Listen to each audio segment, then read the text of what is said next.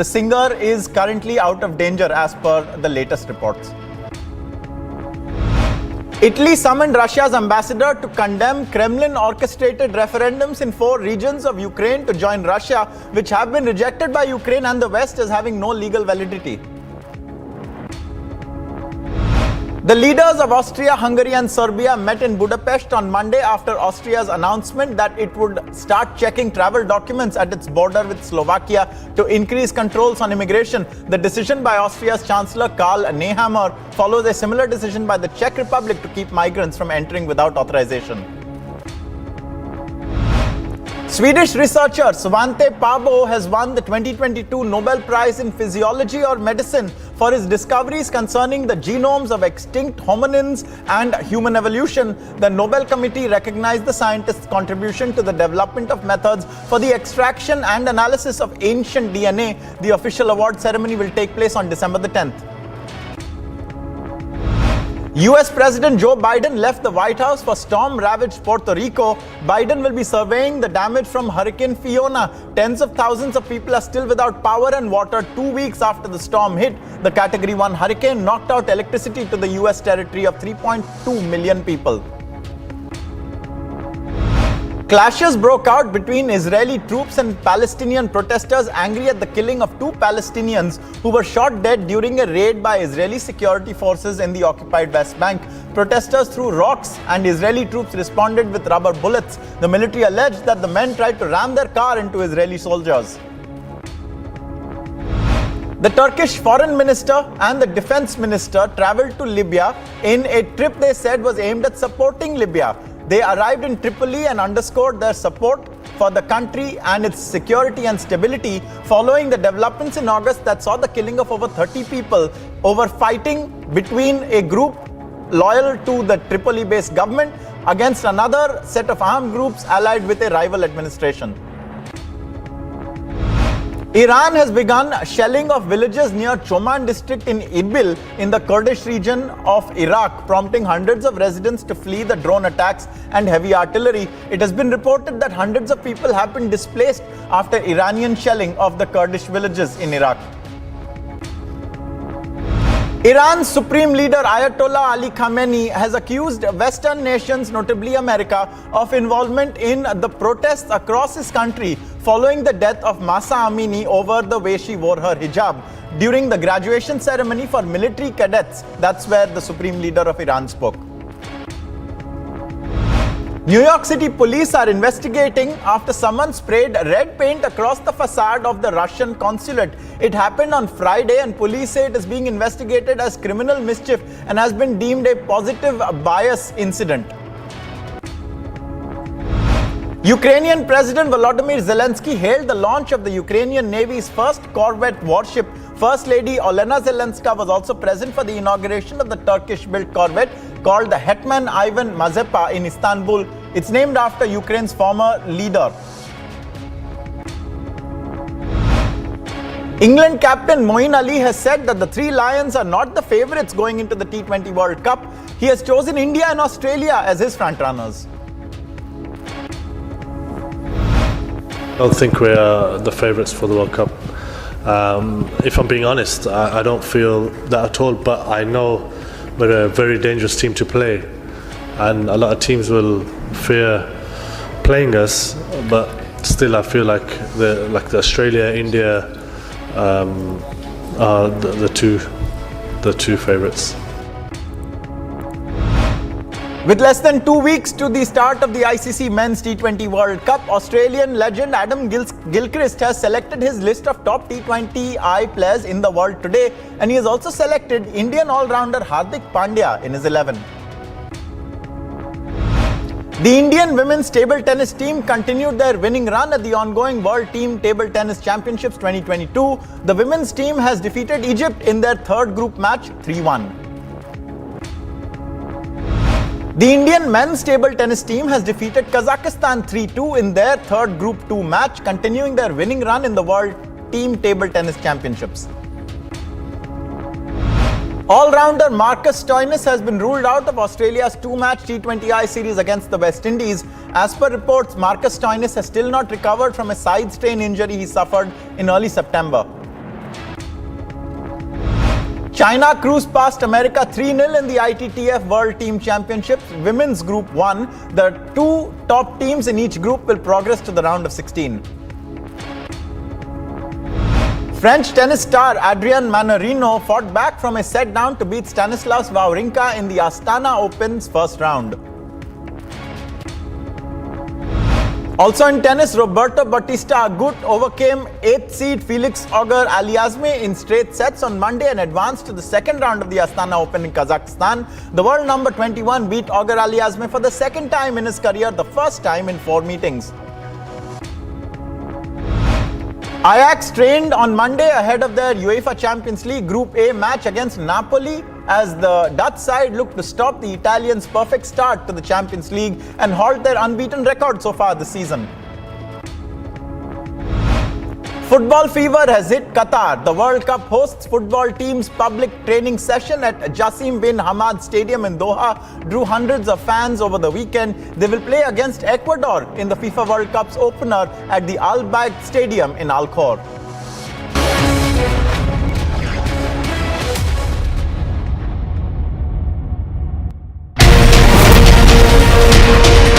यह हमारे प्रधानमंत्री जी का जो संकल्प था आत्मनिर्भर भारत का, उसी दिशा में ये बहुत बड़ा कदम है।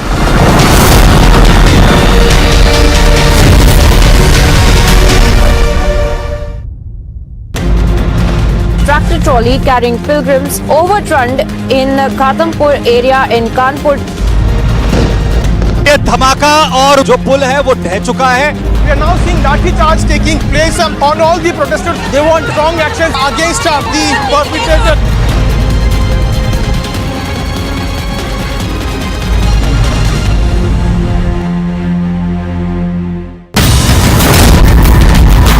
In the FIR which has been accessed by Republic TV, which mentions that they had received money from Pakistan-based handlers. At the same time, they have been planning for attack at the BJP and RSS meetings or processions.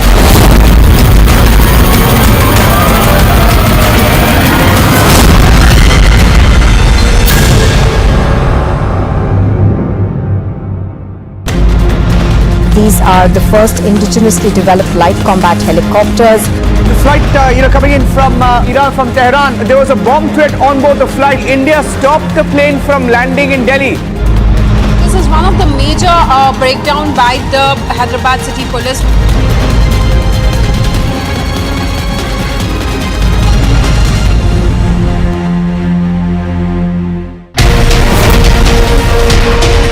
यह हमारे प्रधानमंत्री जी का जो संकल्प था आत्मनिर्भर भारत का, उसी दिशा में ये बहुत बड़ा कदम है।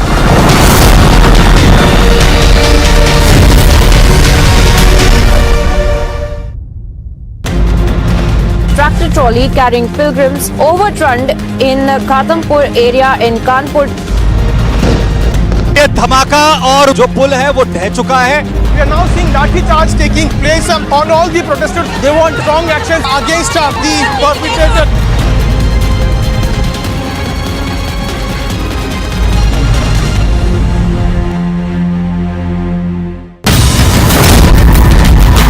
In the FIR which has been accessed by Republic TV, which mentions that they had received money from Pakistan-based handlers. At the same time, they have been planning for attack at the BJP and RSS meetings or processions.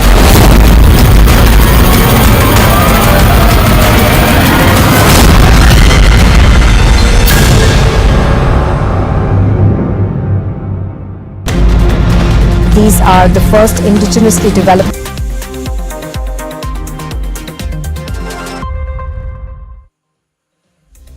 Welcome back. Now, Swedish researcher Svante Pääbo has been awarded the Nobel Prize in Medicine for his discoveries concerning human evolution.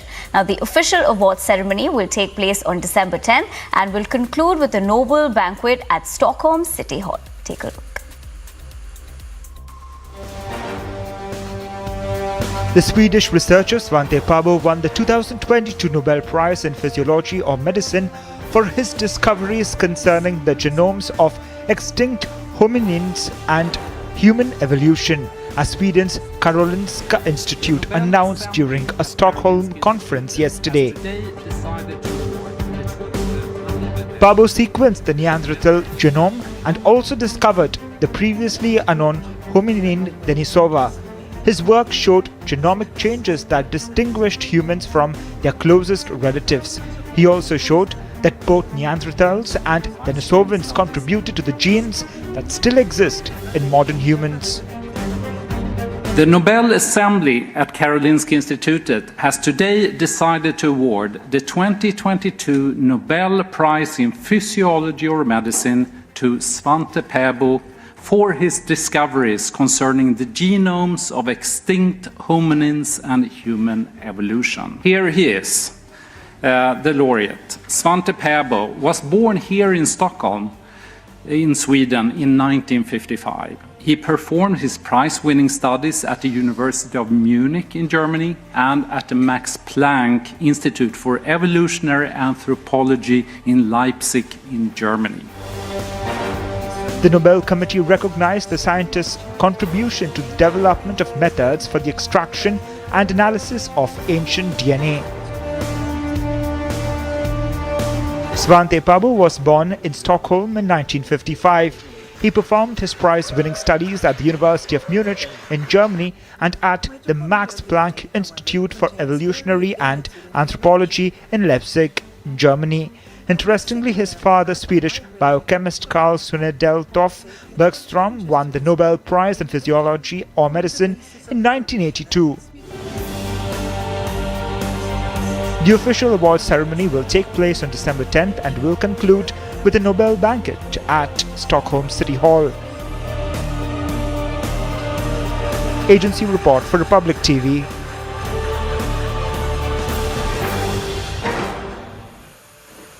Now, Iran has begun shelling of villages near Choman district in Erbil in the Kurdish region of Iraq, promoting hundreds of residents to flee the drone attacks and heavy artillery. We get you this report from the war-torn region. Hundreds of people were displaced after Iranian shelling of villages near Choman district in Erbil in the Kurdish region of Iraq. Locals in Wardah village left their houses and escaped to Choman after some homes were hit by Iranian artilleries. Agriger pishtimal Mustafa az khadri jamaat chukjandiano. Awzaza alam shawash bu halat chune Chomani ule khazmanian apechawa ay telefonu yakri telefonu yedek. بس ناوي قنده وقندي وردي قندي ورديش قنده قلب الغا كلاب نرتا بين صوت وبيست مالا استهم يدك سيلين ما هم يهلاتيا.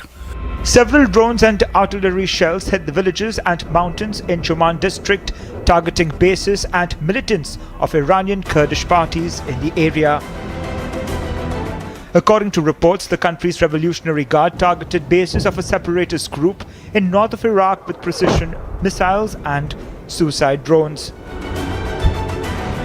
The strikes took place as demonstrations continued to engulf the Islamic Republic after the death of Mahsa Amini, a 22-year-old Iranian Kurdish woman who was detained by the Iranian morality police. Agency report for Republic TV. And still to come on Republic TV, mega rallies, big projects and rallies. Now Jammu and Kashmir set to witness it all as Amit Shah kickstarts his visit. We'll get you the details on this after a very short break. Stay tuned.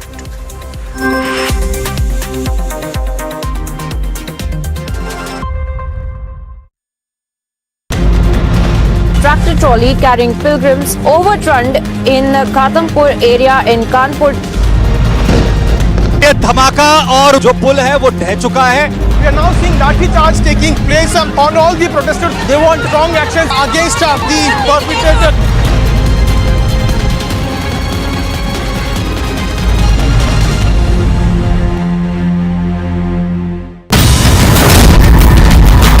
In the FIR which has been accessed by Republic TV, which mentions that they had received money from Pakistan-based handlers. At the same time, they have been planning for attack at the BJP and RSS meetings or processions.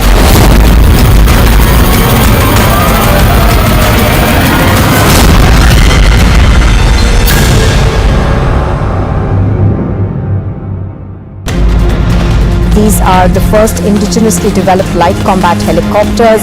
The flight, coming in from Iran, from Tehran, there was a bomb threat on board the flight. India stopped the plane from landing in Delhi. This is one of the major breakdown by the Hyderabad City Police.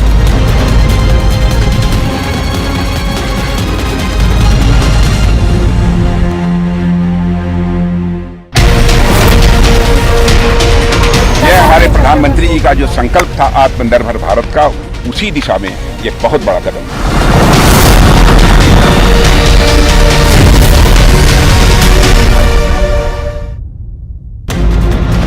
Tractor trolley carrying pilgrims overturned in Khatampur area in Kanpur. ये धमाका और जो पुल है वो ढह चुका है। We are now seeing lathi charge taking place on all the protesters. They want strong action against the perpetrator.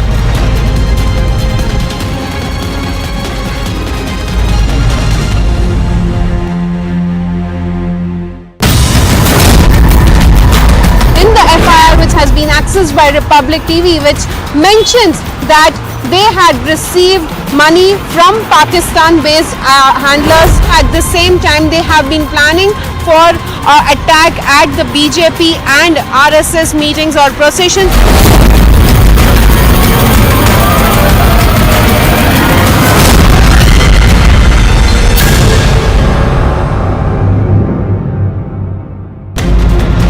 These are the first indigenously developed light combat helicopters. The flight, coming in from Iran, from Tehran, there was a bomb threat on board the flight. India stopped the plane from landing in Delhi. This is one of the major breakdown by the Hyderabad City Police.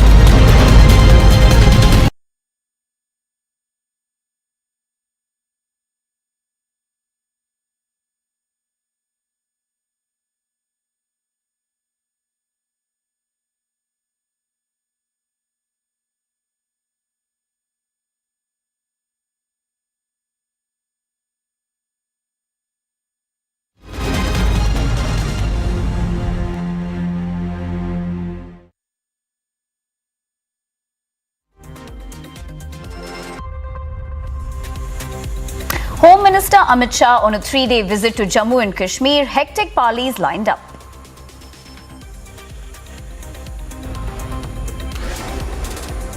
Mega rallies, big projects. Jammu and Kashmir set to witness it all as Amit Shah kickstarts his visit today. Jammu and Kashmir Prisons DG H.K. Lohia found dead under mysterious circumstances in Udaiwala. Delhi Lieutenant Governor versus Arvind Kejriwal intensifies. Now the Lieutenant Governor questions Kejriwal over his absence from Rajghat. CBI detains Russian hacker at Delhi's IGI airport for alleged involvement in the JEE exam scam.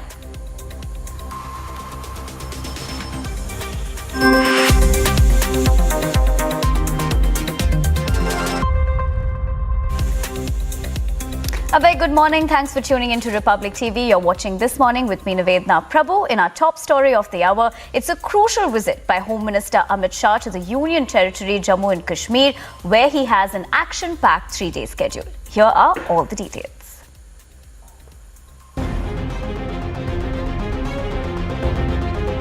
Home Minister Amit Shah landed in Jammu on Monday evening for his tightly packed 3-day visit to the Union Territory. Development projects, security situation, and some big announcements are on the cards. While he met the delegations of Gujjar Bakarwal, Sikh, Pahari, and Rajput communities at night, he will pay a visit to the Mata Vaishno Devi shrine at 9:30 a.m. and address a public meeting in Rajouri at 11 a.m. He will also review the developmental projects in Jammu.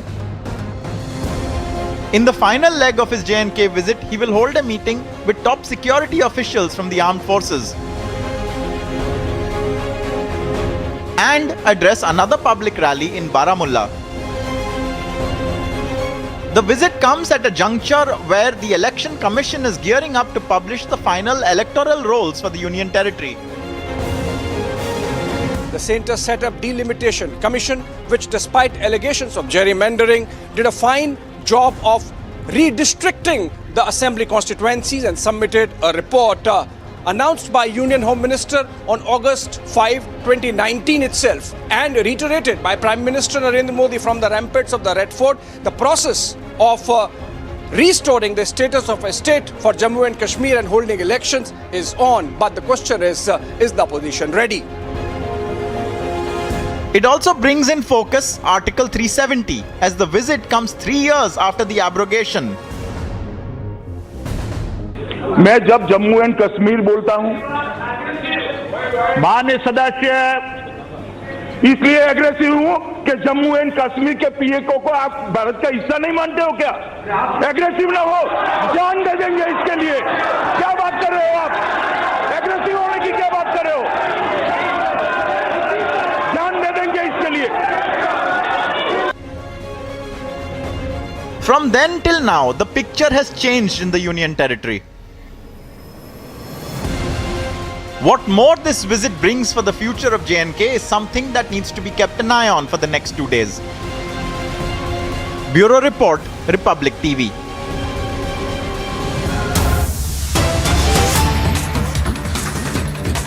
Breaking news coming in. Jammu and Kashmir Director General of Prisons Hemant Lohia was found dead under suspicious circumstances at his house in Jammu's Udayawala with his throat slit late on Monday night. Now a murder probe has been launched. The incident took place at around 11:45 p.m. So that is the breaking news that's coming in from Jammu and Kashmir, where the Jammu and Kashmir Director General of Prisons Hemant Lohia was found dead under suspicious circumstances. What we're learning so far is that the incident took place at around 11:45 p.m. and a murder probe has been launched, and he was found dead under suspicious circumstances at his house in Jammu's Udayawala with his throat being slit on Monday late night.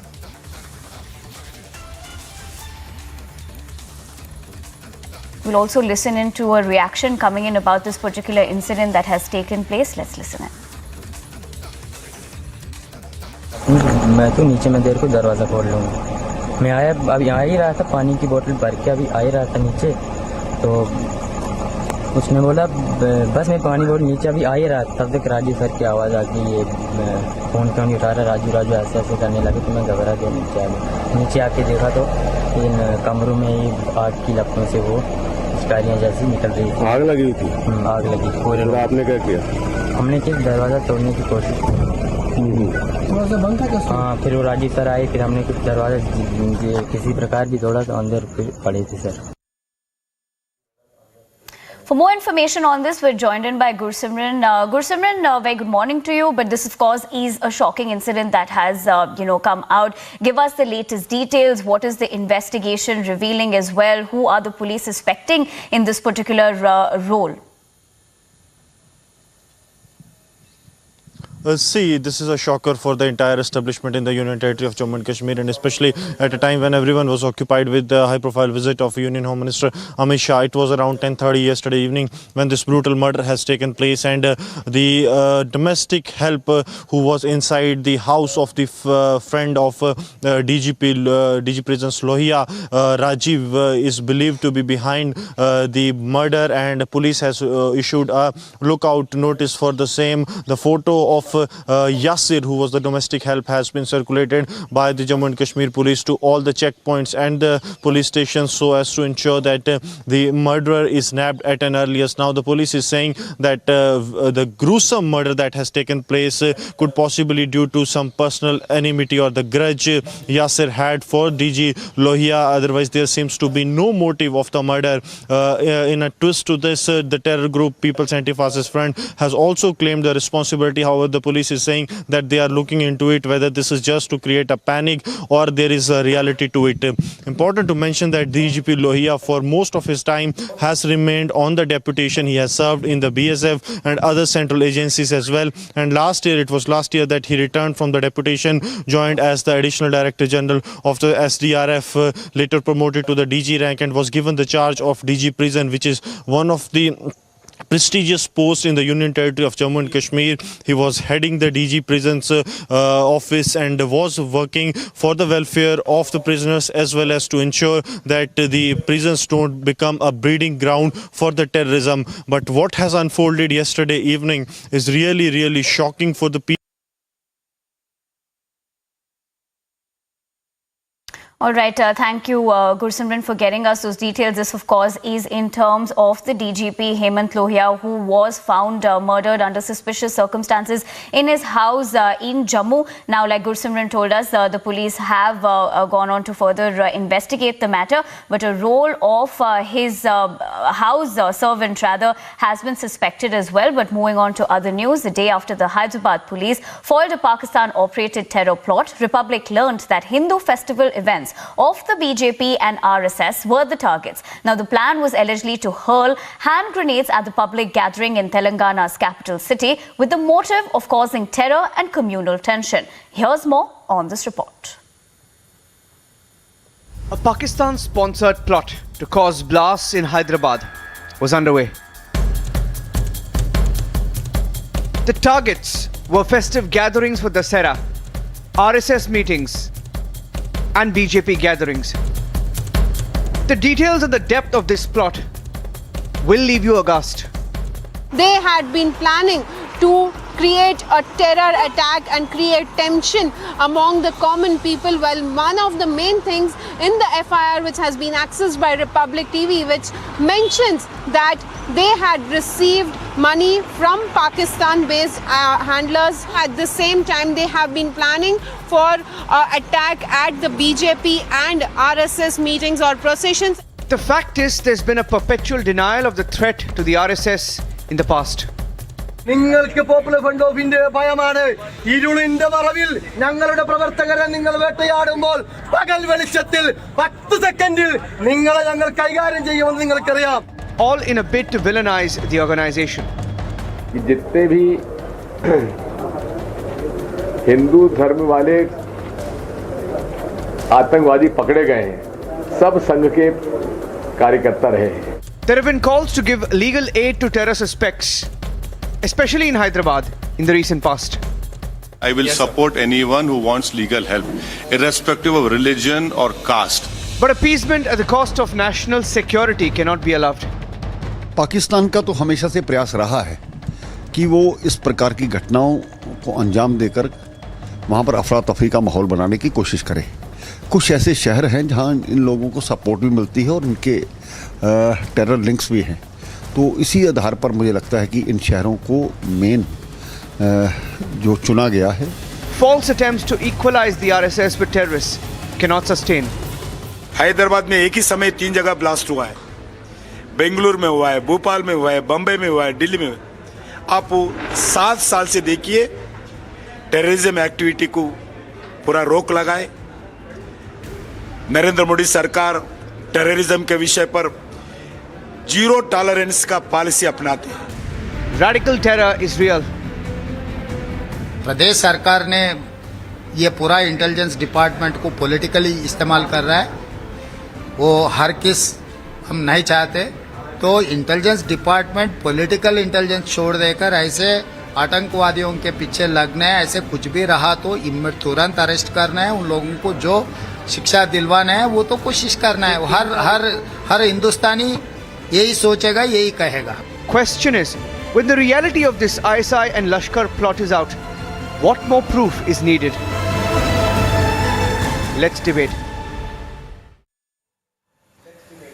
Moving on to other news, amid controversy over identity cards and police action against non-Hindus for entering Garba Pandal in Indore, a Garba organizer in Ujjain has barred the entry of non-Hindus to the event. Now, identity cards have been made mandatory for entry into these events in Ujjain, Bhopal, Indore, Narmadapuram and Khandwa. Here's more on this story. On Saturday, Ujjain witnessed violence as Bajrang Dal activists thrashed 3 youths for allegedly trying to harass women during Garba celebrations. कल एक घटनाक्रम हुआ था। हमको सूचना मिली थी कि कुछ युवक जो किसी विशेष धर्म विशेष से संबंधित रखते हैं वे गरबे के अंदर घुसा है और उनको पकड़ वहाँ की जो जनता थी उन्होंने उनको पकड़ा। उसके बाद पुलिस को खबर करी तो पुलिस जब मौके पर पहुँची तो उन लोगों को थाने पर लेकर वैधानिक कार्रवाई जो भी उचित कार्रवाई की। This is not the first such incident in Madhya Pradesh. Last week as well, some youth gate-crashed Garba celebrations in Indore, forcing authorities to enforce a mandatory I-card rule. Indore से ये सिलसिला शुरू होता है। उज्जैन होते हुए भोपाल तक गरबा पंडालों के बाहर विवाद की स्थिति देखने को मिली। इंदौर में 3 ऐसे घटनाक्रम सामने आए जहां पर कि अलग अलग थाना क्षेत्र में स्थित जो गरबा उत्सव चल रहे थे वहां पर पहचान छुपाकर गैर हिंदू लोग गरबा पंडाल में घुसने की कोशिश कर रहे थे, जिन्हें बजरंग दल के कार्यकर्ताओं ने रोका। इस दौरान बवाल हुआ, विवाद हुआ, मारपीट की भी नौबत आई और कुछ लोगों पर पुलिस ने प्रतिबंधात्मक कार्रवाई करते हुए उन्हें जेल भी भेजा। गरबों को लेकर ये आग्रह किया है सभी के साथ कि हर गरबा पंडाल में जो भी व्यक्ति प्रवेश करे वो अपने मतदाता परिचय पत्र के साथ प्रवेश करे, अपनी पहचान छुपाकर कोई भी गरबा पंडाल में ना आए। But this move by the administration has triggered controversy, with some alleging that this is an attempt to target minorities, while the government maintains that it's for security. Pandal के संबंध में उनको जो गरबा के आयोजन जो लोग करते हैं उनके लिए कहा था कि आईटी प्रूफ देखकर लोगों को अंदर आना चाहिए। मैंने उस समय प्रार्थना भी कर ली थी कि माँ की आराधना करना है तो कोई भी धर्म के लोग कर सकते हैं, अलग से करें। अगर यहाँ पर आना है तो जानकारी देने में पहचान छुपाना काहे को है, किसी को छुपाने की आवश्यकता भी नहीं है। So is there an attempt to communalize a security issue? The debate rages on. Aadhaar card दिखाओ वीडियो बना ये तो आदिल खान क्या दरवाजा लीजिए यहाँ पर गरबे में। Bureau Report, Republic TV. Vice President Jagdeep Dhankar sought suggestions from Rajya Sabha floor leaders for a smooth functioning of the House as he hosted a dinner for them at his residence in the national capital. Leader of the House in Rajya Sabha Piyush Goyal, Congress Shakti Singh Goyal, Samajwadi Party's Ram Gopal Yadav, BJD's Sasmit Patra, AIA DMK's M. Thambidurai, YSR Congress MP Vijay Sai Reddy and Aam Aadmi Party Sanjay Singh were among those present. During the course of the dinner, Dhankar sought suggestions from leaders on how the House proceedings can be held smoothly without disruptions. Dhankar, who took over as Vice President on August 11, is also Chairman of Rajya Sabha and will preside over the proceedings of the Upper House for the first time during the winter session. Though various party leaders have been calling on Dhankar since he was elected Vice President, this was his first formal interaction with floor leaders of Rajya Sabha. Bureau Report, Republic TV.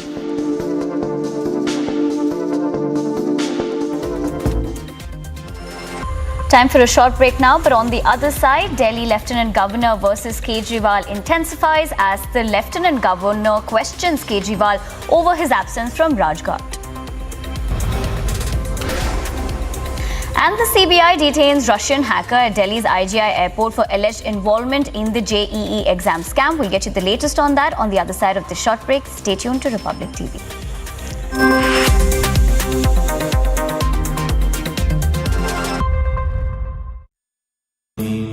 Amity has been ranked India's #1 private university for the 10th year by India Today, a testimony to Amity's world-class education whilst imbibing values and sanskars in students.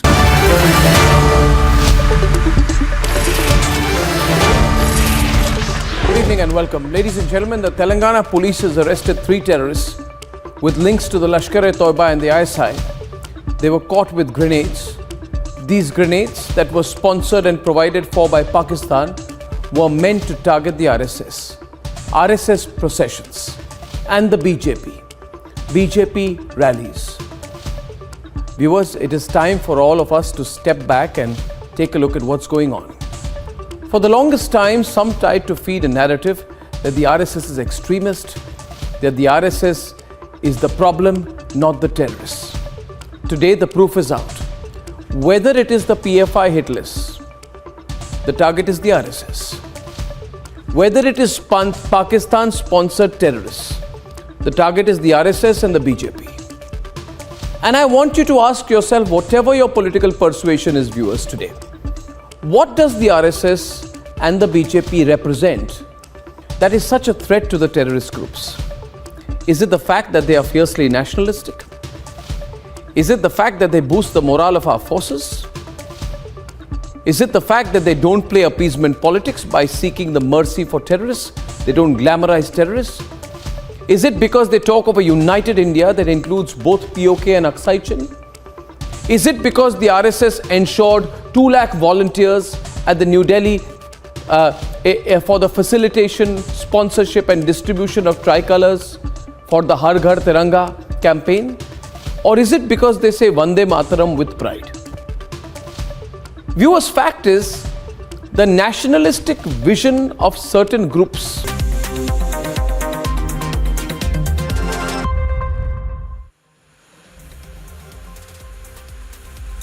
Welcome back. Now, the Maharashtra Congress President Nana Patole has issued a bizarre statement saying that the lumpy skin disease virus in India is being spread by the 8 cheetahs that were brought in from Namibia.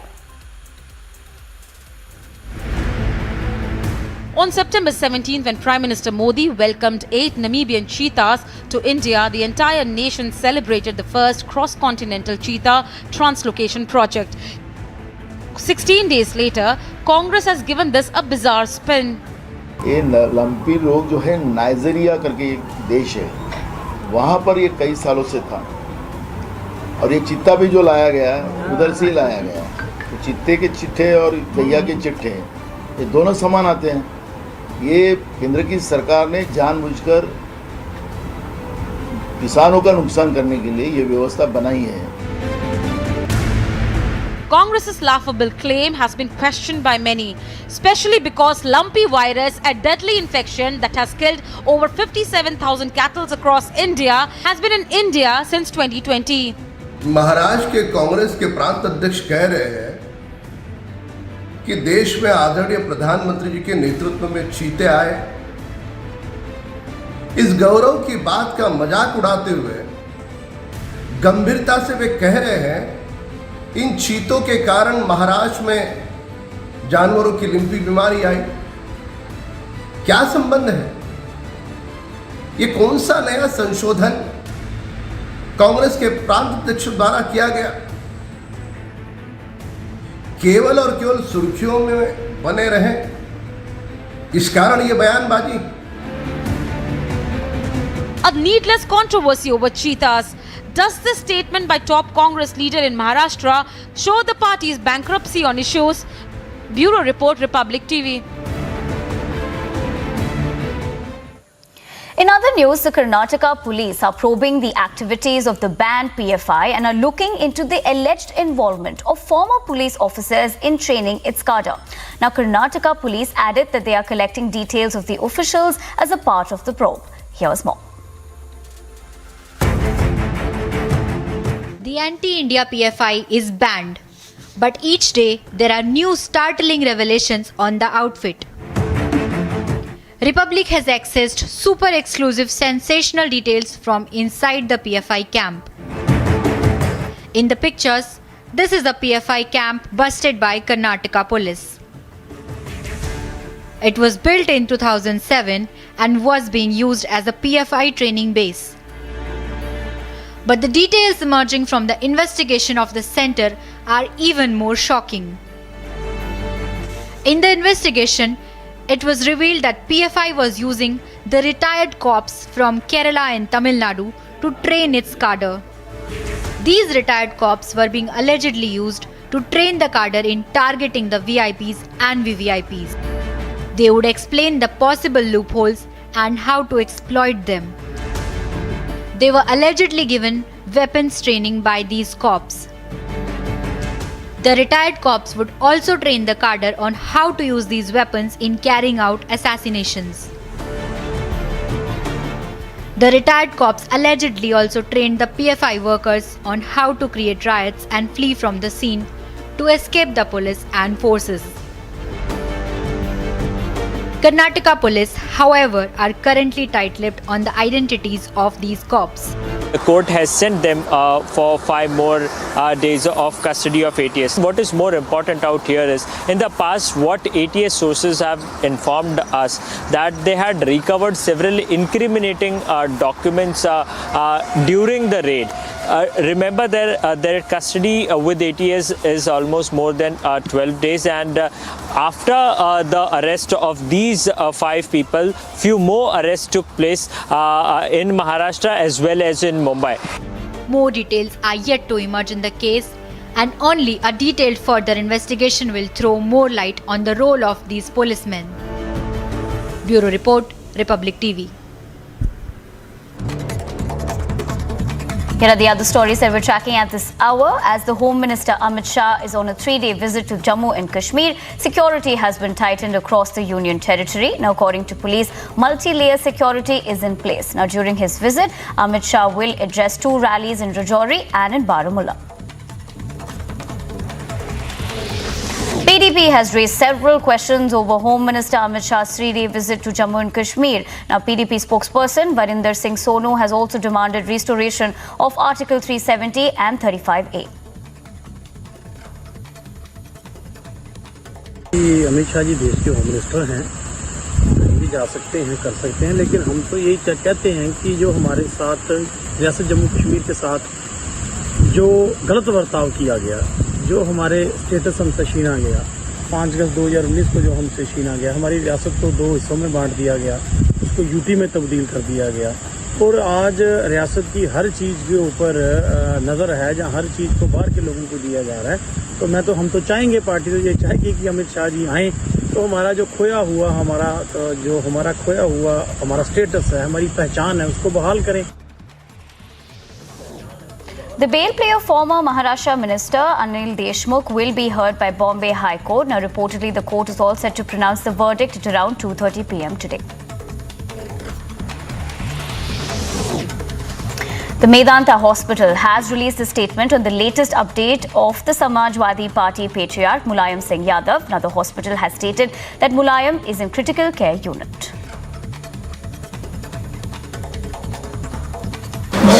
देश के बेमिसाल नेता हैं, उनकी कोई मिसाल नहीं है। वो तो शानदार और बेमिसाल नेता है।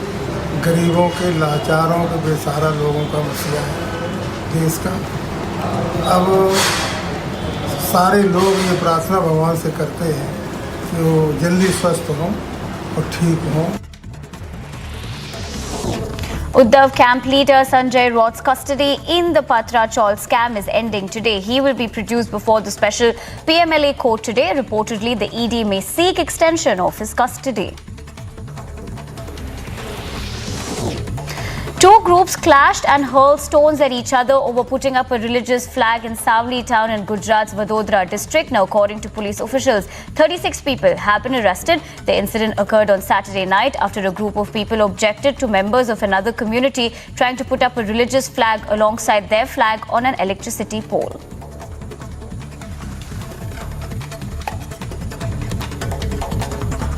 Preparations for the Air Force Day are undergoing at Sukna Lake in Chandigarh. Now, the Indian Air Force is celebrating Air Force Day outside Delhi NCR for the first time. Here's more. Preparations are underway at Sukna Lake, Chandigarh ahead of the Indian Air Force Day as combat aircraft, transport planes and helicopters including the Chinook heavy lift choppers took part in the dress rehearsal on Monday. The Air Force Day flypast is scheduled to take place on October the 8th over Sukna Lake in Chandigarh. In a historic first, the parade and flypast of Air Force Day have been moved out of the national capital by the IAF. Earlier, in a major boost to the Indian Air Force's combat prowess, the first batch of indigenously developed light combat helicopters, LCH, named Prachand, was inducted into the IAF in the presence of Defence Minister Rajnath Singh.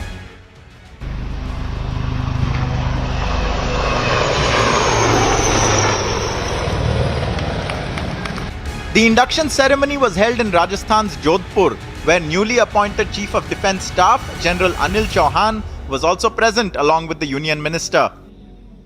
While speaking on the occasion, Rajnath Singh said that the LCH will enhance our capability and will boost defense production, and also that it proves India's commitment towards self-reliance in defense production. रात को भी fly कर सकता है, दिन में भी fly कर सकता है, वर्षा हो रही हो तब भी ये फ्लाई कर सकता है, और साथ ही साथ अपने टारगेट को अटैक करने की भी क्षमता इस लाइट कॉम्बैट हेलीकॉप्टर में है।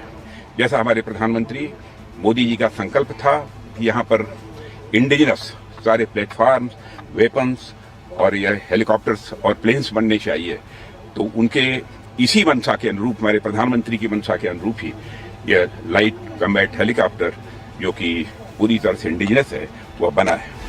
The new chopper being inducted into the force is capable of aerial combat and will help the force combat slow-moving aircraft, drones and armored columns during conflicts. The induction ceremony was led by Rajnath Singh, who has played a crucial role in progressing cases for buying indigenous platforms for the forces. He was also present in the Cabinet Committee on Security meeting, which cleared the purchase of 15 of these LCHs for the Air Force and the Army.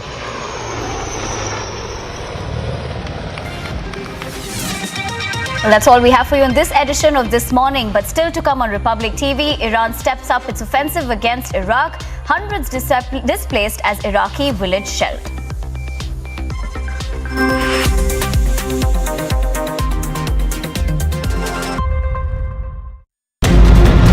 These are the first indigenously developed light combat helicopters. The flight, coming in from Iran, from Tehran, there was a bomb threat on board the flight. India stopped the plane from landing in Delhi. This is one of the major breakdown by the Hyderabad City Police.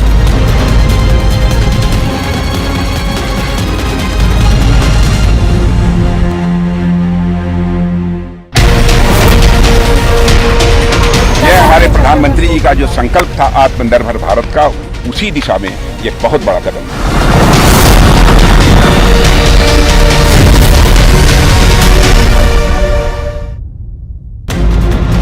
Tractor trolley carrying pilgrims overturned in Khatampur area in Kanpur. ये धमाका और जो पुल है वो ढह चुका है। We are now seeing lathi charge taking place on all the protesters. They want strong action against the perpetrator.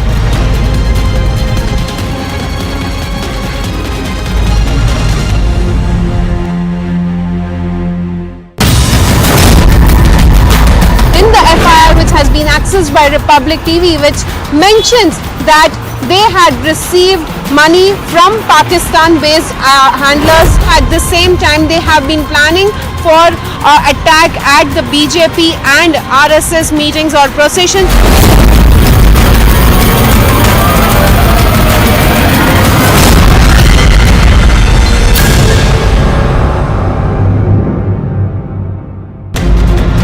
These are the first indigenously developed light combat helicopters.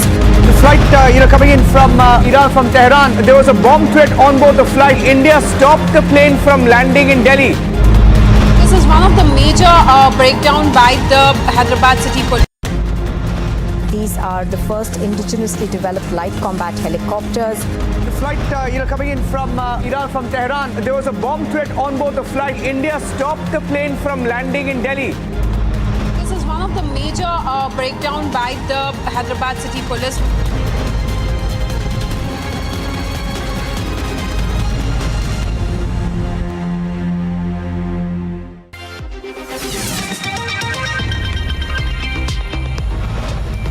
Iran steps up offensive against Iraq. Hundreds displaced as Iraqi village is shelled. Ayatollah Khomeini slams the West over protests that broke out in the country over moral policing.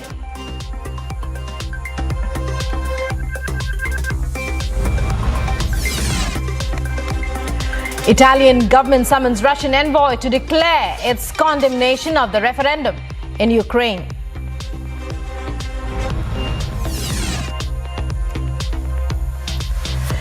Serbia pass announced their decision to curb migration from Slovakia.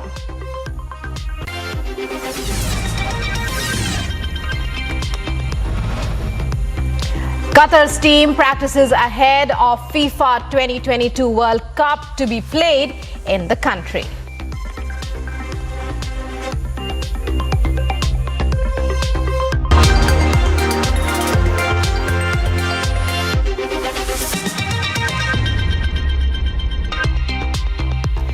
Hello and welcome to this edition of World This Morning on Republic. I'm Rukma and our top story.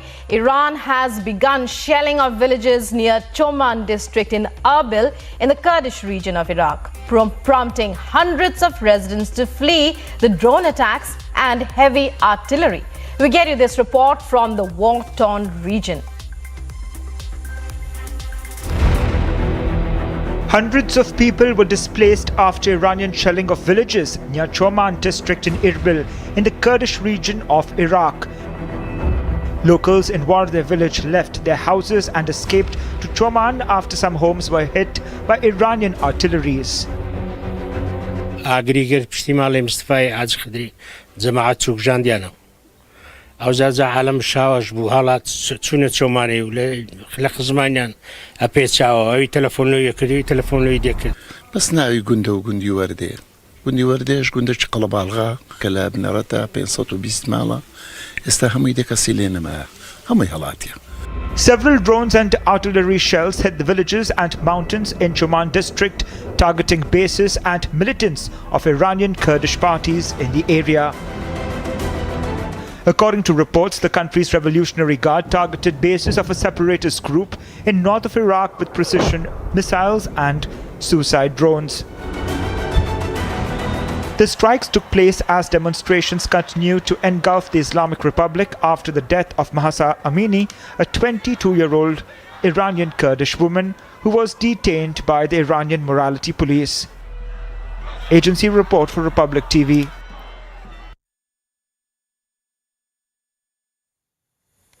Iran's supreme leader Ayatollah Ali Khamenei has accused Western countries of involvement in protests across his country following the death of 22-year-old Mahsa Amini. He said he has ordered an inquiry into her death while vowing to crack down on protesters. Here's more. Iran's supreme leader Ayatollah accused Western countries of involvement in protests across his country following the death of 22-year-old Mahsa Amini. He was speaking during the graduation ceremony for military cadets at Imam Hassan Officer Training University in Tehran yesterday.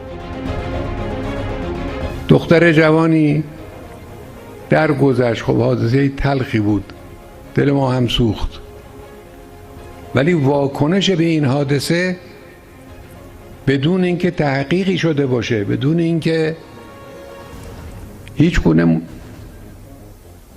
امر مسلمی وجود داشته باشه این نبود که عده‌ای بیان خیابان رو ناامن کنند ناامنی رو برای مردم به وجود بیارن امنیت رو به هم بزنن قرآن آتش بزنند حجاب از روی سر زن محجبه بکشند بنده به صراحت میگم این برنامه ریزی کار آمریکا کار رژیم غاصب و جعلی صهیونیستی و دنبال روای اونهاست نشستن برنامه ریزی کردن عمله و مزدوران و حقوق بگیران اونها بعضی از ایرانی های خائن هم که در بیرون از کشور هستند به اینها کمک کردند.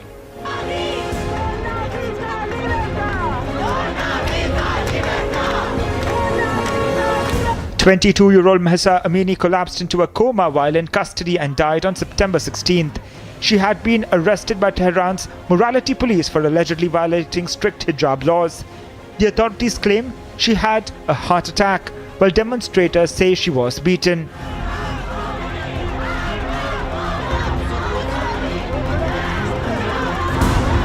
Iran's supreme leader has said a full investigation into Amini's death will take place, but has vowed to crack down on unrest.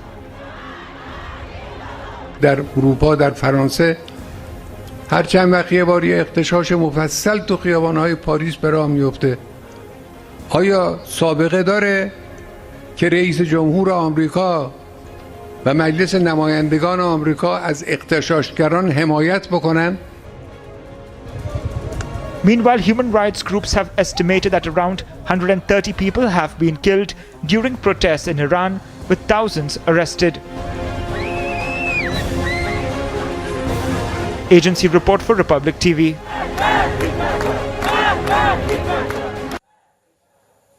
Summoning the Russian ambassador, Italy condemned the Kremlin's actions to annex the 4 territories of Ukraine that it has done following a referendum. Italy summoned Russia's ambassador on Monday to condemn Kremlin-orchestrated referendums in 4 regions of Ukraine to join Russia, which have been rejected by Ukraine and the West as having no legal validity. He said Russian ambassadors in other European capitals had also been summoned on Monday. La Federazione Russa Sergei Razov nel quadro di un'azione coordinata con i partner dell'Unione Europea. In queste ore anche altre capitali dell'Unione stanno convocando i rispettivi ambasciatori della Federazione Russa per rivolgere a Mosca un messaggio comune, fermo e inequivocabile. Ettore Francesco Sacchi said that he urged Russia to revoke such illegal acts and withdraw the Russian forces from Ukraine's territory immediately. He said he warned the Russian ambassador that Italy, along with the European Union, would continue to exert pressure on Russia and that Ukraine had a right to defend itself and to free the occupied territories within its internationally recognized borders. Quanto al conflitto e ai tentativi della Federazione Russa di legittimare una condotta illegale, ho ricordato come vi siano un aggressore e un aggredito. In linea con la Carta delle Nazioni Unite e il diritto internazionale, l'Ucraina sta esercitando il suo legittimo diritto a difendersi da un'aggressione per riprendere appieno il controllo del suo territorio e dunque ha il diritto di liberare i territori occupati all'interno dei suoi confini riconosciuti a livello internazionale. Italy joins the nations across the globe in condemning Russia's annexation of 4 territories of Ukraine. Agency report for Republic TV. Turkey's foreign minister and defense minister are in Libya in what they say is a visit to show their support for the Tripoli-based government. We tell you more in our next report.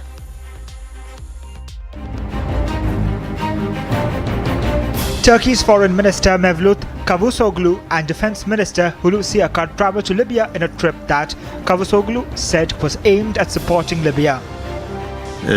Zat halinizi ve heyetinizi tüm heyetimiz adına saygıyla selamlıyorum. Sizlere saygıdeğer Cumhurbaşkanımız Recep Tayyip Erdoğan'ın ve Türk halkının en içten selamlarını getirdik. Clashes in Tripoli, Libya's capital, killed over 30 people in August in fighting that pitted militias loyal to the Tripoli-based government against armed groups allied with a rival administration that has for months sought to be seated in the capital. Libya has plunged into chaos since a NATO-backed uprising toppled and killed longtime dictator Muammar Gaddafi in 2011. The oil-rich country has for years been split between rival administrations, each backed by rogue militias and foreign governments. Turkey signed an agreement with Tripoli-based government in 2019 to delineate the maritime boundaries between the two countries, a move that angered Greece and Cyprus. Both countries denounced the agreement, which they said amounted to a serious breach of international law that disregarded the rights of other Eastern Mediterranean countries. Agency report for Republic TV.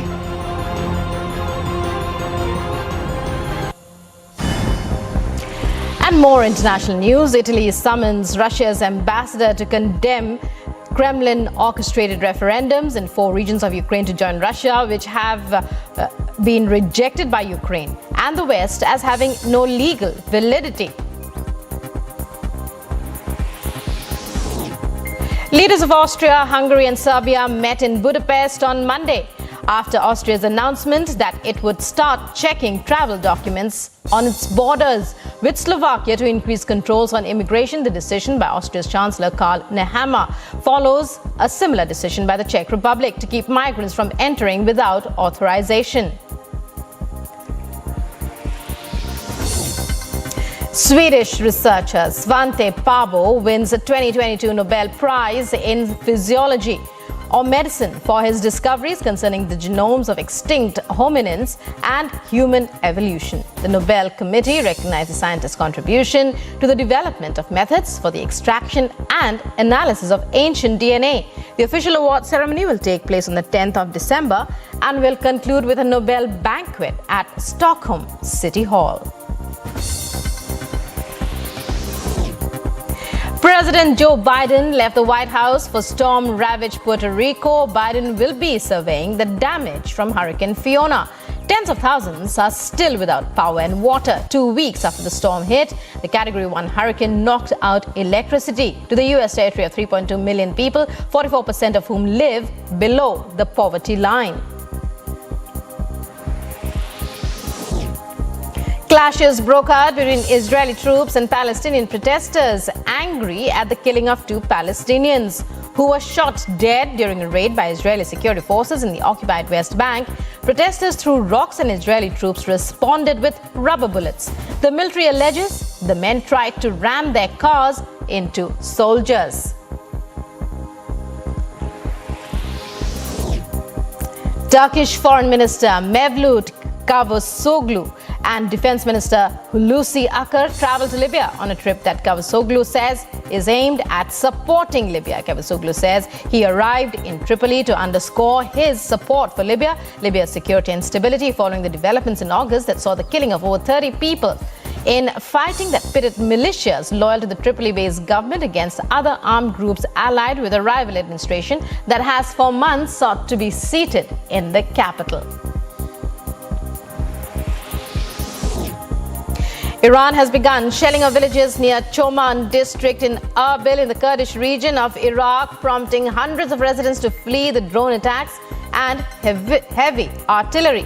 It has been reported that hundreds have been displaced after Iranian shelling of Kurdish villages in Iraq. Locals in Wardeh village left their homes, escaping to Choman after some homes were hit by Iranian artillery.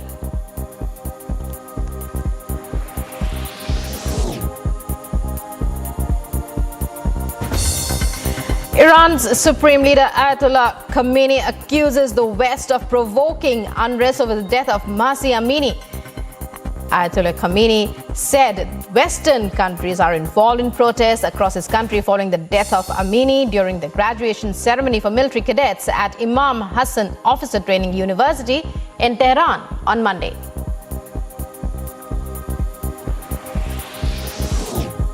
New York City police are investigating after someone sprayed red paint across the facade of the Russian consulate. It happened on Friday. Police say it is being investigated as criminal mischief and is being deemed a possible bias incident. As of Monday, there were no arrests in the case, according to the New York Police Department.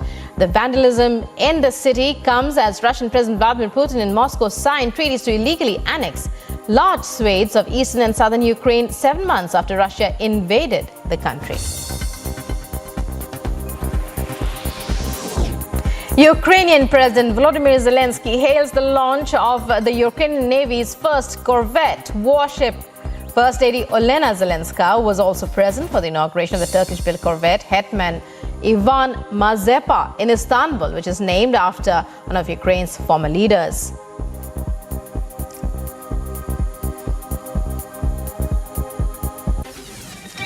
Coming up here on World This Morning, leaders of Austria, Hungary and Serbia passed a resolution to raise scrutiny over migration from Slovakia.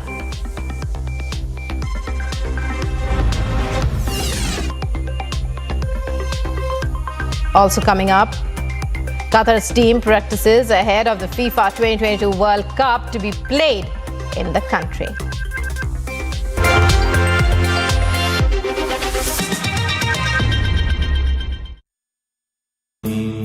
Amity has been ranked India's #1 private university for the 10th year by India Today, a testimony to Amity's world-class education whilst imbibing values and sanskars in students. यह हमारे प्रधानमंत्री जी का जो संकल्प था आत्मनिर्भर भारत का, उसी दिशा में ये बहुत बड़ा कदम है।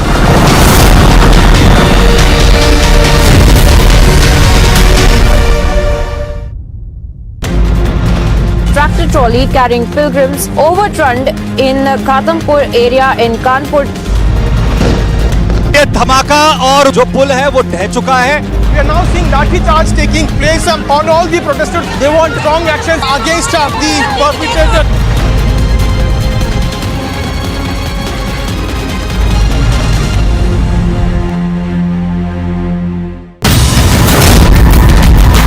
In the FIR, which has been accessed by Republic TV, which mentions that they had received money from Pakistan-based handlers. At the same time, they have been planning for attack at the BJP and RSS meetings or processions.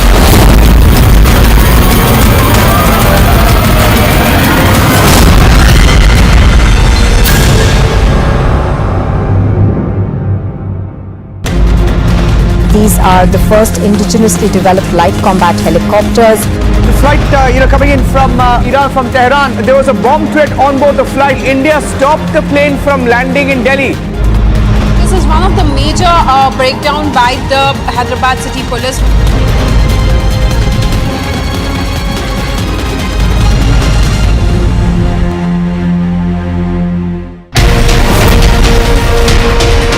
यह हमारे प्रधानमंत्री जी का जो संकल्प था आत्मनिर्भर भारत का, उसी दिशा में ये बहुत बड़ा कदम है।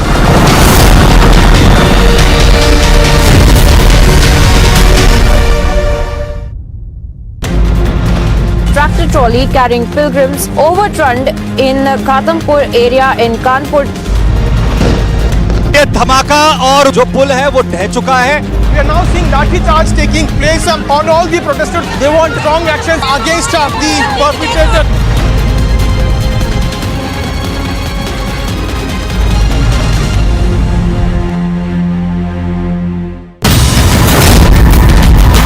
In the FIR, which has been accessed by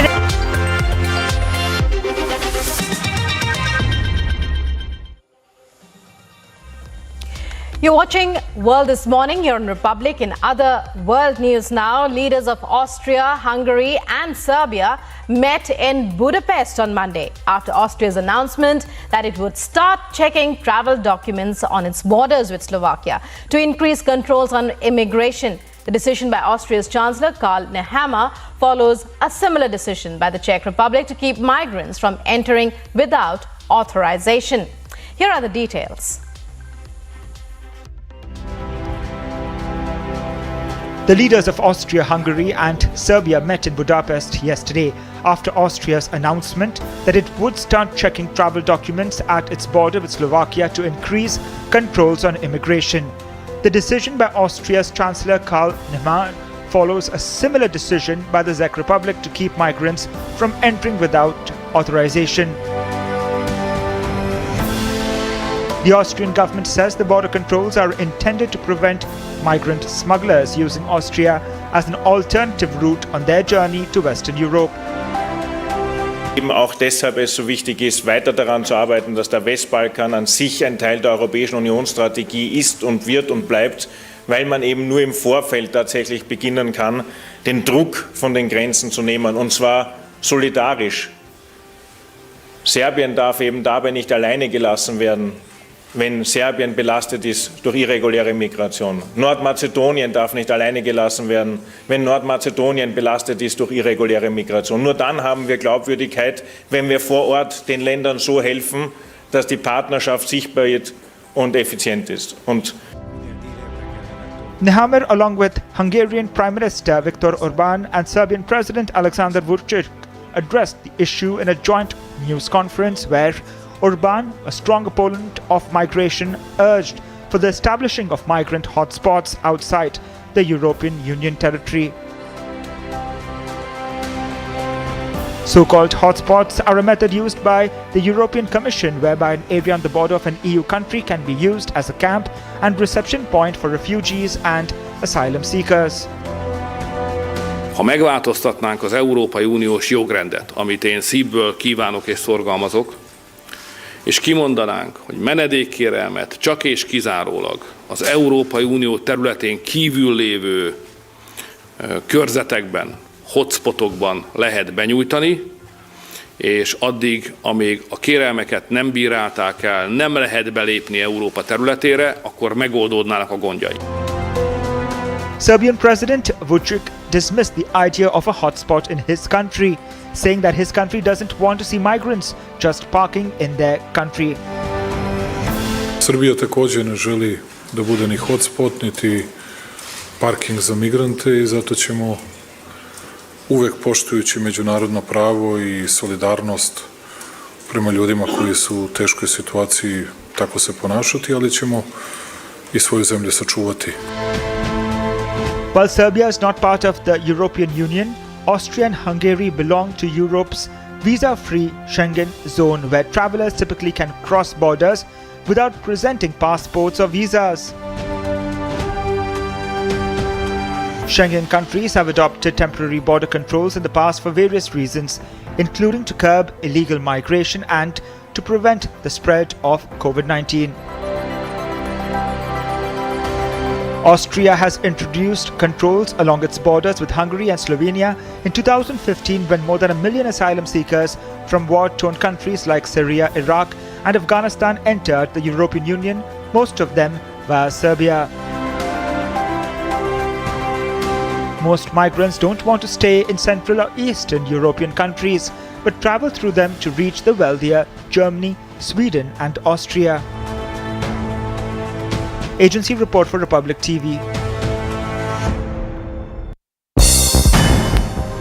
And some sports news now. Roberto Bautista Agut overcame 8-seeded Felix Auger-Aliassime in straight sets on Monday, advancing to the second round of the Astana Open in Kazakhstan. The world number 21 beat Auger-Aliassime for the second time in his career, the first time in 4 meetings, and will face compatriot Alejandro Davidovich Fokina or Pavel Kotov in the second round. Ajax trained on Monday ahead of their UEFA Champions League Group A match against Napoli on Tuesday, as the Dutch side looked to stop the Italians' perfect start of the Champions League and halt their unbeaten record so far this season. Football fever has hit Qatar. Qatari football team's public training session at Jassim bin Hamad Stadium in Doha drew hundreds of fans over the weekend. They will play against Ecuador in the FIFA World Cup opener at Al Bayt Stadium in Khor. England captain Moeen Ali has said the Three Lions are not the favourites going to the T20 World Cup. He has chosen India and Australia as favourites.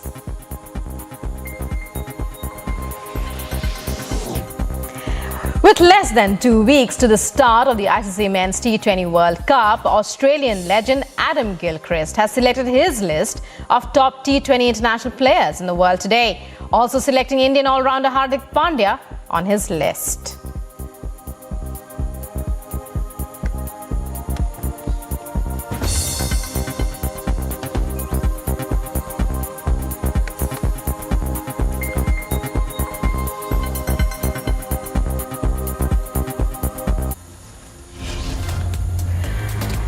And that's all we have for you in World This Morning. But coming up next in the Morning Express, Home Minister Amit Shah on a 3-day visit to Jammu and Kashmir. Hectic parleys lined up.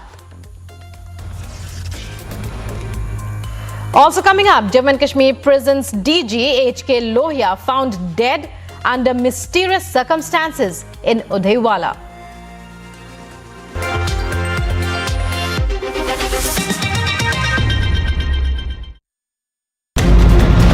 Tractor trolley carrying pilgrims overturned in Ghatampur area in Kanpur. ये धमाका और जो पुल है वो ढह चुका है। We are now seeing lathi charge taking place on all the protesters. They want strong action against the perpetrator.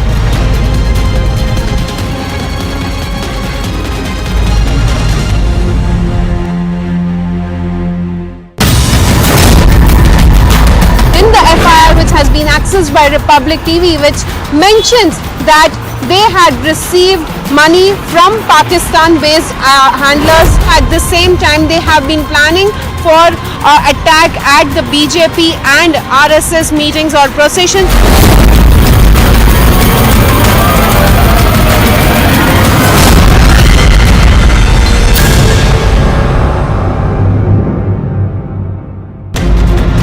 These are the first indigenously developed light combat helicopters. The flight, coming in from Iran, from Tehran, there was a bomb threat on board the flight. India stopped the plane from landing in Delhi. This is one of the major breakdown by the Hyderabad City Police.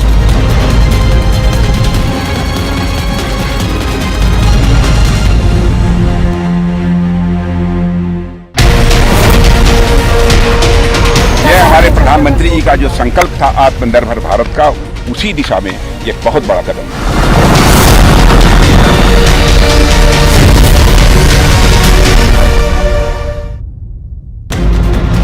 Tractor trolley carrying pilgrims overturned in Ghatampur area in Kanpur. ये धमाका और जो पुल है वो ढह चुका है। We are now seeing lathi charge taking place on all the protesters. They want strong action against the perpetrator.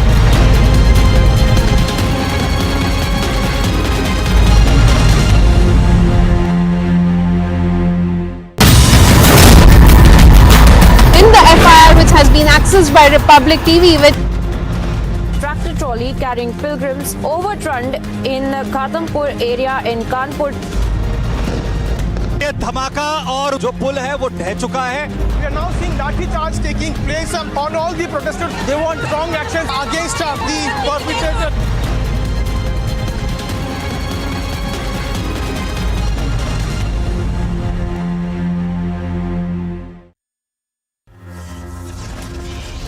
Home Minister Amit Shah is on a 3-day visit to Jammu and Kashmir. Hectic parleys are lined up.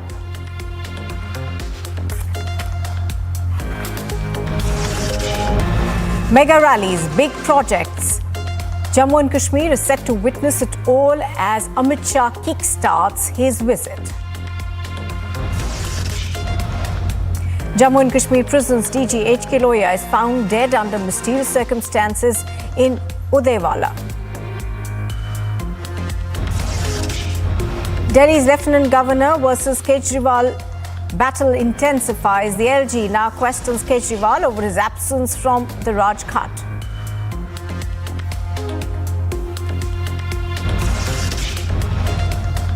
The CBI detains Russian hacker at Delhi's IGI airport for alleged involvement in the JEE exam scam.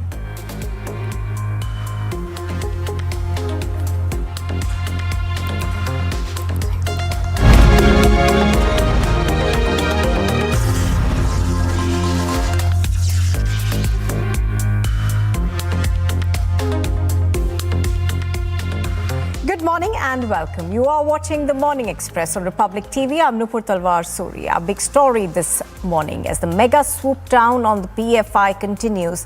The Delhi police have now said that 4 members of the banned Popular Front of India were arrested yesterday. The police have registered a case against the PFI at Shaheen Bagh Police Station under the UAPA Act. Now, 4 members of the banned PFI have been arrested by the Delhi police. Now, do remember that there's been a swoop down of sorts on the PFI across the country. We have seen how there were multi-agency raids that were conducted at various locations across about 13 states. And this is the latest swoop down that is taking place in New Delhi. Harsha is reporting on this. She joins us live from New Delhi. Harsha, good morning. Give us more details of this specific arrest that has been made. Exactly, Nupur. Now 4 arrests has been made under section 120B, 120B of IPC, 153 and section 10 of UAPA Act, which is Unlawful Activities Prevention Act, because it was gotten to know that last week in Delhi, when the raids were conducted in the 6 districts of Delhi, Jamia Nagar, Nizamuddin, Shaheen Bagh, Rohini, and Simapuri places, when the raids were conducted, almost 30 people were taken in the custody, and they were arrested. After the interrogation and investigation, it was gotten to know that there are many associates and in fact family members of these who are secretly working in link with PFI, and there were some places which was quoted by Delhi Commissioner Sanjay Arora of Shaheen Bagh, Jamia Nagar, and of Ghaffar Manzil and Abu Fazl Enclave as well, where it was said that these are the places where unlawful activities discreetly are being carried on, and secretly they are conspiring something to disrupt public order. All right, that seems to be a very poor audio connection that we have with Harsha. We're going to get her back in just a bit. But as Harsha was pointing out, there are 4 arrests that have been made in Shaheen Bagh and in New Delhi. These, of course, are being seen as another massive swoop down on the PFI's activities, and also perhaps these are mop-up operations that are taking place as the PFI, along with about its 8 associated organizations, were placed under a ban. Harsha is back with us now. Harsha, you were taking us through the particular cases that have been lodged against these 4 members, and you are also taking us through how the police, of course, are looking at close connections of those who've already been taken into custody.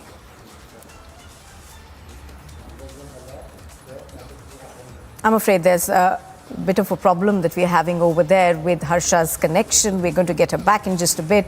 But here's what we know so far.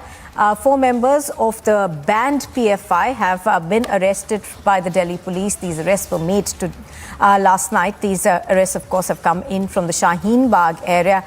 Do remember that there has been a swoop down of sorts on the activities of the PFI and its affiliates. It's been going on for close to 2 weeks right now, and this is largely being seen as a mop-up operation of authorities.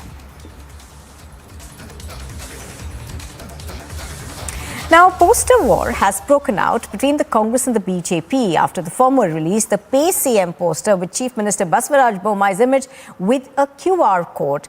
The latter has the Congress leader Siddaramaiah in Tipu Sultan's attire on its posters, further claiming that Siddaramaiah helped the PFI in the state. So, poster was essentially intensifying in the run-up to the elections in Bengaluru.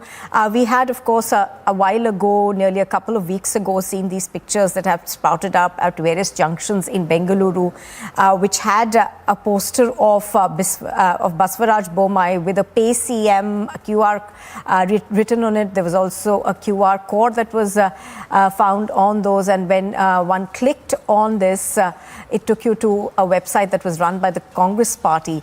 The Congress, and in return, of course, there has been targeting of the Congress party and its leader Siddaramaiah, who has been put up in posters as Tipu Sultan. There you can see those pictures on your screens right now. Those are the pictures that are doing the rounds. This, of course, takes place even as there has been a mudslinging match between the BJP and the Congress over support to the PFI. So, the Karnataka government has for long been claiming that it was the Congress government which had actually released a large number of people who were arrested and were linked to the PFI earlier in their regime. This, of course, came to the fore when the Home Ministry placed a ban on the PFI. So pictures on your screen are of the fresh poster wars that have taken place between the BJP and the Congress party.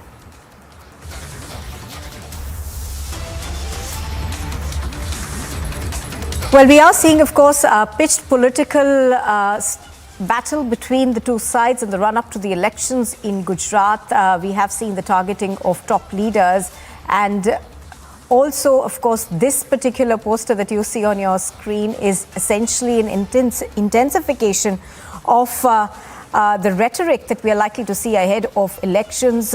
Prajwal joining us live from Bengaluru. Prajwal, the poster wars are becoming bigger, and would you say that we are only going to see perhaps, this getting murkier and dirtier in the run-up to the elections?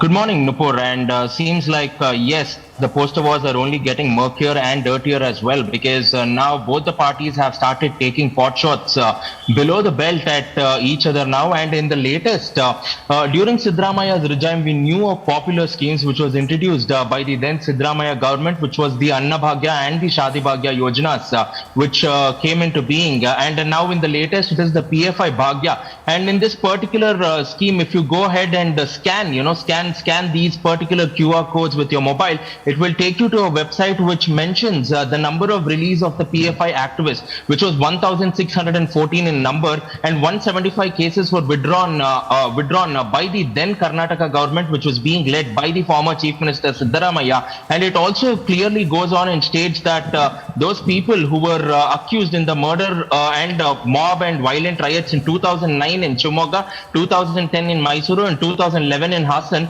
all of them were let free completely. So this is a campaign which is now being launched by the BJP. The BJP have just not stopped here. They're they're single-handedly targeting Siddaramaya here, and they have also stated, they have also dressed up Siddaramaya in the attire of Tipu Sultan here. If you can notice on this particular poster, which is being held by the Revenue Minister R. Ashoka. And apart from that, now the BJP is also taking pot shots on Twitter, saying that Siddaramaya is alone, and now Siddaramaya and Rahul Gandhi are they are one and the same, because over there the Congress under the leadership of Rahul Gandhi is trying to separate Jammu and Kashmir from the country, and on the other side Siddaramaya is trying to gift Karnataka to these jihadis who are the PFI, is what the tweets are coming in now. So seems like it has definitely intensified, but it all started off with the PCM campaign by the BJP initially, Nupur. I beg your pardon, by the Congress. All right. Absolutely, Prajwal. Thank you very much for joining us for the moment. Prajwal, of course, is bringing us the latest on the poster wars that we are seeing playing out in Karnataka ahead of the assembly elections.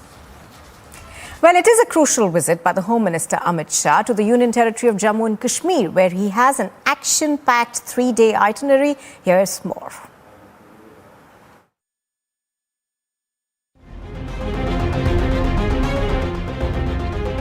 Home Minister Amit Shah landed in Jammu on Monday evening for his tightly packed 3-day visit to the Union Territory. Development projects, security situation, and some big announcements are on the cards. While he met the delegations of Gujjar Bakarwal, Sikh, Pahari and Rajput communities at night, he will pay a visit to the Mata Vaishno Devi shrine at 9:30 a.m. and address a public meeting in Rajouri at 11 a.m. He will also review the developmental projects in Jammu. In the final leg of his J&K visit, he will hold a meeting with top security officials from the armed forces and address another public rally in Baramulla. The visit comes at a juncture where the Election Commission is gearing up to publish the final electoral rolls for the Union Territory. The centre set up Delimitation Commission, which despite allegations of gerrymandering, did a fine job of redistricting the assembly constituencies and submitted a report announced by Union Home Minister on August 5, 2019 itself, and reiterated by Prime Minister Narendra Modi from the ramparts of the Red Fort. The process of restoring the status of a state for Jammu and Kashmir and holding elections is on. But the question is the opposition ready? It also brings in focus Article 370, as the visit comes 3 years after the abrogation. मैं जब Jammu and Kashmir बोलता हूं, माननीय सदस्य इसलिए aggressive हूं कि Jammu and Kashmir के पीएको को आप भारत का हिस्सा नहीं मानते हो क्या? एग्रेसिव ना हो, जान दे देंगे इसके लिए। क्या बात कर रहे हो आप? एग्रेसिव होने की क्या बात कर रहे हो? जान दे देंगे इसके लिए। From then till now, the picture has changed in the Union Territory. What more this visit brings for the future of J&K is something that needs to be kept an eye on for the next 2 days. Bureau Report, Republic TV.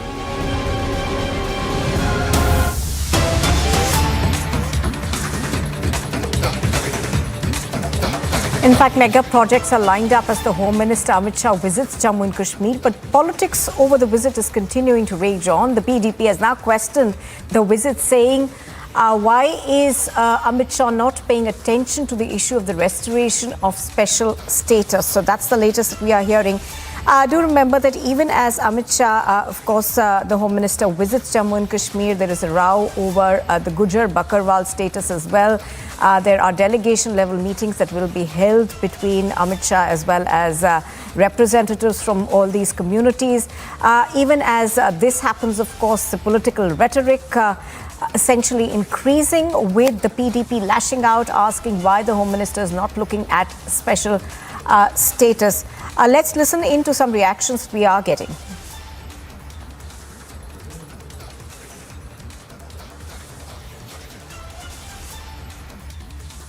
Amit Shah ji देश के home minister हैं, कहीं भी जा सकते हैं, कर सकते हैं, लेकिन हम तो यही कहते हैं कि जो हमारे साथ रियासत जम्मू कश्मीर के साथ जो गलत बर्ताव किया गया, जो हमारे स्टेटस हमसे छीना गया, 5 अगस्त 2019 को जो हमसे छीना गया, हमारी रियासत को 2 हिस्सों में बांट दिया गया, उसको यूटी में तब्दील कर दिया गया, और आज रियासत की हर चीज़ के ऊपर नज़र है, जहाँ हर चीज़ को बाहर के लोगों को दिया जा रहा है।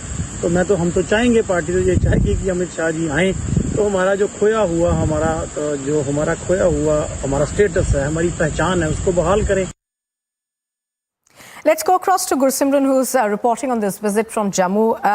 Gursimran, we were expecting political rhetoric, of course, to be picked up even as the Home Minister visits there. But the questions that are being raised are over the special status, and that one would assume should have died by now, because it's been made very clear by the centre that that's not going to be revoked. See, the political parties, especially the Kashmir-based parties, don't want this to die down, because they feel that this is the only way they can get back into the power in the Union Territory of Jammu and Kashmir. However, this feeling of the political parties seems to be far from reality, because the people of the Union Territory of Jammu and Kashmir seems to have moved forward from the Article 370 and 35 alpha. What they have seen is the sea wind change that has taken place in the Union Territory of Jammu and Kashmir.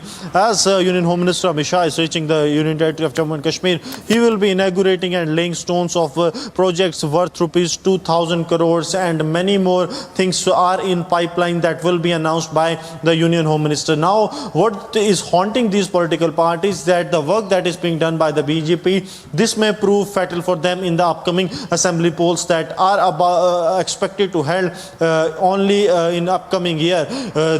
Important to mention that the political parties like the PDP and the National Conference, they have always been into this kind of politics so that they can garner and strengthen their vote that is in the Kashmir Valley. So for the same, they are once again repeating the same thing, that we want the status of August 5, 2019 back. Even they also know that no power other than the Union government or the Supreme Court can do so, as being said by the Ghulam Nabi Azad, who has formed his new political outfit, that only Supreme Court or the Narendra Modi has the power, and he won't be doing it, because it was one of the agenda of the Bharatiya Janata Party, which they have fulfilled.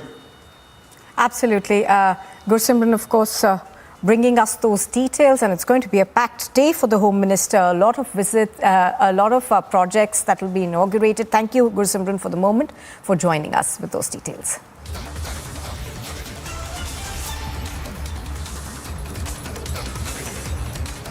And here's a look at what else is making news this morning, as the Home Minister Amit Shah is on a 3-day visit to Jammu and Kashmir. Security has been heightened across the Union Territory. According to police, multi-layer security has been put in place during his visit. The Home Minister Amit Shah will be addressing 2 rallies in Rajouri and in Baramulla.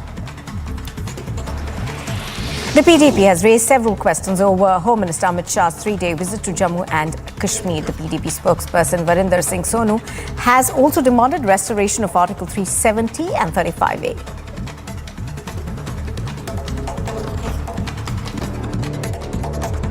कि अमित शाह जी देश के home minister हैं, कहीं भी जा सकते हैं, कर सकते हैं, लेकिन हम तो यही कहते हैं कि जो हमारे साथ रियासत जम्मू कश्मीर के साथ जो गलत बर्ताव किया गया, जो हमारे The bail plea of the former Maharashtra Minister Anil Deshmukh will be heard by the Bombay High Court. Reportedly, the court is all set to pronounce its verdict this afternoon at 2:30. The Medanta Hospital has released a statement on the latest update of the Samajwadi Party patriarch Mulayam Singh Yadav. The hospital has stated that Mulayam Singh Yadav is in the critical care unit.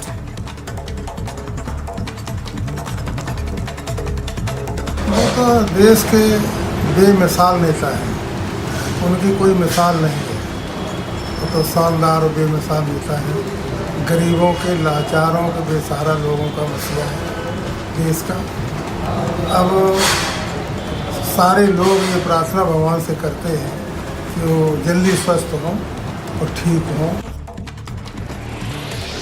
The Uddhav camp leader Sanjay Raut's custody in the Patra Troll scam is ending today. He will be produced before the special PMLA court today. Reportedly, the ED may seek an extension of his custody.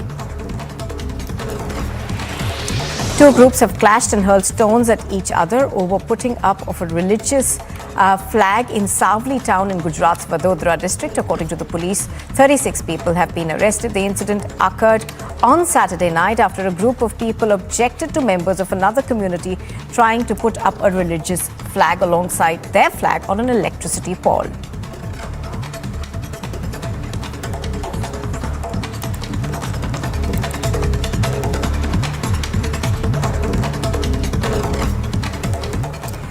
Now, the India-born American author Rajiv Malhotra released the book Snakes in the Ganga, Breaking India 2.0, a book that explores the hidden dangers present in the country as Major General G.D. Bakshi speaks on the internal threats in the country at the launch event of the book. At a time when India is battling multiple forces, Snakes in the Ganga, Breaking India 2.0, authored by Rajiv Malhotra, promises to be a good read. So we just launched the book Snakes in the Ganga, which exposes a whole conspiracy and ecosystem which is undermining India, Breaking India 2.0, because the previous book Breaking India is more than 12 years, about 12 years old, and lots has changed. Now the Indian billionaires are funding things that are against India, and this ought to be known. We ought to talk about it and in an amicable way and see what they want to do about it. Harvard University is the epicenter being funded. There's a lot of poison, and there are a lot of snakes being developed to spread this poison from various departments in Harvard to all over the world. They're training the US media, the Indian intelligentsia. They set up footprints in India like Ashoka University and many others. They are also policymakers briefing the US Congress, Senate, the US State Department, various American think tanks on India using wokeism, critical race theory, bringing this divide and rule attitude towards India. India is a broken democracy, India is a Hindu Rashtra, trying to be chauvinistic and fascist. All this nonsense and bullshit coming out of Harvard a lot of it is being influenced and endorsed and funded by some Indian billionaires. This ought to stop. So that's the message of this book. The book is divided into 3 parts. It details aspects of how American Marxism perhaps is seeping into aspects of Indian society.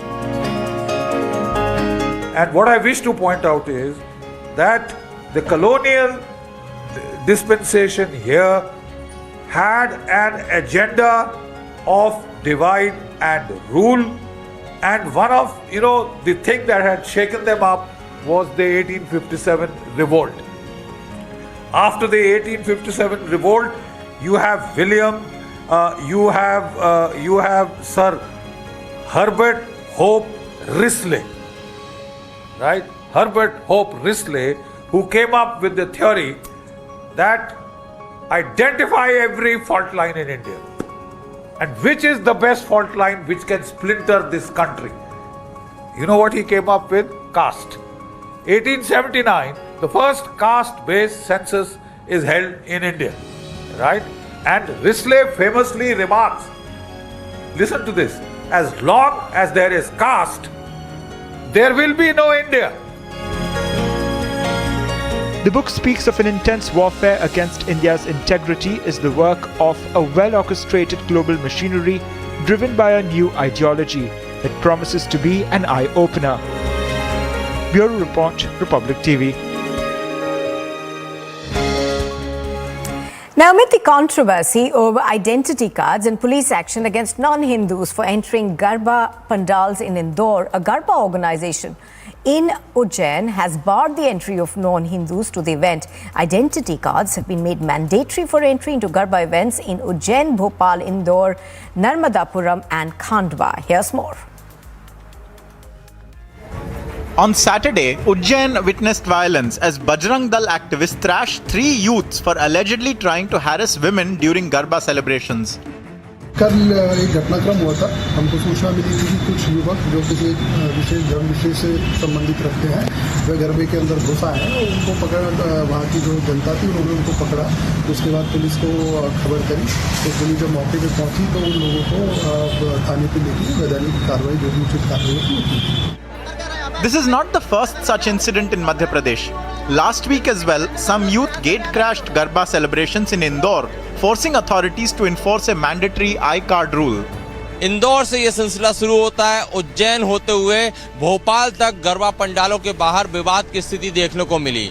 Indore में 3 ऐसे घटनाक्रम सामने आए जहां पर कि अलग अलग थाना क्षेत्र में स्थित जो गरबा उत्सव चल रहे थे वहां पर पहचान छुपाकर गैर हिंदू लोग गरबा पंडाल में घुसने की कोशिश कर रहे थे, जिन्हें बजरंग दल के कार्यकर्ताओं ने रोका। इस दौरान बवाल हुआ, विवाद हुआ, मारपीट की भी नौबत आई और कुछ लोगों पर पुलिस ने प्रतिबंधात्मक कार्रवाई करते हुए उन्हें जेल भी भेजा। गरबों को लेकर ये आग्रह किया है सभी के साथ कि हर गरबा पंडाल में जो भी व्यक्ति प्रवेश करे वो अपने मतदाता परिचय पत्र के साथ प्रवेश करे, अपनी पहचान छुपाकर कोई भी गरबा पंडाल में ना आए। But this move by the administration has triggered controversy, with some alleging that this is an attempt to target minorities, while the government maintains that it's for security. Pandal के संबंध में उनको जो गरबा के आयोजन जो लोग करते हैं उनके लिए कहा था कि आईटी प्रूफ देखकर लोगों को अंदर आना चाहिए। मैंने उस समय प्रार्थना भी कर ली थी कि माँ की आराधना करना है तो कोई भी धर्म के लोग कर सकते हैं, अलग से करें। अगर यहाँ पर आना है तो जानकारी देने में पहचान छुपाना काहे को है, किसी को छुपाने की आवश्यकता भी नहीं है। So is there an attempt to communalize a security issue? The debate rages on. Aadhaar card दिखाओ। वीडियो बनाओ। ये तो आदिल खान क्या जरूरत है यहाँ पर गरबे में? Bureau Report, Republic TV. Now, the Maharashtra Congress President Nana Patole has issued a bizarre statement saying that lumpy skin disease virus in India is being spread by 8 cheetahs that were brought in from Namibia. On September 17th, when Prime Minister Modi welcomed 8 Namibian cheetahs to India, the entire nation celebrated the first cross-continental cheetah translocation project. 16 days later, Congress has given this a bizarre spin. ये lumpy रोग जो है Nigeria करके एक देश है, वहाँ पर ये कई सालों से था और ये चित्ता भी जो लाया गया उधर से ही लाया गया। तो चित्ते के चिट्ठे और गैया के चिट्ठे ये दोनों समान आते हैं। ये केंद्र की सरकार ने जानबूझकर किसानों का नुकसान करने के लिए ये व्यवस्था बनाई है। Congress's laughable claim has been questioned by many, especially because lumpy virus, a deadly infection that has killed over 57,000 cattle across India, has been in India since 2020. Maharashtra के कांग्रेस के प्रांत अध्यक्ष कह रहे हैं कि देश में आदरणीय प्रधानमंत्री जी के नेतृत्व में चीते आए। इस गौरव की बात का मजाक उड़ाते हुए गंभीरता से वे कह रहे हैं इन चीतों के कारण महाराष्ट्र में जानवरों की लिम्पी बीमारी आई। क्या संबंध है? ये कौन सा नया संशोधन कांग्रेस के प्रांत अध्यक्ष द्वारा किया गया? केवल और केवल सुर्खियों में बने रहें, इस कारण ये बयानबाजी। a needless controversy over cheetahs. Does this statement by top Congress leader in Maharashtra show the party's bankruptcy on issues?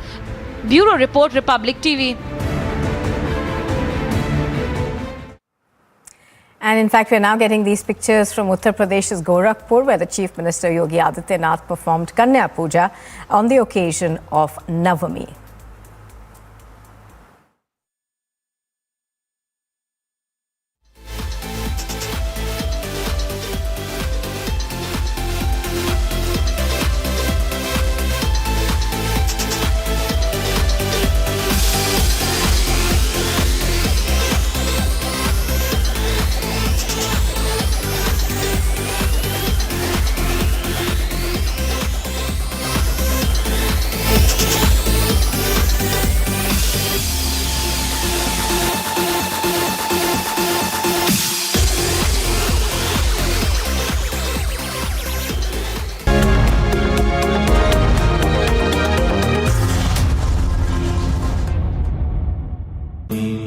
Amity has been ranked India's #1 private university for the 10th year by India Today, a testimony to Amity's world-class education whilst imbibing values and sanskars in students.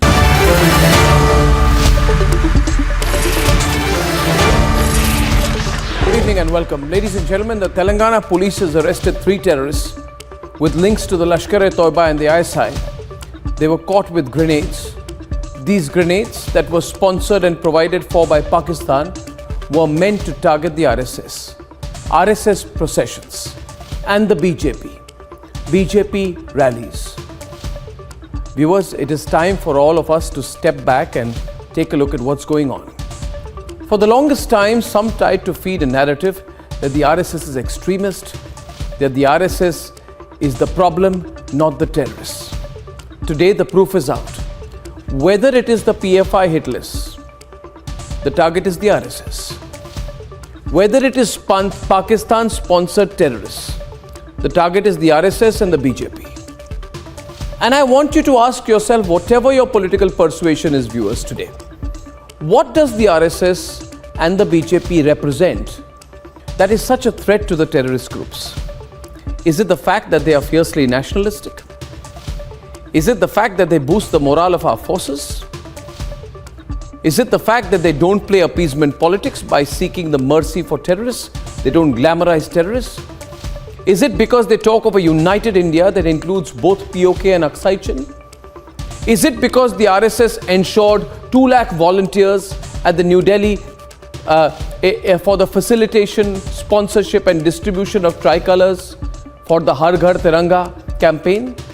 Or is it because they say Vande Mataram with pride? Viewers, fact is, the nationalistic vision of certain groups, like the RSS, is the target of terrorists. That's what the terrorists hate. Terrorists want to break India by breaking its nationalistic spirit. Viewers, we cannot let that happen. We need to think about it, viewers, today. If the RSS is the target for the ISI, which side are we going to be on? Are we going to be with the ISI? Let's debate that, viewers, tonight. In the FIR which has been accessed by Republic TV, which mentions that they had received money from Pakistan-based handlers. At the same time, they have been planning for... These are the first indigenously developed light combat helicopters. The flight, coming in from Iran, from Tehran, there was a bomb threat on board the flight. India stopped the plane from landing in Delhi. This is one of the major breakdown by the Hyderabad City Police.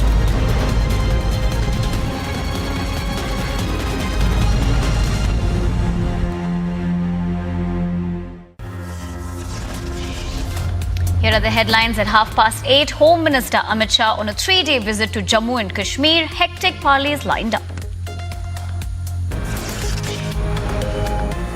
Mega rallies and big projects. Jammu and Kashmir set to witness it all as Amit Shah kickstarts his visit today.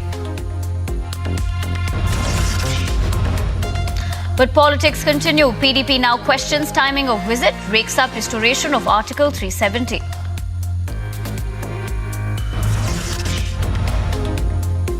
Jammu and Kashmir prison's DJ HK Lohia found dead under mysterious circumstances in Udaywala.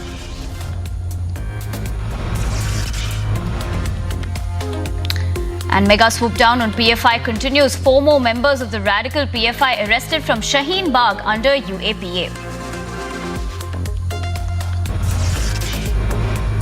And the BJP versus Congress poster wars intensify. BJP launches a fresh campaign.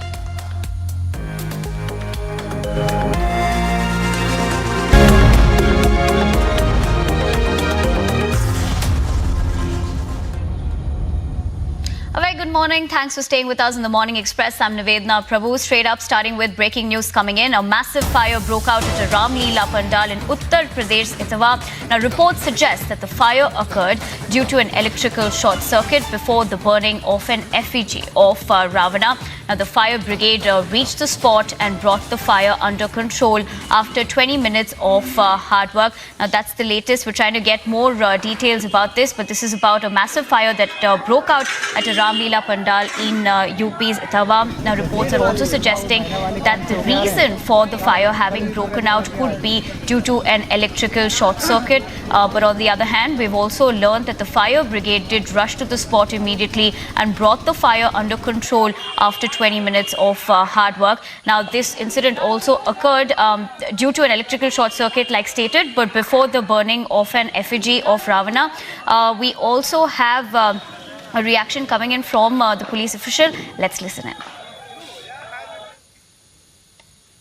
आज भरतना नगर में रामलीला मंच पर आग लगने की खबर आई थी, जिसपे मौके पर दमकल की गाड़ी तथा स्थानीय लोगों के सहयोग और प्रशासन की मदद से आग को बुझा लिया गया है और इसमें कोई भी जान मान की हानि नहीं हुई है और अभी मौके पे लॉ एंड ऑर्डर मेंटेन्ड है, कोई भी ऐसी स्थिति नहीं उत्पन्न हुई है। Well, this was about the incident that has occurred in Uttar Pradesh, Itawa. Now, this is where fire broke out at a Ram Leela Pandal. Now, the reports, of course, are suggesting that the fire occurred due to an electrical short circuit before, of course, the effigy of Ravana was being burnt. Now, we also understand that the fire officials were sent to the spot and took the entire situation under control after 20 minutes. Now, moving on to other news, the Karnataka police are probing the activities of the banned PFI and are looking into the alleged involvement of former police officers in training its cadre. Now, Karnataka police added that they are collecting details of the officials as a part of the probe. Here's more. The anti-India PFI is banned, but each day there are new startling revelations on the outfit. Republic has accessed super exclusive sensational details from inside the PFI camp. In the pictures, this is the PFI camp busted by Karnataka police. It was built in 2007 and was being used as a PFI training base. But the details emerging from the investigation of the center are even more shocking. In the investigation, it was revealed that PFI was using the retired cops from Kerala and Tamil Nadu to train its cadre. These retired cops were being allegedly used to train the cadre in targeting the VIPs and VVIPs. They would explain the possible loopholes and how to exploit them. They were allegedly given weapons training by these cops. The retired cops would also train the cadre on how to use these weapons in carrying out assassinations. The retired cops allegedly also trained the PFI workers on how to create riots and flee from the scene to escape the police and forces. Karnataka police, however, are currently tight-lipped on the identities of these cops. The court has sent them for 5 more days of custody of ATS. What is more important out here is, in the past, what ATS sources have informed us that they had recovered several incriminating documents during the raid. Remember, their custody with ATS is almost more than 12 days, and after the arrest of these 5 people, few more arrests took place in Maharashtra as well as in Mumbai. More details are yet to emerge in the case, and only a detailed further investigation will throw more light on the role of these policemen. Bureau Report, Republic TV. Here's also what's making news across the globe. Italy summoned Russia's ambassador to condemn Kremlin-orchestrated referendums in 4 regions of Ukraine to join Russia, which have been all rejected by the Ukraine and the West as having no legal validity. The leaders of Austria, Hungary and Serbia met in Budapest on Monday after Austria's announcement that it would start checking travel documents at its border with Slovakia to increase controls on immigration. Now, the decision by Austria's Chancellor Karl Nehammer follows a similar decision by Czech Republic to keep migrants from entering without authorization. The Swedish researcher Svante Pääbo won the 2022 Nobel Prize in Physiology or Medicine for his discoveries concerning the genomes of extinct hominins and human evolution. Now, the Nobel Committee recognized the scientist's contribution to the development of methods of the extraction and analysis of ancient DNA. The official award ceremony will take place on December 10th and will conclude with a Nobel banquet at the Stockholm City Hall. President Joe Biden left the White House for storm-ravaged Puerto Rico. Now, Biden will be surveying the damage from Hurricane Fiona. Tens of thousands of people are still without power and water 2 weeks after the storm hit. The Category 1 hurricane knocked out electricity to the U.S. territory of 3.2 million people, 47% of whom live below the poverty line. Clashes broke out between Israeli troops and Palestinian protesters angry at the killing of 2 Palestinians who were shot dead during a raid by Israeli security forces in the occupied West Bank. Now, protesters threw rocks and Israeli troops responded with rubber bullets. The military alleged that the men tried to ram their car into soldiers. Turkish Foreign Minister Mevlut Cavusoglu and Defense Minister Hulusi Akar traveled to Libya in a trip that Cavusoglu said that was aimed at supporting Libya. Now, he said that his arrival in Tripoli to underscore his support for Libya's security and stability following the developments in August that saw the killing of over 30 people in August and fighting the pitted militias loyal to the Tripoli-based government against other armed groups allied with the rival administration that has sought for months to be seated in the capital.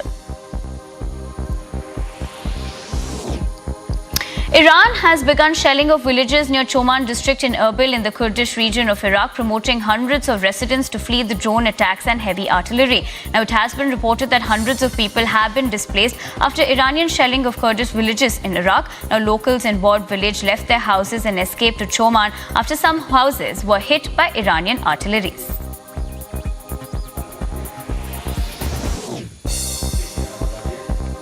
Iran's Supreme Leader Ayatollah Ali Khamenei accused Western countries of involvement in protests across his country following the death of Mahsa Amini during the graduation ceremony for military cadets at Imam Hassan Officer Training University in Tehran on Monday.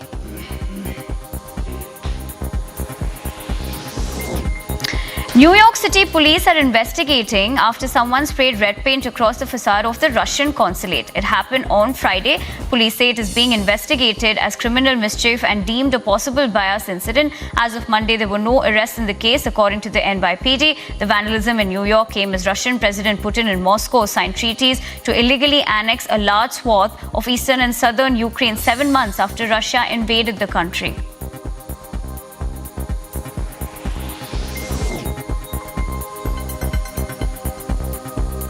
Ukrainian President Zelensky hailed the launch of the Ukrainian Navy's first corvette warship. Now, First Lady Olena Zelenska was also present for the inaugural of the Turkish-built corvette Hetman Ivan Mazepa in Istanbul, which is named after Ukraine's former leader.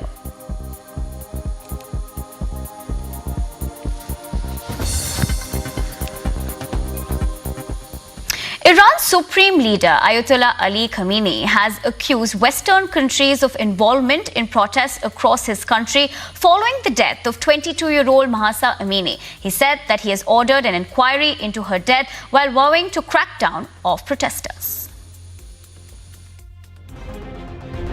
Iran's Supreme Leader Ayatollah accused Western countries of involvement in protests across his country following the death of 22-year-old Mahsa Amini. He was speaking during the graduation ceremony for military cadets at Imam Hassan Officer Training University in Tehran yesterday. دختر جوانی در گذشت، خب حادثه تلخی بود، دل ما هم سوخت، ولی واکنش به این حادثه بدون اینکه تحقیقی شده باشه، بدون اینکه هیچ گونه امر مسلمی وجود داشته باشه، این نبود که عده‌ای بیان خیابان رو ناامن کنند، ناامنی رو برای مردم به وجود بیارن، امنیت رو به هم بزنن، قرآن آتش بزنند، حجاب از روی سر زن محجبه بکشند. بنده به صراحت میگم این برنامه ریزی کار آمریکا، کار رژیم غاصب و جعلی صهیونیستی و دنبال روای اونهاست. نشستن برنامه ریزی کردن عمله و مزدوران و حقوق بگیران اونها، بعضی از ایرانی های خائن هم که در بیرون از کشور هستن به اینها کمک کردن.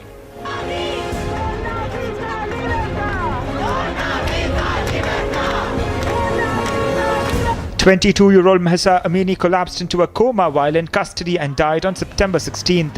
She had been arrested by Tehran's morality police for allegedly violating strict hijab laws. The authorities claim she had a heart attack, while demonstrators say she was beaten.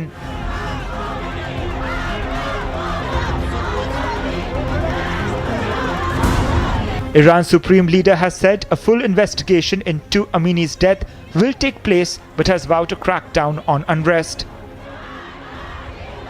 در اروپا، در فرانسه هر چند وقت یه بار یه اغتشاش مفصل تو خیابان‌های پاریس به راه میفته. آیا سابقه داره که رئیس جمهور آمریکا و مجلس نمایندگان آمریکا از اغتشاشگران حمایت بکنن؟ Meanwhile, human rights groups have estimated that around 130 people have been killed during protests in Iran, with thousands arrested.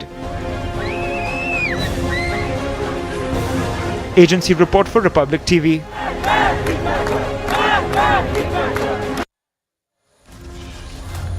Slipping into a short break now, but on the other side, Jammu and Kashmir prison's DG H.K. Lohia found dead under mysterious circumstances in Udaywala.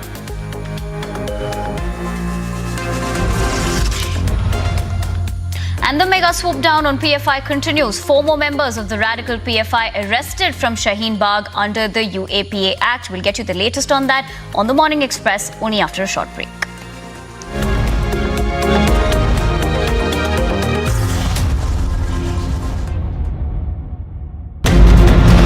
These are the first indigenously developed light combat helicopters. The flight, coming in from Iran, from Tehran, there was a bomb threat on board the flight. India stopped the plane from landing in Delhi. This is one of the major breakdown by the Hyderabad City Police.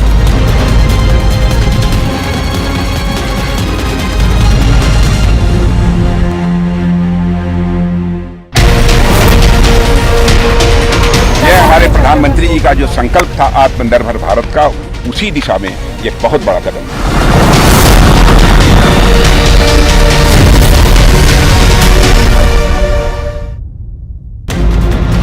Tractor trolley carrying pilgrims overturned in Khatampur area in Kanpur.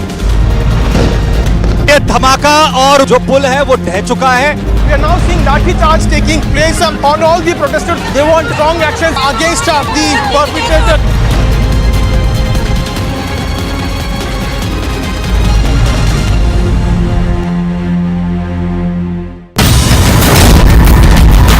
In the FIR which has been accessed by Republic TV, which mentions that they had received money from Pakistan-based handlers. At the same time, they have been planning for attack at the BJP and RSS meetings or processions.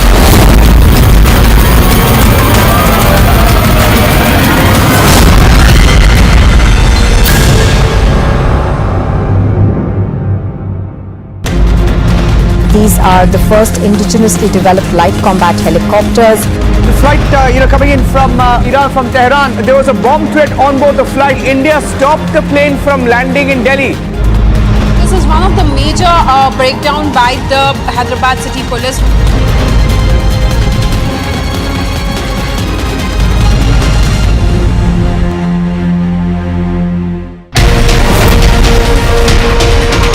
हमारे प्रधानमंत्री जी का जो संकल्प था आत्मनिर्भर भारत का, उसी दिशा में ये बहुत बड़ा कदम है।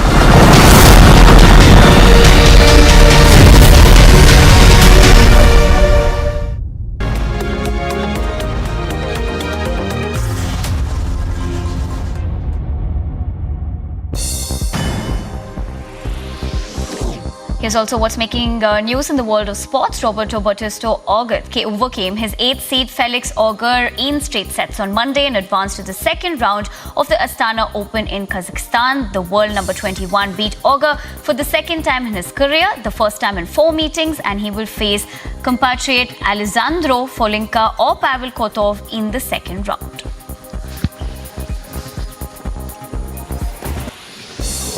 Ajax trained on Monday ahead of their UEFA Champions League Group A match against Napoli on Tuesday as the Dutch side looked to stop the Italians' perfect start to the Champions League and halt their unbeaten record so far this season.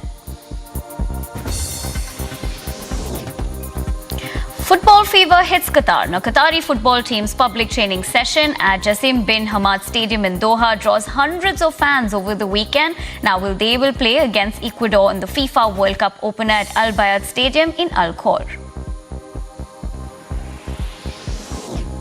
Now, England player Moeen Ali has said that the Three Lions are not the favourites going into the T20 World Cup. He has chosen India and Australia as his favourites. I think the same. I don't think we're the favourites for the World Cup. If I'm being honest, I don't feel that at all, but I know we're a very dangerous team to play, and a lot of teams will fear playing us, but still I feel like the Australia, India are the two favourites. With less than 2 weeks to the start of the ICC Men's T20 World Cup 2022, Australian legend Adam Gilchrist has selected his list of top T20I players in the world today, also selecting Indian all-rounder Hardik Pandya in his list. The Indian women's table tennis team continued their winning run at the ongoing World Team Table Tennis Championships 2022. The women's team has defeated Egypt in their third group match by 3-1. The Indian men's table tennis team has defeated Kazakhstan 3-2 in their third Group 2 stage match, continuing their winning run in the World Team Table Tennis Championships 2022. All-rounder Marcus Stoinis has been ruled out of Australia's 2-match T20I series against West Indies. Now, as per reports, Stoinis has still not recovered from a side strain injury that he suffered in early September.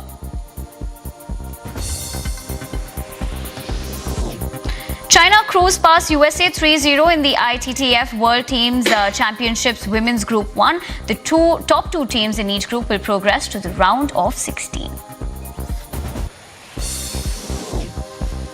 French tennis star Adrian Manirano fought back down a set down to beat Stan Wawrinka in the Astana Open first round.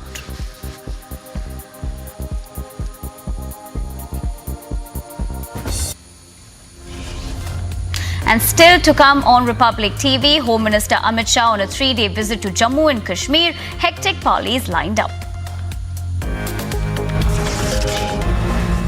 Jammu and Kashmir Prison's DG H.C. Loya found dead under mysterious circumstances in Udaywala. Stay tuned to Republic TV. We'll be back after a short break.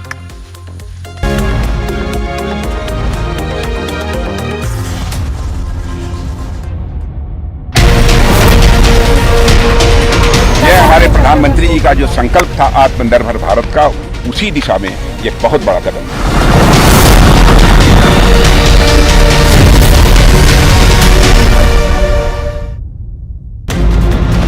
Tractor trolley carrying pilgrims overturned in Khatampur area in Kanpur.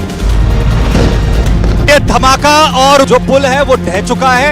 We are now seeing lathi charge taking place on all the protesters. They want strong action against the perpetrator.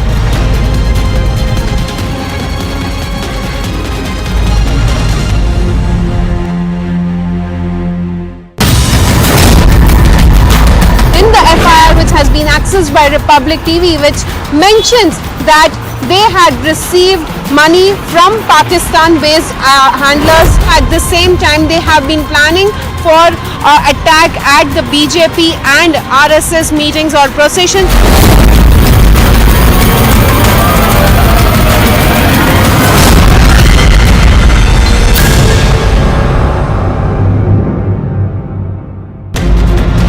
These are the first indigenously developed light combat helicopters. The flight, coming in from Iran, from Tehran, there was a bomb threat on board the flight. India stopped the plane from landing in Delhi. This is one of the major breakdown by the Hyderabad City Police.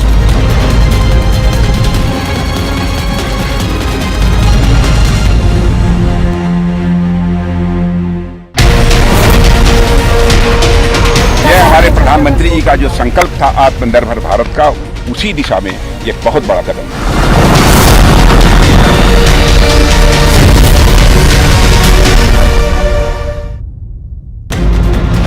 Tractor trolley carrying pilgrims overturned in Khatampur area in Kanpur. ये धमाका और जो पुल है वो ढह चुका है। We are now seeing lathi charge taking place on all the protesters. They want strong action against the perpetrator.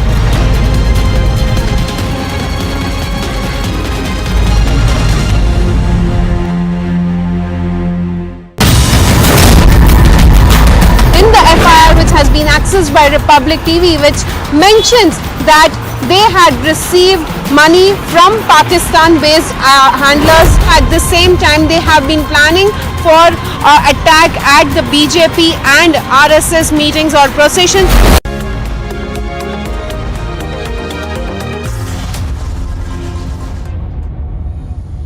Welcome back. Now, preparations for the Air Force Day are undergoing at the Sukna Lake in Chandigarh. Now, the Indian Air Force is celebrating Air Force Day outside Delhi NCR for the first time. Take a look. Preparations are underway at Sukna Lake, Chandigarh ahead of the Indian Air Force Day as combat aircraft, transport planes and helicopters including the Chinook heavy lift choppers took part in the dress rehearsal on Monday. The Air Force Day flypast is scheduled to take place on October the 8th over Sukna Lake in Chandigarh. In a historic first, the parade and flypast of Air Force Day have been moved out of the national capital by the IAF. Earlier, in a major boost to the Indian Air Force's combat prowess, the first batch of indigenously developed light combat helicopters, LCH, named Prachand, was inducted into the IAF in the presence of Defence Minister Rajnath Singh.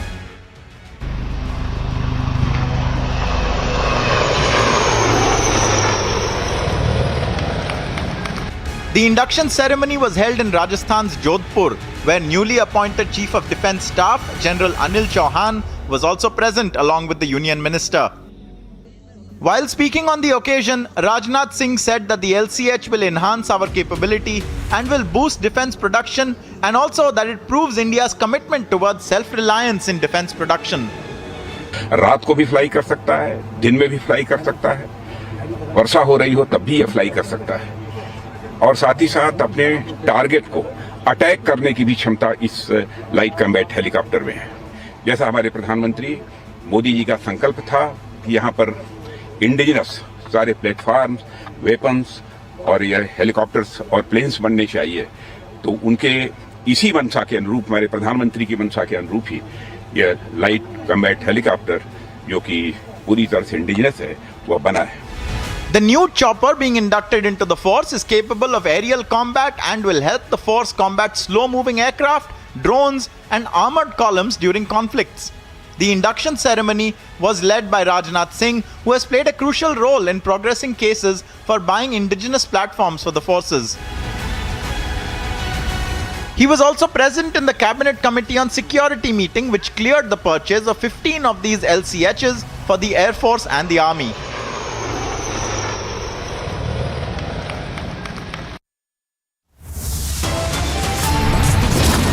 it's a wrap on this edition of the Morning Express, but still to come on Republic TV. Politics over Shah's visit continues. The PDP now questions timing of the visit, rakes up restoration of Article 370.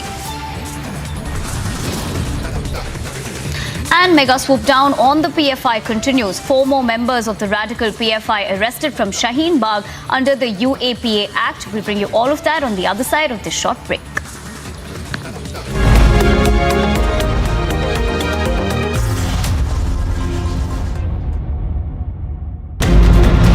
Tractor trolley carrying pilgrims overturned in Khatampur area in Kanpur. ये धमाका और जो पुल है वो ढह चुका है. We are now seeing lathi charge taking place on all the protesters. They want strong action against the perpetrator.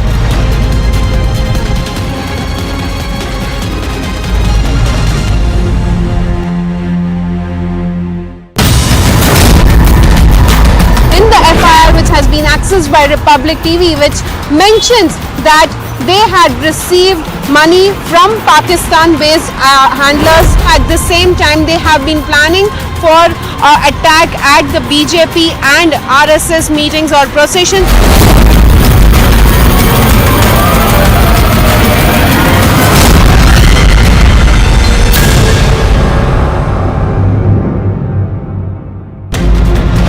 These are the first indigenously developed light combat helicopters. The flight, coming in from Iran, from Tehran, there was a bomb threat on board the flight. India stopped the plane from landing in Delhi.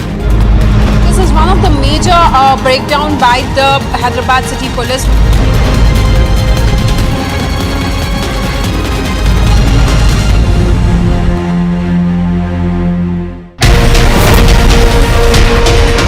हमारे प्रधानमंत्री जी का जो संकल्प था आत्मनिर्भर भारत का, उसी दिशा में ये बहुत बड़ा कदम है.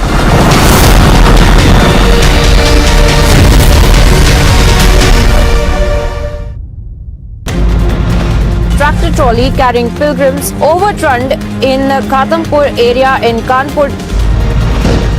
ये धमाका और जो पुल है वो ढह चुका है. We are now seeing lathi charge taking place on all the protesters. They want strong action against the perpetrator.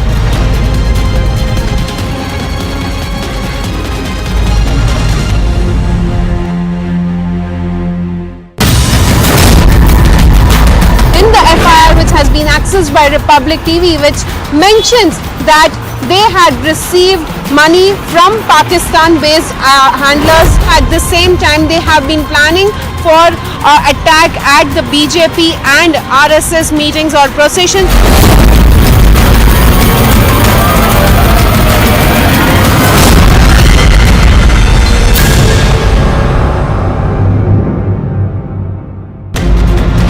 These are the first indigenously developed light combat helicopters. The flight, coming in from Iran, from Tehran, there was a bomb threat on board the flight. India stopped the plane from landing in Delhi. This is one of the major breakdown by the Hyderabad City Police.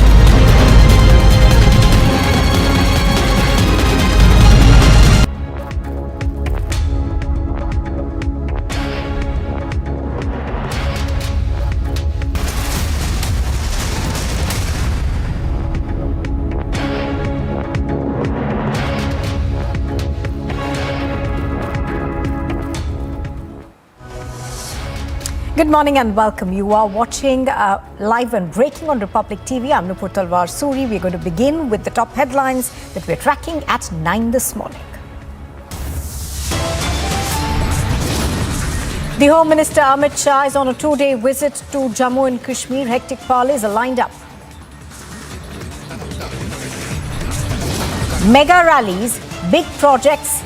Jammu and Kashmir is set to witness it all as Amit Shah starts his visit. But the politics continues. The PDP now questions timing of the visit, wakes up the restoration of Article 370.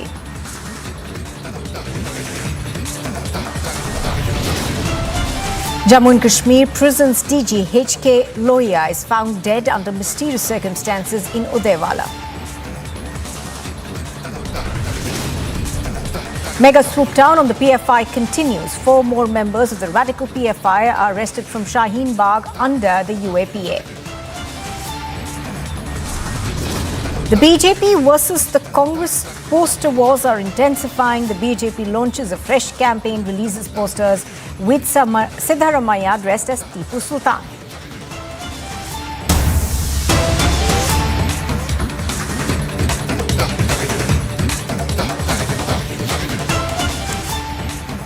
And an incident of stone pelting is being reported from Udhewala village. A group of people led by two started to create a disturbance. Later, they pelted stones in which 6 people were injured. The police have said that all the accused are being identified and strict action is being taken. This incident of stone pelting is being reported from Kheda in Gujarat. There have been several incidents of rising tensions in Gujarat that have been reported during the Navratri celebrations. This one particularly coming in from Kheda. We are given to understand that there were incidents of stone pelting reported.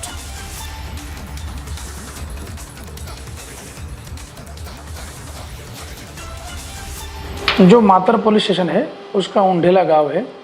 वो गांव में रात को जब नवरात्रि का त्यौहार celebration कर रहे थे तब एक आरिफ करके और जहीर करके लड़का है, वो दोनों ने उसकी अगुवाई में एक टोला लेके आए थे और जो भी व्यक्तियों थे सब ने फिर डिस्टर्बेंस स्टार्ट कर दिया।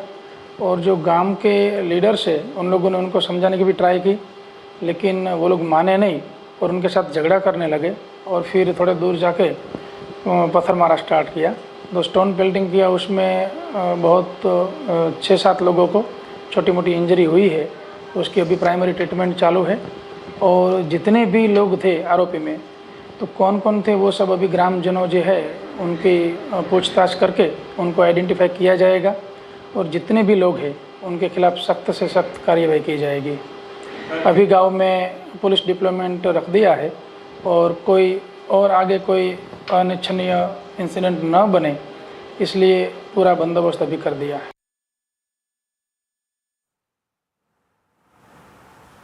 All right, so as we are pointing out, of course, this particular incident is being reported from Kheda in Gujarat, but there have been tensions rising over these Navratri celebrations as we've seen them in the past 7 or 8 days. There are reports that have been coming in of identity cards being asked for to attend these Garba events, and several organizations, of course, are saying that there are attempts essentially to disturb peace. So this particular incident was reported in Kheda in Gujarat, where a group of people started to pelt stones at a Garba festival that was taking place. Now, we are given to understand that law and order situation, of course, has now been calmed down. The police is investigating further, and they have put in place several restrictions and regulations to make sure that things don't go out of hand. We have been seeing these incidents in Gujarat in the past as well.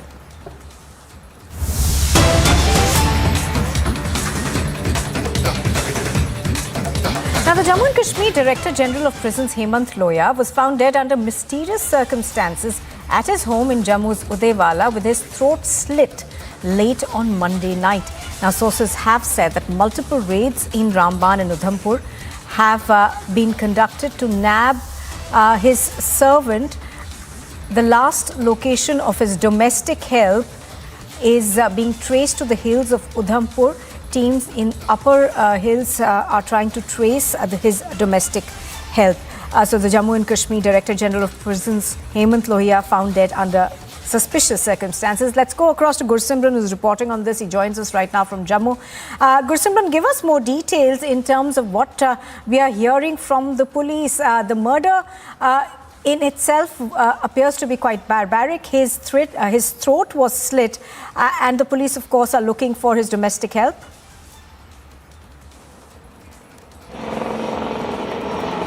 Yes, the police is looking into each and every angle now. The domestic help, Yasser, is suspected to be behind this murder. He is suspected that he is the one who carried out the brutal murder of DG Prisons Hemant Kumar Lohia. And Hemant was at the residence of one of his friend. He often used to visit this place, so there was nothing a security threat perception for the same.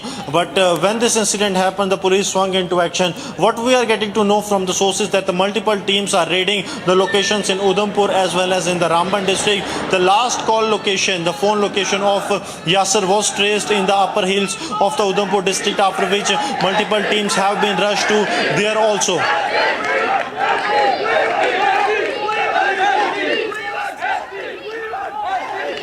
All right, Jammu, we are getting those reports from Jammu. I think there's something happening behind you, Gursimran.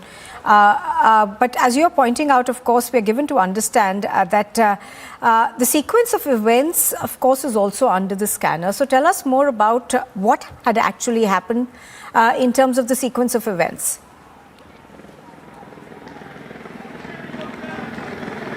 See, it was for almost 3 to 4 days that DGP Lohia, along with his wife, he was living at the residence of his friend Rajiv in the Udewala area of Jammu. And yesterday we are being told that he asked the servant Yasser to do massage of his foot as he had swelling, and he took Yasser along with him in the room, and everyone else, including the wife of DGP Lohia, was sitting outside. And after almost 10 to 15 minutes, it was around 10:30, when they saw the fire flames and smoke coming out of the room, and when they rushed towards the room, it was locked from inside. They broke the lock, and when they went inside, they saw DGP lying there in the pool of blood, DG Prisons Lohia. Okay. After which the police was informed. During the CCTV analysis, it came into being that Yasser escaped from the rear door of the house, and his last location was traced in the upper reaches of Udhampur.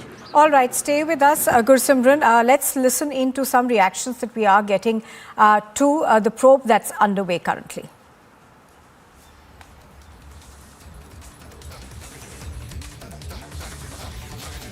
मैं तो नीचे में देर को दरवाज़ा खोल लूँगा। मैं आया, अभी आ ही रहा था, पानी की बोतल भर के अभी आ ही रहा था नीचे, तो उसने बोला बस मैं पानी बोतल नीचे अभी आ ही रहा था, तब तक राजू सर की आवाज़ आ गई, ये फ़ोन क्यों नहीं उठा रहा, राजू राजू ऐसे ऐसे करने लगे, तो मैं घबरा गया, नीचे आ गया। नीचे आके देखा तो इन कमरों में ये आग की लपटों से वो स्टाइलियाँ जैसी निकल रही थी। आग लगी थी? आग लगी पूरे। आपने क्या किया? हमने सिर्फ दरवाज़ा तोड़ने की कोशिश की। हाँ, फिर वो राजू सर आए, फिर हमने कुछ दरवाज़ा किसी प्रकार भी तोड़ा, तो अंदर फिर पड़े थे sir. All right, so as we are pointing out, of course, these are pictures that we are getting from the location of where this murder took place. This is an alleged murder that took place in Jammu. Let's go back to Gursimran. Gursimran, of course, you were taking us through the circumstances of what really happened. Now, give us a sense of what the police are saying at this point.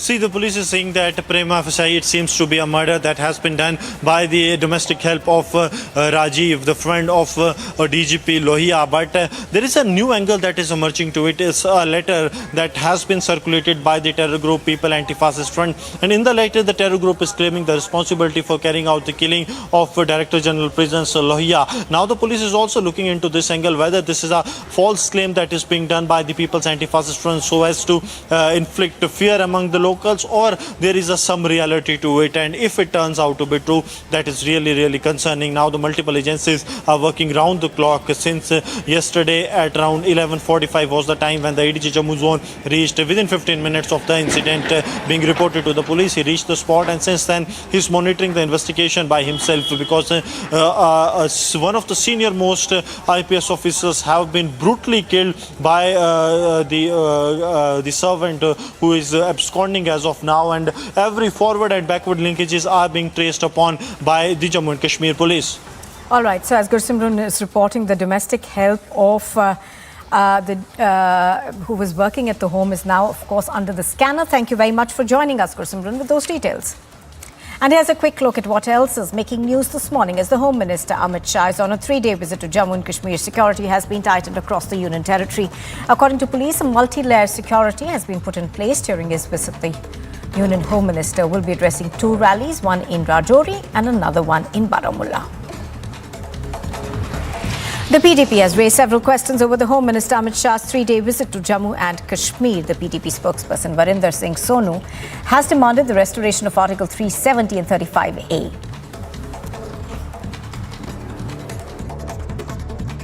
Amit Shah ji देश के home minister हैं, कहीं भी जा सकते हैं, कर सकते हैं, लेकिन हम तो यही कहते हैं कि जो हमारे साथ रियासत जम्मू कश्मीर के साथ जो गलत बर्ताव किया गया, जो हमारे स्टेटस हमसे छीना गया, 5 अगस्त 2019 को जो हमसे छीना गया, हमारी रियासत को 2 हिस्सों में बांट दिया गया, उसको यूटी में तब्दील कर दिया गया और आज रियासत की हर चीज़ के ऊपर नज़र है, जहाँ हर चीज़ को बाहर के लोगों को दिया जा रहा है। तो हम तो चाहेंगे, पार्टी तो ये चाहेगी कि अमित शाह जी आएँ तो हमारा जो खोया हुआ हमारा स्टेटस है, हमारी पहचान है, उसको बहाल करें।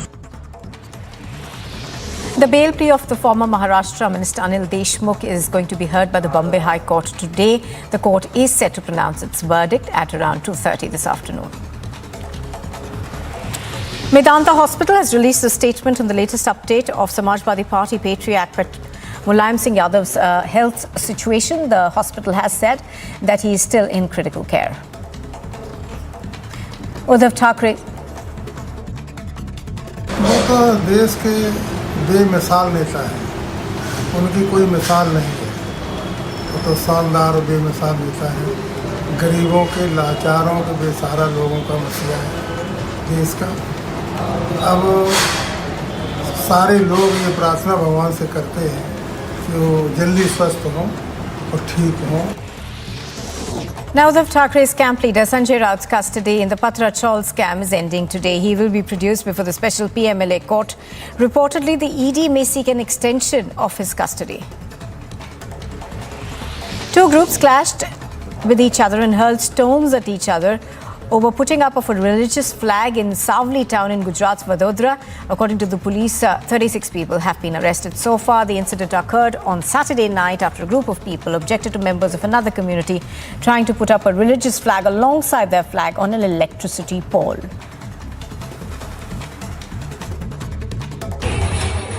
One would assume that a flight delay would lead to upset passengers. But here are pictures from Bhopal. The fun began as the flight from Bhopal to Ahmedabad was delayed. A bored passenger played a song on his phone, and it ended up making airline staff and passengers get up from their seats and play Garba.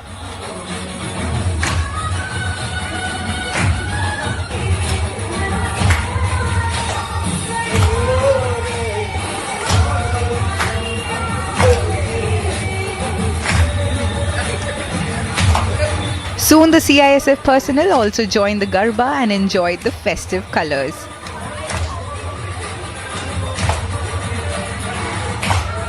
The video has now gone viral on internet, adding to the ongoing Navratri and Garba festivities.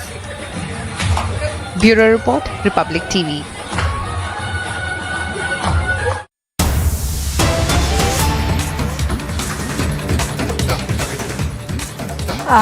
This piece of news coming in from Bihar's Muzaffarpur, where a man has been accused of killing the deputy Mukhia. The incident took place following an altercation between the duo as they were consuming liquor together in Paru on Sunday night. Now, one of the people has been lynched. He's been identified as Gaurav Kumar, and he allegedly opened fire on Pankaj Kumar, killing him on the spot. So this is an altercation that has taken an ugly turn. Let's listen into what the police are saying.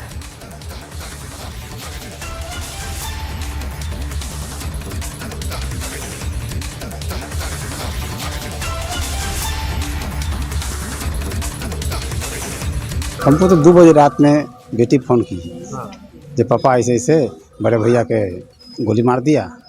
उस वक्त हम लोग फिर हम लोग mobile उठा के अपना बात विचार करने लगे, सबसे पता उता लगाने लगे। कारण कुछ नहीं बता रही थी, वही बोल रही थी जो किसको नाम ले रही थी, जो सब वो ले गया, बुला के फ़ोन करके बुलाया था और मार दिया। दरवाजे पर गोली नहीं, दरवाजे से अलग चौक पर। हाँ, अलग चौक पे। और क्या बताया गया कि अब तो कुछ नहीं बोल। कौन लोग था, क्यों आया, इसके पहले से कोई विवाद हुआ था? वो बोल रहे थे पूर्व मुखिया का शायद ये है, वही सब बोलो ऐसे करवाया जी। पूर्व मुखिया पर ये हो रहा है जी। जब हम घर पे थे, मतलब मेला में हम लोग का ड्यूटी लगा हुआ था, दुर्गा पूजा का मेला था, तो हम मेला में ही थे तो मुंशी जी का फ़ोन आया कि बसंतपुर चौक के पास कुछ घटना घट गया, आप लोग वहाँ पहुँचिए। तो हम और एक और चौकीदार हैं संजय राय, दोनों आदमी वहाँ पहुँचे तो 2 डेड बॉडी पड़ा हुआ था, जिसमें एक को गोली लगा था और एक को पब्लिक ने मारा था। जो गोली मारने वाला है उसको पब्लिक ने मारा था। बस उसके बाद मेरे थाना पर भारी आए रामनाथ शाह जी, उसके बाद डीएसपी साहब आए, इंस्पेक्टर साहब पहुँचे, उसके बाद पोस्टमार्टम में लाश को हम लोग लेके आए हैं। ये मृतक की पहचान तो हो गई है, भुटकुन का भगत नाम है, जो वहीं के हैं, मतलब जिन बसंतपुर के हैं। और एक जो है वो भी बसंतपुर चौक के पे जी। दोनों का मतलब घर की दूरी होगा वही 500 से 600 मीटर की दूरी है। दूसरे का नाम क्या बताया? एक का है पंकज, पंकज सहनी, जो उप मुखिया थे, और एक जो है भुटकुन भगत है। In fact, it is a very crucial visit by the Home Minister Amit Shah to the Union Territory of Jammu and Kashmir, where he has an action-packed 3-day schedule. We are getting you more details in terms of what we are expecting today and in the next 2 days.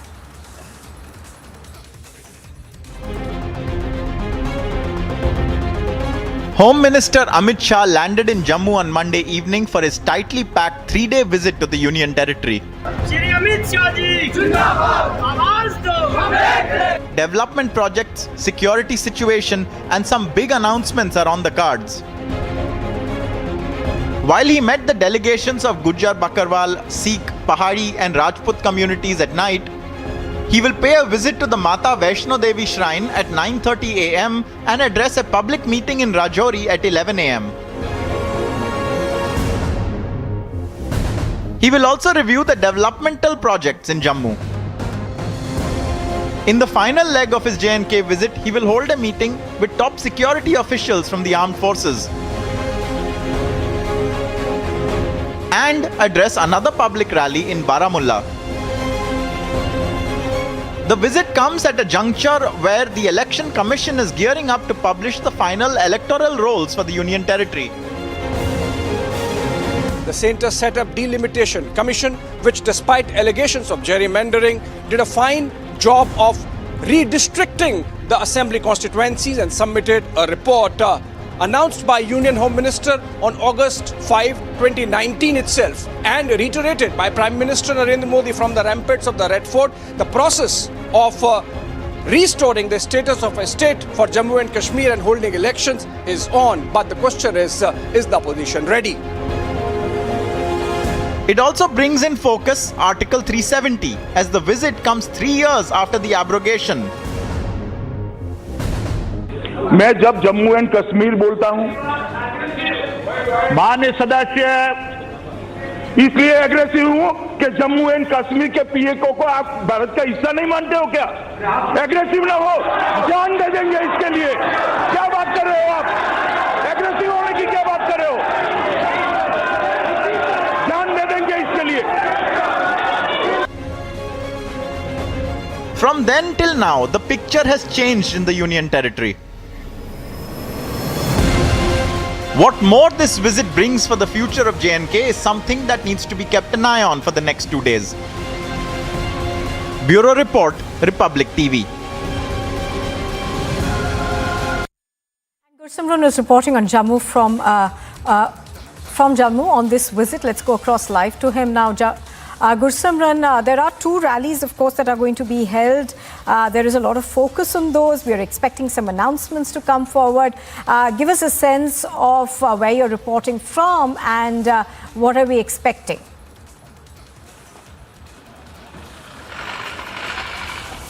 See, right now we are outside the rally venue of Union Home Minister Amit Shah, and the stage is all set to welcome the Union Minister. The security deployment has been beefed up, keeping in view the recent threats that are being posed from across the valley. The security wing, the Jammu and Kashmir police, as well as the civil administration, all have been put into place. Even the special operations group of the Jammu and Kashmir police, along with the special command and control vehicle, has been deployed here so as to ensure that all goes well. See, the rally venue is being scanned using these high-powered cameras that can go up to 1.5 kilometers to keep a strict vigil on each and every development that is taking place. So, foolproof security arrangements are in place, and yes, the people have started arriving here at the rally venue. That is the rally venue. If I can ask Vijay Rakesh to show you that is the rally venue where Union Home Minister Amit Shah is set to address the rally, the mega rally, where it is expected that the Union Home Minister will be making a very important announcement for the Pahadi community of the region, because the Pahadi community for a longer period of time have been demanding the ST status, and their demand was not even being paid heed by the previous governments, but this time they are really very hopeful, and even the state unit of the BJP is also saying that Union Home Minister is possibly making the announcement of the ST status to the Pahadis.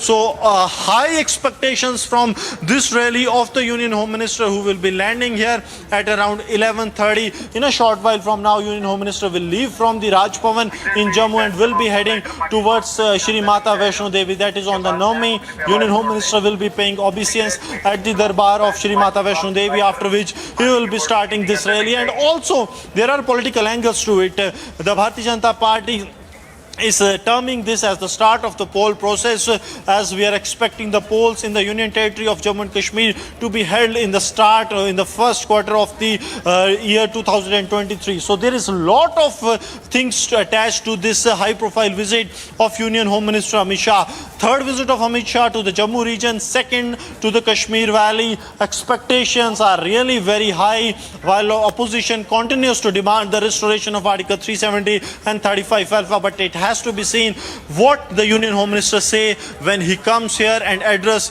this mammoth gathering that is now coming here to be part of the mega rally of Union Home Minister Amit Shah. All right, Gursimran bringing us all those details from Rajouri. We're expecting the Home Minister to address that rally and an important announcement also to be made over there. Thank you for the moment, Gursimran, for joining us. And here's a look at what else is making news across the world.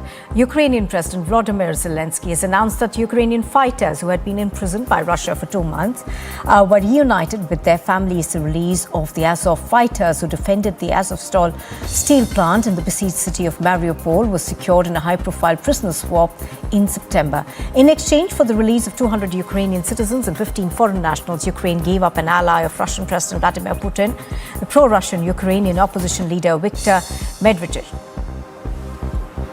Ukrainian forces have broken through Moscow's defenses in the strategic southern Kherson region. The Russian military has acknowledged this. Russia's defense ministry spokesperson Igor Konashnikov has said in his daily briefing that with tank units in the direction of Zoltaya, Balka, Alexandrovka, the enemy managed to penetrate into the depths of our defense. Brazil's presidential candidate Luiz Inácio Lula da Silva met with strategists and campaign advisors to drop a new plan with which they hope to win against the incumbent president Jair Bolsonaro. However, da Silva may have a tougher path to victory than what he and his team had thought just days ago when the polls showed him leading Bolsonaro by double digits. Severe weather has hit several locations in Arizona in the United States of America. A tornado was reported near Williams, near the Grand Canyon, while a dust storm swept through Phoenix, lowering visibility and whipping around palm trees. Up to 10 homes were damaged after the tornado touched down Monday in northern Arizona, but authorities said that there were no reported injuries. Meet the marine biologist who's in a race against time to save the coral reef in the Maldives and find out if the International Necton Science Mission exploring offshore can provide vital new data to help her on the tiny island of Fuldaho. Aya Naseem and the Maldives Coral Institute are involved in a labor of love.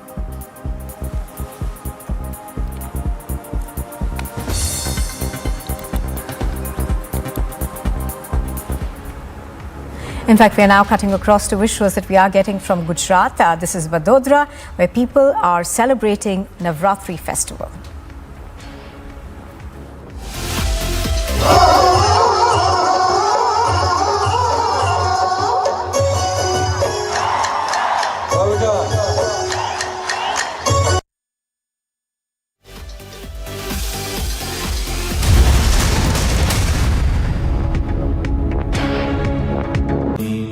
Amity has been ranked India's #1 private university for the 10th year by India Today, a testimony to Amity's world-class education whilst imbibing values and sanskars in students.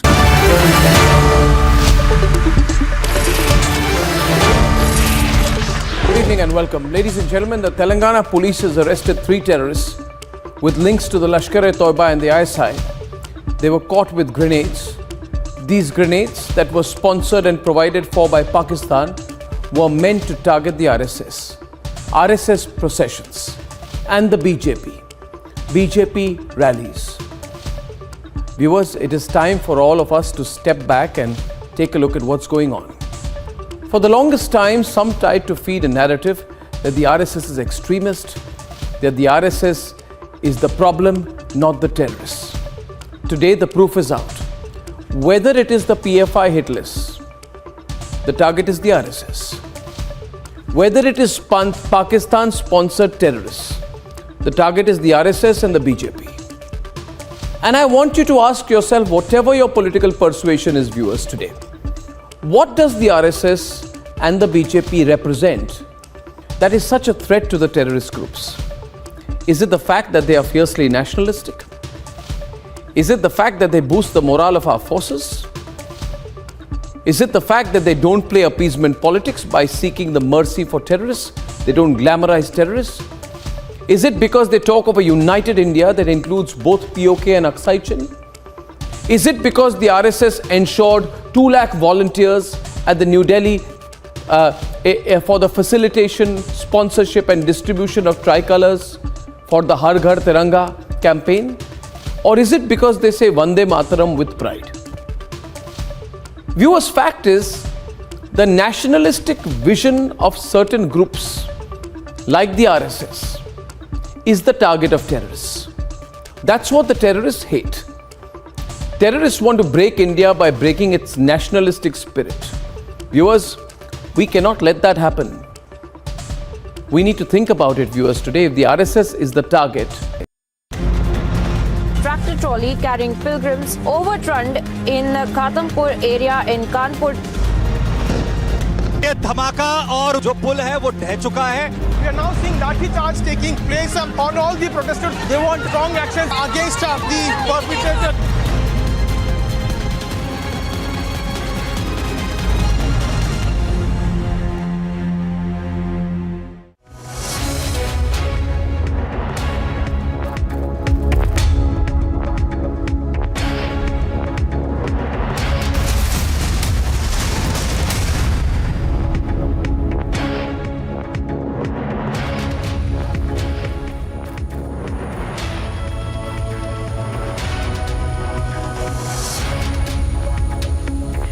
You're watching Live and Breaking. The headlines at 9:30. Home Minister Amit Shah on a 3-day visit to Jammu and Kashmir.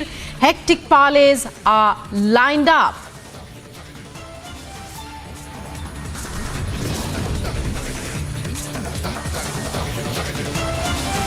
Mega rallies, big projects and rallies. Jammu and Kashmir set to witness it all as Amit Shah kickstarts his visit.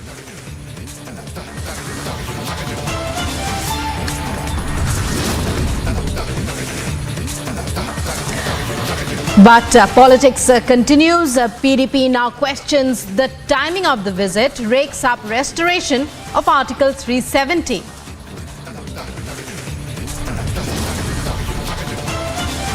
Jammu and Kashmir prison's DG H.K. Lohia found dead under mysterious circumstances in Udayawala.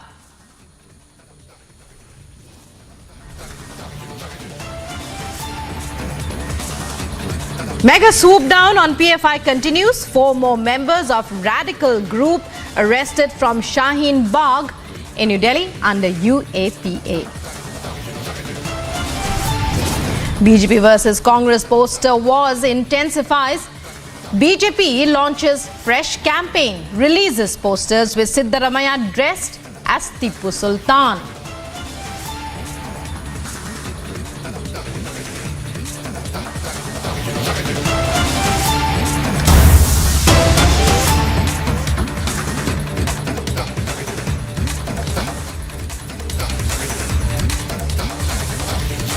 And you're watching live and breaking news coming in now.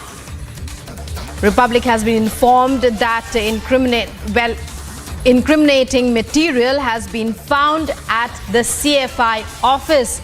The CFI has been known to be trying to brainwash youth and students that government were targeting Muslims and minorities. CFI's incriminating materials now found at the PFI office. And so a major, it's a major exclusive that Republic mega exclusive. Prajwal joining us with the latest details on this. Prajwal, we're trying to understand what this particular row is. We believe that some incriminating documents have been found at the CFI quarters. Tell us what you know. Now it is basically a 15-page document on genocide is what the Campus Front of India has titled, and in this particular document it is being stated that the violence against minorities, especially Muslims, has escalated after right-wing Hindutva grabbed power at the center. So they are going on to target the Modi government at the center, and they are saying that the center is planning mass genocides and they are targeting Muslims and minorities too. And this has been circulated in many colleges, schools, as well as many rallies which the PFI and the Campus Front of India had organized over the past few years. This particular document also had found its way during the 2022 hijab protest which happened in Udupi, and now it is being understood that they are also stating in this particular document that innocents from the Muslim community were imprisoned and they were tortured brutally, and cases were booked against them despite that there has been no sort of legal cases that has been put in. So this is something which is being pointed out repeatedly. The Campus Front of India office was sealed by the Karnataka police, and the Bengaluru police have now zeroed in on the people who had actually gone ahead and written this document, and all of them, it is now being learnt, are from the Campus Front of India. There are also some key names which has come post the investigation too, because in the document that has been provided, it is being stated that this particular art was done by Fatima Ismail and Farida, and the entire layout as well as the content was being created by a person named as Hassan Masood, is what we get to learn in the latest. Now this is also pointing out to the discrimination against minorities. It is not only stating about discrimination against Muslims, but also against the alleged discrimination against the minorities. And now it is also being learned that the Campus Front of India had brainwashed many youths, they had radicalized many youths, and they were trying to incite communal hatred between two communities over here. So this is the information that we get to learn, but more and more sensitive documents have been seized as of now, and the cops are not giving it because they have stated that if these documents go viral on social media, then definitely there will be some sort of law and order problem in Bengaluru as well as the state of Karnataka. Prajwal, when we talk about the swoop down on the campus front of India, it's a Mega Republic exclusive, and Prajwal there giving us all the details on that. Many thanks for joining us there. And as the day goes on, we'll try and get you more information on this mega crackdown. But as of now, as Prajwal was just telling us, those are the details of some of the incriminating documents that have been recovered from the campus front of India office in Bengaluru. Many thanks, Prajwal, once again. And now getting you more breaking news, this time from Punjab. In the news, we're getting you multiple drone intrusion attempts have been marked from Pakistan, and they have been foiled in Punjab. Pakistani drones, as reports suggest, tried to enter Indian territory 5 times in 5 hours. 37 rounds were fired at the Pakistani drone, and the drone tried to enter Batala area of Gurdaspur in Punjab. And this is along the Indo-Pakistan international border. Gursimran to take us through this breaking news story. Gursimran, what are the details about this latest drone infiltration attempt?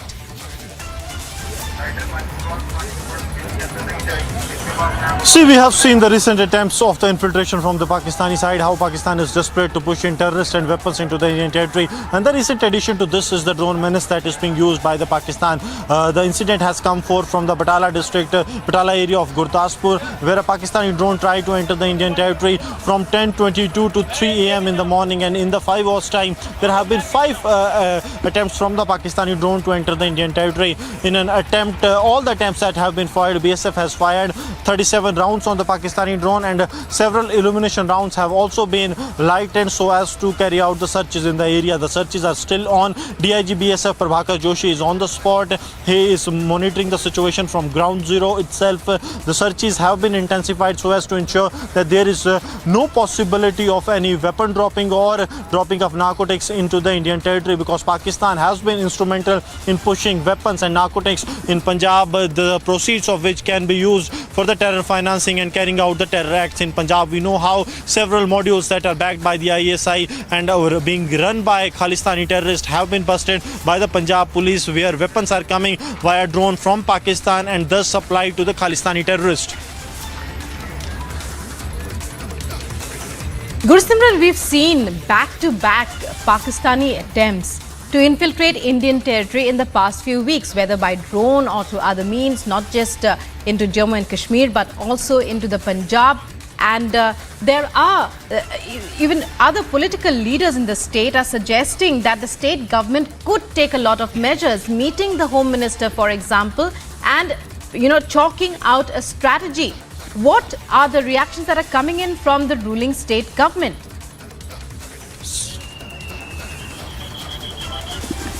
See, the Bhagwant Mann government is time and again saying that we, along with the border security force, is managing the borders well. But this threat from the Pakistan is real and a concerning threat. You see, for the past 10 days, starting from the last Sunday to today is the Tuesday, for the past 10 days, there have been 11 incidents with these 5 incidents that have been reported of attempt of drone intrusion into the Indian territory. 1 incident has been reported along the international border in the Jammu, Kathua. Other 10 incidents have been reported in Punjab itself. That clearly shows that Pakistan is putting its entire focus on the borders of Punjab. They want to take the benefit of Punjab being a peaceful state, and they want to disrupt the peace and to carry out the terror attacks.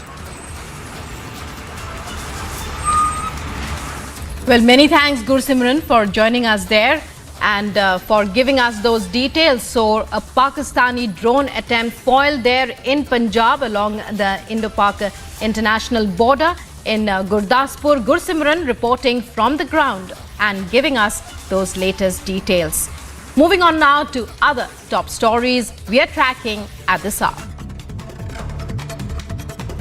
An unidentified ballistic missile reported to have been fired by North Korea recently flew over Tokyo, prompting Japanese authorities to ask citizens to evacuate to shelters. The Japanese government further issued an alert urging Japan's Hokkaido and Aomori prefectures to stay inside buildings.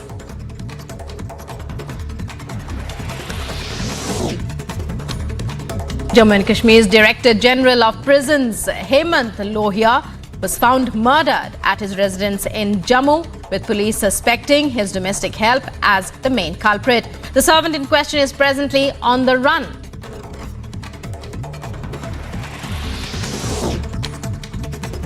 Shiv Sena MP Sanjay Raut's judicial custody in connection with the Patrachol land scam is scheduled to end today, following which he is to be presented before a special PMLA court.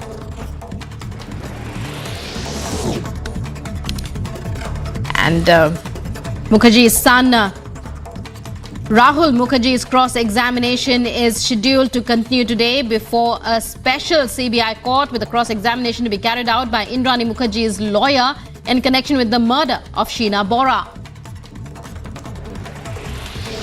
As Union Home Minister Amit Shah arrives at Jammu and Kashmir for a 3-day visit, he is scheduled to hold a rally at Rajouri, along with foundations of several projects to be laid at the convention centre in Jammu. Bombay High Court expected to pronounce verdict in connection with bail application filed by former Maharashtra Home Minister Anil Deshmukh. With the bail plea filed in connection with the money laundering scam, the former minister has been charged in. As a poster war brews between the Congress and the BJP in Karnataka, the BJP has launched posters over Congress leader Siddaramaiah, having helped the PFI on previous occasions.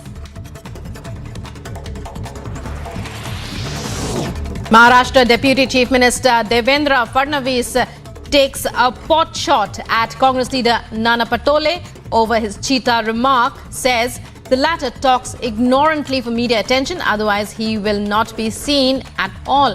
After the Congress leader earlier stated that the BJP had brought cheetahs to Nigeria to spread from Namibia to spread lumpy skin disease. Sources state that Telangana Chief Minister K. Chandrasekhar Rao is expected to announce details of his national agenda on the occasion of Dussehra. The announcement is expected to be made during a party meet scheduled at his residence at Telangana Bhavan. Traffic jams were seen at various places in Surat due to Navratri celebrations. The festival has been in a hiatus for at least 2 years as a result of the corona pandemic.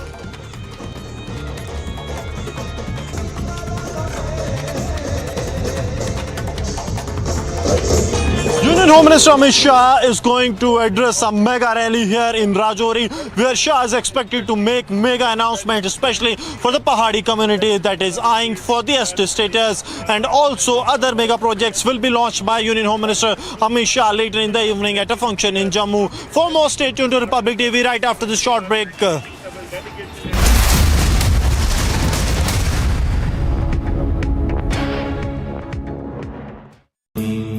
Amity has been ranked India's #1 private university for the 10th year by India Today, a testimony to Amity's world-class education whilst imbibing values and sanskars in students.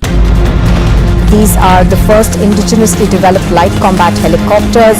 The flight, coming in from Iran, from Tehran, there was a bomb threat on board the flight. India stopped the plane from landing in Delhi. This is one of the major breakdown by the Hyderabad City Police.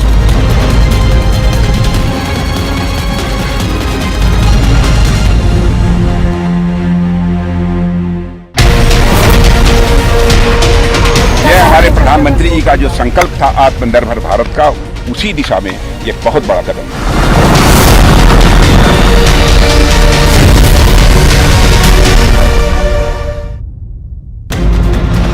Tractor trolley carrying pilgrims overturned in Ghatampur area in Kanpur.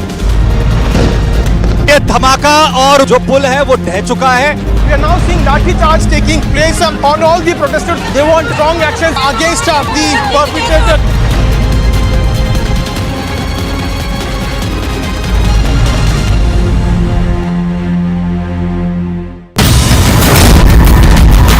In the FIR which has been accessed by Republic TV, which mentions that they had received money from Pakistan-based handlers. At the same time, they have been planning for attack at the BJP and RSS meetings or processions.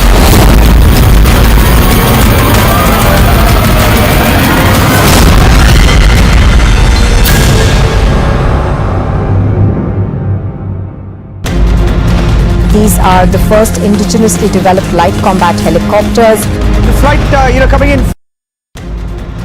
These are the first indigenously developed light combat helicopters. The flight, coming in from Iran, from Tehran. There was a bomb threat on board the flight. India stopped the plane from landing in Delhi. This is one of the major breakdown by the Hyderabad City Police.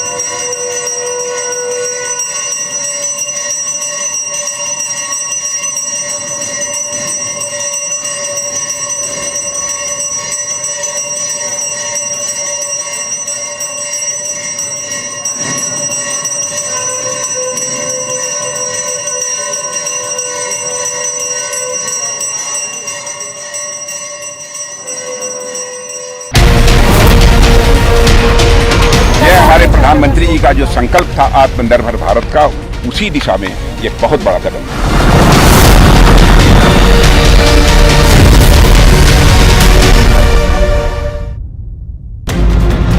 Tractor trolley carrying pilgrims overturned in Ghatampur area in Kanpur. ये धमाका और जो पुल है वो ढह चुका है। We are now seeing lathi charge taking place on all the protesters. They want strong action against the perpetrator.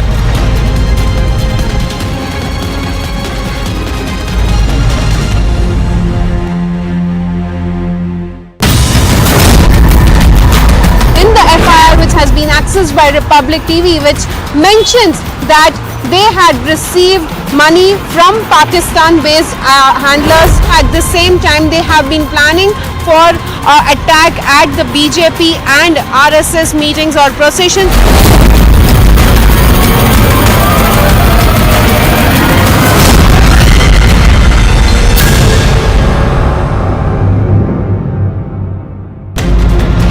These are the first indigenously developed light combat helicopters. The flight, coming in from Iran, from Tehran. There was a bomb threat on board the flight. India stopped the plane from landing in Delhi. This is one of the major breakdown by the Hyderabad City Police.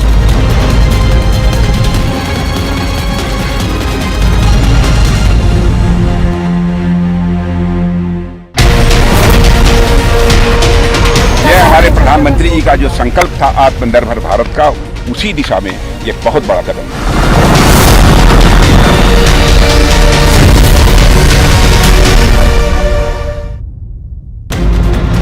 Tractor trolley carrying pilgrims overturned in Ghatampur area in Kanpur. ये धमाका और जो पुल है वो ढह चुका है।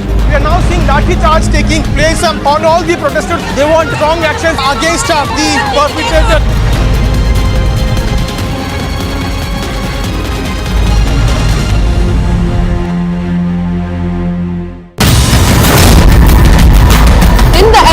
has been accessed by Republic TV, which mentions that they had received money from Pakistan-based handlers. At the same time, they have been planning for attack at the BJP and RSS meetings or processions.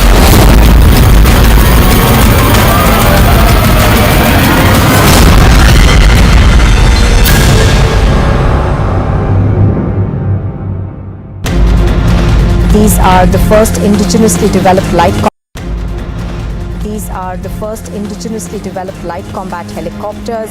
The flight, coming in from Iran, from Tehran, there was a bomb threat on board the flight. India stopped the plane from landing in Delhi.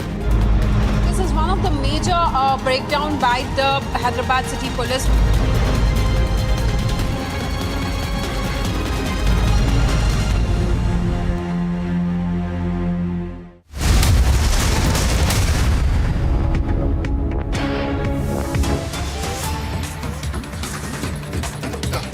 You're watching Live and Breaking, and Jammu and Kashmir Director General of Prisons Hemant Lohia is found dead under suspicious circumstances at his home in Jammu's Udayawala with his throat slit late on Monday night.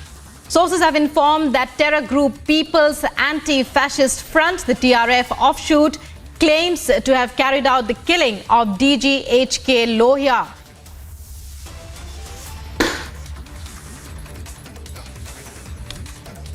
Hemant Lohia was the Director General of Prisons in Jammu, and he was found dead at his home. These are visuals of his home in Udayawala. Even as a terror group now has claimed responsibility. That's what we are hearing. A terror group has claimed responsibility for his killing. Hemant Lohia was found dead late last night. Under mysterious circumstances, police are investigating all angles. Latest reports suggest that a terror group could be involved in the killing of the Director General of Prisons. Gursimran joining us now with this latest update. Gursimran, what can you tell us about a terror group now coming into the picture? What are the police saying, and what details do you have about a terror group claiming responsibility for the killing of the DG of Prisons, H.K. Lohia?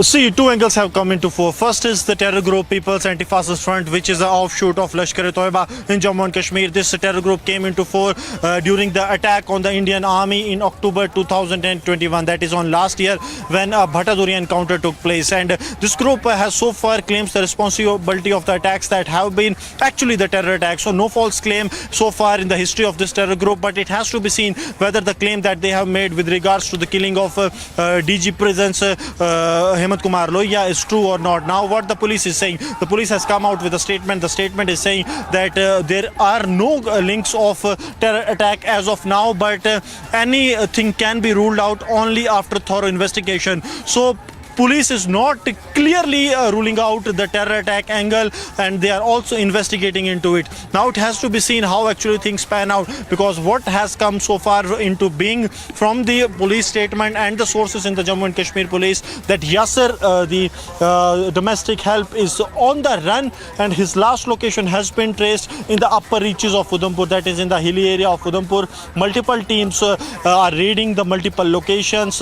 Teams from Udhampur are raiding, teams from the Ramban are raiding. Even the special teams from the Jammu have been rushed based on the technical inputs that have been generated by the team led by the SSP Jammu Chandan Kohli. So all the developments that are taking place are being worked upon. Every single input is being taken really very seriously, because it was today morning at around 5 when this threat later came into being, notice of the top cops of the Jammu and Kashmir police, and since then they are looking into that angle also. And Gursimran, well, stay with us. We're getting all the updates from our correspondent on the ground. So it's a big development into the probe. Terrorist outfit has now claimed responsibility. Of course, police are tight-lipped about the entire investigations, which are still underway.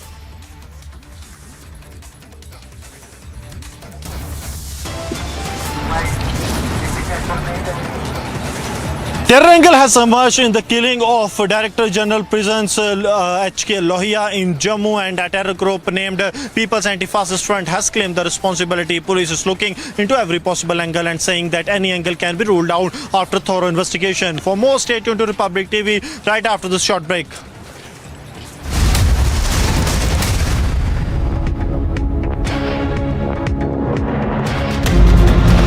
Tractor trolley carrying pilgrims overturned in Ghatampur area in Kanpur.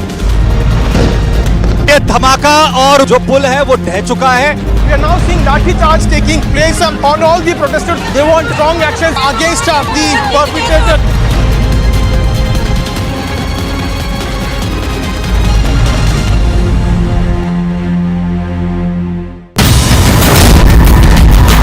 In the FIR which has been accessed by Republic TV, which mentions that they had received money from Pakistan-based handlers. At the same time, they have been planning for attack at the BJP and RSS meetings or processions.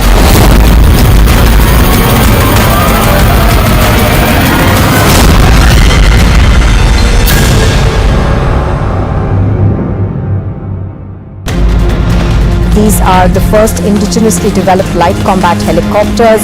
The flight, coming in from Iran, from Tehran, there was a bomb threat on board the flight. India stopped the plane from landing in Delhi. This is one of the major breakdown by the Hyderabad City Police.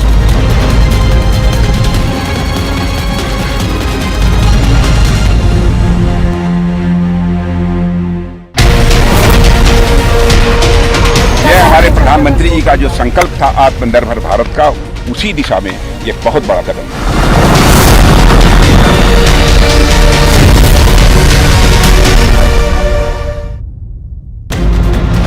Tractor trolley carrying pilgrims overturned in Ghatampur area in Kanpur. ये धमाका और जो पुल है वो ढह चुका है. We are now seeing lathi charge taking place on all the protesters. They want strong action against the perpetrator.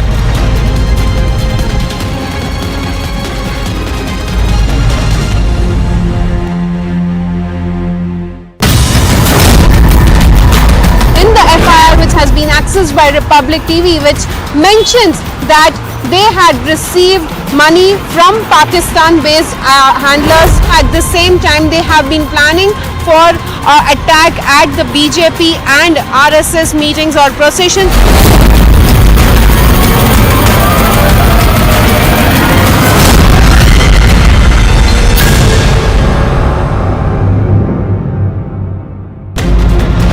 These are the first indigenously developed light combat helicopters. The flight, coming in from Iran, from Tehran, there was a bomb threat on board the flight. India stopped the plane from landing in Delhi. This is one of the major breakdown by the Hyderabad City Police.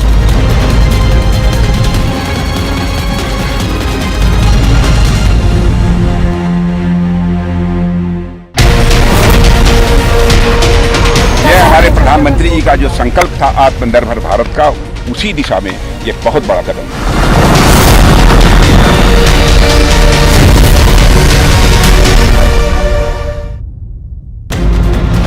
Tractor trolley carrying pilgrims overturned in Ghatampur area in Kanpur.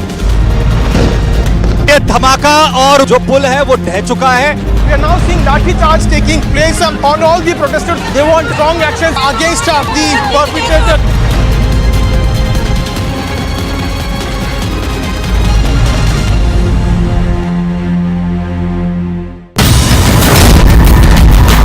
In the FIR which has been accessed by Republic TV, which mentions that they had received money from Pakistan-based handlers. At the same time, they have been planning for attack at the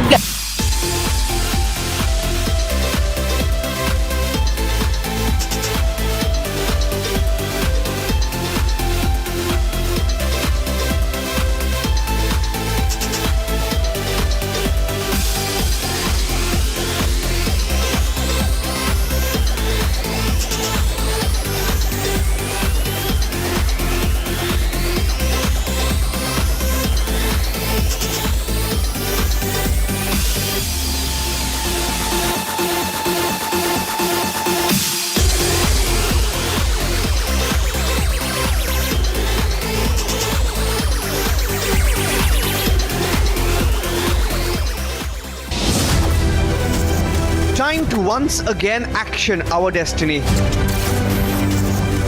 Focus on mission superpower.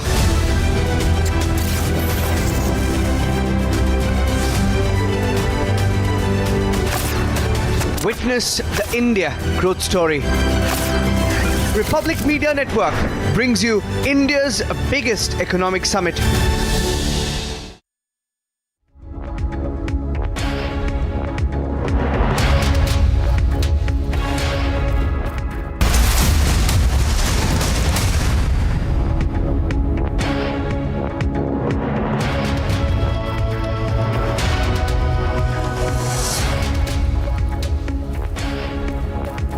Good morning and thank you very much for staying with us on Republic TV. You're watching Live and Breaking. I'm Nupur Talwar Suri.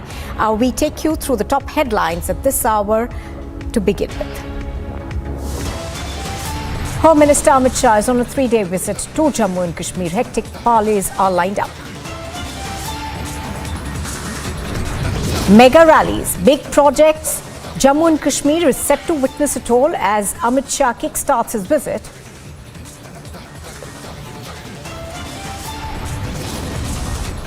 But politics is continuing. The PDP is now questioning the timing of the visit, wakes up restoration of Article 370. DG Prisons is found dead under mysterious circumstances. The terror group, the TRF, claims responsibility. The police refutes the terror angle.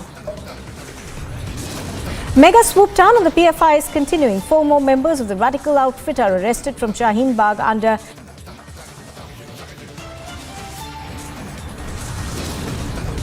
the BJP versus the Congress poster wars intensified. The BJP launches a fresh campaign, releases posters with Siddaramaiah dressed as Tipu Sultan.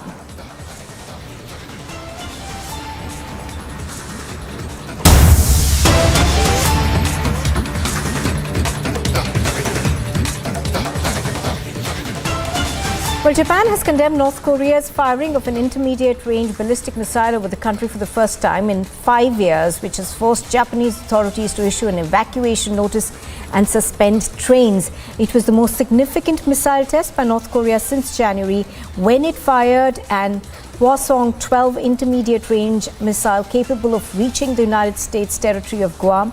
Japan and South Korea have both called security meetings to discuss this launch. Now, Tuesday's launch comes as North Korea escalates its test of weapons designed to strike regional U.S.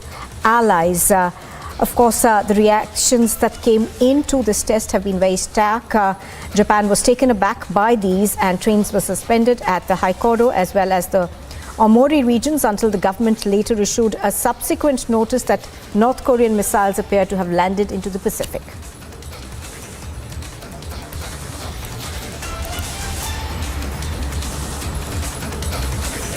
先ほど、北朝鮮が弾道ミサイルを発射し、我が国上空を通過し、太平洋上に落下したとみられます。最近の度重なる弾道ミサイルの発射に続く暴挙であり、強く非難をいたします。Our senior executive editor Abhishek Kapoor now on the phone line. Abhishek, this obviously goes against all international norms that are put into place. Usually when a test like this takes place, various neighboring countries have to be informed, and that's something obviously North Korea did not think absolutely necessary to do. How do you see this, and do you now see escalating tensions? Well, Nupur, yes, it does escalate tensions, but this has happened about 5 to 6 hours back, which means early morning Japan time, and the Koreans launched this unknown missile, which the South Koreans believe could have been an IRBM or an ICBM, which is either an inter-range ballistic missile or an intercontinental ballistic missile, which is a longer version, and that's a worry. And it was intended to fly over Japan, and it has moved from the direction of North Korea over South Korea, then the Hokkaido island of Japan, and then into the east of Japan in the Pacific Ocean. It has landed there. This is the sort of trajectory that is being talked about, and there is possibility, according to the South Korean Defense Ministry, that there were more than one missile launched. So there is sort of an uncertainty, but the fact that the North Koreans have done something which is almost the first in the last 5 years. In fact, Japanese media is reporting that this has not happened since September of 2017, and that gives you an idea of the kind of escalation that you're talking about is happening. South Korea and the United States have been carrying out a joint military exercise. It's something which is not new. South Korea and Japan have very strong and durable military ties, and they keep doing those exercises, and sometimes it becomes a multinational exercise. In some cases, India, for example, Indian Navy has participated in those exercises, and for North Korea to say that those exercises were a provocation and to do this launch clearly shows that they intend to escalate. In fact, this should also be mentioned that this is fifth missile launch that has taken place over the last fortnight during the period when the joint US-South Korean military drill has been going on. So I think this seems like a developing story. There have been strong reactions coming in from the South Koreans, from the Japanese. In fact, this alert and sirens that were raised, Nupur, that too was something which has happened for the first time in many years, and that's something which makes the Japanese really concerned about the manner in which the North Koreans have carried out these missile firings.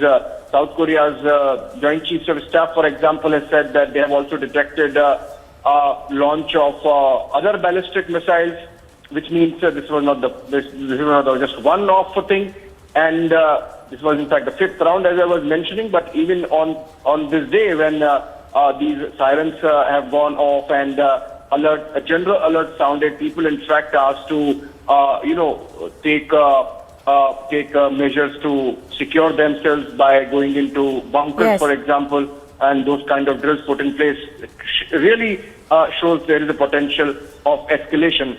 We are awaiting a response from the United States. We have seen strong reactions coming in from the Japanese and the South Koreans. And hopefully, and of course, also, since you are going to experts from here on to take the discussion forward, the element of China. Remember, it's good because the Chinese have asked the North Koreans to do this. Right, absolutely. Abhishek, do stay with us. Group Captain Augustine Vinod also joining us right now. Group Captain Vinod, good morning. Thank you for joining us. To begin with, how do you see this? Many would call this hugely provocative. Absolutely, hugely provocative, maybe. But I want to show you and Nupur something very important, and it is right behind me.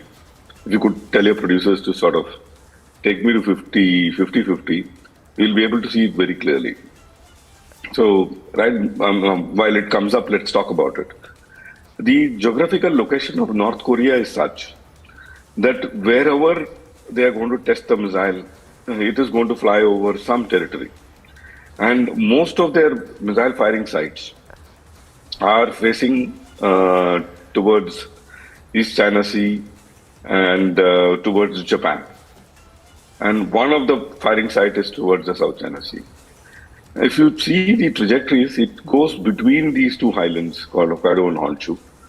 So, to me, I'm not at all justifying Kim Jong-un's actions at all.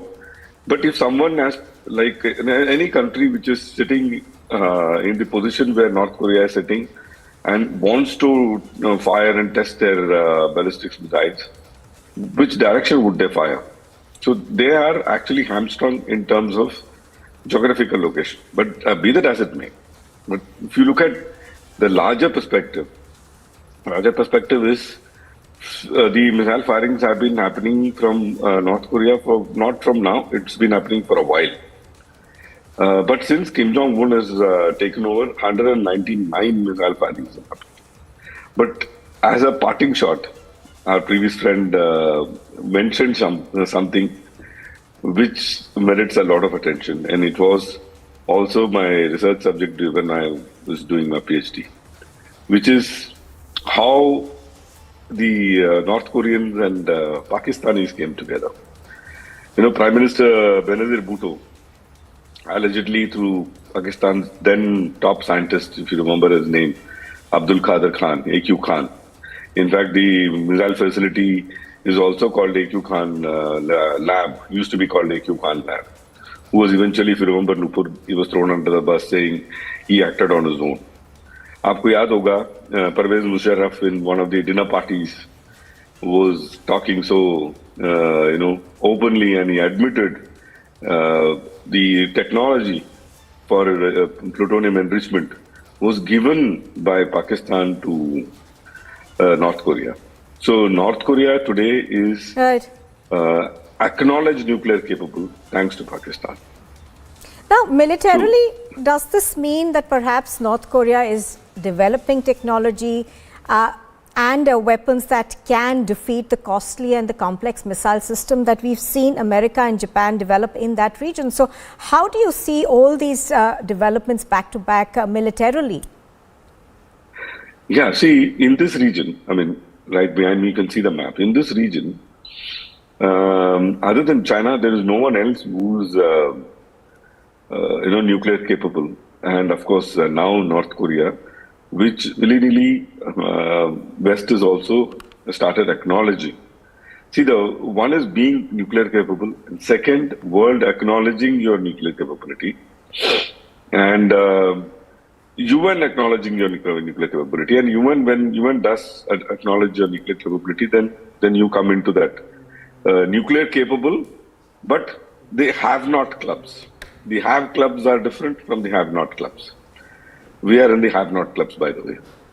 So the have not, when North Korea is an acknowledged nuclear power in the have not club, Nupur, when any military action that would be taken, if at all it would be taken against North Korea, it will be under the umbrella of nuclear usage of nuclear weapon. So we have seen historically against countries which are nuclear capable, other countries are little measured in taking their action. For example, what if Iraq had WMD? What if Saddam had nuclear weapon? Would Iraq have gone through 2 wars led by United States into their heartland and destroyed the way it has been destroyed today? Wouldn't have been. Which is why they say a nuclear weapon is a peace weapon and not the weapons of mass destruction, because now no country can invade that country the way it invades a non-nuclear state. So these are the things which is pushing the decision makers of Kim Jong-un to go nuclear. And where will he fire? I mean, you look at the map right behind me. Where will he fire? He has to fire towards the open area, and they have taken a measured path, Nupur.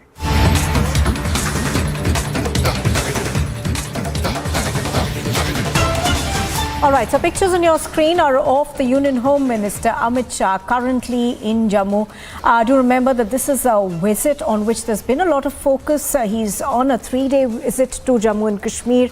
There are a host of programs that are lined up, of course.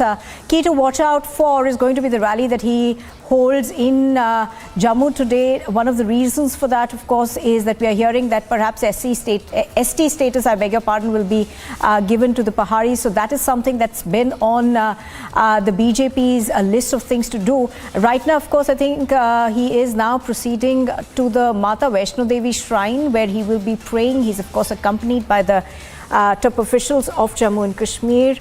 We can also see the governor over there. And we are told that there are, of course, 2 rallies that will be held today. Security has been heightened for this visit. Before this visit, in the run-up to this visit in the past week or so, we've seen 2 terrorist attacks. One of them, of course, was causing a great deal of alarm, the one in Udhampur. Let me go across to Gursimran, who's reporting on this. He's joining us right now. Gursimran, give us a sense of what we are expecting in the next few hours from the Home Minister's visit.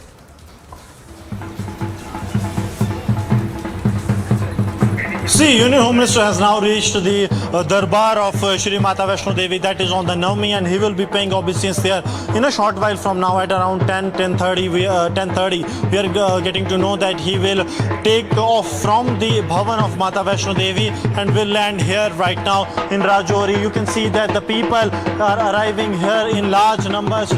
Those demanding the SC/ST status, they are coming. We'll try to speak to them. आप लोग बड़ी तादाद में आ रहे हैं, क्या expectation है आज गृह मंत्री के विजिट से? गृह मंत्री जनाब अमित शाह साहब का हम इस्तकबाल के लिए आए हैं। दूसरा जो पहाड़ी एसटी स्टेटस है उन्होंने आज हमारा अनाउंस करना है। हम सब अपनी मांग को लेकर यहाँ पहुँचे हैं। बड़ी तादाद में, लाखों की तादाद में लोग यहाँ जमा हो रहे हैं। So the people are coming here in large numbers, dancing on the tunes, dancing the Pahadi community. They are all in happiness. They are saying that they are expecting that the Union Home Minister will be announcing the ST status for the Pahadi community, and they are all happy, all happy. We'll try to speak to some more representatives. क्या पूरी उम्मीदें हैं इस बार जो है status मिल जाएगा? इंशाल्लाह हम पूरी उम्मीद लेकर आए हैं और लाखों की तादाद में आए हैं और हमारा एसटी स्टेटस इंशाल्लाह मिलेगा। So see how the expectations are of the people, local people from the top brass, the Union Home Minister Amit Shah, who's arriving here. I'll request Rakesh to show you a visuals at once. That heavy security deployment has been put in place, keeping in view the threat perception that remains on the high-profile visits in the Union Territory of Jammu and Kashmir. Union Home Minister Amit Shah will land here at around 11:30. At around 12:15, 12:30, we are expecting the mega address of Union Home Minister to start, and some mega announcements for the Pahadi community are expected as being said by the members of the Pahadi community. And later Amit Shah will be heading to Jammu, wherein he will be inaugurating and laying foundation stone of projects, developmental projects worth over 2,000 crore rupees, and also will be launching the logo and the tagline of the digital Jammu and Kashmir. All right, now Gursimran, there has been some amount of sentiments that have come in from the other ST communities, specifically the Gujars, who've been saying that if the Pahadis get the ST status, I beg your pardon, then it will, their rights will become limited. So what is the government thinking in terms of managing those expectations?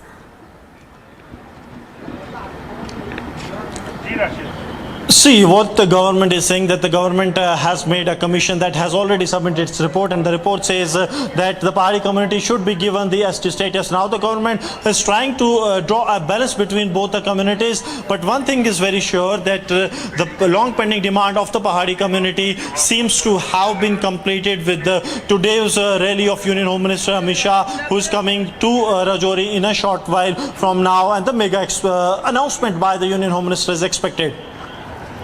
Oh yes, absolutely.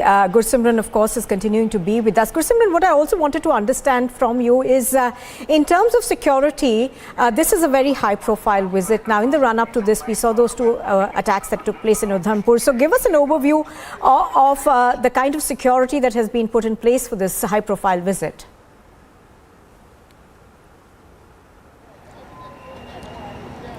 See, right now we are at the famous Rajouri bridge, and I'll request Rakesh to show you the visuals of the security, as well as the visuals of the arrangements that have been made for the high-profile visit of Union Home Minister to the Union Territory of Jammu and Kashmir. That is a mega arena, the stadium where the Union Home Minister is scheduled to hold meeting, and I'll request Rakesh to also show you the security deployment that has been put in place. See how the Jammu and Kashmir Police Special Operations Group vehicle, this is a specialized vehicle that has been put in place here at the rally venue, so as to ensure that any nefarious plot of the enemy can be foiled, and that too well within the time. We have seen number of attempts from the terror groups to disrupt the high-profile visit of Union Home Minister here, and entire area is being kept eye using these specialized cameras that have been put in place.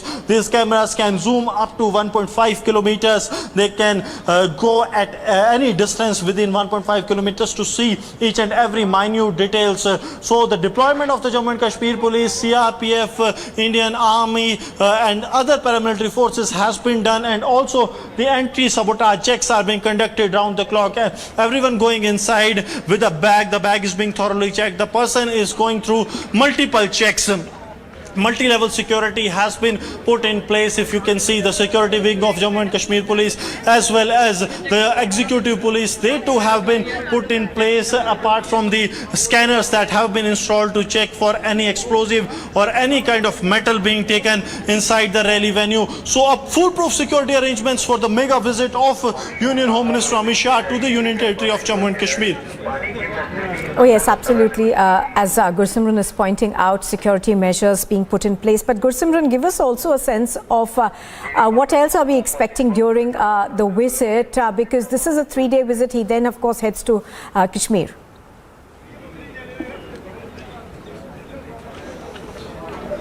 देखिए, गृह मंत्री अमित शाह, क्योंकि जम्मू कश्मीर का ये उनका अगर बात की जाए तो तीसरा दौरा है। 3 बार वो जम्मू आ चुके हैं धारा 370 टूटने के बाद, और 2 बार कश्मीर। तो कुल तौर पर जो है ये बहुत महत्वपूर्ण दौरा होने वाला है। तीसरा जम्मू दौरा और दूसरा कश्मीर दौरा। अब जम्मू में क्या सौगातें जो हैं वो केंद्रीय गृह मंत्री देते हैं, उसमें सबसे ज्यादा एक्सपेक्टेशन जो है वो पहाड़ी कम्युनिटी को है। पहाड़ी जो समुदाय है उसका ये मानना है कि उन्हें जो है अब शेड्यूल्ड ट्राइब का स्टेटस जो है इस बार तो मिल ही जाएगा। उनका कहना है कि लगातार हम जो है इसकी मांग कर रहे थे, लेकिन समय की जो सरकारें रही उनकी तरफ से उनकी मांगों को जो है नहीं सुना गया। लेकिन अब वो समय आ गया है, क्योंकि भारतीय जनता पार्टी की अगर अब स्टेट लीडरशिप की भी बात करेंगे तो लगातार आश्वासन जो है वो दिए गए हैं कि इस बार तो गृह मंत्री जो है इस बात का ऐलान कर ही देंगे कि एसटी स्टेटस जो है वो पहाड़ियों को दिया जाएगा। और यही कारण है कि अगर आप देखेंगे यहाँ पर तो काफी पहाड़ी कम्युनिटी के लोग जो है आपको दिख जाएंगे, सिर पर जो है पगड़ियां पहने यहाँ पर काफी तादाद में लोग जो हैं वो यहाँ पे आए हुए हैं। आप देखिए जिस तरह से पहाड़ी कम्युनिटी से हैं, बाकी कम्युनिटी से हैं, ढोल नगाड़ों के साथ कई लोग, चंद लोगों से जब हमने कुछ देर पहले बात की तो वो यहाँ पर पहुँच रहे हैं।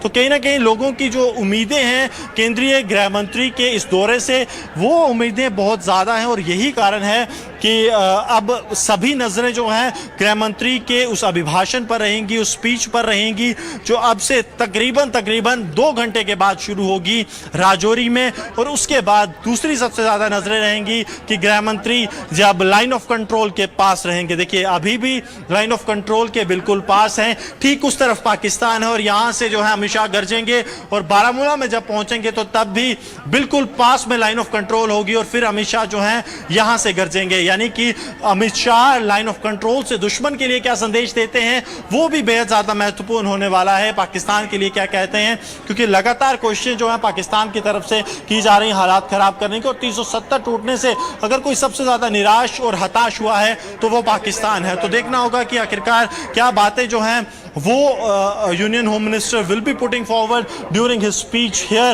At the Rajouri stadium, which is all set to welcome the Union Home Minister. For more, stay tuned to Republic TV right after this short break.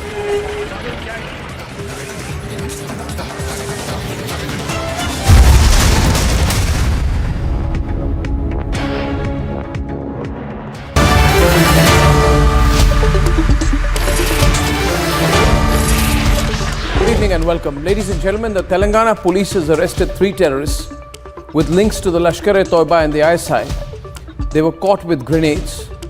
These grenades that were sponsored and provided for by Pakistan were meant to target the RSS processions and the BJP rallies. Viewers, it is time for all of us to step back and take a look at what's going on. For the longest time, some tried to feed a narrative that the RSS is extremist, that the RSS is the problem, not the terrorists. Today, the proof is out.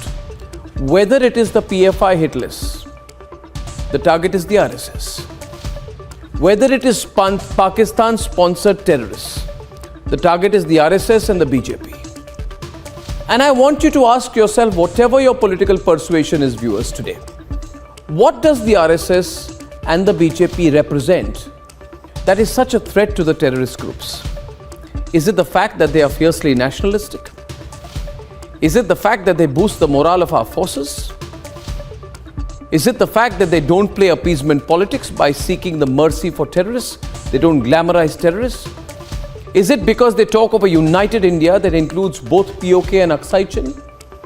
Is it because the RSS ensured 2 lakh volunteers at the New Delhi for the facilitation, sponsorship and distribution of tricolors for the Har Ghar Tiranga campaign? Or is it because they say Vande Mataram with pride? Viewers, fact is, the nationalistic vision of certain groups like the RSS is the target of terrorists. That's what the terrorists hate. Terrorists want to break India by breaking its nationalistic spirit. Viewers, we cannot let that happen. We need to think about it, viewers, today. If the RSS is the target for... Time to once again action our destiny. Focus on mission superpower. Witness the India growth story. Republic Media Network brings you India's biggest economic summit.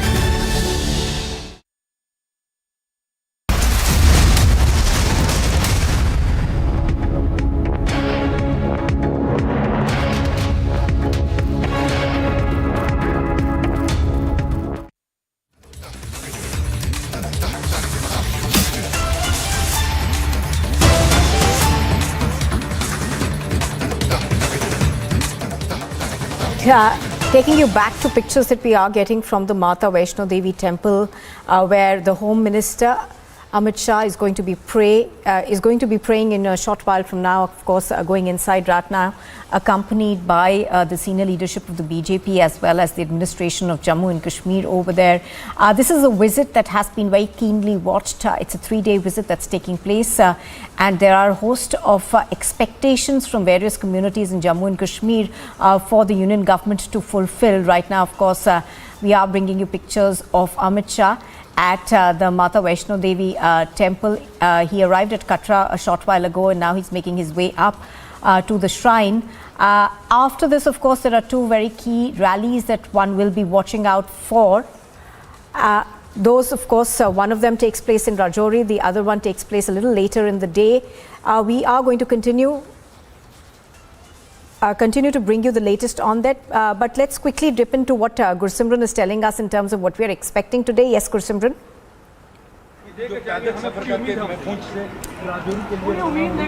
See, right now we are outside the rally venue of Union Home Minister Amit Shah, and the members of the Pahari community, they are arriving here in the large numbers. Sir, क्या expectations हैं आज की rally से आपकी गृह मंत्री की? उम्मीदें हैं? सर, लगातार आप लोगों को उम्मीदें हैं गृह मंत्री की रैली? जी, उम्मीदें हैं, पूरी उम्मीदें हैं। गृह मंत्री हमें कुछ ना कुछ देकर जरूर जाएंगे। आज पूरी उम्मीदें हैं, हमारे गृह मंत्री हमें जरूर ना एसटी का दर्जा देके जाएंगे। एसटी का दर्जा जो है मिलेगा सर, क्या कह रहे हैं? मिलेगा, पक्का मिलेगा, क्यों नहीं मिलेगा। पहाड़ी जिला के लिए हम जानबूझ की जितना भी जोर है दोनों लगाएंगे। So the Pahari community is really very hopeful that the Union Home Minister will be announcing the ST status for them, and they are going to the rally venue of Union Home Minister Amit Shah here in Rajouri.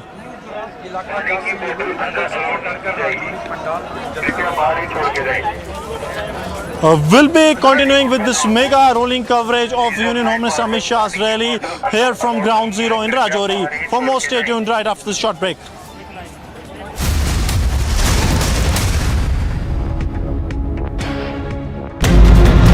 These are the first indigenously developed light combat helicopters. The flight, coming in from Iran, from Tehran, there was a bomb threat on board the flight. India stopped the plane from landing in Delhi. This is one of the major breakdown by the Hyderabad City Police.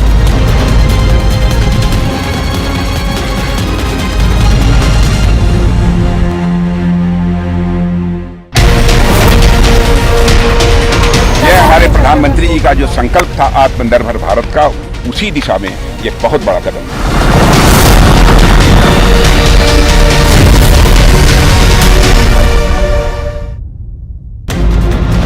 Tractor trolley carrying pilgrims overturned in Ghatampur area in Kanpur. India ये धमाका और जो पुल है वो ढह चुका है। We are now seeing lathi charge taking place on all the protesters. They want strong action against the perpetrator.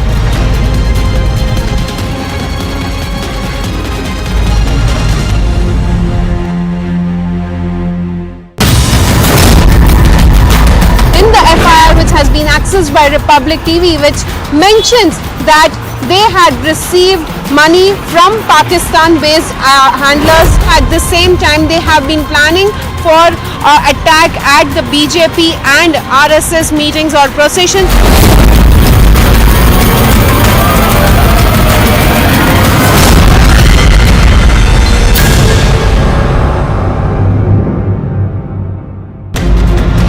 These are the first indigenously developed light combat helicopters. The flight, coming in from Iran, from Tehran, there was a bomb threat on board the flight. India stopped the plane from landing in Delhi. This is one of the major breakdown by the Hyderabad City Police.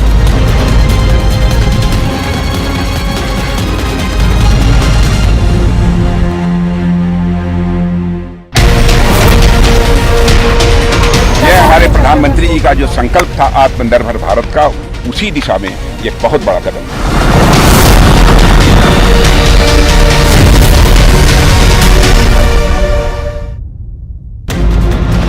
Tractor trolley carrying pilgrims overturned in Ghatampur area in Kanpur. ये धमाका और जो पुल है वो ढह चुका है।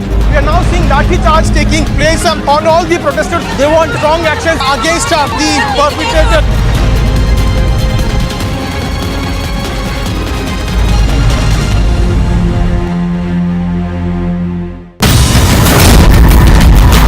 In the FIR.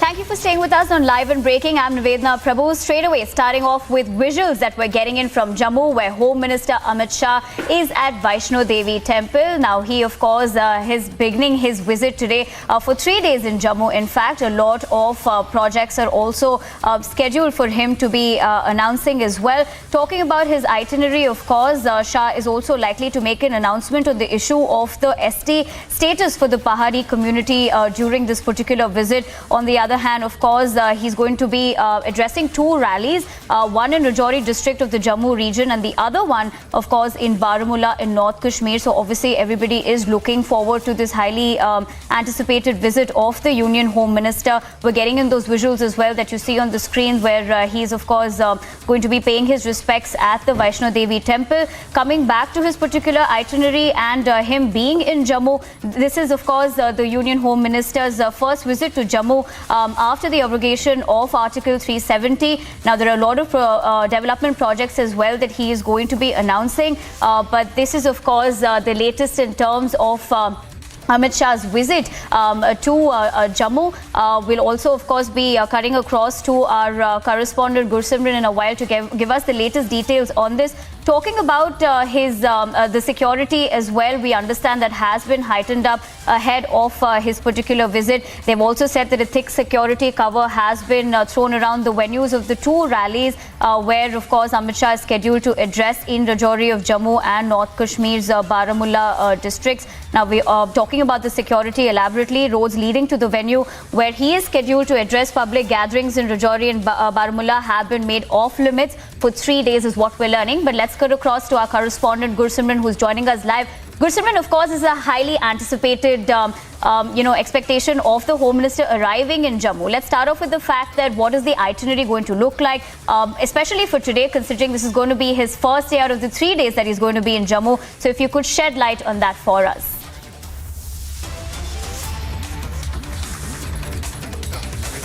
Now we are in the Rajouri and the people have started arriving for the mega rally of Union Home Minister Amit Shah to the Union Territory of Jammu and Kashmir. The people of the Pahari community, they have lined up here in large numbers. They are getting the security clearance to get inside, and they are very hopeful that this time they will be getting the ST status. Sir, क्या उम्मीदें हैं पहाड़ी लोगों को यहाँ से? हमें तो उम्मीद है पहाड़ी स्टेटस के लिए, इसके लिए तो आए हम।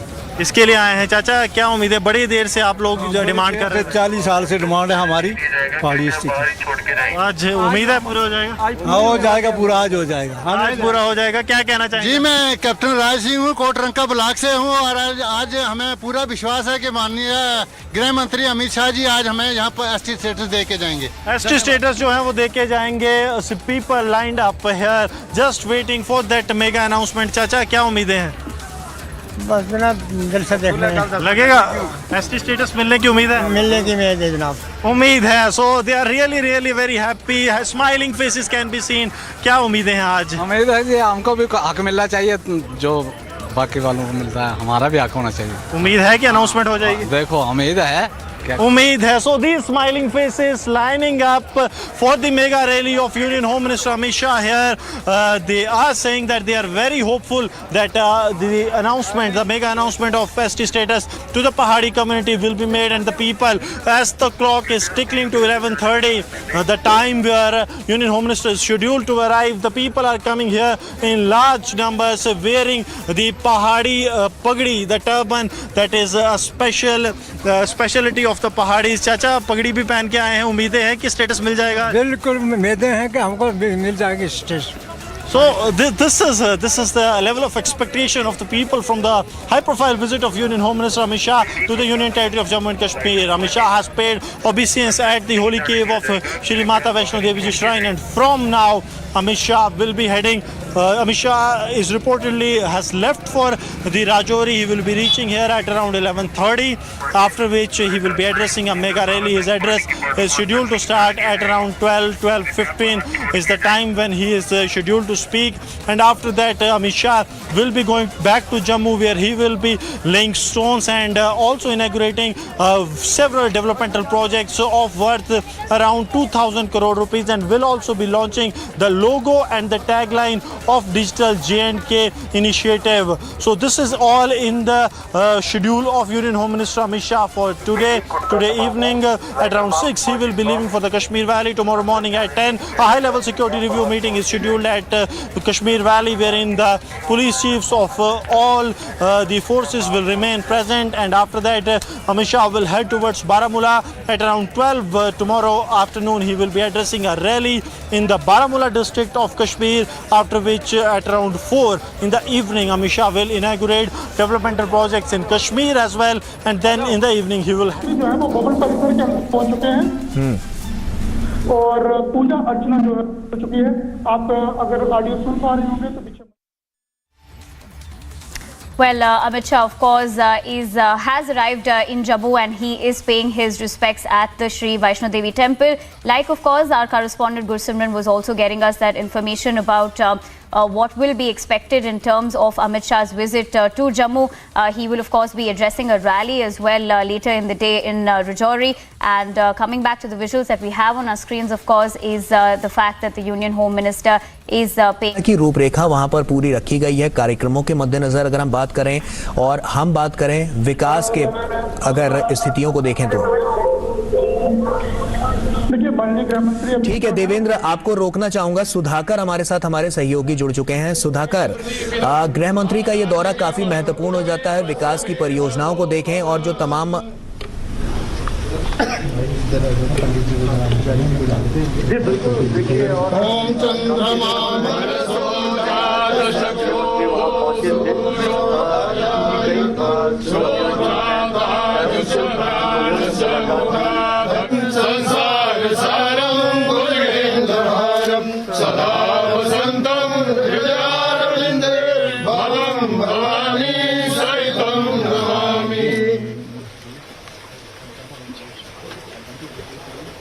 ओम जगन्नाथानि धर्माणि सन्नति हनाकं महिमानः सजन्तयत्र पूर्वे साध्याः सन्ति देवाः। ओम महालक्ष्मी सर्वशक्त्यै धीमहि तन्नो देवी प्रचोदयात्। पुष्पाञ्जलिं समर्पयामि।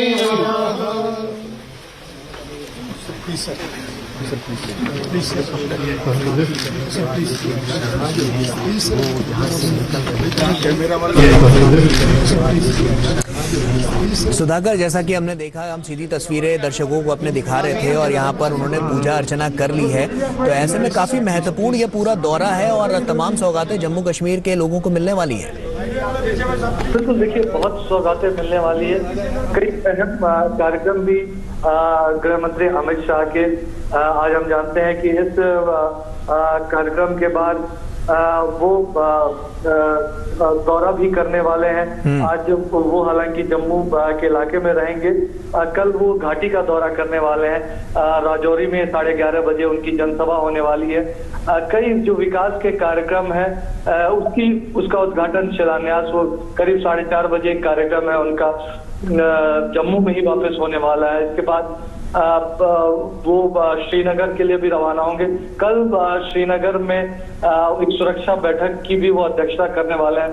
सुबह 10 बजे बारामूला में एक जनसभा को वो संबोधित करने वाले हैं और फिर से कई विकास कार्यों की सौगात खासतौर से कश्मीर घाटी के लिए उसके लिए एक कार्यक्रम आयोजित होने वाला था। हम कह सकते हैं कि इस दौरे के जरिए जो विश्वास, सद्भाव का माहौल, सुरक्षा का माहौल और मजबूत तो होगा ही, जम्मू कश्मीर की प्रगति को एक नई गति मिलने वाली है। और हम जानते हैं कि लगातार हर महीने Well, that was Union Home Minister Amit Shah at Sri Vaishno Devi Temple, where he's of course paying his respects as well. Now this kicks off his visit in Jammu and Kashmir. Now, of course, the first 3 days he will be in Jammu, where he will be also establishing developmental projects as well. Now, in his 3-day visit, he'll also be addressing 2 rallies, is what we understand. One, of course, in Rajouri, and the other one later on in Baramulla in Kashmir. Talking about, of course, his itinerary, he first kick-started it by paying respect at the Sri Mata Vaishno Devi Temple in Katra in Jammu. Now, we're also understanding that he will reach later on in a particular meeting with several delegations, including those from Gujars and the Bakerwalas and the Yuva Rajput Sabha later during the day, considering the fact that special status is expected to be given to the Pahadis community as well. Now, apart from that, in terms of the security also has been heightened with the fact that the Union Home Minister is visiting Jammu. In terms of the security, what we've learned so far is that there's a thick security cover that has been thrown around the venues of the 2 rallies which Amit Shah is expected to raise, and the roads leading to the venues as well. Shah is scheduled to address public gatherings in Rajouri and Baramulla. Now, these particular areas have been made off limits for the next 3 days for the general public, is what we're understanding as well. In terms of the security, once again, it's also being said that heightened vigil and round-the-clock patrolling is being carried out by the joint teams of security forces. And talking about Amit Shah's rally, the mega rally is going to be at Shaukat Ali Stadium at Baramulla. So there, of course, on our screens as well, we've got the visuals of Home Minister Amit Shah at the Vaishno Devi Temple. This, of course, kicks off his first day of the 3-day visit in Jammu. We'll continue to be rolling on the story and getting you the latest on this. Stay tuned to Republic. All right, continue to speak about the fact that he has visited Jammu and Kashmir. There's a lot of anticipation and expectation as well from the people as well in terms of the special status that we're hearing, because he's expected to address a massive public rally in Rajouri later in the day, and will be directly interacting with the Pahari community in the area. He's also set to inaugurate the Jammu-Akhnur flyover along with the Jammu-Poonch National Highway, along with other projects. And talking about his itinerary further, just in Jammu and Kashmir as well, considering he will be doing different development projects as well. This is, of course, about today's itinerary. What we're learning is that tomorrow he will be reviewing the security situation in Jammu and Kashmir at a meeting which is to be held in Raj Bhavan in Srinagar. Now, Lieutenant Governor of Jammu and Kashmir, Manoj Sinha, top officials of the army, paramilitary forces, state police and civil administration will also take part in the high-level meeting, is what we're understanding. Of course, this particular visit is extremely important because it's his first visit to Jammu after the abrogation of Article 370. So in that perspective, the reactions coming in from people as well as to what they will be expecting in terms of the special status of the community is on one side, but he will also be involved in laying the foundation stones of several development projects in Srinagar, which of course everybody will be looking forward to seeing, how that is going to be rolling out. And talking about the public meeting, or the rally that he will be addressing will be in the Baramulla district before the end of his 3-day visit to Jammu and Kashmir. So obviously lots is lined up for the Union Home Minister's visit in Jammu. Now, talking about the fact that the officials also have confirmed that a multi-tier security arrangement have been put in place, considering the fact that the Union Home Minister is in Jammu, and this of course is in the purview of the public rally that he will be addressing further today in Rajouri. Now, talking about the security as well, joint teams of the army, police and the paramilitary forces launched a cordon and search operation in the Chetra forest. Siran and Dasal Jatan were deployed. Now, we'll continue, of course, to get you the latest on the fact that the Union Home Minister Amit Shah is in Jammu. Stay with us on Republic TV. We'll be right back after a short break.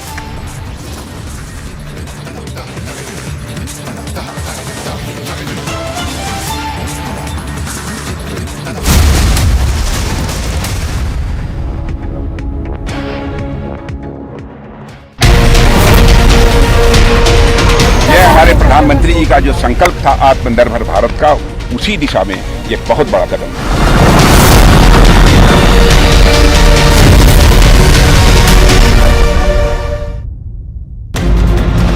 Tractor trolley carrying pilgrims overturned in Ghatampur area in Kanpur. ये धमाका और जो पुल है वो ढह चुका है। We are now seeing lathi charge taking place on all the protesters. They want strong action against the perpetrator.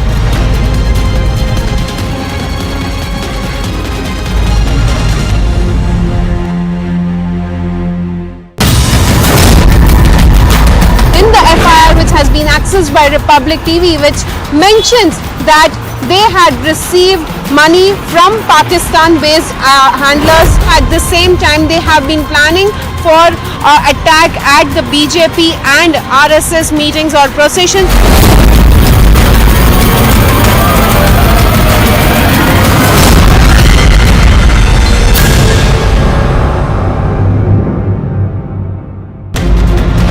These are the first indigenously developed light combat helicopters. The flight, coming in from Iran, from Tehran, there was a bomb threat on board the flight. India stopped the plane from landing in Delhi. This is one of the major breakdown by the Hyderabad City Police.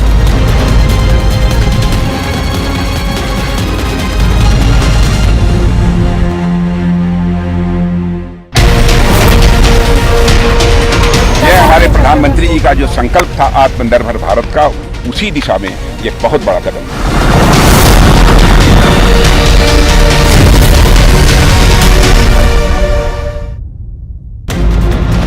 Tractor trolley carrying pilgrims overturned in Ghatampur area in Kanpur. ये धमाका और जो पुल है वो ढह चुका है। We are now seeing lathi charge taking place on all the protesters. They want strong action against the perpetrator.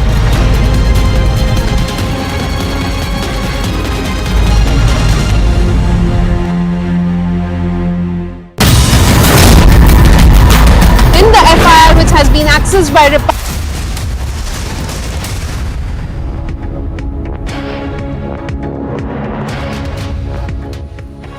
Well, we're getting in visuals from Jammu, where Home Minister Amit Shah is, of course, kicking off his first day of his arrival of his 3-day visit to Jammu and Kashmir. Now, here, of course, he started off by paying obedience at Mata Vaishno Devi Temple, and he will later be travelling to Rajouri. Now, talking about, of course, his visit here, he will be chairing high level meetings later in the day. He'll also be laying the foundation to several key developmental projects as well, addressing a lot of other issues as well in the particular region. All right, for more information on this, let's cut across to our correspondent Gursimran, who's getting us the latest on this. Now, Gursimran, of course, talking about Home Minister Amit Shah's visit. Now, this comes after this is the first visit after the abrogation of Article 370. So, what is the atmosphere like? What are people's reaction? If you could take us through that, and also terms of political reactions, also if it's coming in, what is it, and give us the latest on that.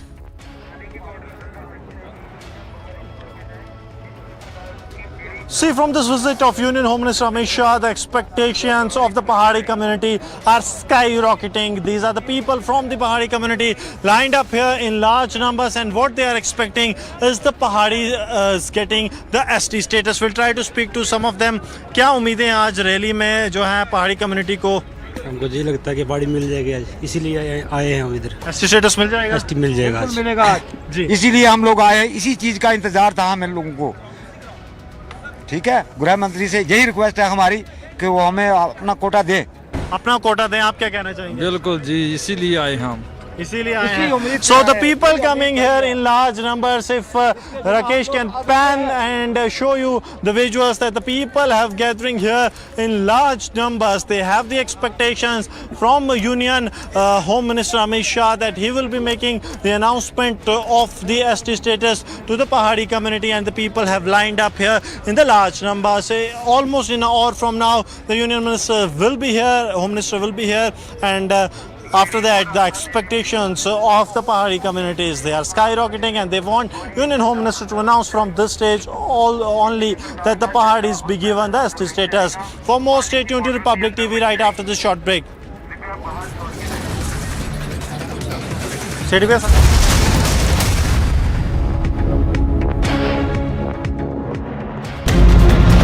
Tractor trolley carrying pilgrims overturned in Ghatampur area in Kanpur. ये धमाका और जो पुल है वो ढह चुका है। We are now seeing lathi charge taking place on all the protesters. They want strong action against the perpetrator.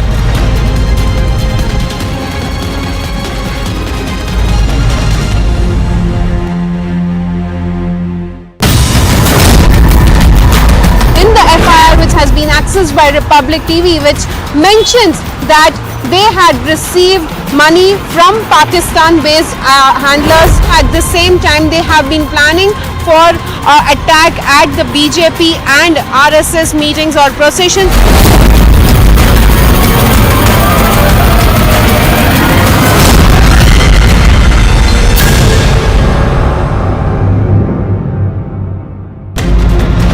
These are the first indigenously developed light combat helicopters. The flight, coming in from Iran, from Tehran, there was a bomb threat on board the flight. India stopped the plane from landing in Delhi. This is one of the major breakdown by the Hyderabad City Police.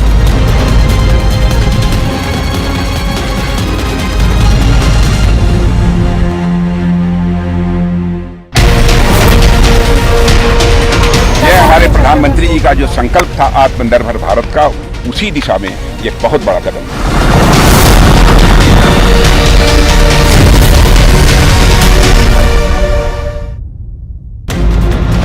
Tractor trolley carrying pilgrims overturned in Ghatampur area in Kanpur. ये धमाका और जो पुल है वो ढह चुका है। We are now seeing lathi charge taking place on all the protesters. They want strong action against the perpetrator.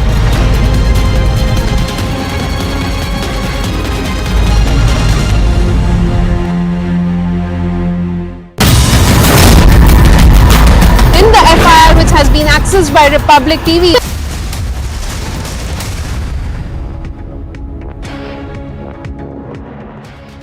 Well, thanks for staying with us. But of course, getting in visuals from Jammu, where Home Minister Amit Shah is at Vaishno Devi Temple. Now, this of course kicks off his particular visit in the area. Now, he of course, in terms of his itinerary, he's started off by paying visit to Vaishno Devi first. Lots more lined up during the course of the day, where after this particular visit to the temple, he will of course also be laying a stone to several developmental projects as well. We're also understanding that there's a lot of anticipation about the fact that there will be important announcements, including the granting of special status to the Pahadis is what we're learning so far. On the other hand, talking about him laying stones for several development projects, we're understanding that he will be involved in the fact that he will be inaugurating the Jammu-Aknur flyover along the Jammu-Poonch National Highway and several other projects as well. We're also understanding that before leaving for Srinagar,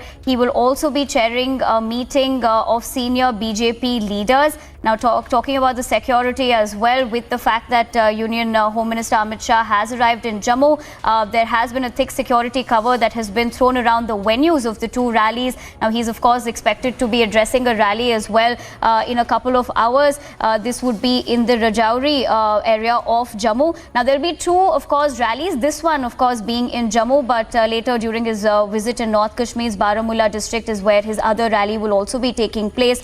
Talking about the security, once again, the roads leading to the venues where Amit Shah is scheduled to address public gatherings in Rajouri have been made off limits for 3 days for the general public, is what we've understood so far.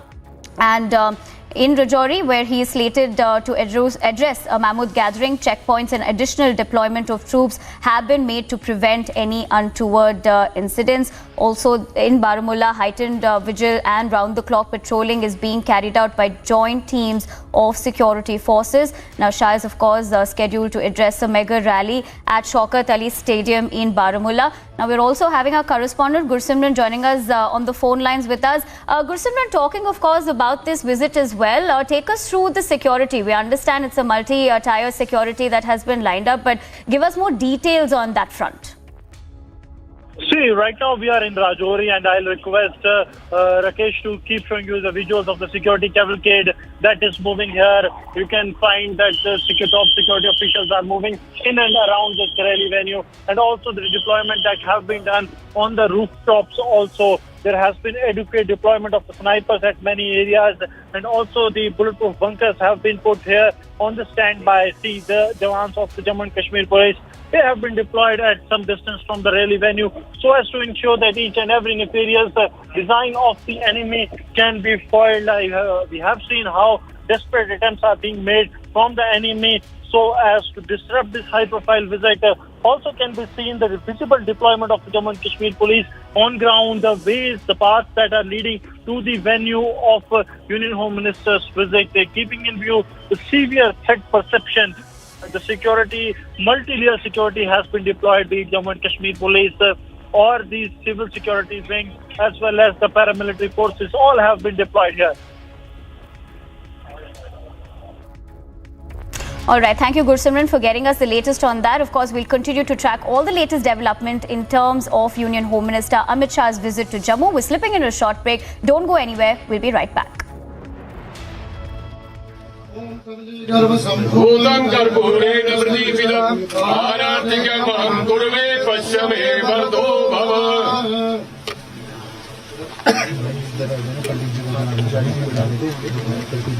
Om Chandrama Manaso Jagashakyo Suryo Ayayadal Shokradharucharanasya Mukadagirajayadal Marpuragam Sarvavataram Sansarasaram Gurvindaram Sada Vasantam Vijaravinde Bhavam Bhavani Saitam Nami.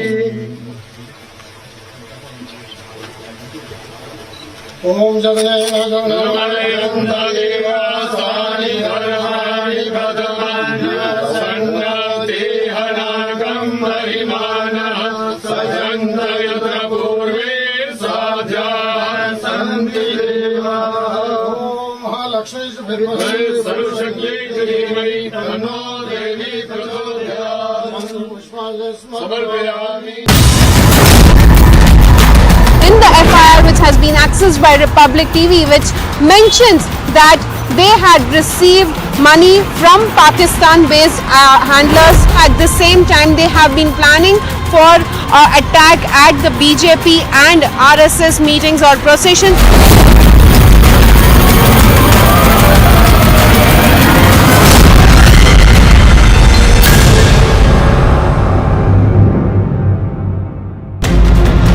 These are the first indigenously developed light combat helicopters. The flight, coming in from Iran, from Tehran, there was a bomb threat on board the flight. India stopped the plane from landing in Delhi. This is one of the major breakdown by the Hyderabad City Police.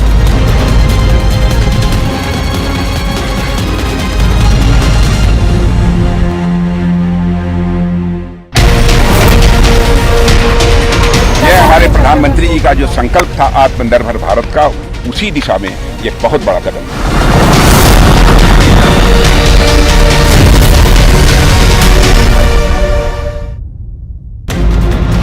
Tractor trolley carrying pilgrims overturned in Ghatampur area in Kanpur. ये धमाका और जो पुल है वो ढह चुका है। We are now seeing lathi charge taking place on all the protesters. They want strong action against the perpetrator.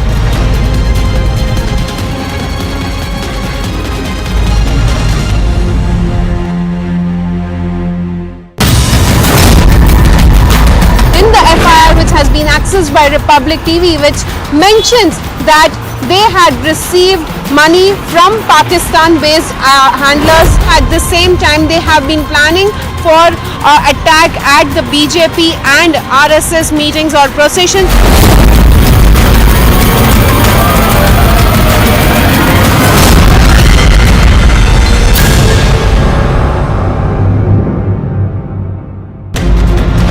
These are the first indigenously developed light combat helicopters.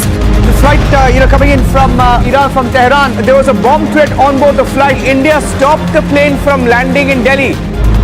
This is one of the major breakdown by the Hyderabad City Police.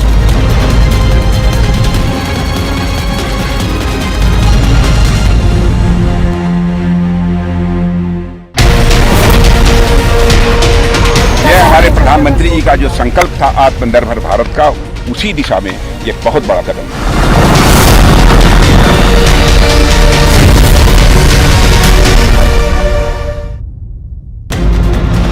Tractor trolley carrying pilgrims overturned in Ghatampur area in Kanpur.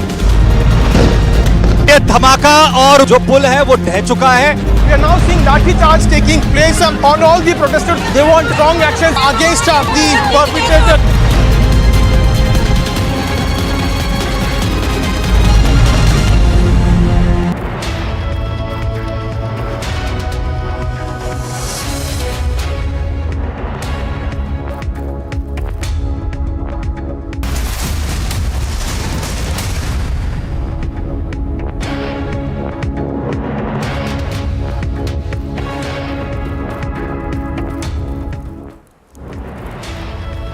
Good morning and welcome. You are watching live and breaking on Republic TV. I'm Nupur Talwar Suri. First up, we take you through the top headlines at 11 this morning.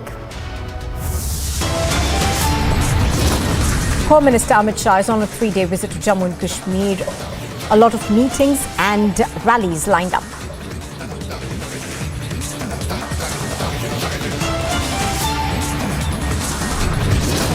Mega rallies and big projects, that's on the itinerary of the Home Minister as he is in Jammu and Kashmir. Politics, however, is continuing. The PDP now questions the timing of his visit, rakes up restoration of Article 370.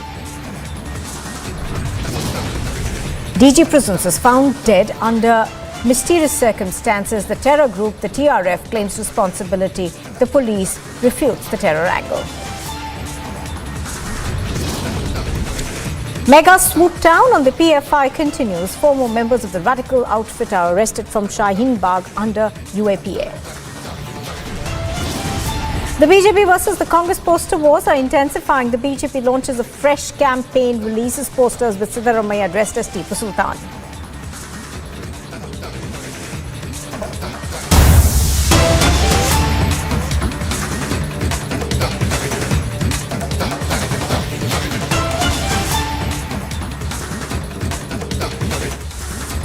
News of a woman committing suicide in the Pudukkottai district. She has blamed a DMK functionary for her death in a suicide note that she left behind. Kokila hanged herself to death on Sunday night, leaving a suicide note that carries names of people who she says are responsible for her death. The suicide note says that the DMK functionary Kumar and his wife Bhuvaneshwari have threatened to send her to prison under a murder case. Relatives and public along with BJP workers from the Pudukkottai district staged protests against the police for not taking action against people who've been mentioned in this particular note. The district SP has now suspended 3 police officials, out of which one is Bhuvaneshwar, the wife of the DMK functionary. Further investigations are underway. So pictures on your screen, I think, are of the protests that the police is facing over what local residents say is inaction of the police in this particular case. Varshini is reporting live and she joins us right now. Varshini, give us more details of what really happened. Now, the police, of course, are facing accusations from extremely angry people and her family, which says that no action was taken despite a suicide note clearly mentioning names of DMK functionaries. Well, definitely, Nupur, as you see, this is definitely a shocking incident that has taken place in Pudukkottai district in Tamil Nadu. This woman has written a suicide note before taking her own life, in which she's clearly mentioned the names of Kumar, who is a DMK functionary, along with his wife Bhuvaneshwari, who's also a constable in the local police station. And apparently they have had a dispute earlier regarding a pathway issue near her house. And when she had approached them, there has been several issues and arguments that had developed during the time when she had approached them for her house related, pathway related issue. And later on they have also threatened the lady to drop this whole issue down, or else they have threatened her to send her to prison regarding some fake murder case. And she was scared for her life, and she says that in the suicide note it's very clearly mentioned that she's been extremely depressed about this whole situation and that she could not take it anymore, and that is why she's decided to take her own life. And after this issue happened, and after clearly getting the names on the suicide note, there was no action taken, is the claim by the friends and family and all the public from the Merpanaikadu village in Kiramangalam area. And yesterday, along with BJP workers, there has been several protests that happened where they were demanding an immediate action to be taken against the people whose names have been mentioned in the letter. Later, the district SP has also, immediately suspended 3 people, 3 constables and 1 special sub-inspector as well. And now the investigation is further underway to find out what really happened. The district SP clearly says that, with the help of the letter, we will be making further investigation to find out what really happened and if they have to arrest the concerned people or not. Absolutely, Varshini. So what you're saying is that protests have led the police to finally take cognizance at least of that note. Thank you very much for joining us, Varshini, with the details.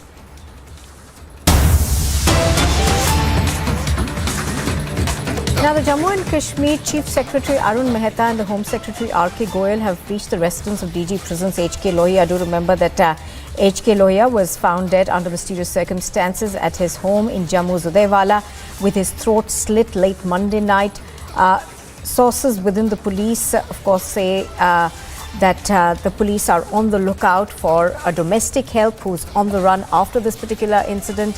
But there are also claims coming in from the terror group, the People's Anti-Fascist Front, which is an offshoot of the TRF, which is claiming responsibility for the murder of the Jammu and Kashmir DG prisons. Gursimran is reporting on this.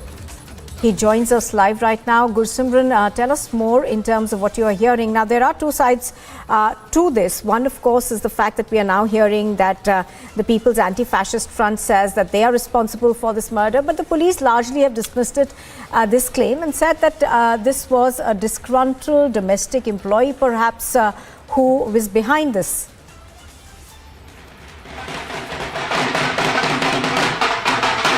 See, now the police is looking into each and every kidnapping angle.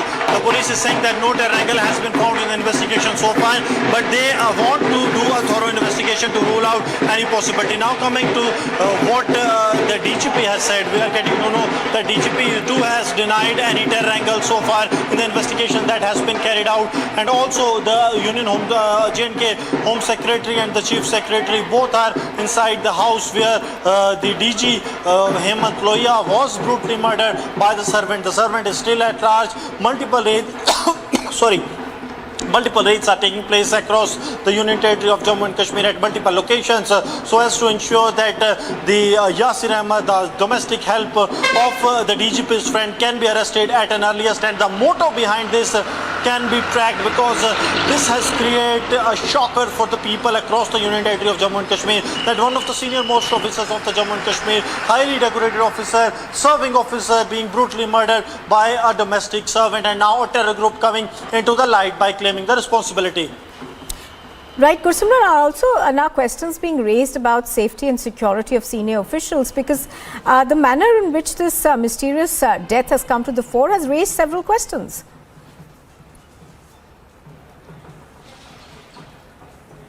See, for sure it has raised several questions, because if the senior officials like the DGP rank officials are not secure, then who is secure? These are the questions that are being raised, and the police is working round the clock to solve this case, because solving this case is not only important to deliver justice to the family of the DG Lohia, but also to ensure that law and order is prevailing and they will act if any kind of this act is done. It is also to build a confidence among the general masses that they are secure inside their homes and and also so does their relatives. So the police teams are working under the direction of ADG Mukesh Singh, who's being briefed on the regular interval of time about the developments that are taking. Relevant details थोड़ा जगह दे दो आप नीचे भाई relevant details हम लोग पहले ही media के साथ शेयर कर चुके हैं। हेमंत लोहिया जी के ये दोस्त हैं राजीव खजूरिया जी, इनके घर में वो पिछले कुछ दिनों से रह रहे थे, और रात को खाना खाने के बाद जब अपने बेडरूम में जाते हैं तो ये लड़का जो डोमेस्टिक सर्वेंट है, जो पिछले कुछ अर्से से काम करता था, वो कहीं पाँव में कोई थोड़ी उनकी चोट थी और पाँव को मरहम लगाने के लिए उस वक़्त अंदर था, और अचानक उसने कुंडी लगा के उनके ऊपर हमला किया और बार बार उसमें जो है वो शार्प एज्ड वेपन के साथ उनके ऊपर अटैक किया। बाद में उनको आग लगाने की, किसी कपड़े को, तकिए को आग लगा के वो भी उनके ऊपर फेंका, शायद उनको सफोकेट करने के लिए। घर के लोगों ने बहुत कोशिश करी, दरवाज़ा अंदर से बंद था, इन्होंने बार बार उसको तोड़ करके अंदर जाने की कोशिश करी, मगर तब तक मुझे लगता है कि जख्मों की ताब न लाते हुए उनकी डेथ हो गई। ये बहुत अनफॉर्चुनेट वाक़ा है कि घर में एक ट्रस्टेड आदमी जो आप बतौर कुक जिसको या बतौर डोमेस्टिक हेल्प इस्तेमाल करते हैं वो इस तरह की बात करे। कुछ रेलेवेंट क्ल्यूज़ ऐसे मिले हैं जिससे लगता है कि उसका स्टेट ऑफ माइंड जो थोड़ा सा काफ़ी डिफरेंट था, और पुरानी उनकी हिस्ट्री में भी थोड़ा पता चल रहा है कि काफ़ी एग्रेसिव नेचर का वो आदमी था। अब ये जो वाक़ा हुआ है इसकी बाकी तहकीकात कर रहे हैं, और उसके फ़ोटो जो हैं अलेज्ड मर्डरर के वो मीडिया में जारी कर दिए गए हैं। इसकी बाकी डिटेल जो हो तफ्तीश के साथ पता चलेगा।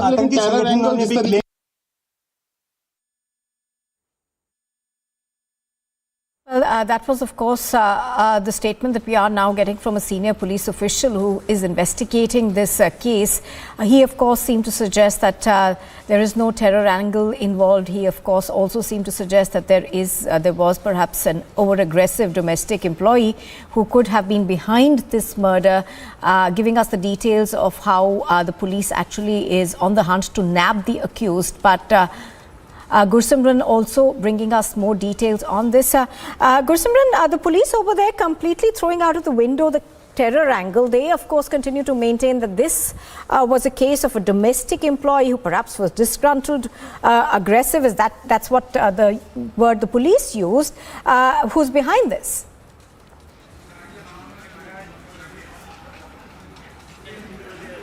See, now the police is looking into every possible angle. What the top officials of the J&K police are saying that they are, as of now, ruling out the angle, the terror angle in the case, as nothing substantial has been found in the investigation that has been carried out so far. But one thing they are reiterating that anything can be ruled out only and only after the thorough investigation. So fully the terror angle not being ruled out, neither being accepted by the Jammu and Kashmir police. But the letter that has been released by the People's Anti-Fascist Front has entirely changed this the investigations moved. Earlier, the only one angle was being probed, and the angle was that domestic help has killed the serving DG of the Jammu and Kashmir police. But now the terror angle is also being probed, and every angle is being looked into. We are being told that 3 SSPs, they are directly working to nab this Yasir Ahmed, who is the domestic help and is absconding. SSP Jammu Chandan Kohli, SSP Udhampur Vinod Kumar, and SSP Ramban Mohita Sharma, they have constituted several teams of the districts to nab this accused Yasir. The last location of the Yasir was found in the upper reaches of Udhampur, and he was at that time heading towards Ramban, possibly Ramban, or he is heading towards the Kashmir Valley. That has to be seen, and that's why these districts have been put on alert. Right, absolutely. Gursimran reporting on that. Thank you very much for bringing us the details. So the police are on the lookout for the main accused in this case.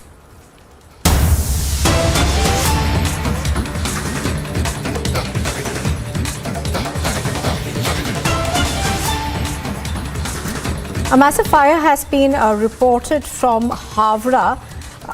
The fire broke out a short while ago at a garage in the Jammu Thana area of Havra. We are given to understand that the fire authorities are at the place trying to douse these flames. You can, of course, see on your screens over there smoke bellowing out of what appears to be a temporary sort of construction where this fire has broken out. We're going to try and go across to our correspondents to bring us more details on this, but this fire incident being reported at Jammu Thana.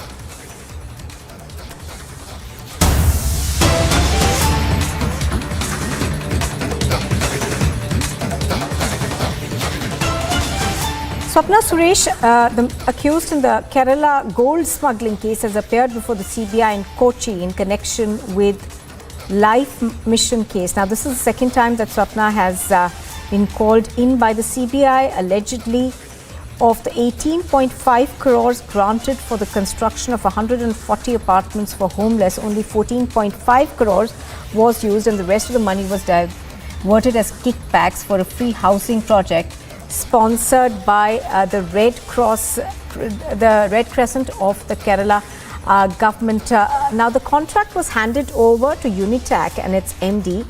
He had deposed before the CBI, and he had to pay commission for getting the construction contract. Now, Santosh Ayappan had given a statement to the investigating agencies that he had allowed to meet M. Sivashankar, the former principal secretary to the chief minister, after paying the bribe money, and it was Sivashankar who introduced him to Life CEO UV Jose. Let me go across to Ashwin, who's reporting on this. He has more details. Ashwin, now this is the second time that she's appearing before the CBI in Kochi. Give us more details as to what's happening in this. Nupur, first of all, it's important to know that the Kerala government had moved against the CBI probe in this very case. And it's only after the Supreme Court granted CBI the permission to investigate that CBI has tightened its grip on this Life Mission case. Now, Life Mission scam, Life Mission itself is Kerala government's most, purported, most popular scheme of providing homes to the homeless in the state of Kerala. Now, the case involves kickbacks to the tune of over 4 crores, and which some of those who have been party includes Swapna Suresh, the accused in this case, as well as the former principal secretary to Chief Minister Pinarayi Vijayan, Mr. M. Sivashankaran, as well, along with the Unitac, the MD of the particular organization, the MD of Unitac, who's also the first accused in this case. Now, CBI is questioning Swapna Suresh yet again for the second time to ascertain certain more facts in the light that on 29th of September, the customs had filed a charge sheet again, stating that M. Sivashankar has been involved in receiving these kickbacks, and that some of the money which was found found in the locker facility was in fact M. Shivashankar. So this particular interrogation holds more significance at this particular time because just 3 days ago, Customs had filed a charge sheet in an allied case, which is the dollar smuggling case, in which it had stated that Shivashankar has received kickbacks from the Life Mission scam. So all in all, it certainly looks like the agencies are tightening its grip on the Kerala government and its bureaucrats, because what we see today, CBI is questioning the accused again. In all likelihood, M. Shivashankar will again be called for questioning.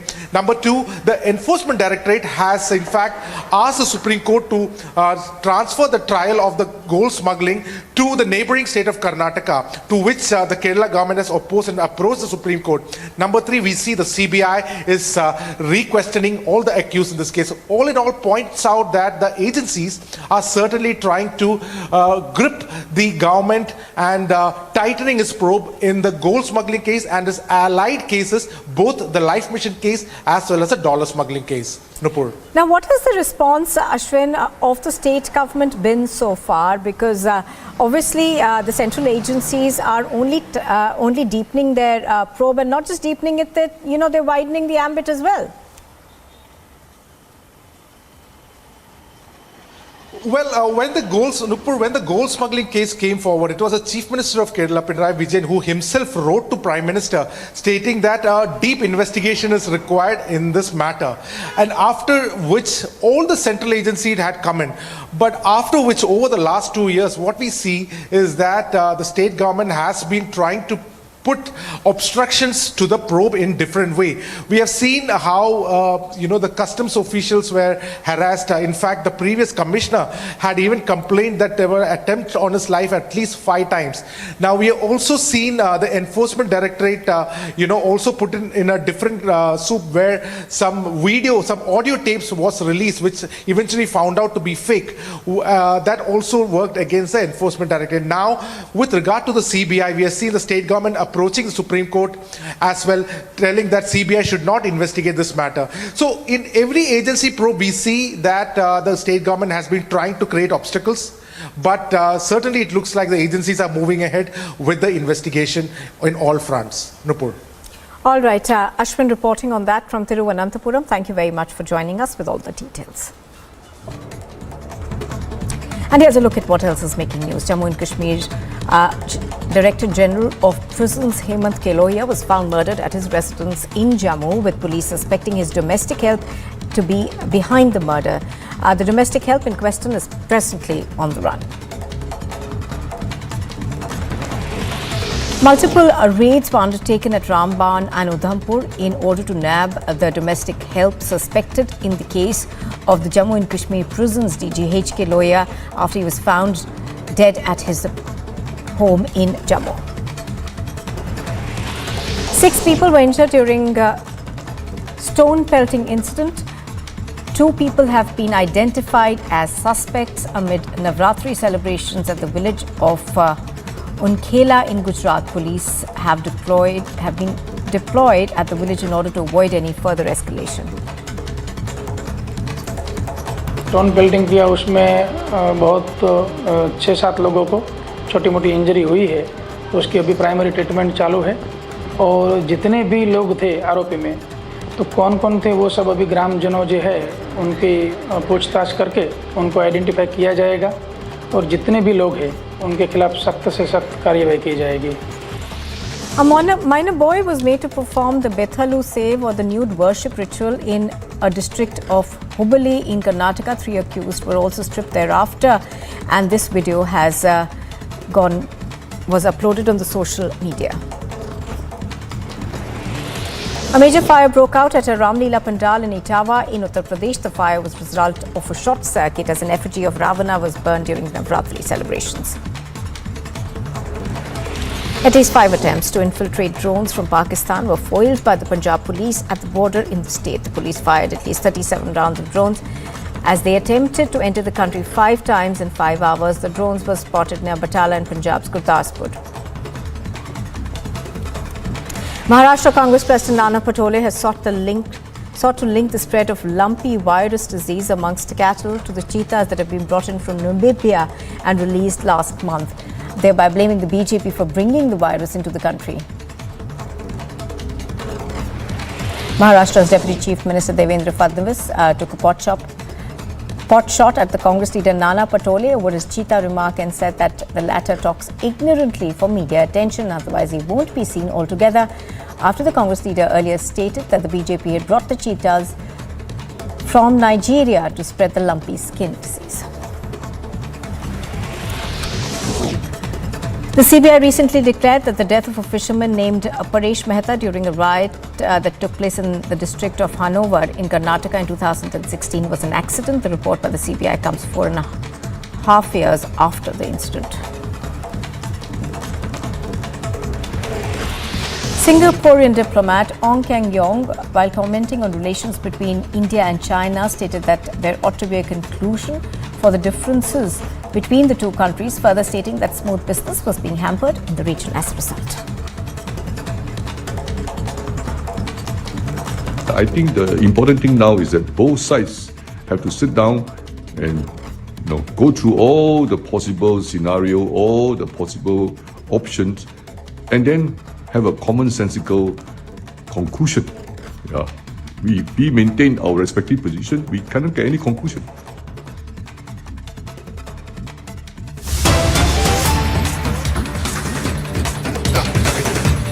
Internet services have been suspended in Jammu and in Jammu as well as Rajouri.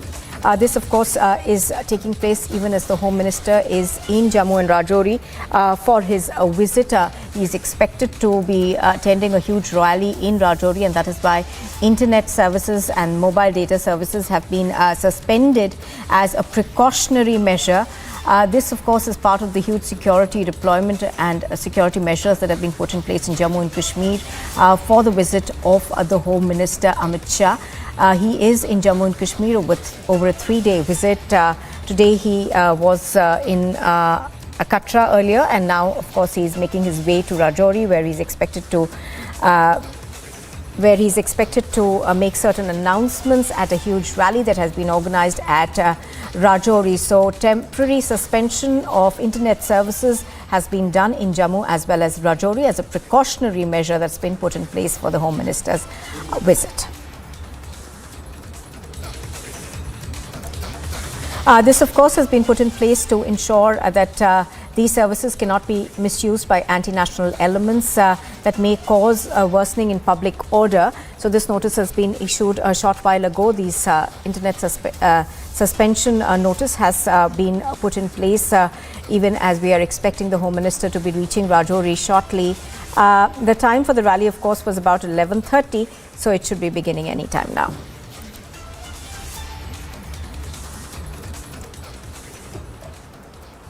And we are now getting you visuals from Tamil Nadu's Coimbatore, where devotees broke into a dance on the streets, donning colourful costumes to mark the Sera.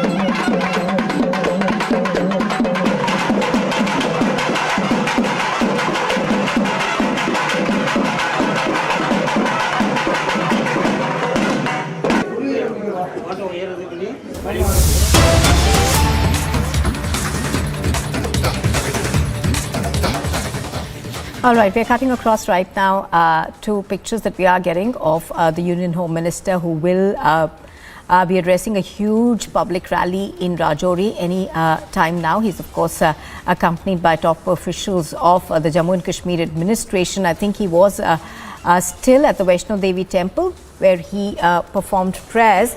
Right now, of course, that has finished off and he's now going to make his way for other engagements.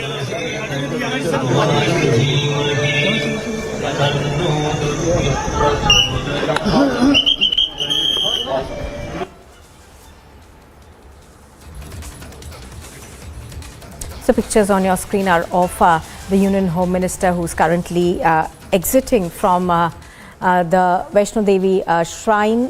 He was there for quite some time. He was inside the Vaishno Devi shrine, of course, being given a picture of the shrine by, I think, the people at the shrine board. Right now, of course, we are also expecting him to make his way to Rajouri, where there is going to be a huge public engagement where he will be speaking to a large gathering of people. You are watching Republic TV. We'll continue to bring you the latest on that. We slip into a very short break here. Don't go anywhere.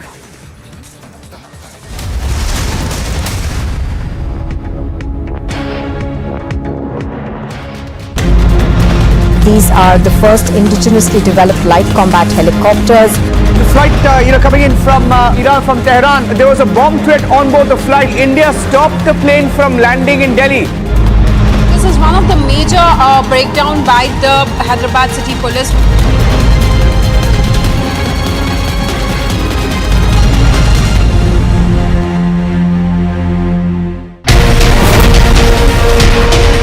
यह हमारे प्रधानमंत्री जी का जो संकल्प था आत्मनिर्भर भारत का, उसी दिशा में ये बहुत बड़ा कदम है।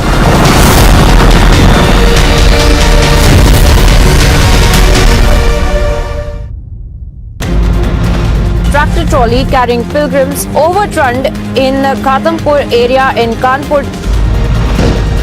ये धमाका और जो पुल है वो ढह चुका है. We are now seeing lathi charge taking place on all the protesters. They want strong action against the perpetrator.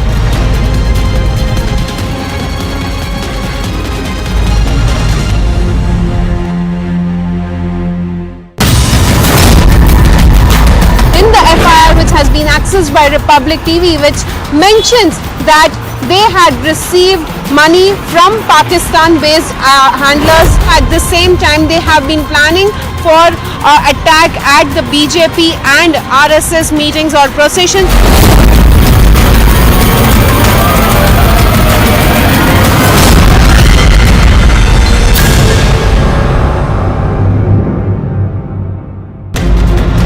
These are the first indigenously developed light combat helicopters.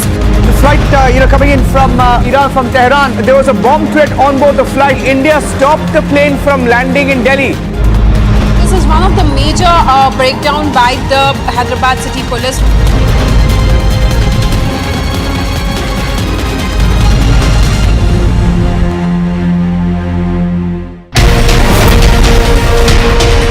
यह हमारे प्रधानमंत्री जी का जो संकल्प था आत्मनिर्भर भारत का, उसी दिशा में ये बहुत बड़ा कदम है।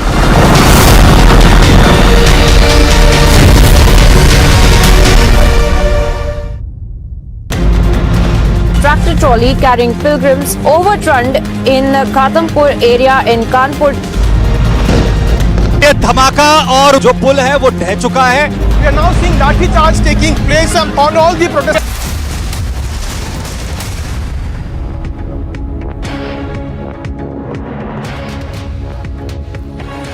Hello and welcome to this edition of Live and Breaking. I'm Rukma and bringing you all the top stories making headlines across India and the world. Let's begin with the headlines we are tracking at this hour. Home Minister Amit Shah on 3-day visit to Jammu and Kashmir. Hectic parleys lined up.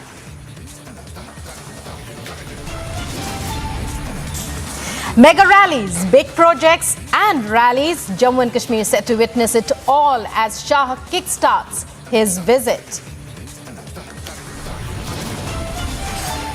But politics continues. PDP now questions timing of Shah's visit, rakes up restoration of Article 370. DG prisons of Jammu and Kashmir found dead under mysterious circumstances. Terror group TRF claims responsibility. Police refutes terror angle. Mega swoop down on the PFI continues. 4 more members of radical PFI arrested from Shaheen Bagh and under UAPA.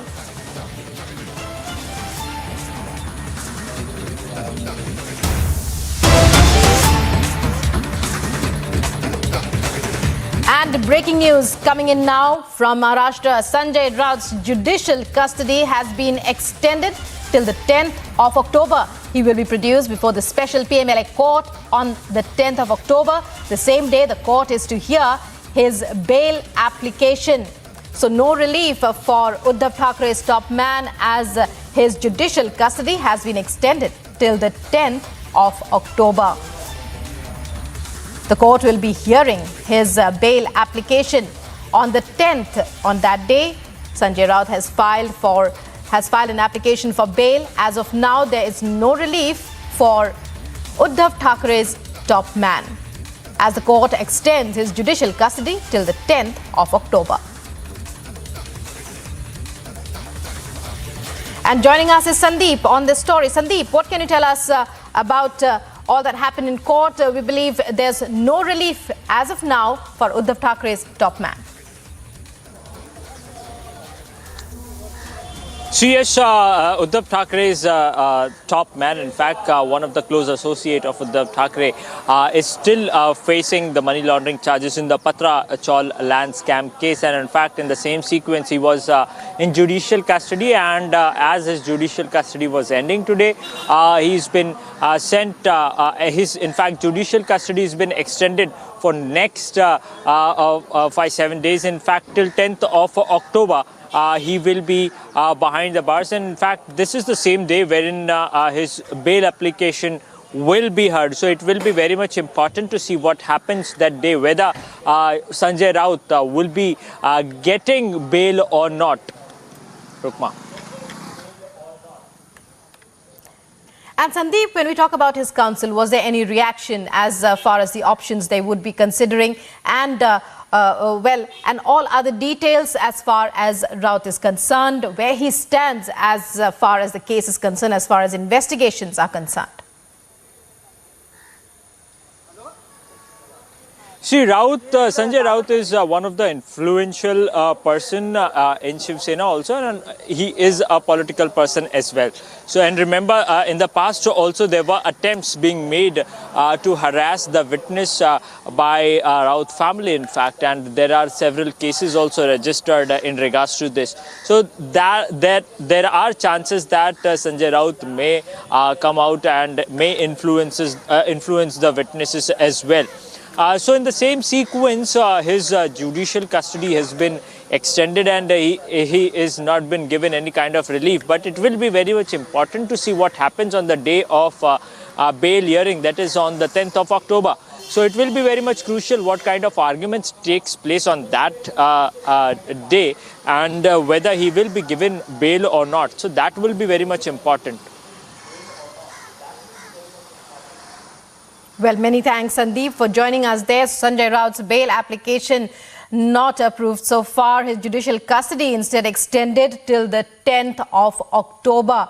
And Raut is one of the main accused in the Patra Chaul land scam case. And moving on now to other top stories, multi-tier security arrangements have been put in place ahead of Union Home Minister Amit Shah's public rally in Rajouri. Security forces on Monday conducted cordon and search operations at multiple locations. It's a mega push for development in Jammu and Kashmir. Gursimran, over to you to tell us about what's happening now.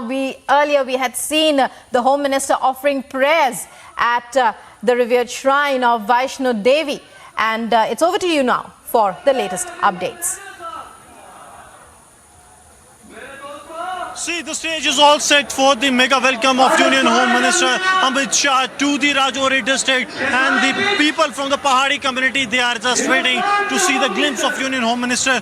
क्या expectations हैं? केंद्रीय गृह मंत्री यहाँ पे आ रहे हैं। देखिए, आज से 40 साल पुरानी हमारी एक दरीना मांग है जो पहाड़ियों को कुचला गया है, पहाड़ियों को दबाया गया है, आज उनका हक मिलने पे आ गया है। वो जो हक है वो कगार पे खड़ा है और हमारे पहाड़ी कबीले के लोग एक जिंदा दिल कौम है। आप देखिए किस तरह सैलाब की शक्ल में लोग ही लोग हैं। मुझे लगता है ये ग्राउंड कम पड़ जाएगा, ये छत कम पड़ जाएंगे, ये दुकानें कम पड़ जाएंगे। देखिए आप 2 लाख से ज्यादा लोग आज इधर आने वाले हैं। अभी भी लोग आ रहे हैं, सुबह 5 बजे से लेकर अभी तक लोग आ रहे हैं। मैं आपको बताता चलूं, भारतीय जनता पार्टी एक ऐसी पार्टी है जो वो कहती है वो करती है, क्योंकि हमारे नरेंद्र भाई मोदी जी का एक ही नारा है, सबका साथ, सबका विश्वास, सबका विकास और सबका प्रयास। मैं आपको बताता चलूं कि 40 साल से हमारी जो मांग थी, जो हमारे लोगों को दबाया गया, 40 साल से एक अंधेरी रात गुजरी है हमारे पहाड़ियों की। We are expecting that their long pending demand is about to be get completed. क्या उम्मीदें हैं, क्या जो announcements हैं वो? Actually, we are very lucky to have this day today. We were waiting for this day from last 40 years. So we are expecting today that we will get justice from our honorable Home Minister Shri Amit Shah Sahab, who is arriving shortly here, and we are eagerly waiting to get justice, for which we are waiting from last 40 years. Eagerly waiting to get the justice. I'll request Rakesh to once pan the camera into entire area so that they can show you the visuals. The Pahadi community, they are here in large numbers waiting for the Union Home Minister Amit Shah's arrival here. The stage is all set. If Rakesh can show you, and the chants can be heard easily. The Pahadi community raising the slogans of the Pahadi community, and also Bharat Mata ki Jai Jai Ghosh can be heard in every nook and corner.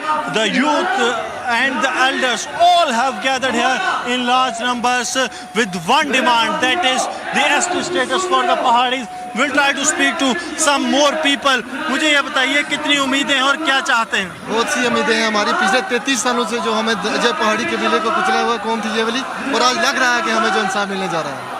लगता है कि अब जो है आपकी जो एक long pending demand थी, अब कोई सुनेगा? बिल्कुल सुनेगा। अब इस सरकार के ऊपर आपको, खासकर अमित शाह जी के ऊपर हमें पूरा विश्वास है कि वो आज हमें कुछ न कुछ दे के जाएंगे करके। So the people here, they are really very hopeful that some major announcement will be made by the Union Home Minister, who will be arriving here in a short while.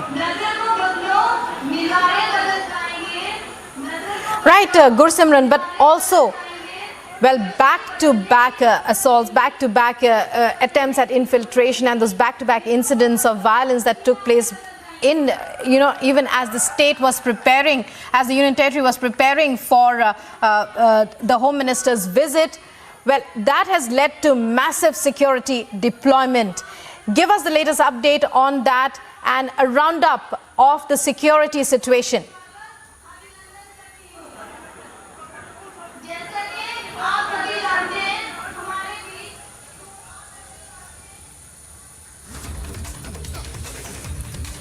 So Gursimran there at the rally venue in Rajouri, giving us all the updates, as all eyes on Union Home Minister Amit Shah as he is on his way to the rally venue in Rajouri. He is set to address and make a number of huge announcements. And earlier in the day, we had seen how he met members of different communities and then offered prayers at the Mata Vaishno Devi Shrine in Katra. Now the Home Minister is on his way to the rally venue in Rajouri, where all eyes are on the announcements that he is expected to make. Union Home Minister's three-day visit to Jammu and Kashmir. And as Gursimran has been reporting, mega security deployment in the valley and even in Jammu as well, in preparation for his visit. I think we are in touch with Gursimran once again. Gursimran, tell us about the massive security arrangements that have been made. The latest we're hearing is that since at around 11, reports started coming in of the curbing of internet services as well.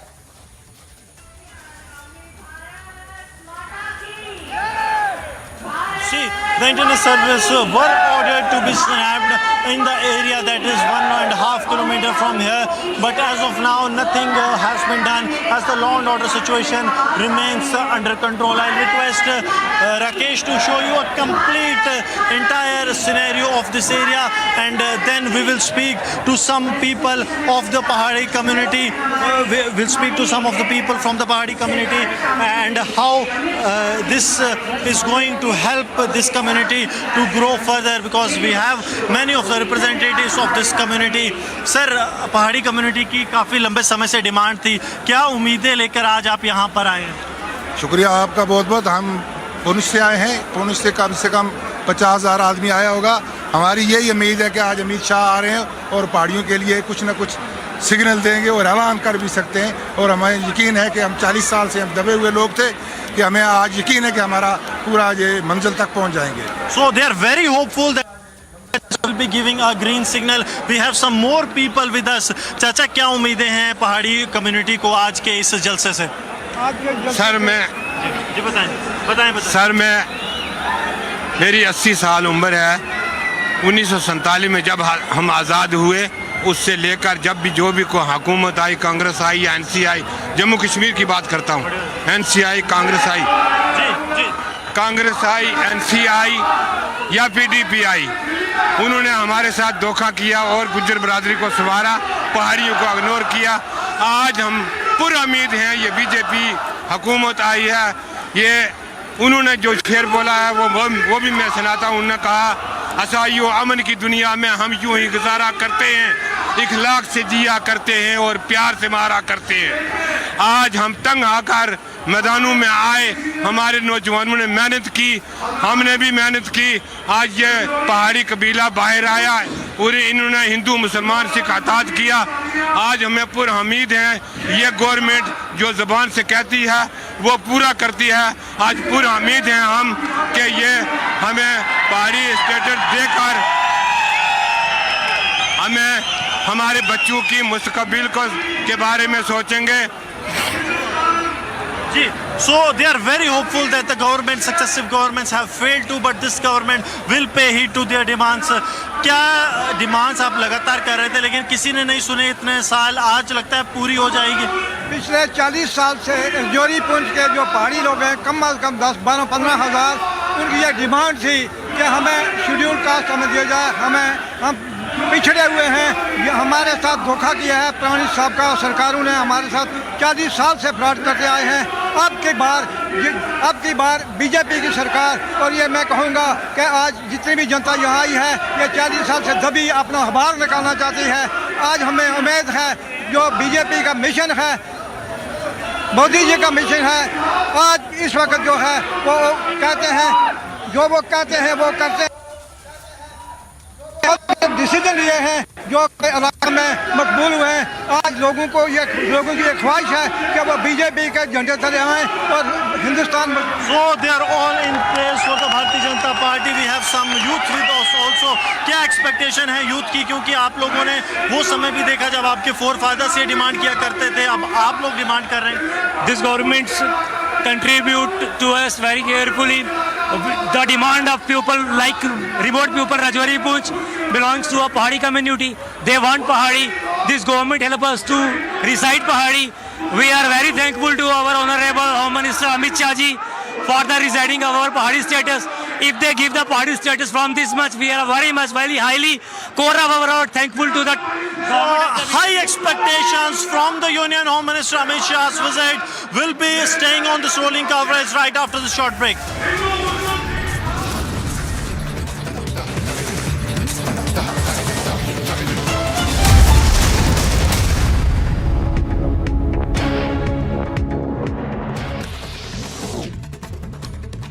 Jammu and Kashmir's Director General of Prisons, Hemant Lohia, was found murdered at his residence in Jammu, with police suspecting his domestic help as the main culprit. The servant in question is presently on the run.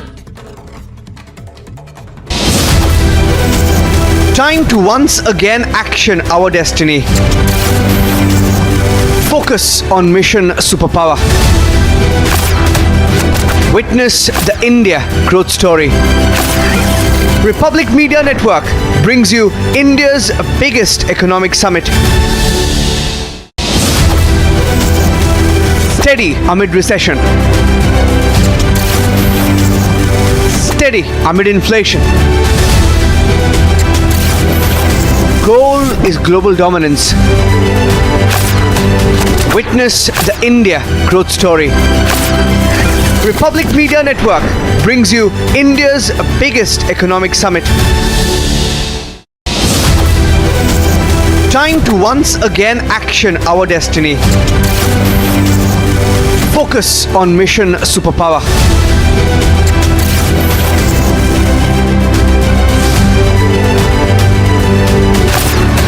Witness the India growth story. Republic Media Network brings you India's biggest economic summit. Jammu and Kashmir's Director General of Prisons, Hemant Lohia, was found murdered at his residence in Jammu, with police suspecting his domestic help as the main culprit. The servant in question is presently on the run. Time to once again action our destiny.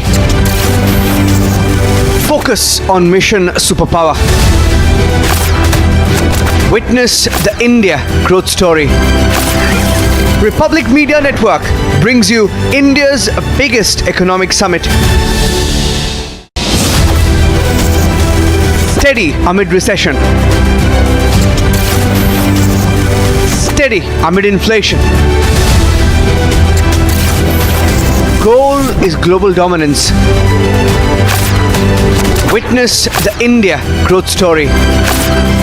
Republic Media Network brings you India's biggest economic summit. Time to once again action our destiny. Focus on mission superpower.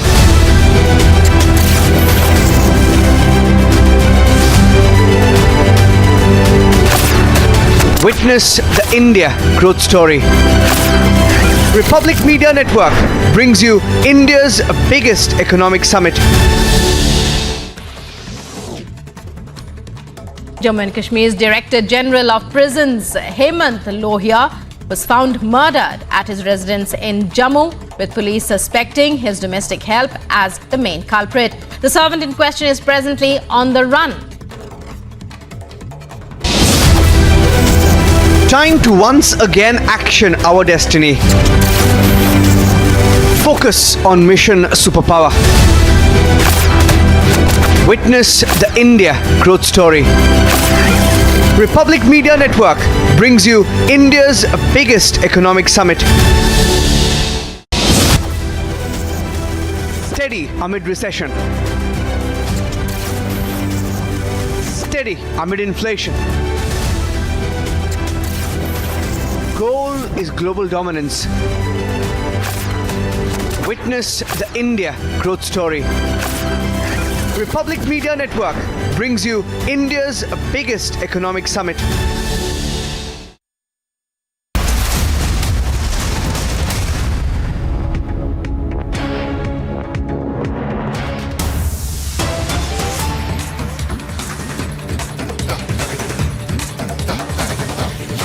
You're watching Live in Breaking, and we now bring you a video from Hyderabad that has gone viral on social media. It shows a two-wheeler being set on fire by its rider as traffic police stopped him.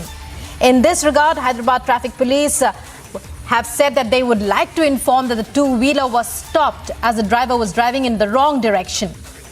And they claim that this was done as they are implementing strict traffic rules. For more on this, we go across to our correspondent Aneri Shah, who joins us with the details. Aneri, we're getting glimpses of that. We're getting a look at that video which shows those shocking visuals of a two-wheeler being set on fire. We believe that it was the owner himself, the rider, who set it on fire. Give us more details. Well, that's right, Rukma. This incident has taken place in Amirpet area yesterday evening when we had seen that the two-wheeler was set ablaze by the vehicle owner itself. But what is shocking is that he was coming on an opposite direction, and that is the time when the police officials who were on the checks were tried to stop him. But as his shop is just nearby to that location, he went to his shop, he came out with an petrol bottle and poured the petrol on the vehicle and burnt the vehicle. So now this comes as he was feared that there could be challan which could be issued on his vehicle, and that is why he did this. But this video has now gone viral, and also the police officials have now issued a statement stating that while performing the duty at about 14:20 hours, noticed that a rider, a two-wheeler, was commuting in an opposite direction and causing inconvenience to the right way of the traffic. So very clearly the statement which is being issued by the police officials state that this rider was coming in wrong direction and which was causing inconvenience to the commuters on the opposite direction, and that is why the police officials were trying to stop him. But he went inside his shop, he brought the petrol bottle out and poured it on his vehicle and burnt the vehicle. However, now the police officials have been trying. They try to stop him and also try make sure that no one faces inconvenience, but he did not listen, and there was also a heated argument which went on between the police officials and the owner of the bike. Well, now this incident has been reported in Amirpet area where the person was seen pouring petrol on his bike and burning after he was coming in a wrong direction, and police officials were trying to stop him. Right, many thanks, Aneri, for joining us there and for giving us those details. So, shocking video coming in from Hyderabad, from the Namipet area, as Aneri was telling us. That's the visual that has gone viral. It's a motorcycle that was burnt, that was set on fire by its owner, the rider himself, because police stopped him for going in the wrong direction for a traffic violation, and he did this in protest against the police.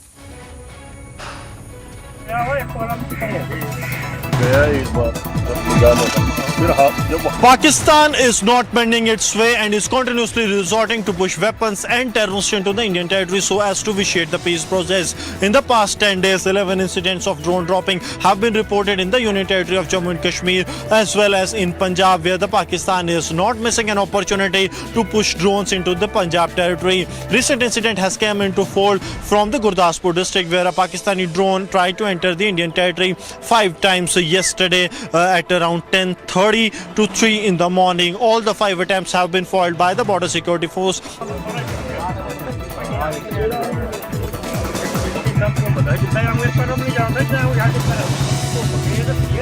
That fired over 37 rounds on the Pakistani drone, and illumination bombs were also hurled so as to ensure that the searches are carried out. DIG BSF is on the spot monitoring the situation.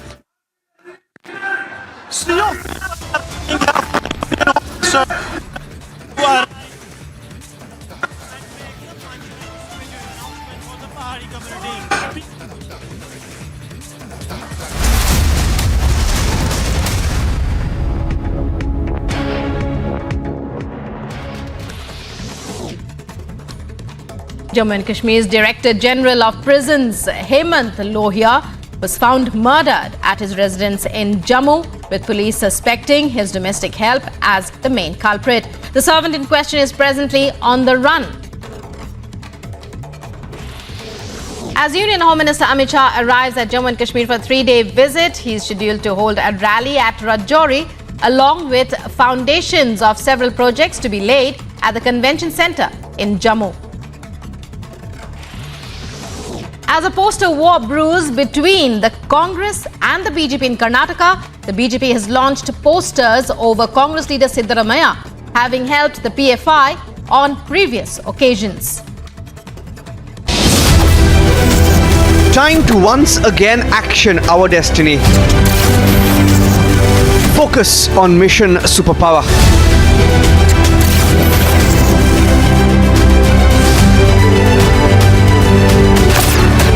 Witness the India growth story. Republic Media Network brings you India's biggest economic summit. Jammu and Kashmir's Director General of Prisons, Hemant Lohia, was found murdered at his residence in Jammu, with police suspecting his domestic help as the main culprit. The servant in question is presently on the run. As Union Home Minister Amit Shah arrives at Jammu and Kashmir for a 3-day visit, he is scheduled to hold a rally at Rajouri, along with foundations of several projects to be laid at the convention centre in Jammu. As a poster war brews between the Congress and the BJP in Karnataka, the BJP has launched posters over Congress leader Siddaramaiah, having helped the PFI on previous occasions. Time to once again action our destiny. Focus on mission superpower.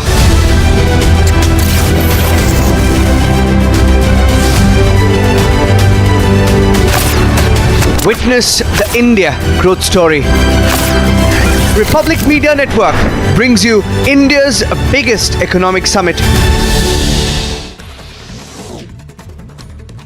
Jammu and Kashmir's Director General of Prisons, Hemant Lohia, was found murdered at his residence in Jammu, with police suspecting his domestic help as the main culprit. The servant in question is presently on the run. As Union Home Minister Amit Shah arrives at Jammu and Kashmir for a 3-day visit, he is scheduled to hold a rally at Rajouri, along with foundations of several projects to be laid at the convention centre in Jammu. As a poster war brews between the Congress and the BJP in Karnataka, the BJP has launched posters over Congress leader Siddaramaiah, having helped the PFI on previous occasions. Time to once again action our destiny. Focus on mission superpower.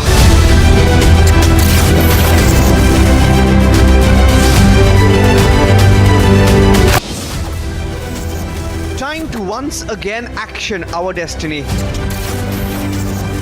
Focus on mission superpower.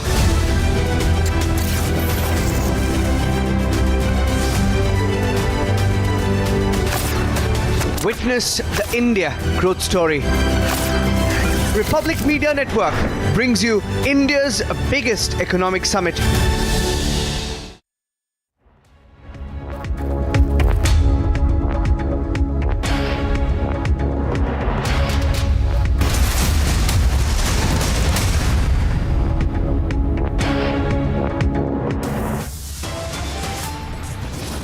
Home Minister Amit Shah is on a 3-day visit to Jammu and Kashmir. Hectic parleys are lined up.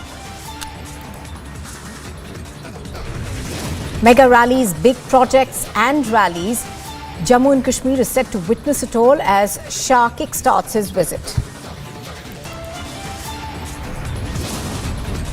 But politics over his visit is continuing. The PDP now questions the timing of the visit, rakes up restoration of Article 370. The DG Prisons of Jammu and Kashmir is found dead under mysterious circumstances. The terror group, the TRF, claims responsibility. The police refutes the terror act. Mega swoop down on the PFI continues. 4 more members of the radical PFI are arrested from Shaheen Bagh under the UAPA.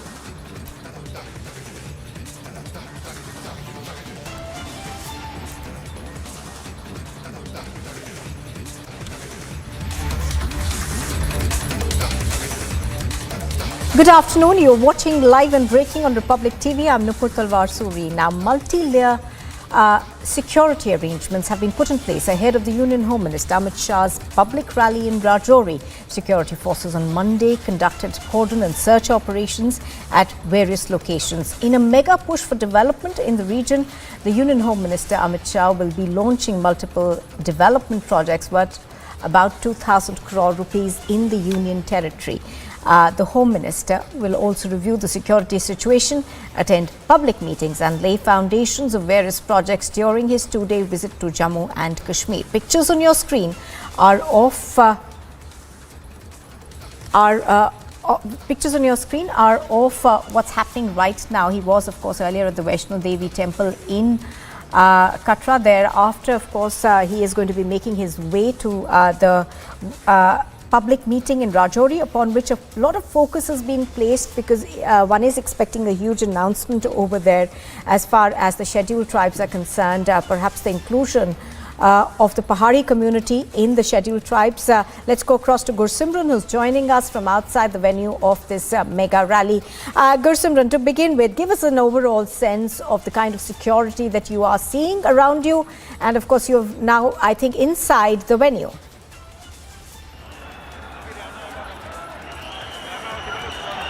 See, right now we are inside the auditorium, and I'll request Rakesh to zoom in and show you the sea of people that have gathered here to have a glimpse of the Union Home Minister, who is arriving here in a short while from now. And the people here are on the toes to welcome the Union Home Minister here at Rajouri. The people are standing, just waiting to see the first glimpse of the Union Home Minister, Amit Shah, here at the Rajouri. They are expecting that this time Union Home Minister will be making the announcements. I have some of the people from the Pahari community. What are the expectations of the Pahari community? People, sea wave can be seen for Amit Shah. Sir, the matter is, after the abrogation of Article 370 and 35A, whole scenario of Jammu and Kashmir has been changed. We are witnessing a Naya Kashmir in Jammu and in India, particularly in Jammu and Kashmir. Several projects are being taken up, whether it is road, infrastructure, tunnels, and many more. Now, as we have seen that BJP has delivered justice to the Valmiki Samaj, to the Gorkha Samaj, to the Gujar and Bakarwals. Now the Pahari tribe is quite hopeful that today Amit Shah ji will grant ST status to them. Amit Shah will grant ST status, and the celebrations have begun here. I'll request Rakesh to keep showing you the visuals that the youth of the Pahari community, they are dancing the slogans of the Pahari community being great, and what they are demanding, that what they want is the ST status. These are the visuals of the celebrations that are taking place at the rally venue of Union Home Minister Amit Shah. कुछ और से बात करते हैं, कितनी उम्मीदें हैं, क्या चाहते हैं? पहाड़ी कबीले को पूरी उम्मीदें हैं कि हमें आज जो है स्टेटस का दर्जा मिल जाएगा। हम लाखों की तादाद में जो पहाड़ी लोग यहाँ पे आए हैं, हम ये उम्मीद लेके आए हैं कि हमारे गृह मंत्री आज हमें शेड्यूल दर्जा दिया जाएगा। लंबा समय आप लोगों ने इसके लिए मुशक्कत की है, लगता है कि आज उसको रंग लग जाएगा जो आपकी मेहनत थी उसको? बिल्कुल, हमने कम से कम 30 से 35 साल की जो हमारी जदोजहद है, पिछले 30 साल से हम ये डिमांड कर रहे थे कि हमें जो है वो शेड्यूल ट्राइब स्टेटस दिया जाए। आज वो दिन आ चुका है। हम पूरी उम्मीद है कि आज माननीय गृह मंत्री जी आज पहाड़ियों के साथ इंसाफ करके यहाँ से जाएंगे। हमारे साथ उन लोगों को शेड्यूल ट्राइब स्टेटस दिया गया जिनका रहना सहना, जिनका खाना पीना, जिनका रहन सहन, जिनका कल्चर जो है वो हमारे साथ मिलता जुलता है। हमारा जो ट्राइबल एथनिसिटी है, अभी यहाँ पर पिछली जो माननीय जो एलजी एडमिनिस्ट्रेशन थी, उन्होंने ये प्रूव कर दिया 4% की जो पीएसपी की जो कैटेगरी दी गई, उससे ये साबित किया गया कि जो पहाड़ी कैटेगरी, पहाड़ी जो लोग हैं वो ट्राइबल कम्युनिटी है। मुझे ये बताइए, लगातार एक पूरी जनरेशन आपकी इसके लिए मुशक्कत करती चल बसी। कुछ लोग बुजुर्ग मैंने देखे कि वो कहते हैं कि हमने बहुत मुशक्कत की।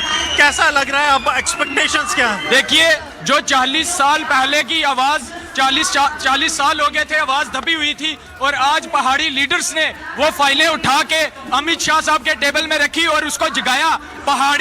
एक पहाड़ी कबीले की एक मांग को जगाया, उन्होंने आगे रखा। और हमें जो पीर पंजाल के पहाड़ी लीडर्स हैं, हम उनकी जितनी तारीफ करें वो हम कम है, क्योंकि उन्होंने भरपूर हमारा साथ दिया और हमें जिंदाबाद। So the celebrations are going on here. Many of the leaders from the Pahari community, क्या कहना चाहेंगे? सर, मैं यही कहना चाहता हूँ, अगर बीजेपी सरकार जो है वो पहाड़ियों को एसटी स्टेटस का दर्जा देगी, और बीजेपी जो है वो अगली सरकार पहाड़ियों के बलबूते से बनाएगी। Full support to the BJP. Some of the youth are also here. बहुत मुश्किल रहा, कई सरकारों ने आपका सुना नहीं, अब क्योंकि एक्सपेक्टेशंस बहुत हैं, क्या कहना चाहेंगे? सर मैं कहूँगा we the people of Rajouri the Poonch are working like a defence, लेकिन 75 ईयर से हम लोग स्ट्रगल कर रहे हैं और किसी भी सरकार ने जो है वो हमारी बात नहीं सुनी, लेकिन फिर भी 40 साल से हम स्ट्रगल की। लेकिन आज जो बीजेपी गवर्नमेंट है उन्होंने पहाड़ियों को उनका हक देने का ऐलान किया है, जो बहुत बड़ा डिस्क्रिमिनेशन जो है वो एक पहाड़ी कम्युनिटी के साथ end to a discrimination, this is what the people of the Pahadi community are saying here from the ground zero, that first with the abrogation of Article 370, the discrimination with the Union Territory and the people of the Union of India was ended, and now the discrimination that was going on with the Pahadi people is about to end as they expect Union Home Minister to announce the ST status. Absolutely, of course, Gulsimran, as we are waiting for that mega rally to kick off now. Give us also a sense of what else are we expecting during this visit of the Home Minister. It's been very keenly watched. He's there for 3 days. So apart from this, what's on? What's the expectation largely?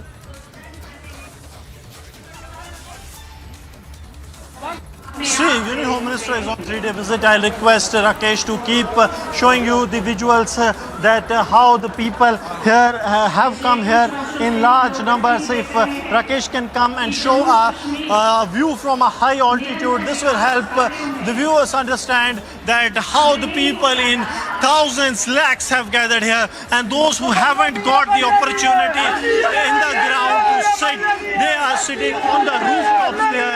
If Rakesh can show you on the other side, outside the shops, outside the dhabas, the people just want to have the glimpse of the Union Home Minister here. The Pahadi community is all happy and waiting for the Union Home Minister to arrive. क्या उम्मीदें हैं, आज आ रहे हैं गृह मंत्री आपसे?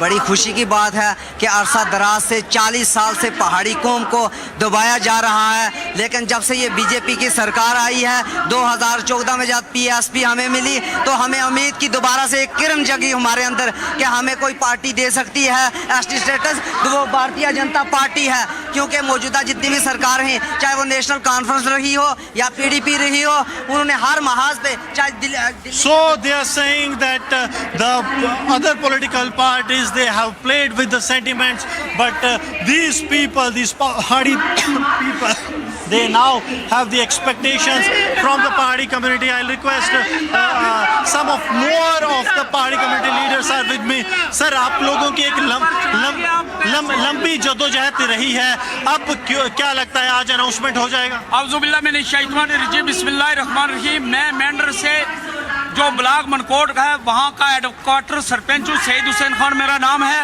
47 की जंग हमने देखी, 65 की देखी, 71 की देखी, वहाँ ही महारा गुजर भाई रहता है, वहाँ ही हम पहाड़ी लोग रहते हैं। हमने फौज का कंधे से कंधे मिला के हम फौज के साथ चले, लेकिन हमारे साथ इसके पहले जितनी भी हुकूमतें आई, कांग्रेस आई, नेशनल कॉन्फ्रेंस आई, पीडीपी आई, उसने सौतेली माऊ जैसा सहयोग किया। आई भारतीय जनता पार्टी है जो सब लोगों को, गरीब को, अमीर को, सबको साथ लेकर चलती है। हमें यकीन है इंशाअल्लाह ये जो हमारे गृह मंत्री है अमित शाह जी, ये बड़े कमिटेड आदमी हैं। हमें पता है कि ये हमें पहाड़ी एसटी स्टेटस देंगे और बराबर करेंगे। आप मीडिया की वजाहत से मैं ये कहना चाहता हूँ, अगर एक बाप के 3 बेटे हैं तो उसको चाहिए कि उसको इक्वल शेयर। हमारे साथ आज दिन तक इस हुकूमत ने सौतीला सा किया है, कांग्रेस ने किया है, नेशनल कॉन्फ्रेंस ने किया है और पीडीपी ने किया है। इन्होंने देखना चाहिए था कि अगर हम हक मांगते हैं तो 3 अगर किसी के बेटे हैं तो उनको इक्वल शेयर, हम किसी के भाई का Oh, they want the equal share, and they say that they are those people, those nationalist voices who have stood with the forces along the line of control, even at the time when the Pakistan was all up in arms with an agenda to give India 1,000 cuts. But that has been foiled by these brave hearts, those who have been living along the line of control. And now what they say, that there should be an equality among all, there should be no discrimination with the Pahadi community. And these visuals clearly show that how much these people expect from the Union Home Minister. क्या लगता है आज हो जाएगा announcement? आज हम भरपूर उम्मीद में हैं कि आज हो जाएगा, चूँकि माननीय गृह मंत्री अमित शाह साहब ने जो जम्मू में रैली की, वहाँ भी कहा कि जम्मू कश्मीर के अंदर हमारे जो पहाड़ी भाई रहते हैं हमें उनकी चिंता है। और नरेंद्र भाई मोदी ने लाल किले से ये कहा था कि जम्मू कश्मीर के पहाड़ियों का हम जो उनकी जो मुश्किलात है उनका हम समाधान करेंगे। तो आज हम भरपूर हैं, आज हमें एसटी का जो यहाँ अनाउंसमेंट है वो हो जाएगा।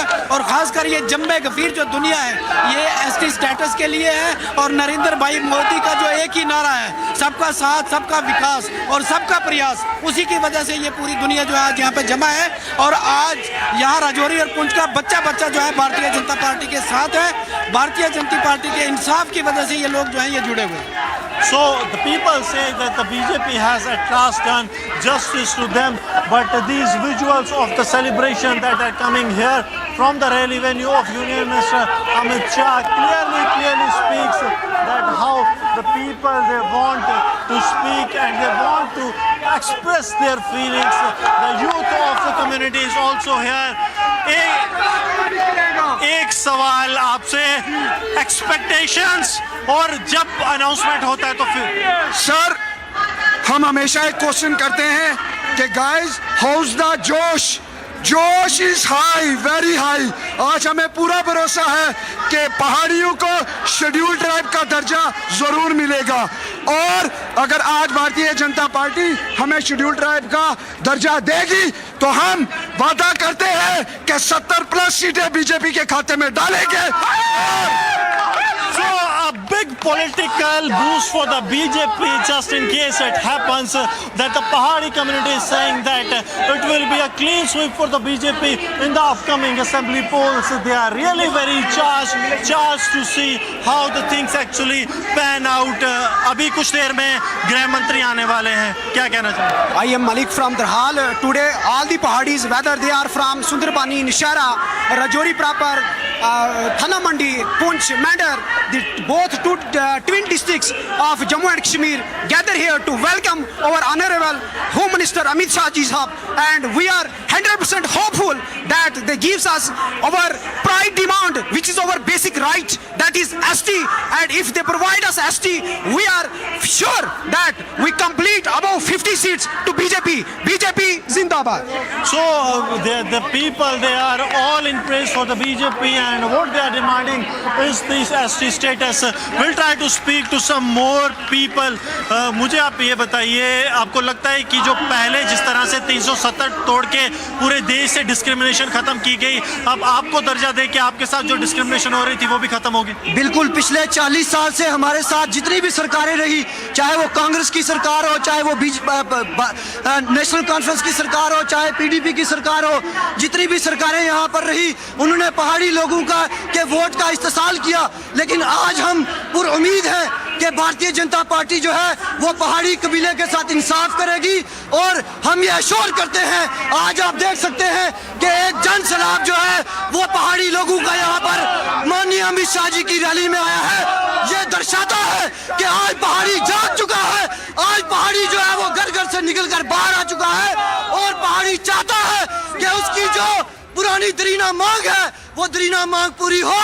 हम ये अश्योर करते हैं कि पहाड़ियों का बच्चा बच्चा जो है वो भारतीय जनता पार्टी को वोट देकर उसे जम्मू कश्मीर में सत्ता में लाएगा। So the community of Pahadis is all charged to welcome the Union Home Minister Amit Shah, who is expected to land here in a couple of minutes from now.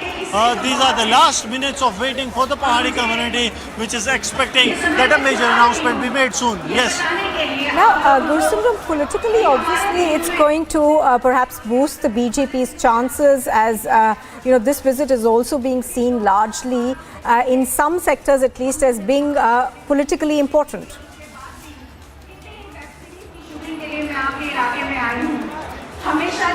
Yes, it will have a benefit for the Bharatiya Janata Party for sure. But the other side has also to be seen that will the BJP be able to retain their Gujar vote, the Bakarwal vote, because what the Gujar and Bakarwal community feels that it is their share that is now being snatched. So that the BJP has somehow tried to tackle with the appointment of Ghulam Ali Khatana as the Member of Parliament who has been nominated, the first Gujar from the Union Territory of Jammu and Kashmir who has been nominated as the Member of Parliament in the Rajya Sabha. So somehow the BJP has tried to maintain the equation so that they don't deceive the people of the Gujar and Bakarwal community. And also if the mega announcement of granting the ST status to the Pahari community is made here, then it will be a win-win situation for the BJP, with the BJP all on the front foot. And then it has to be seen how things actually pan out when the assembly elections takes place in the Union Territory of Jammu and Kashmir. Right, absolutely, Gursimran, as you are pointing out, of course, there are also protests that have come in from other two communities who say that their SOPs will become limited if the Pahari community gets the SOPs. But Gursimran, thank you for the moment for joining us. We are of course expecting the Home Minister to be speaking soon. All right, pictures on your screen are of the large number of people who are present at this rally that is being organized in Rajouri, and one of the key demands, of course, of a large number of people who are attending this rally from the Pahari community is that the scheduled tribe status be given to these people. Amit Shah is making his way currently to this to the Rajouri district, where he will be addressing the Pahari community.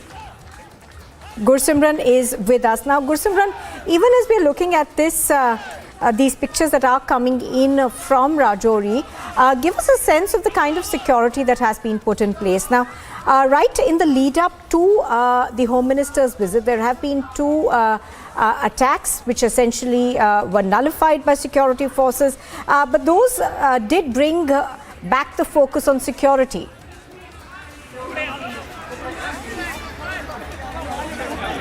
See, the security arrangements have been put in place as this is a mega rally, and there are several attempts of the disruption by the enemy forces. We have seen what has happened in Udhampur also. So these are the visuals, some of the really very interesting visuals, and the visuals everyone would like to see, that there are children from the Pahari community raising the slogans in favor of Union Home Minister Amit Shah and also in favor of the Pahari community. What he is demanding is the ST status for the Pahari community. We will try to speak to him. क्या चाहिए आप लोगों को, क्या demand करते हैं? ST status मिलेगा? जी sir. कौन आ रहा है आज? अमित शाह आ रहे हैं। पक्का देके जाएंगे? पक्का। So these are the visuals. Really, visuals we always wanted to see that how the juniors of the Pahari community, their elders, their forefathers have fought for the ST status for the Pahari communities. They have given away their lives demanding the same. But now it seems that the time has come. Right, Gursimran bringing us the latest from there. Thank you very much for joining us. Of course, we will come back to you later once the Home Minister arrives at the venue for the rally. And here's a look at what else is making news this afternoon. Internet services have been suspended in Jammu and Rajouri as a precautionary measure, as the Union Home Minister Amit Shah is going to be addressing a rally that's been scheduled at Rajouri. Jammu and Kashmir police have released a statement in connection with the murder of the Jammu and Kashmir DG HK Lohia, where the domestic help is being named as the main accused in the case. The police have said that there is no terror angle in this particular case. ये कल शाम का वाकया है, बहुत ही दुखद घटना है। शुरुआती जांच में ऐसा लग रहा है कि एक लड़का जो डोमेस्टिक हेल्प के तौर पे उनके साथ काम करता था, 4-5 महीनों से काम कर रहा था, उसका हाथ है इस घटना में।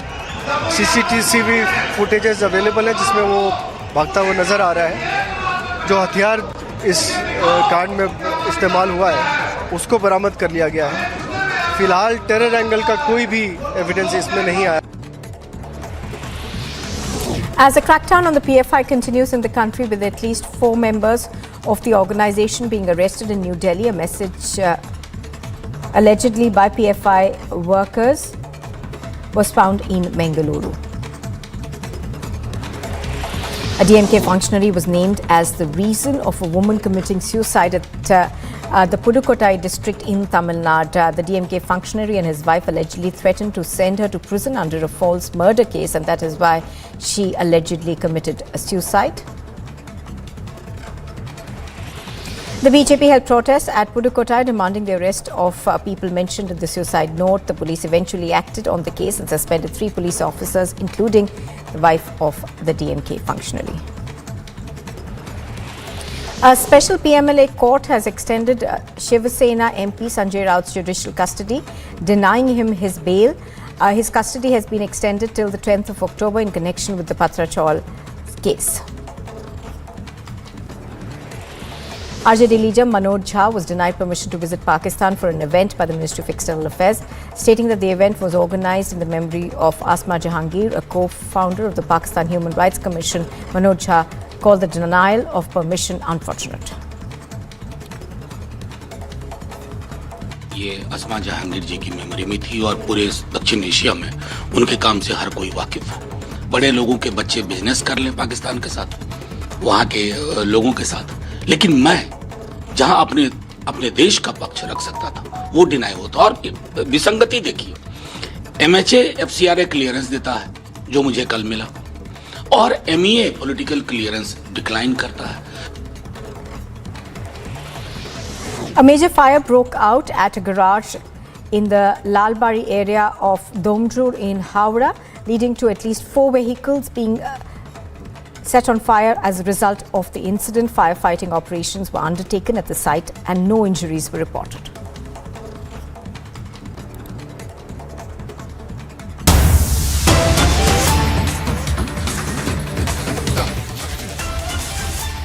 Now, the PFI has issued an open threat to RSS workers in the Dakhin Kannada district. Workers have written a message on the road warning the RSS that they will be back. The incident is being reported from the Bantwal Taluk of Dakshin Kannada district. It is suspected that the message was written at night on the roads. The police have visited the spot and members of the Hindu Jagran Association have requested the police to take action against miscreants who are believed to be behind this. So pictures on your screen are of this message that seems to have been scribbled on the roads in the Bantwal Taluk of Dakshin Kannada district. The message essentially is being seen as an open threat to the RSS in Karnataka. Prajwal is reporting on this. He joins us live from Bengaluru right now. Prajwal, give us more details of what's been written and the response that it's got. Before now, we are getting to understand that this has been done by miscreants, not only in Nainadu, in the village which it was written, but also across the district of Dakshina Kannada, especially in Bantwal. And now the police are suspecting that all this is happening because of the crackdown on the Mittur Freedom Community Center, which had happened a few days ago, where several incriminating documents were seized from the PFI cadres, and many of the PFI members were also taken into custody over there, post which the cops have also cracked down on the alleged PFI terror camp at Mittur. So therefore now the PFI is specifically targeting the RSS and stating that we will be back with a vengeance and you watch out for us, is the message which has been written on the streets. And the cops were initially alarmed because many residents from across the entire taluk, especially in Nainadu village, had gone on to register a complaint, and therefore the cops arrived at the spot. There were also several pro-Hindu organizations too who came out and voiced their concern, stating that if there are open threats being written on the streets in Bantwal, then nobody is safe, and they have requested the cops to go on and take action. Because if you look at it, the Mittur Community Hall, the Mittur Freedom Community Hall was one of the largest PFI centers in Karnataka, especially in the coastal district of Karnataka, which also had retired cops coming in from Kerala and Tamil Nadu, going on to train these PFI cadres to carry out assassination on VIPs and VVIPs. Especially they concentrated on the RSS workers and also pro-Hindu activists too. So this has seriously left the people in a lot of tension, but the cops have stated that there is nothing to worry and they will make sure that the miscreants, whoever had written these messages, will be behind bars soon. Absolutely. Prajwal, now is this perhaps being seen as a handiwork of associated organizations of the PFI?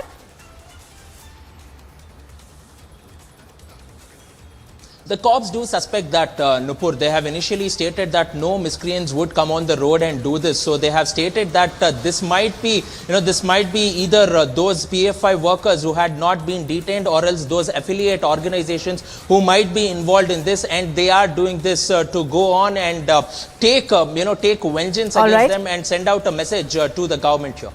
All right, Prajpal reporting on this. Thank you very much for joining us.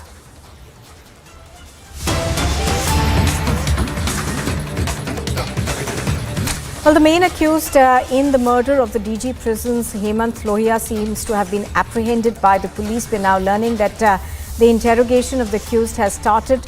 The main accused in the case was a domestic help who went by the name of Yasir, who's now been apprehended by the police. We are told that a manhunt had been launched for him and the police were looking all over. Now, news just coming in that he's been apprehended by the police. He's been arrested and interrogation is currently on. This murder, of course, had essentially shocked everybody in the manner in which it happened. We are given to understand that the main accused, who went by the name of Yasir, was suspected to have been behind the gruesome killing. Do remember that the DG prisons, Hemant Lohia, was found dead under suspicious circumstances at a house in Jammu's Udaiwala. His throat had been slit on Monday night. Earlier, of course, we were also getting inputs that seemed to suggest that the terror group, the People's Anti-Fascist Front, a TRF offshoot, had actually claimed responsibility. But that's something that had been denied by the police. In fact, let's go across to Gursimran, who has more details on this. Gursimran, so the police managing to nab the main accused in the case? Yes, police have arrested Yasir Ahmad, and the arrest has been made by the joint officer of Jammu, Udhampur and the Raman police. At the last location of the Raman police, we are getting to know that the last location of the suspect who has been arrested, Yasir, was at the Kud, which falls under the jurisdiction of the Udhampur police, and he was heading towards the Raman side, where the arrests have been made in the operation that was launched by the Jammu zone police. Now he's spilling the beans. He's being interrogated by SSP rank officers and senior officials from Jammu, from the Rajouri.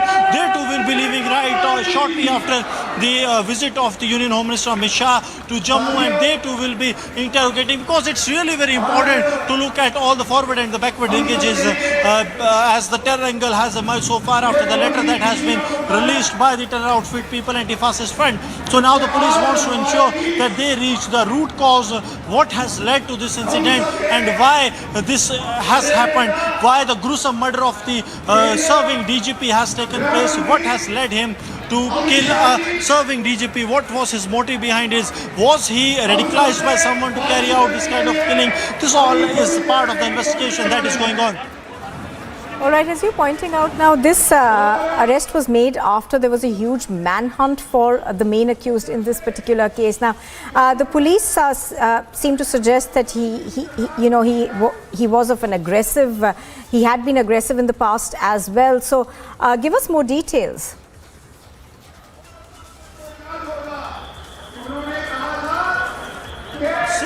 What it seems from the diary that has been recovered from his room, where जहाँ पे वो रह रहा था, और वहाँ पे लगातार ये चीज़ लग रही थी कि ये किसी न किसी तरह से दबाव में था, मानसिक टेंशन में था, क्योंकि वहाँ पे इसने ये साफ लिखा था कि ज़िंदगी जो है वो बिल्कुल नहीं है, मौत आ जाना अच्छा है, और ये ऐसी चीज़ें जो हैं वो इसकी डायरी में लिखी गई थी। पुलिस को इस बात से शक हुआ क्योंकि इसका स्वभाव जो है वो काफ़ी ज़्यादा गुस्सेल था। 6 महीने का समय हो चुका था इसे यहाँ पर काम करते हुए। डीजीपी प्रिजन जो हैं उनके दोस्त के घर पे, जो कि राजीव बताया जा रहा है, राजीव खजूरिया के घर पे, और वो तब से इसका स्वभाव कुछ अटपटा सा था। पहले भी परिवार वालों को संदेह ज़रूर हुआ, लेकिन उन्हें कभी ऐसा नहीं लगा कि ये इस तरह की हरकत पर उतारू हो सकता है कि किसी की जान ले सकता है, क्योंकि अब एक आतंकी संगठन द्वारा जो है इसकी जिम्मेवारी ली गई है। तो पुलिस जो है हर एंगल को लेकर जाँच कर रही है, क्योंकि अब गिरफ्तारी हो चुकी है, तो इसके बाद कई और पहलू जो है वो सामने आएंगे कि आखिरकार इस हत्या के पीछे मकसद क्या था। आखिरी लोकेशन जो बताई जा रही है वो लोकेशन खुद थी उधमपुर जिले में, और ये रामबन की तरफ जा रहा था जब इसे गिरफ्तार किया गया है। All right, Gursimran, do stay with us. I think we've also got Nivedana join us from New Delhi on this. Nivedana, so a key arrest over there being made in this case. Right, before cutting across to Gursimran to talking about the same development, big breakthrough that has come in. Gursimran, talking about the nature of the incident as well, what we're understanding is that, in terms of the particular gruesome act, he was first suffocated to death, then slit his throat with a broken ketchup bottle as well. What are the details about the gruesome nature of this particular act, if you could shed light on that?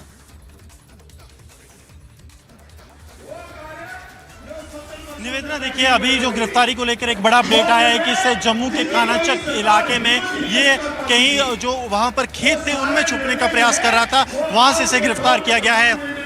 इसके phone की आखिरी location जो है वो उधमपुर की खुद में मिली थी, यानी कि ये लगातार अपनी लोकेशन जो है वो पुलिस से बचने के लिए चेंज कर रहा था, क्योंकि पुलिस को ऐसा लगा कि ये खुद से रामबन की ओर जा सकता है।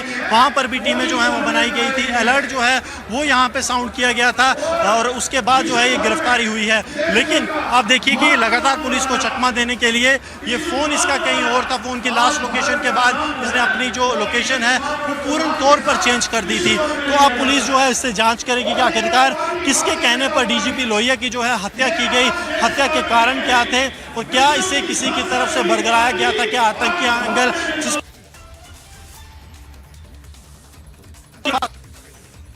All right, this is of course the big breakthrough that is coming in, where of course in terms of the DG prisons who was murdered, Hemant Loharia, in terms of that, his domestic help has now, the main accused Yasir has been detained. What we're learning so far is that he was hiding in the fields of the Kanachak area of Jammu. So a major manhunt was launched by the Jammu and Kashmir police throughout the night. To catch the accused involved in the murder case of Hemant Lohia. So the big breakthrough being is that he has been apprehended. Interrogation of the accused has started. Now earlier, of course, a diary of the accused was also found. So obviously that is something that will reveal the motive behind this particular incident. Now he of course was found murdered under mysterious circumstances, and the incident took place around 11:45 p.m. yesterday.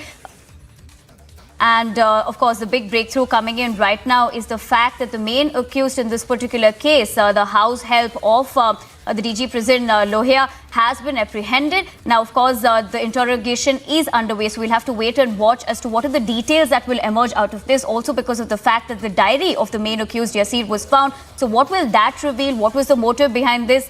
Is something that we'll have to wait and watch. But cutting across once again to Gursimran, who's getting us the latest on this. Gursimran, of course, this is a big breakthrough that has come in. But talk to us a little bit about the fact that this diary was found in terms of that, number one. Number two, the motive of this particular incident. Are there any details about that?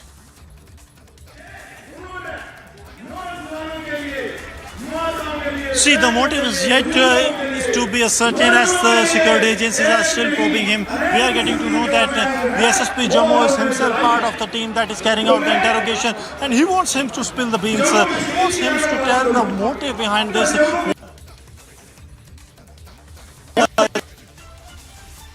Or was there any the depression was the motive, what has led, what were the circumstances at that very given time, what made him to commit this kind of a crime. And we are also getting to know that the kerosene that was used to burn the dead body of DG prisons Lohia, that was brought in for a couple of days back there. So was it a planned conspiracy? Who planned it? And there is another angle that is emerging to it. The mobile phone being found in Kud and Yasir being found in the fields of Karachak. That is also being probed. Yes, back to studios.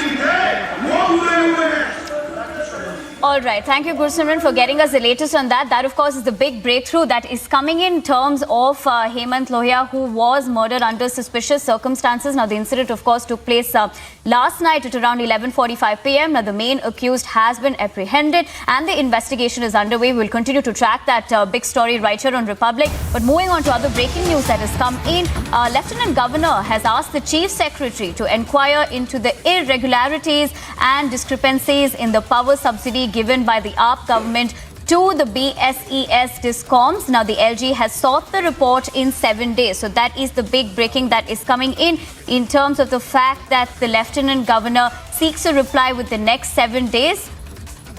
Now, of course, the Lieutenant Governor has spoken about this, where the irregularities given by the AAP government in the purview of the same. The Lieutenant Governor has sought a particular report about the same in terms of these irregularities, and he's also asked for the same to be submitted in 7 days.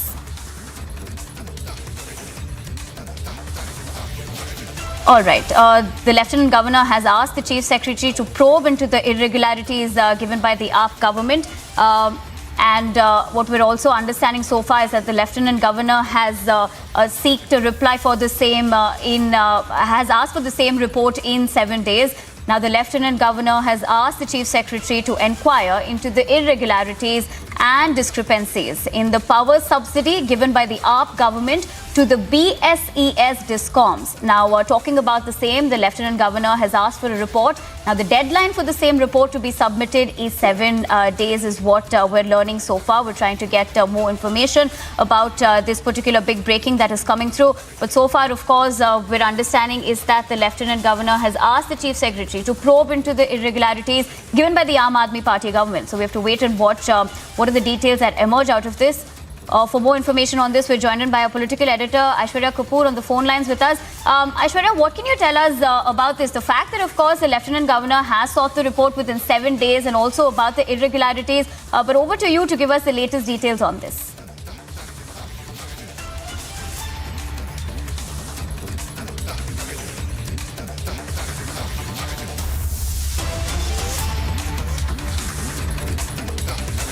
All right, we'll try connecting with Aishwarya once again. But this, of course, is the big breaking that is coming in, is that the AAP government has been asked to sort this report in the next 7 days. And the Lieutenant Governor has asked for the irregularities given by the AAP government in terms of the BSES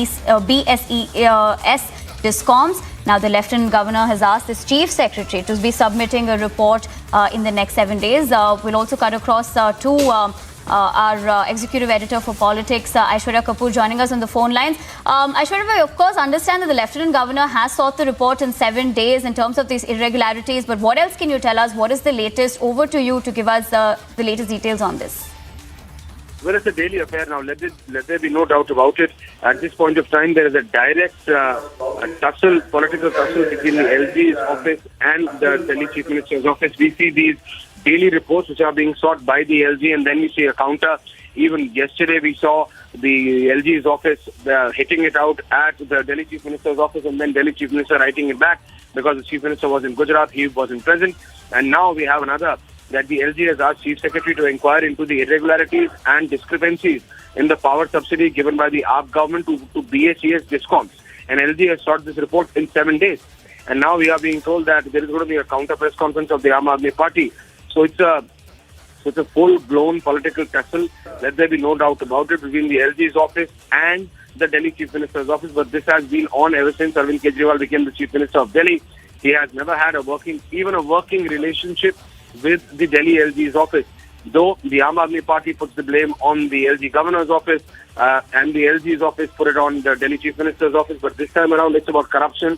Ever since after the excise policy scam blowing, and not one but two arrests happening, one by CBI, one by ED, we've seen that the Aam Aadmi Party and then the Chief Minister's office per se has even not been there in those important meetings with the LG, which the LG has raised the issue. And this time around, it is another irregularity which the LG's office is asking the Chief Secretary of Delhi to give him the details about, and that too in a time-bound manner in next 7 days itself. So it's a very serious issue. Aishwarya, also talking about this tussle that you were talking about back and forth, in terms of that, has there been a reaction that has come in terms from the Aam Aadmi Party side? Well, the Aam Aadmi Party at this point of time is clearly saying that this is happening at the political behest of the central government. They say that the LG reports directly to the Home Ministry and then so on and so forth. But the LG's office has been countering that, saying that they are only stating facts.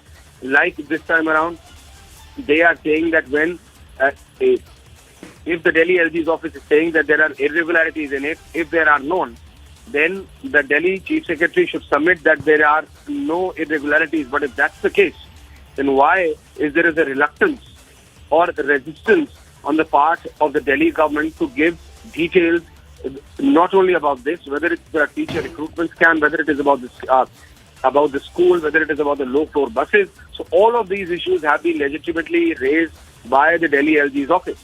He has all the rights to do it. He's asking details from the Delhi Chief Secretary and from the Delhi CMO. The Delhi CMO says this is only happening to only malign their image, and then they go to the 2024 elections, and then there's the battle of Gujarat elections. But the LG's office says this is only and only about financial irregularities, whether it is about the low-floor buses issue or it is about the BSES Discom's irregularity which has been raised today. Right. Thank you, Aishwarya, for joining us with the latest on this. This, of course, is where the LG has sought this particular report by the AAP government in connection with the BSES Discoms. Now, the LG has also sought the report in 7 days. We have more information coming in from our correspondent Anuj, who's going to shed light about the latest details in terms of this development. Well, exactly. If we talk about this particular development, then let me tell you that this is LG of the Delhi who received the complaint regarding the irregularities, and after that, this is the after effect of the same, when the LG has sought the report from the Delhi Chief Secretary, which has to be submitted in the next 7 days. So this is going to be more trouble for the Aam Aadmi Party. We are reporting live on the story. This is time for a short break. Stay tuned. We'll be right back.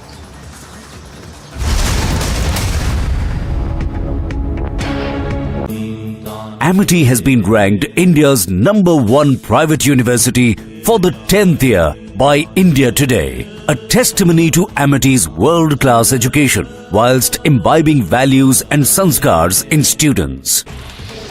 As Union Home Minister Amit Shah arrives at Jammu and Kashmir for a 3-day visit, he is scheduled to hold a rally at Rajouri along with foundations of several projects to be laid at the convention centre in Jammu. As a poster war brews between the Congress and the BJP in Karnataka, the BJP has launched posters over Congress leader Siddaramaiah, having helped the PFI on previous occasions. Time to once again action our destiny. Focus on mission superpower.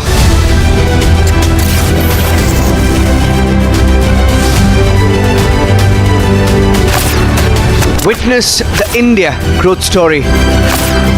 Republic Media Network brings you India's biggest economic summit.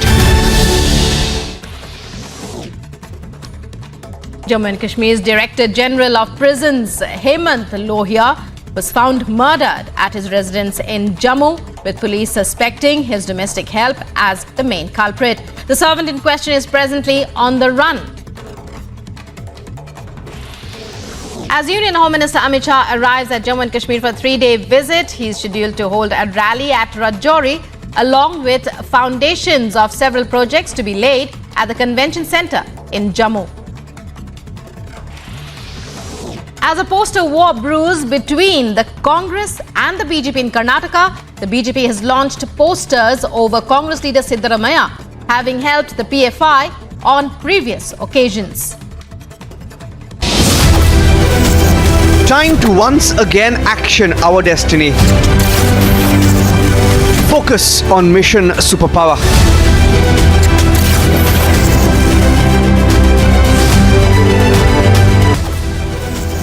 Time to once again action our destiny. Focus on mission superpower. Witness the India growth story. Republic Media Network brings you India's biggest economic summit.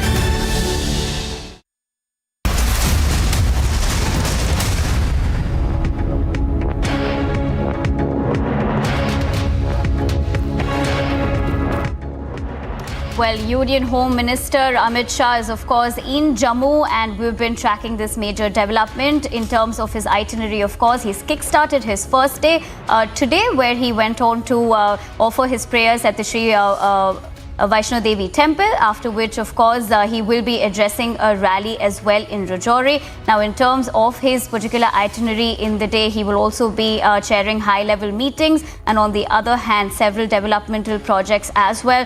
On the other hand, talking about the particular rally that he will be addressing in a while, he's likely to make an announcement on the issue of the scheduled tribe status for the Pahari community during his visit here.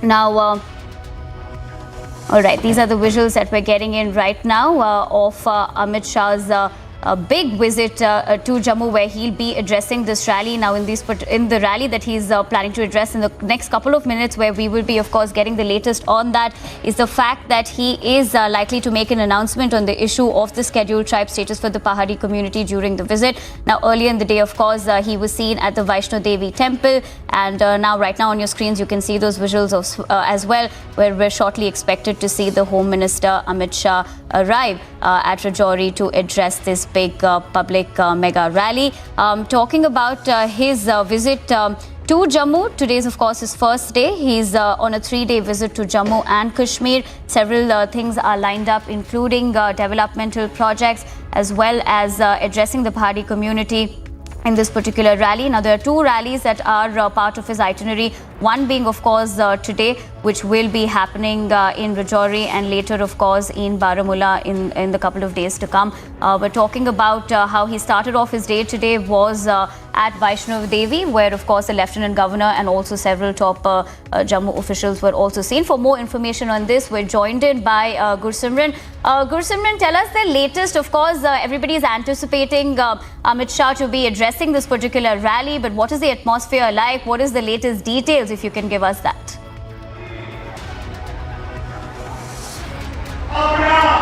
See, Union Home Minister Amit Shah has landed here in Rajouri a couple of minutes back, the visuals of which we are also showing. And right now, a sea of people, they are waiting for the Union Home Minister Amit Shah to arrive here.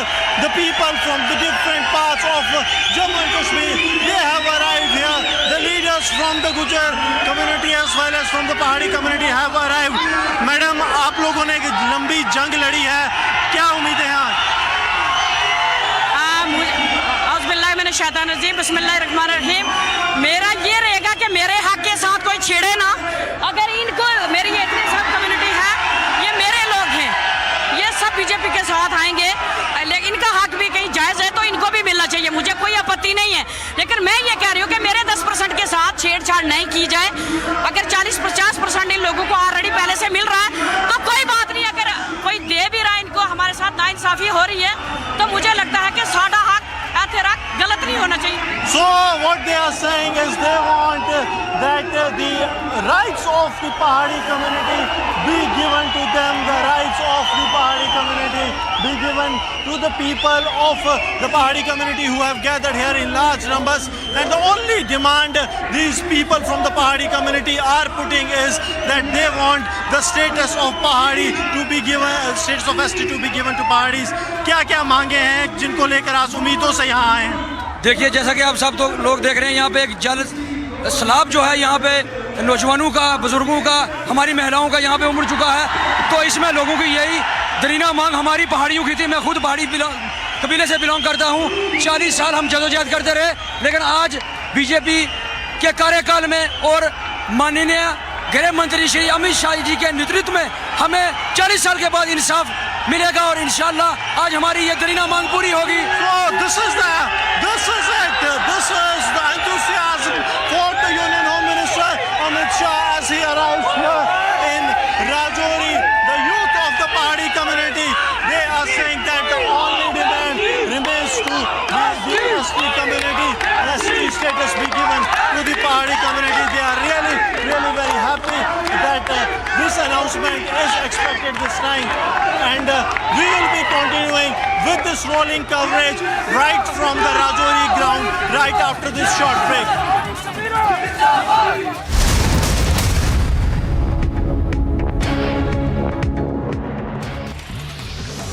As a poster war brews between the Congress and the BJP in Karnataka, the BJP has launched posters over Congress leader Siddaramaiah having helped the PFI on previous occasions. Time to once again action our destiny. Focus on mission superpower.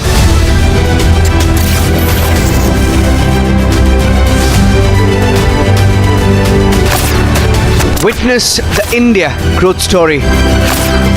Republic Media Network brings you India's biggest economic summit. Jammu and Kashmir's Director General of Prisons, Hemant Lohia, was found murdered at his residence in Jammu, with police suspecting his domestic help as the main culprit. The servant in question is presently on the run. As Union Home Minister Amit Shah arrives at Jammu and Kashmir for a 3-day visit, he is scheduled to hold a rally at Rajouri, along with foundations of several projects to be laid at the convention centre in Jammu. As a poster war brews between the Congress and the BJP in Karnataka, the BJP has launched posters over Congress leader Siddaramaiah, having helped the PFI on previous occasions. Time to once again action our destiny. Focus on mission superpower.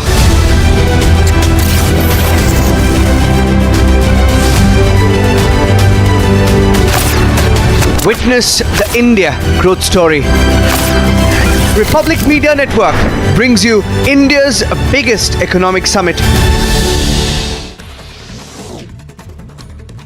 Jammu and Kashmir's Director General of Prisons, Hemant Lohia, was found murdered at his residence in Jammu, with police suspecting his domestic help as the main culprit. The servant in question is presently on the run. As Union Home Minister Amit Shah arrives at Jammu and Kashmir for a 3-day visit, he is scheduled to hold a rally at Rajouri, along with foundations of several projects to be laid at the convention centre in Jammu. As a poster war brews between the Congress and the BJP in Karnataka, the BJP has launched posters over Congress leader Siddaramaiah. Time to once again action our destiny. Focus on mission superpower.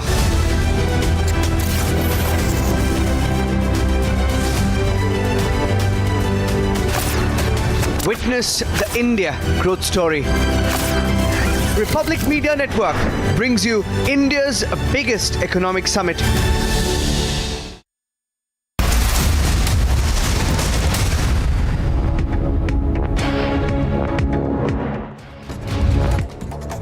Here are the other stories that we're tracking at this hour. Internet services have been suspended in Jammu and Rajouri as a precautionary measure, as Union Home Minister Amit Shah has a rally scheduled at Rajouri.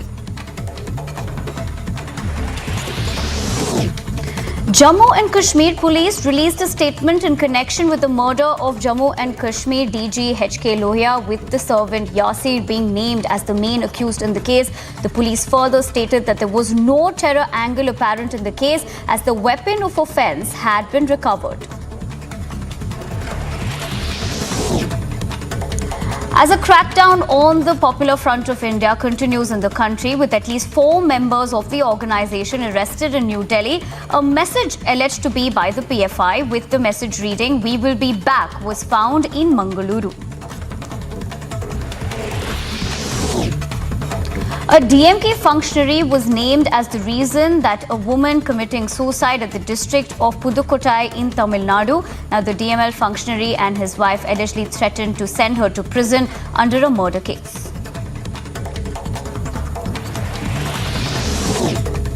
The BJP held protests at Pudukkottai demanding an arrest of the people mentioned in the suicide note. The police eventually acted on the case and suspended 3 police officers, including the wife of the DMK functionary. A special PMLA court extended Shiv Sena MP Sanjay Raut's judicial custody, thereby denying his bail plea. His custody has been extended to the 10th of October in connection with the Patra Chaul land scam case as a result. RJD leader Manoj Shah was denied permission to visit Pakistan for an event by the Ministry of External Affairs, now stating that the event was organized in the memory of Asma Jahangir, a co-founder of the Pakistan Human Rights Commission. Manoj Shah called denial of the permission unfortunate.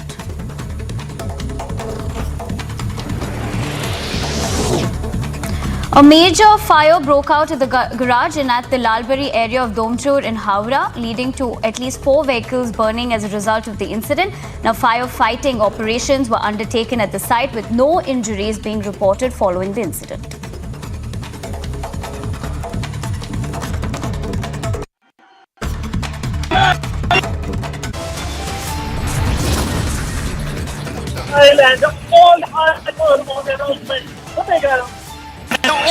Eyes are on the announcement, the mega announcement the Pahadi peoples are expecting regarding the status to the Pahadi community. For more, stay tuned to Republic TV right after the short break.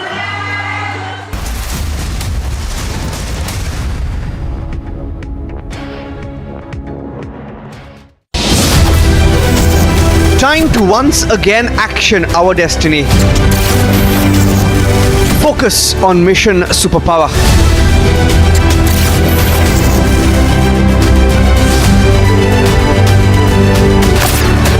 Witness the India growth story.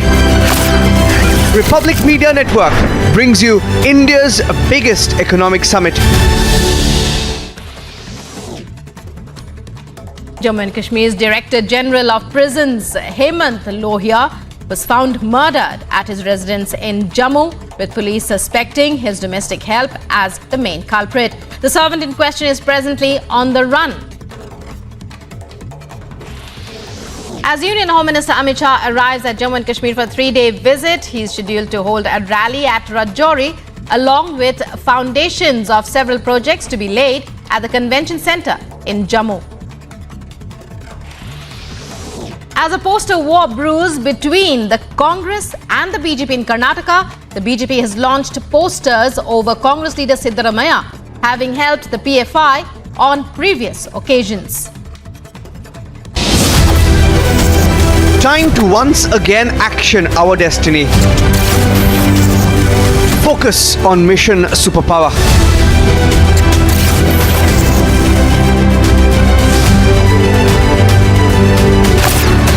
Witness the India growth story.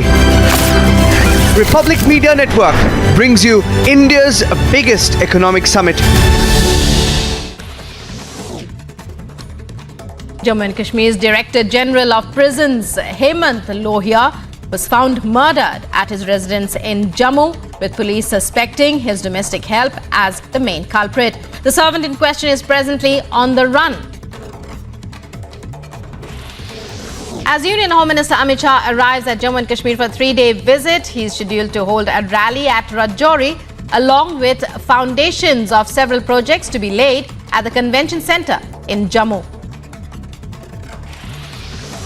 As a poster war brews between the Congress and the BJP in Karnataka, the BJP has launched posters over Congress leader Siddaramaiah, having helped the PFI on previous occasions. Time to once again action our destiny. Focus on mission superpower.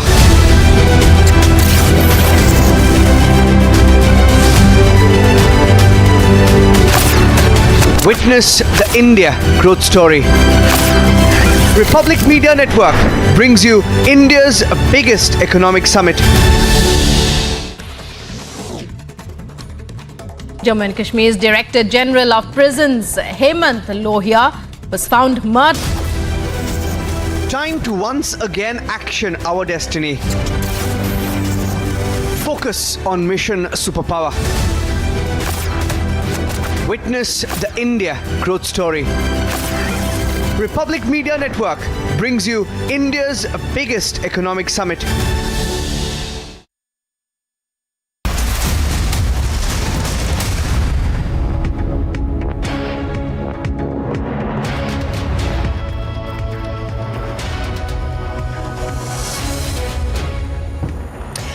Hello and welcome. You're watching Republic TV and we are live and breaking this Tuesday afternoon. I'm Shivangi Shakla. Let's have a look at all the updates and the headlines at this hour. Home Minister Amit Shah on a 3-day visit to Jammu and Kashmir. Hectic parleys lined up.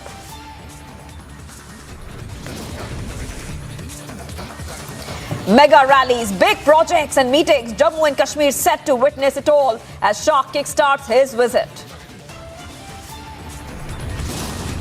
But politics continues. PDP now questions timing of visit, rakes up restoration of Article 370.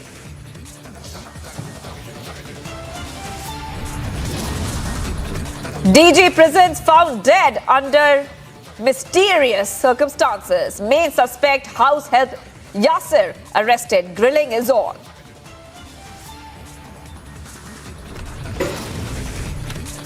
Mega swoop down on PFI continues. 4 more members of radical PFI arrested from Shaheen Bagh under UAPA.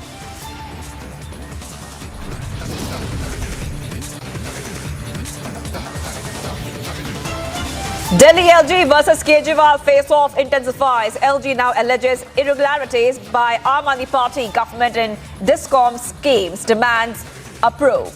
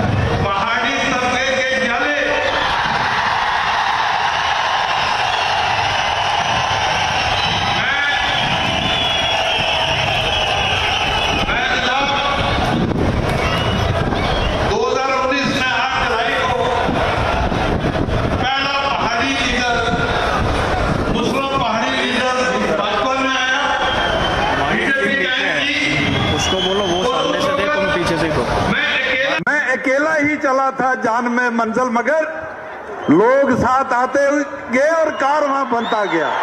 आज देखिए ये समुंदर पहाड़ियों का यहाँ। उसके बाद उस दौर में मैंने डीडीसी का इलेक्शन पार्टी के मैंडेट पर लड़ा, जब यहाँ भाजपा को नाम लेने के लिए मुस्लिम में तैयार नहीं था और भारी अक्सरियत से भाजपा के mandate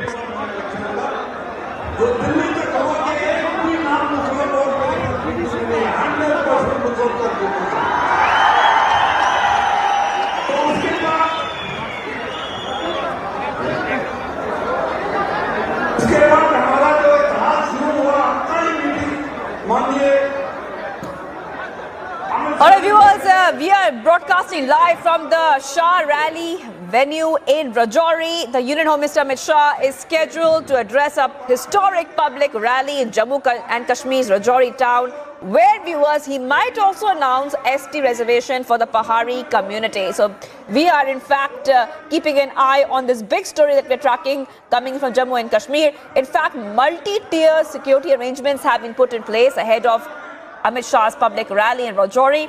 Security forces have conducted cordon and search operations at multiple locations in a mega push for development in Jammu and Kashmir.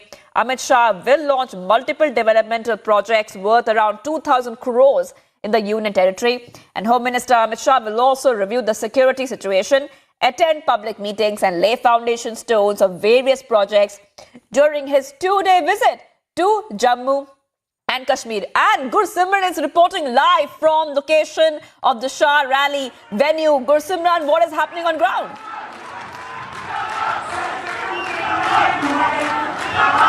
See, Union Home Minister Amit Shah has arrived, and I'll request Vijay Rakesh to show you that Amit Shah is taking memorandums from the various delegations that are meeting Amit Shah here, and followed by it is the sea of the people. On the one side, Union Home Minister Amit Shah also making the inauguration, and on the other side is the sea of the people, mostly from the Pahari community, those who have came here with the hope that today the mega announcement will be made. Now, inaugurations are being made here only by the Union Home Minister Amit Shah regarding the various developmental projects, be it in the development, the roads infrastructure, as well as the 100-bedded mother-child hospital that is in the Lambedi area of Nowshera along the line of control that now stands inaugurated by the Union Home Minister Amit Shah. And I'll request Vijay Rakesh to show you otherwise around the other visuals, the visuals that speak how the sea of people have gathered here to listen to Union Home Minister Amit Shah. The people from the community, the Pahari community and others, they are now eager just to wait for that announcement for which they have came across from the many districts of Union Territory of Jammu and Kashmir. Union Home Minister Amit Shah on the stage. I'll request Vijay Rakesh to keep showing you one side a sea of people, other side the Union Home Minister along with the Lieutenant Governor of Jammu and Kashmir Manoj Sinha and Minister of State in the Prime Minister's office Dr. Jitendra Singh, the Member of Parliament both in Rajya Sabha and in Lok Sabha Jugal Kishore, and newly appointed one Ghulam Ali Khatana, the first Gujar from the Union Territory of Jammu and Kashmir to be appointed, to be elected as the Member of Parliament for the upper house of the Parliament. This moment now, in a short while, we are expecting. See, the way things are moving fast, we can expect that in next 5 minutes, Union Home Minister Amit Shah will be speaking, will be on the dais, will be sharing his views. J&K Lieutenant Governor Manoj Sinha is now speaking here, and in couple of minutes from now, the mega announcement which this Pahari community is expecting. I request Rakesh to once again move in to the people of the Pahari community and other communities, those who have gathered here, the sea of people. See, as far as I can watch the people looking on this side. Maybe they won't be able to see Amit Shah directly, but one thing is very clear, that they want to hear those words for which their forefathers have worked for more than 40 years, the long pending demand their forefathers have fought for. And Jammu and Kashmir Lieutenant Governor Manoj Sinha now thanking the people of Rajouri as well as the Union Home Minister Amit Shah, who has taken his time to visit here. And this is going to be very important visit of the Union Home Minister, because we are standing at a place that is a few kilometers from the line of control, because on this side, just behind this hill, this mountain, is the Pakistan, some couple of kilometers from here on. And Amit Shah will be speaking very close to the line of control. What message he will be sending across for those who always wanted destruction, who never loved the development in the Union Territory of Jammu and Kashmir. This is what we have to see. But the sea of people here who have gathered here, the people from various communities have arrived. But the most important and the energetic, what it seems, is the Pahadi community, which are eyeing that in a short while from now, the mega announcement will be made. The mega announcement of granting ST status to the Pahadi community. This has been a long pending demand, and we have seen that many agitations have taken place many a times in Jammu and Kashmir, where the ST status was demanded by the Pahadi community but was not granted by the successive government. But now it seems that it's a time for the sea wind change that has already taken place. The discrimination with the people of the country has ended with the abrogation of Article 370 and 35 Now it seems it is the time that the discrimination with the Pahadi people also ends. The stage, 5 people on the stage, including the 2 members of parliament from the Lok Sabha, one from Rajya Sabha, Lieutenant Governor of Jammu and Kashmir, and Union Home Minister Amit Shah. These 5 people are on the stage, and all the eyes are on the man at the center, Union Home Minister Amit Shah, that what announcement he will be making, what he will be saying in a short while from now, as all of the dignitaries have cut short their speeches to almost 2 to 3 minutes. MOS Prime Minister's office hasn't spoken. Jammu and Kashmir Lieutenant Governor is now speaking. Both the Member of Parliaments have already shared their perspectives to it, and now it's a time for the Union Home Minister Amit Shah to arrive, because not only on this side, I'll request if Rakesh can show you on the other side, there is a sea of people there also. The people on every nook and corner of it can be seen here. We have आदरणीय प्रधानमंत्री जी और आदरणीय गृह मंत्री जी की प्रतिबद्धता को दर्शाता है, और संतुलित विकास हो, आखिरी कतार में खड़े हुए अंतिम व्यक्ति तक विकास पहुंचे, इसकी भी कोशिश की जा रही है। एक ऐसी व्यवस्था थी यहाँ जो चंद लोगों के लिए काम करती थी। समाज के अनेक वर्गों को समान अधिकार और सामाजिक न्याय से वंचित रखा गया था। अभी भी कुछ ऐसे समुदाय हैं जो उस व्यवस्था की वजह से अपना हक नहीं प्राप्त कर सके। मैं आशा करता हूं कि 2-3 बातें कह के मैं खत्म करूंगा। मैं जानता हूं कि आप सब आदरणीय अमित शाह जी को सुनने आए। पिछले महीने 13 तारीख को मैं पुंछ गया था। वहां पहाड़ी समुदाय में जन्मी मां भारती की वीर सपूत तथा पद्मश्री अवार्ड से सम्मानित श्रीमती माली जी के नाम पर मंडी के डिग्री कॉलेज का नाम रख करके उन्हें सम्मानित करने का काम हम सबने किया। आज मैं बकरवाल समुदाय के पद्मश्री मोहम्मद बिन जागीर साहब, शौर्य चक्र विजेता औरंगजेब गुजर साहब को भी याद करना चाहूंगा, जिन्होंने मातृभूमि की रक्षा के महान यज्ञ में अपना अप्रतिम योगदान दिया। ऐसी अनेक हस्तियां हैं जो जम्मू कश्मीर को नहीं पूरे राष्ट्र को प्रेरणा देती है और हमें सामर्थ्य भी प्रदान करती है। मित्रों, राजौरी का मेडिकल कॉलेज, जम्मू कश्मीर में अनेक मेडिकल कॉलेज बने हैं, लेकिन राजौरी का मेडिकल कॉलेज और अनेक ऐसे काम हैं जो मैं समझता हूं कि शायद 5 अगस्त 2019 का फैसला न होता, मोदी जी की सरकार न बनती, तो शायद ये सब काम नहीं हो सकते। अगर मैं राष्ट्रीय राजमार्गों की बात करूं, बंकरों की बात करूं, तो मैं कह सकता हूं कि पिछले 3 वर्षों में ऐतिहासिक काम हुए। 14 वर्षों तक इंतजार करना पड़ा था जम्मू कश्मीर के आदिवासी भाइयों को फॉरेस्ट राइट एक्ट लागू करने के लिए। केवल लागू नहीं किया गया है मित्रों, मैं कहना चाहता हूं कि पिछले 2-2.5 वर्षों में आदिवासी समुदाय के लिए जो काम हुआ है, 50 वर्षों में जम्मू कश्मीर के इतिहास में नहीं हुआ था। चाहे उनके विद्यालय हो, चाहे उनको विशेष पहचान देने का मामला हो, जब पहाड़ों से नीचे आते हैं तो आज रोडवेज की ट्रक उनके मवेशियों को लेकर के भी वापस आ रही है। एक यहाँ के प्रमुख नेता उन्होंने कहा किसी से कि जम्मू कश्मीर राज्य टूरिज्म, राज्य ट्रांसपोर्ट कारपोरेशन से स्टेट शब्द हट गया। तो एक हमारे साथी ने मुझे कहा कि मैंने कहा कि साहब स्टेज सब जरूर हट गया है, लेकिन अब उसमें गुर्जर और बकरवाल समुदाय के मवेशी चल रहे हैं। ये पहली बार आजादी के बाद यहाँ के लोगों को देखने को मिला।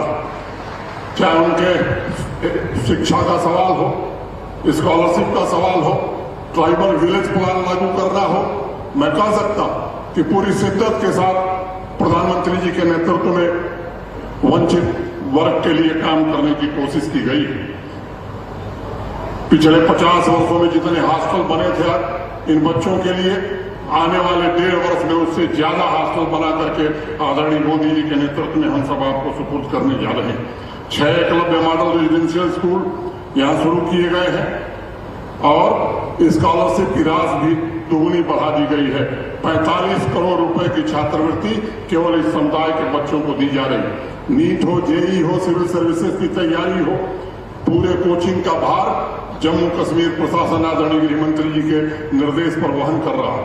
100 स्मार्ट स्कूल पिछले साल बने थे, 100 स्मार्ट स्कूल कल माननीय गृह मंत्री जी उसका शिलान्यास करेंगे आने वाले 3 महीने में, उसे भी हम पूरा करेंगे।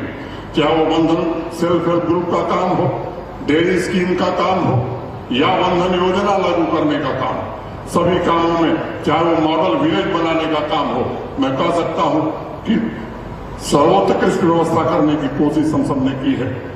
मैं आपसे कहना चाहता हूं 1500 मिनी सी फार्म, 1500 आदिवासी परिवारों के लिए डेयरी स्थापित करना, स्किल डेवलपमेंट के प्रोग्राम शुरू करना, तमाम इस तरह के काम हुए।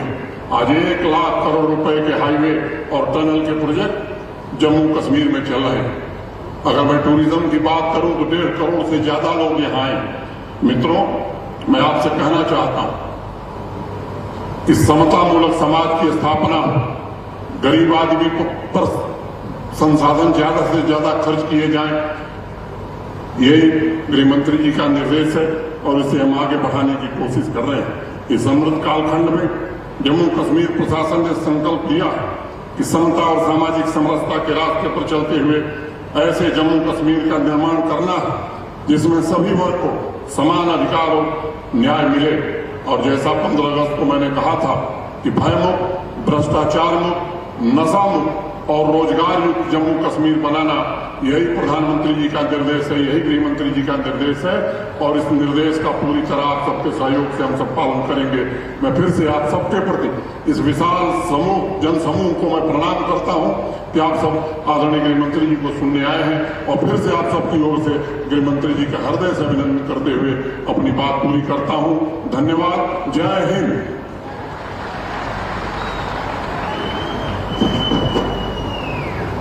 और हम सभी ने निवेदन करते हैं भारत के माननीय गृह एवं सहकारिता मंत्री श्री अमित शाह जी से कि वो अपने वचन से हम सबका कृतार्थ करें।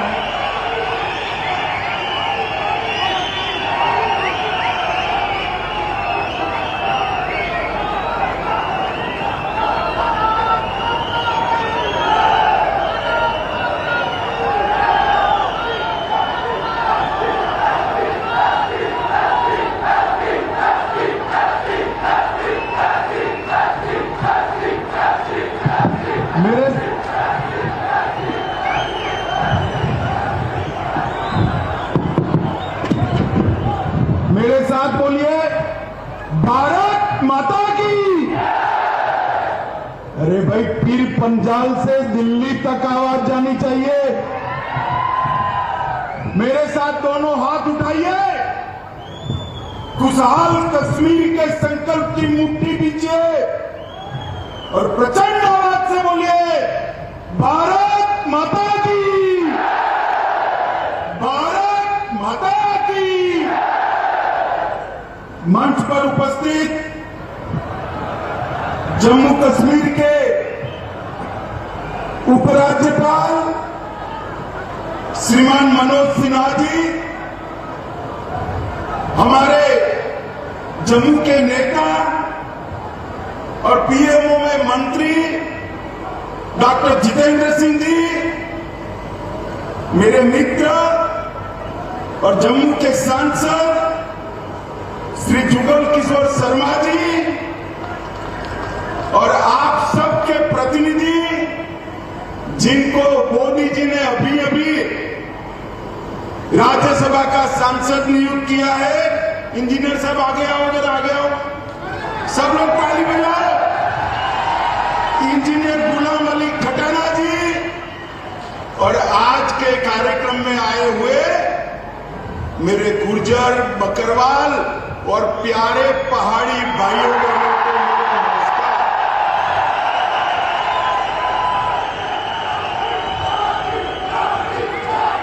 मित्रों, आज की ये रैली आपके मोदी मोदी के नारे उन लोगों को जवाब है जो कहते थे धारा 370 जाएगी तो फिर पंजाब पर आग लग जाएगी।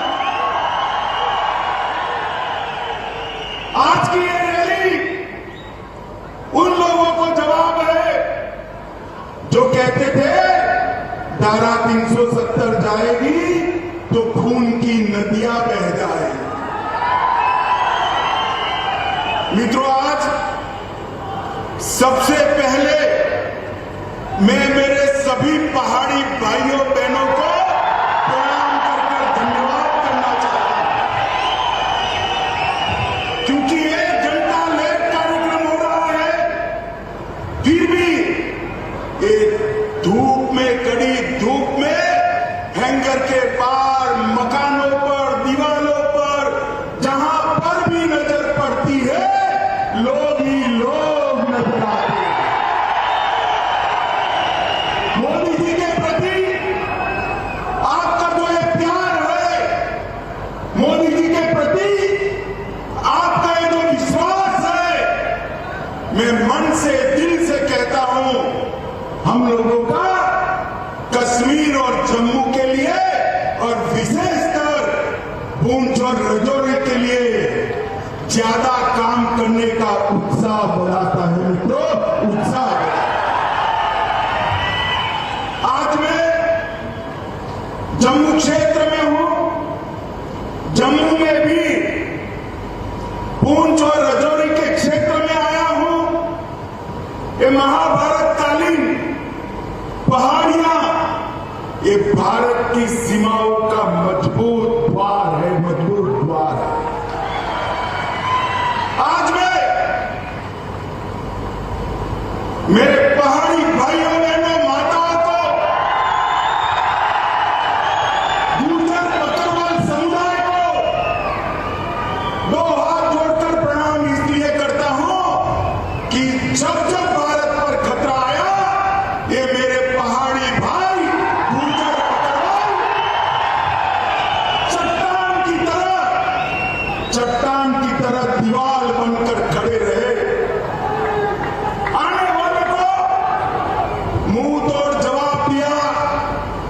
पूरे देश भर में शहीद सेना के जवानों को सिविलियन, मतलब हम सब लोग सलामी करते हैं, मगर पूरे देश में एकमात्र क्षेत्र यह है पूंछ और राजौरी का, जहां सिविलियन जो शहीद हुए हैं उसको भारत की सेना सलाम करती है। मित्रों, भारत की सेना सलाम।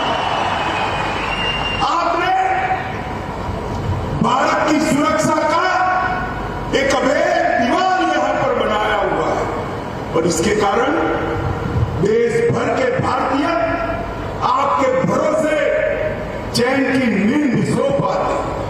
माताओं, भाइयों, बहनों, आज में नवरात्र है, अंतिम दिन है।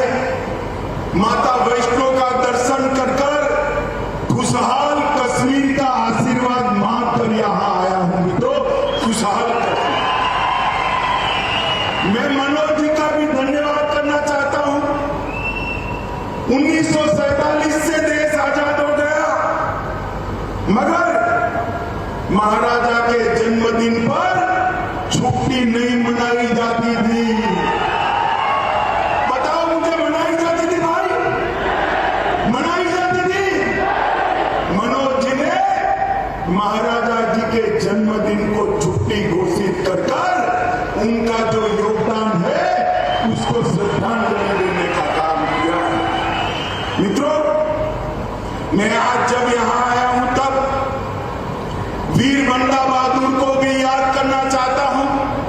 ये उन्हीं की जन्मभूमि है। और आज मैं आपको बताने आया हूं मित्रों कि एक गुर्जर, बकरवाल और विशेषकर मेरे पहाड़ी भाइयों की चिंता मोदी जी देश भर में सर्वप्रथम इस क्षेत्र की चिंता करते हैं। मैं आगे इसकी बात बताऊंगा।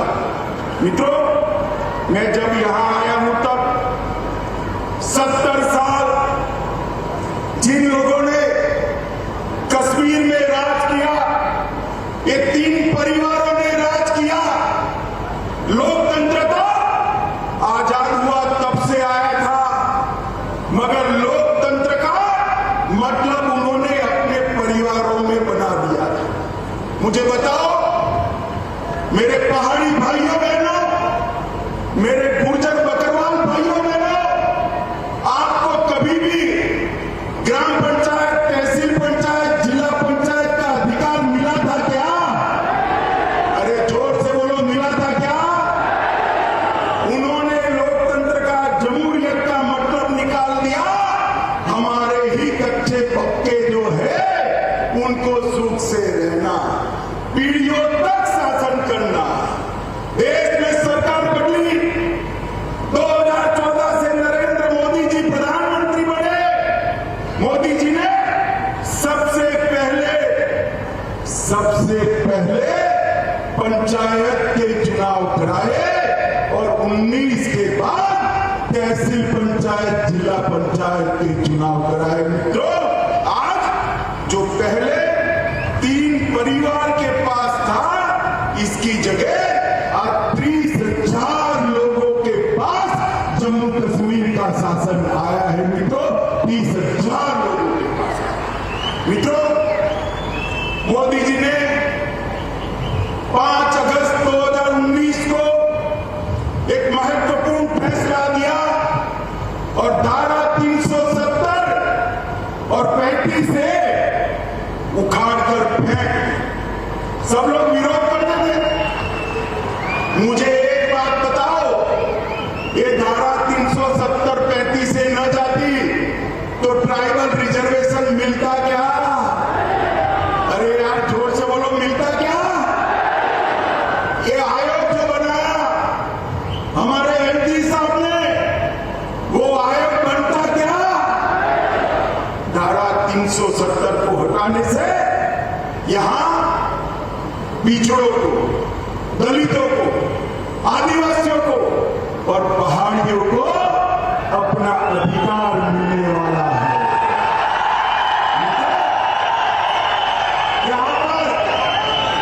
यहां पर सफाई कर्मचारी, उनका कोई अधिकार नहीं था। सफाई कर्मचारियों को भी उनका अधिकार मिला। एसटी के मेरे भाई बहन यहां बैठे हैं, उनको एट्रोसिटी का अधिकार नहीं था। एट्रोसिटी का अधिकार भी नरेंद्र मोदी साहब ने दिया। यहां पर माइनॉरिटी एक्ट भी नहीं था। माइनॉरिटी एक्ट का अधिकार भी मोदी जी ने यहां पर दिया है। ये लोग जो हाय तौबा करते हैं ना, उनके मन में है ये मेरे पहाड़ी भाई जितना दब कर रहे उतना अच्छा है, हमारे परिवार की दुकान चलती है। मैं आज कहने आया हूं, आप लोगों ने भारत की सीमाओं की सुरक्षा करी है। अब वो दिन लग गए कि आपके अधिकारों को कोई दबा पाएगा।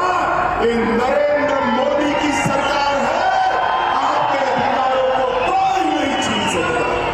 माताओं, भाइयों और बहनों, मैं आज इतना कहना चाहता हूं कि 3 परिवार से मोदी जी ने जमहूरियत को 30,000 लोगों तक पहुंचा है। जमहूरियत का मतलब था पहले अपने चट्टे बट्टे जैसे 87 विधायक, 6 सांसद और 3 परिवार। इसमें 8 लोग शुमार होते थे। भाई जरा जोर से बोलो, होते थे क्या? होते थे क्या? 2014 के बाद मोदी जी ने माताओं,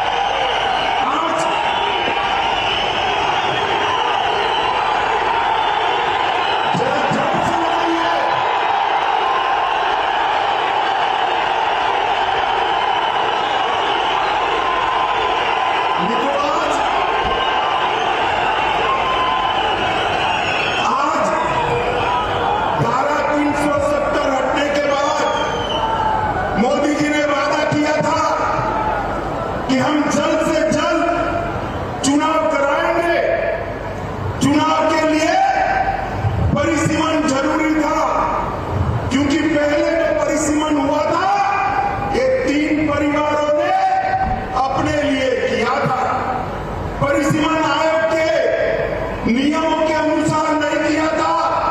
पहली बार आजादी के बाद परिसीमन हुआ और एक पहाड़ी क्षेत्र की सीटों में बढ़ोतरी हुई है भाई, बढ़ोतरी।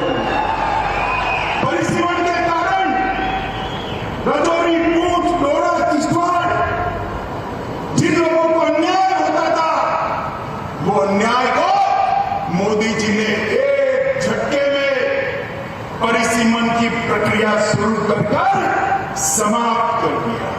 मित्रों, यहां सालों से लखनपुर टोल टैक्स का बूथ लगा था, मालूम है ना? अरे जोर से बोलो, मालूम है ना? अब सीमेंट जो भारत के अन्य क्षेत्रों से आती थी उस पर टोल टैक्स, लोहा आएगा टोल टैक्स, खाने पीने की चीजें आएगी टोल टैक्स।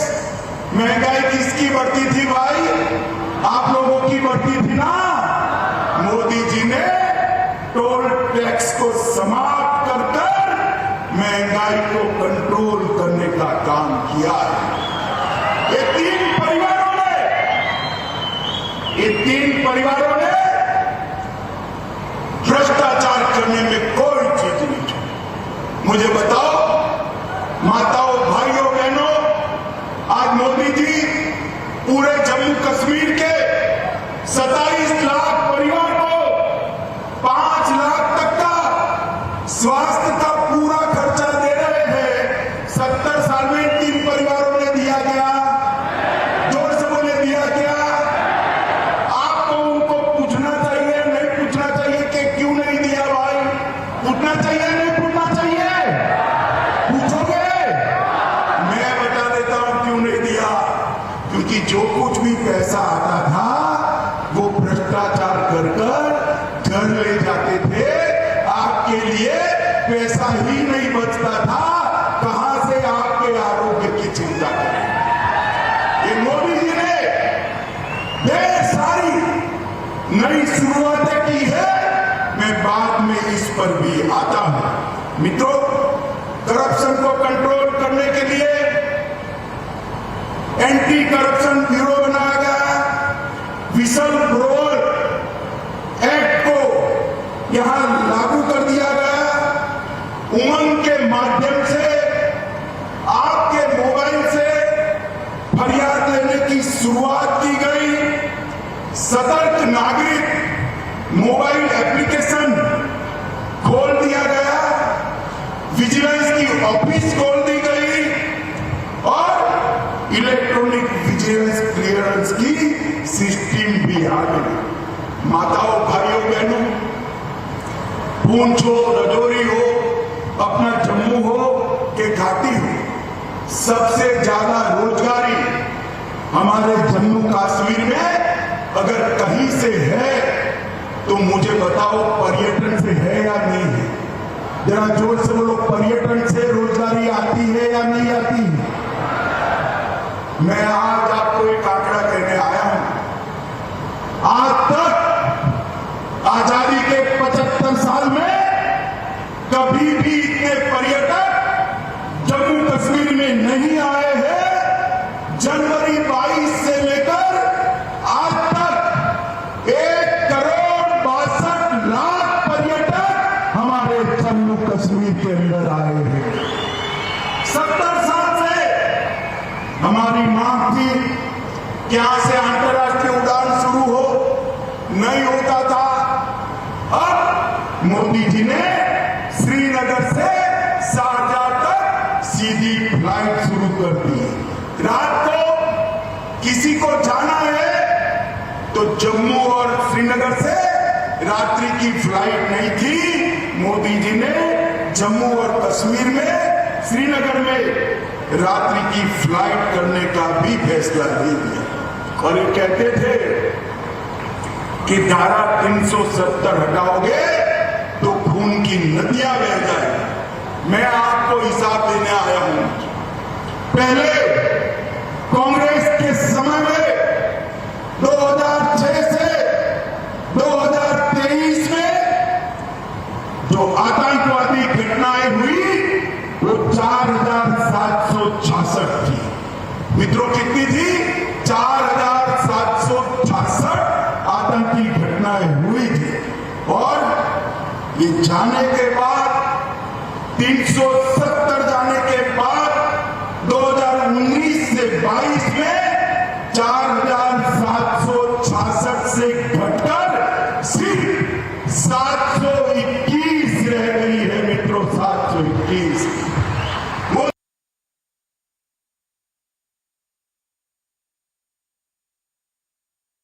पास होती थी 1200 से घटकर 137 आकर कठोर मुहिम चलाई, ये इसका परिणाम है।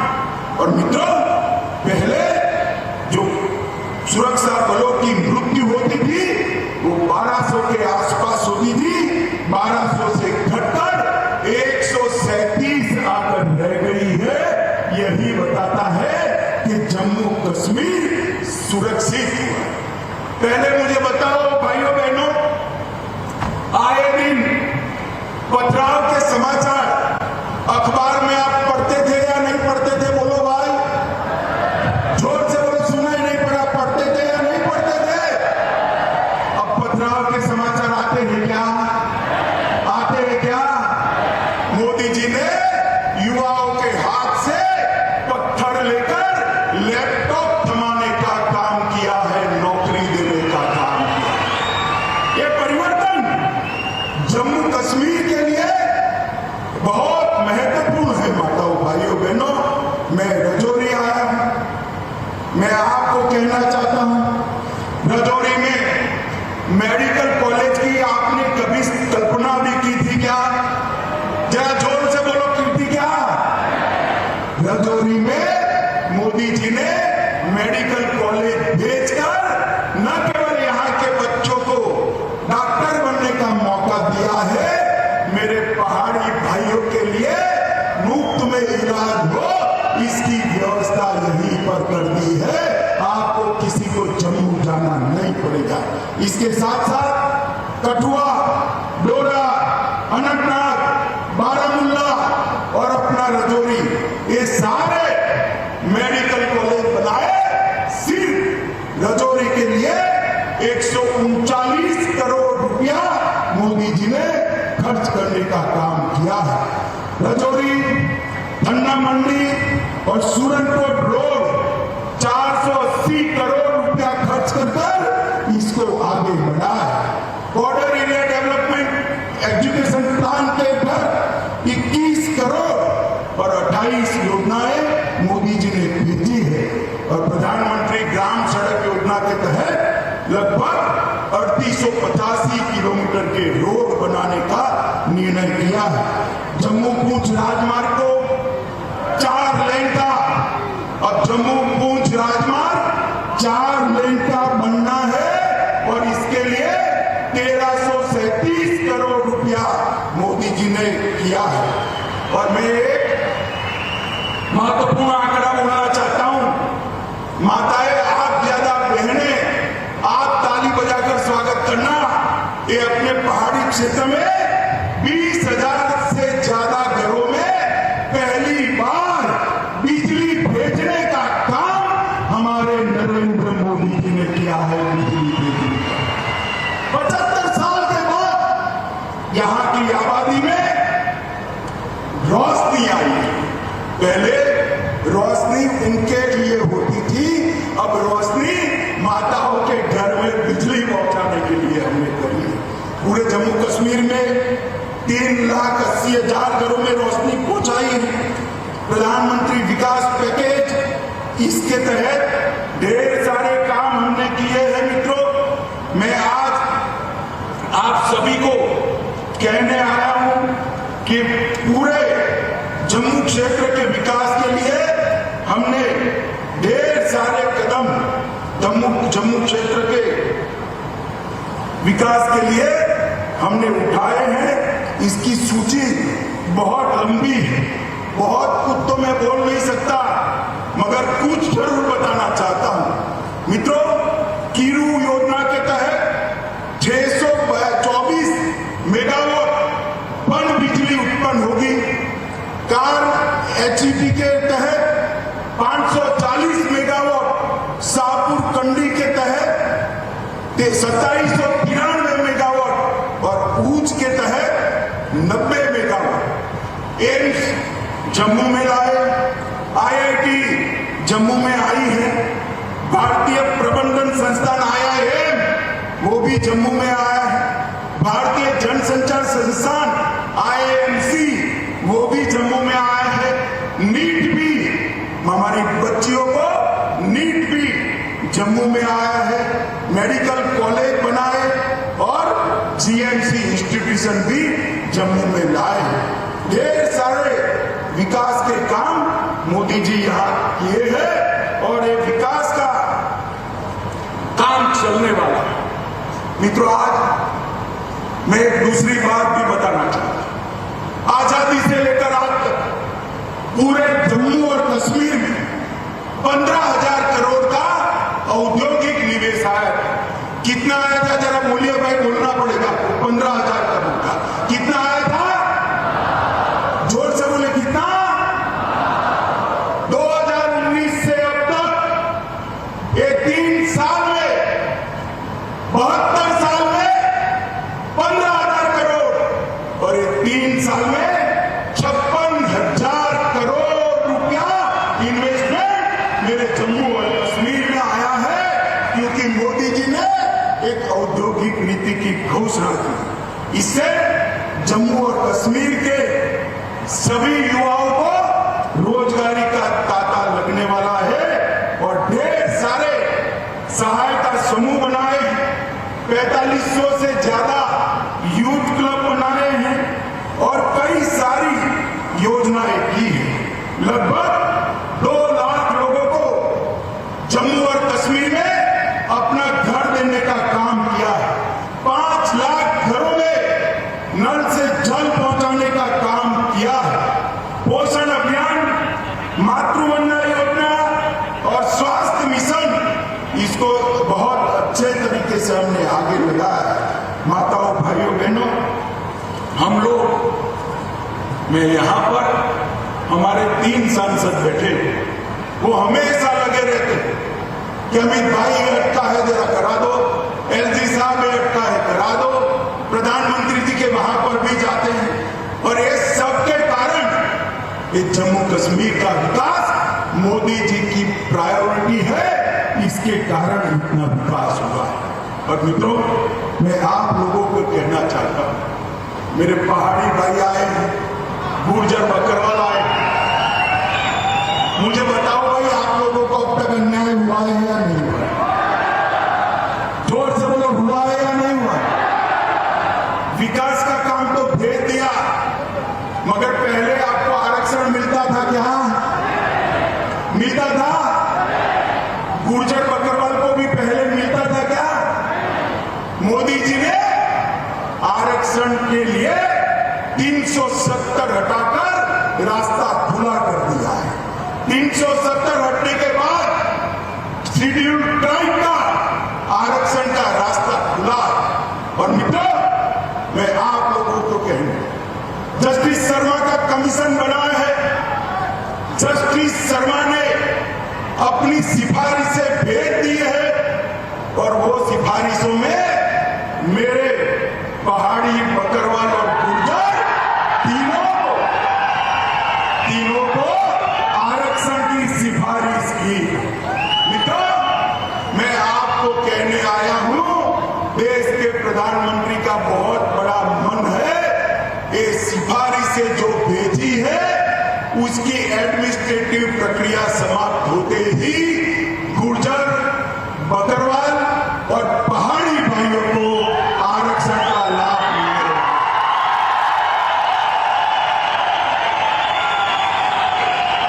भाइयों बहनों, ये आपके जो मोदी के नारे हैं, आपका जो मोदी जी के प्रति प्यार है, यही मोदी जी को ऊर्जा देता है। और मैं साथ में बताना चाहता हूं, कुछ लोग नहीं चाहते कि इस क्षेत्र के अंदर शांति बनी रहे। उन्होंने गुर्जर और बकरवाल भाइयों को उकसाना शुरू किया कि हमारे पहाड़ी भाई आएंगे तो गुर्जर बकरवाल का कम हो जाएगा। मैं कहता हूं कि पहाड़ी भी आएंगे और गुर्जर गुर्जर बकरवाल का 1% भी कम नहीं होगा। भाइयों बहनों, मोदी जी इस क्षेत्र का सबसे अच्छा विकास करना चाहते हैं, क्योंकि वो जानते हैं पीर पंजाब की पहाड़ियों को सदियों तक आपने सुरक्षित रखा है। आपके पुरखों ने भारत की सीमाओं की सुरक्षा के लिए अपना लहू बहा, और आप खुशहाल हो। देश के बाकी हिस्सों की तरह एक रजौरी और पुंछ के मेरे युवा भी रोजगारी से युक्त हो, यहाँ भी उद्यम लगे, यहाँ भी आरक्षण का फायदा मिले, यहाँ से भी एमएलए एमपी चुनकर जाए, और किस्मत हो तो कोई प्रधानमंत्री भी बन जाए, मुख्यमंत्री भी। माताओं, भाइयों बहनों, मोदी जी पूरे जम्मू कश्मीर का संपूर्ण विकास चाहते हैं। मैं आप सबसे विनती करने आया हूं कि 3 परिवारों के शासन से एक बार जम्मू कश्मीर को मुक्ति दिला देना। दिलाओगे क्या? अरे जोर से बोलो, दिलाओगे क्या? मोदी जी के हाथ मजबूत करोगे? जोर से बोलो, करोगे? तो इतनी दोन धरती धूप के अंदर 1.5 घंटा लेट भी माताएं बहनें भी बैठी हैं, युवा भी दूर दूर तक दिखाई पड़ता है। आप सब लोग बैठे, इसके लिए मैं आपका हाथ जोड़कर धन्यवाद और अभिनंदन करना चाहता हूं, और फिर से अंत में भरोसा दिलाना चाहता हूं आपके अधिकारों को। ये 3 परिवारों ने अब तक आपसे छीना है। ये मोदी सरकार है, आपके अधिकारों को कोई नहीं छीन सकता।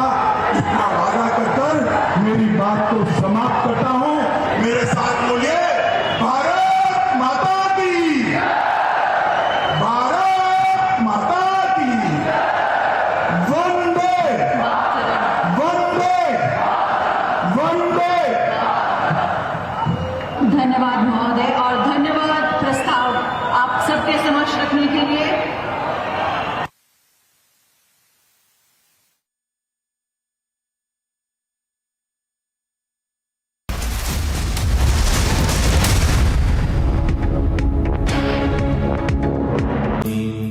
Amity has been ranked India's #1 private university for the 10th year by India Today, a testimony to Amity's world-class education whilst imbibing values and sanskars in students. As Union Home Minister Amit Shah arrives at Jammu and Kashmir for a 3-day visit, he is scheduled to hold a rally at Rajouri along with foundations of several projects to be laid at the convention centre in Jammu.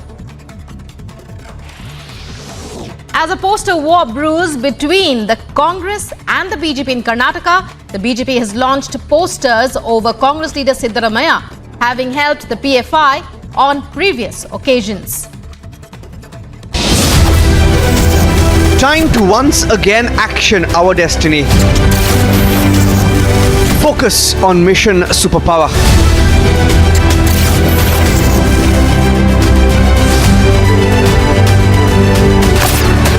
Witness the India growth story. Republic Media Network brings you India's biggest economic summit.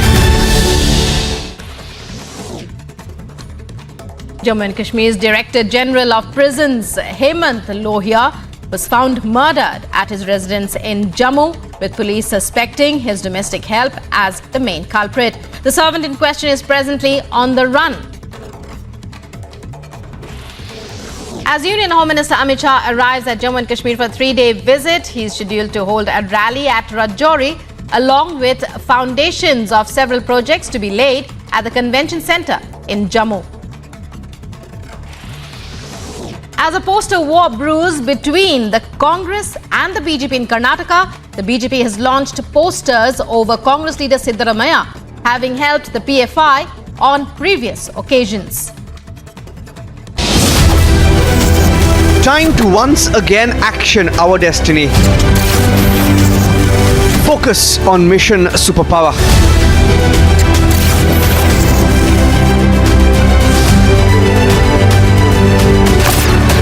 Witness the India growth story. Republic Media Network brings you India's biggest economic summit. Jammu and Kashmir's Director General of Prisons, Hemant Lohia, was found murdered at his residence in Jammu, with police suspecting.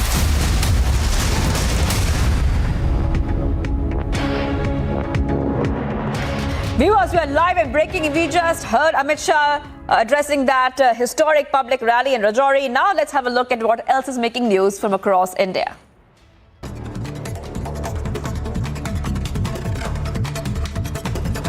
Getting in an update on Mulayam Singh Yadav's health. Medanta has informed that his health is still critical right now. He has been shifted to the ICU of Medanta Hospital. Treatment is going on under the supervision.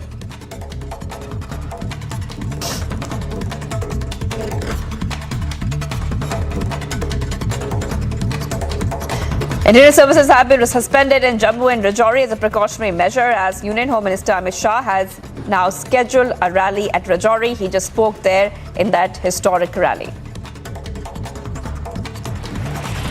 Jammu and Kashmir Police released a statement in connection with the murder of Jammu and Kashmir DG H.K. Lohia, with the servant Yasir being named as the main accused in the case. The police further stated that there was no terror angle apparent in the case, as the weapon of offence had been recovered.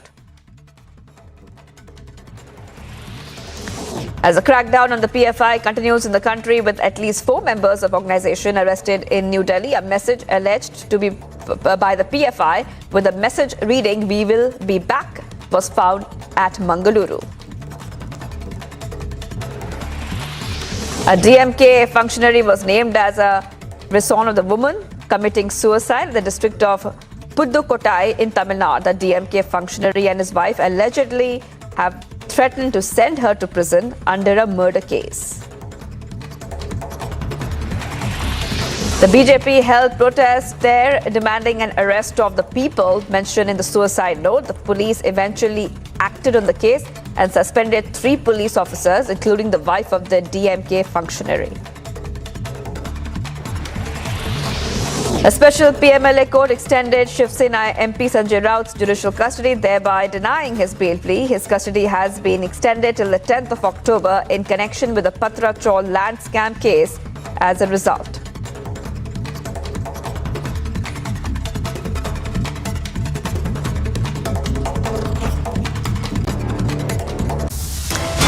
Viewers, we continue to be live and breaking. Much more coming up on the other side. DG Prisons found dead under mysterious circumstances. Main suspect, house help Yasir, arrested. Drilling is on.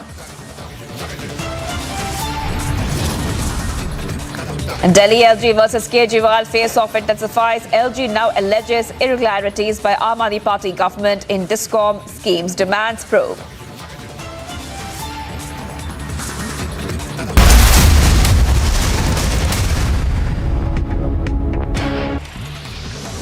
As a poster war brews between the Congress and the BJP in Karnataka, the BJP has launched posters over Congress leader Siddaramaiah having helped the PFI on previous occasions.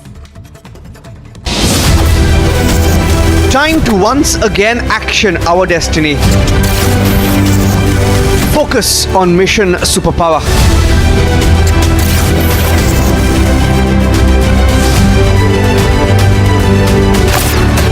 Witness the India growth story. Republic Media Network brings you India's biggest economic summit. Jammu and Kashmir's Director General of Prisons, Hemant Lohia, was found murdered at his residence in Jammu, with police suspecting his domestic help as the main culprit. The servant in question is presently on the run.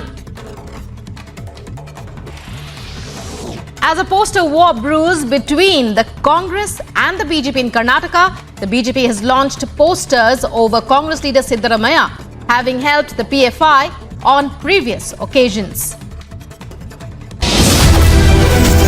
Time to once again action our destiny. Focus on mission superpower.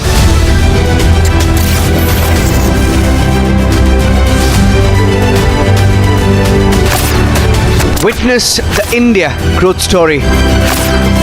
Republic Media Network brings you India's biggest economic summit.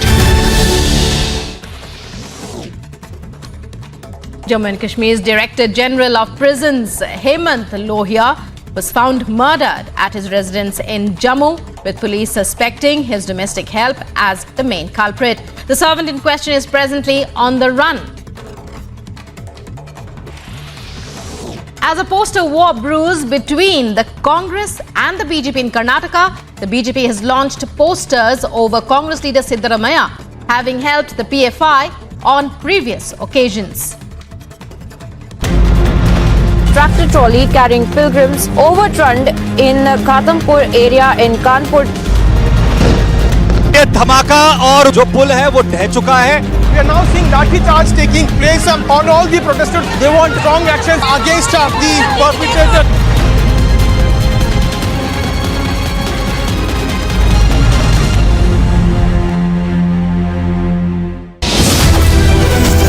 Time to once again action our destiny. Focus on mission superpower.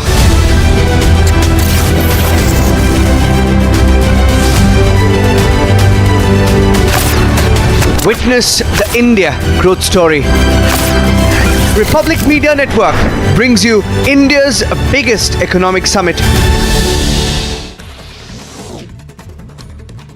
Jammu and Kashmir's Director General of Prisons, Hemant Lohia, was found murdered at his residence in Jammu, with police suspecting his domestic help as the main culprit. The servant in question is presently on the run. As a poster war brews between the Congress and the BJP in Karnataka, the BJP has launched Time to once again action our destiny. Focus on mission superpower.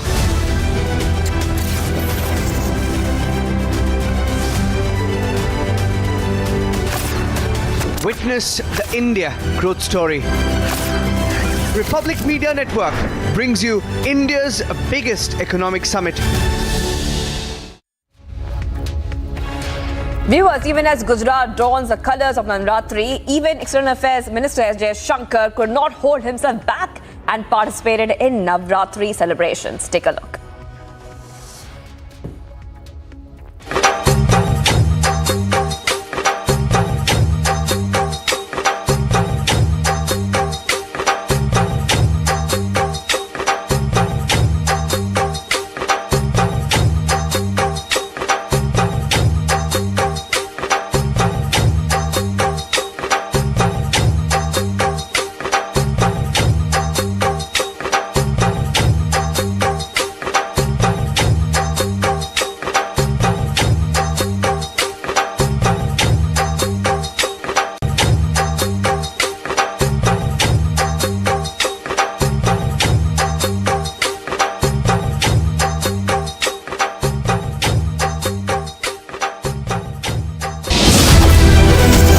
Time to once again action our destiny. Focus on mission superpower.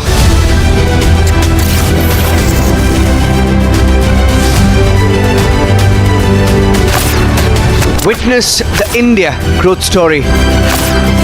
Republic Media Network brings you India's biggest economic summit. Jammu and Kashmir's Director General of Prisons, Hemant Lohia, was found murdered at his residence in Jammu, with police suspecting his domestic help as the main culprit. The servant in question is presently on the run. Tractor trolley carrying pilgrims overturned in Khatampur area in Kanpur. ये धमाका और जो पुल है वो ढह चुका है. We are now seeing lathi charge taking place on all the protesters. They want strong action against the perpetrator.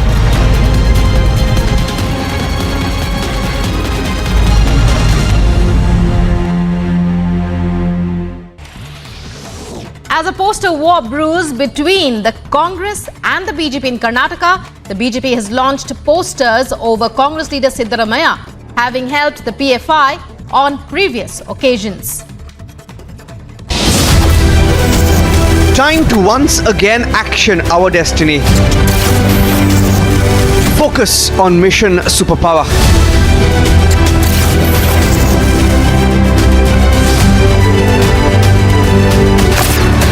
Witness the India growth story. Republic Media Network brings you India's biggest economic summit. Jammu and Kashmir's Director General of Prisons, Hemant Lohia, was found murdered at his residence in Jammu, with police suspecting his domestic help as the main culprit. The servant in question is presently on the run. Tractor trolley carrying pilgrims overturned in Khatampur area in Kanpur.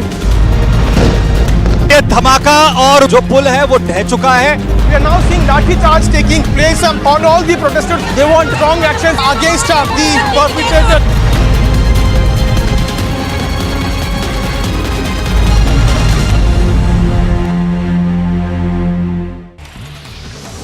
As a poster war brews between the Congress and the BJP in Karnataka, the BJP has launched posters over Congress leader Siddaramaiah, having helped the PFI on previous occasions. Steady amid recession.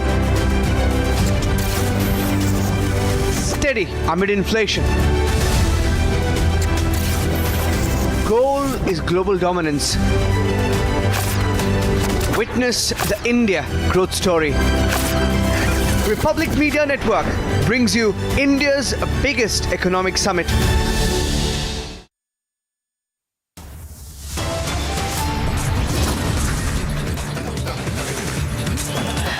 Amit Shah kickstarts historic Kashmir visit. Hectic parlays lined up.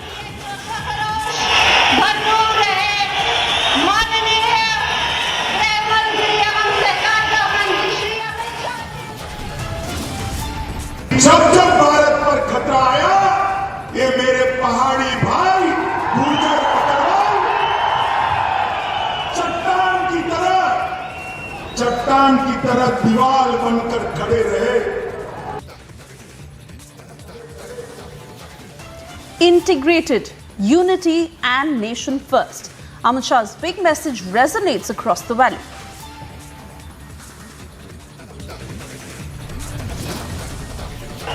आज की ये rally उन लोगों को जवाब है जो कहते थे धारा 370 जाएगी तो खून की नदियां बह जाएगी.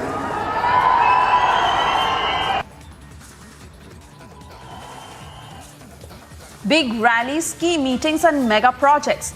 Amit Shah's big Kashmir visit now rattles Gupkar.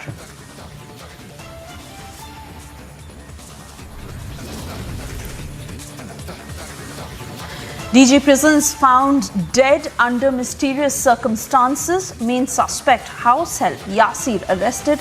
Grilling is underway.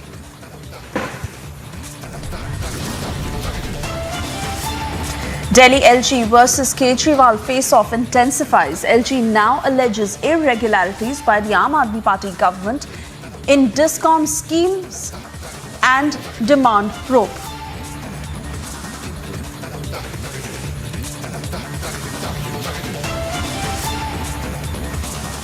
Very good afternoon. You're watching the news at 2 p.m. I'm Suesha Saman joining you live on the broadcast. We continue to get you all the latest updates on Amit Shah's visit to the valley. But first up, this latest input that is just coming in of an avalanche that has hit Uttarakhand. 28 mountaineers are feared to be trapped.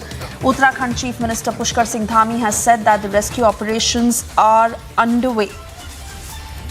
District Administration, NDRF, SDRF, Army and ITBP are currently engaged in the rescue operations. We'll also try and get you latest voices that are coming in on this. Ankit will be joining us from the Mumbai newsroom to give us details of the rescue and relief operations that have now been inducted. Ankit, I believe you're already connected. As we stay with those pictures, give us a sense of what is happening. Go Absolutely, Suesha. This avalanche has struck in the Garhwal range of the Himalayas in Uttarakhand. It is at a peak that is called Draupadi's Danda 2. That is a 5,700 meter tall full-blown peak of the Himalayas that mountaineers routinely attempt to climb. There was a camp that was being held there by the Nehru Mountaineering Institute. 28 of these mountaineers are feared to be trapped. There you can see Mount Draupadi Ka Danda 2. It is just a short while south of Gangotri. That tells you that in this time of the year, like this map shows you, it is an area that is totally covered with snow. From the reaches of this mountain, also a very significant glacier set to begin, Suesha. So you can see that in this season, in October, when the rains are receding, when the snow is about to be inclement, it's likely that there were a number of avalanches there. Because of this, one particular avalanche has struck this particular mountain and 28 mountaineers are said to be stranded as a result. Now, our information comes from a number of senior ministers, notably the Defence Minister Rajnath Singh, who also says that he is anguished by the loss of precious lives due to the landslide. So we don't have a total of the number of lives that could have been lost in this, but certainly the Raksha Mantri is indicating that there has been a update of casualties. He also says that he has spoken to the Uttarakhand Chief Minister Pushkar Dhami and he has taken stock of the situation. Rescue operations are underway to help the mountaineers who are still trapped. He also says that he has instructed the Indian Air Force to mount rescue and relief operations. He's praying for everyone's safety and well-being. So this is the update that has come in. Also, like you told us, National Disaster Response Force, State Disaster Response Force have both been called into action. Apart from that, the Raksha Mantri has asked the Indian Air Force to assist in these operations. I dare say if there are 28 mountaineers stuck in an avalanche, then they will have to be rescued very, very quickly. One doesn't really know at this point what is the exact location and the topography. One hopes that the authorities are aware of this. This is once again the area. It's a peak that is called Mount Draupadi Ka Danda 2. It is, as per inputs, a 5,700 meter tall mountain. So it is a very high peak. And there are a number of mountaineers who routinely talk about having scaled this. The mountain itself is given a short form. It is called DKD2 as well. And from the visuals that we've seen from the people who have posted from its very top, it is a mountain that overlooks the Garhwal Himalayas. Like we said, just a short while north of this mountain is Gangotri, the source of the Ganges. And we know that it is a perennial river that flows all months of the year. And so that tells us that this is probably an area that is decked up and covered in snow for a large portion of the 365 days in the year. And it is possible. We have seen how just a few days ago also there was an avalanche in Uttarakhand. It is avalanche season over there. And this particular avalanche has trapped about 28 people, Suesha, from the Nehru Mountaineering Institute. Absolutely, Ankit, and very unfortunate. These are young mountaineers. They are trainees at the Nehru Mountaineering Institute in Uttarkashi. And this incident that has occurred, like you said, it is avalanche season in Uttarakhand at this point. But really to get a sense of how the authorities may have had inputs on the very fact that it could be dicey to conduct this climb. However, we are trying to get information on that. Ankit, if you can throw some light on that. And now, of course, the relief operations, extremely important to rescue as many people as possible. And ITBP personnel, NDRF, SDRF, Army, along with a team of NIM there to rescue the trainees trapped in the avalanche. But really, how long could the operation take, and what are the challenges that the rescue personnel may just be facing? Well, one, I think, really needs to first of all locate these mountaineers. There are 28 of them. They could all be in the same place or they could be in different places also. The avalanche could have cut them off or they could be underneath it as well. And so you have a short window in which to rescue them, Suesha, if knowledge of avalanches serves right. The defense minister being seized of this is an important thing. He has spoken about casualties. We don't know the true figure of that at this moment, but he has also roped in the Indian Air Force to assist with these operations. And at those kind of heights, at 5,000 plus meters altitude, it is extremely important to get help and support in the form of helicopters to them very, very quickly. This, I can only say, would be the first and foremost way to rescue all these people who are trapped, the 28 mountaineers who are trapped at the Draupadi Ka Danda 2 mountain, a 5,770 meter tall peak. That's what we are told, DKD2. It is a destination for mountaineers and aspirants of mountain climbing. It is in the area, slightly the lower reaches of the Himalayas, one of the tallest peaks in the Garhwal Himalayas. North above it are the main Himalayan ranges, which also contain about, I think, 7 out of the 8 tallest peaks in the world, including Mount Everest. So this is really a hub for mountaineering. And it is very unfortunate that this kind of accident has taken place over there. One can't always foretell when avalanches may strike. And so the disaster response forces, they have a short window in which to get to them and to mount a rescue effort. Otherwise, hypothermia begins to set in. All kinds of issues take place and it becomes very difficult to find people.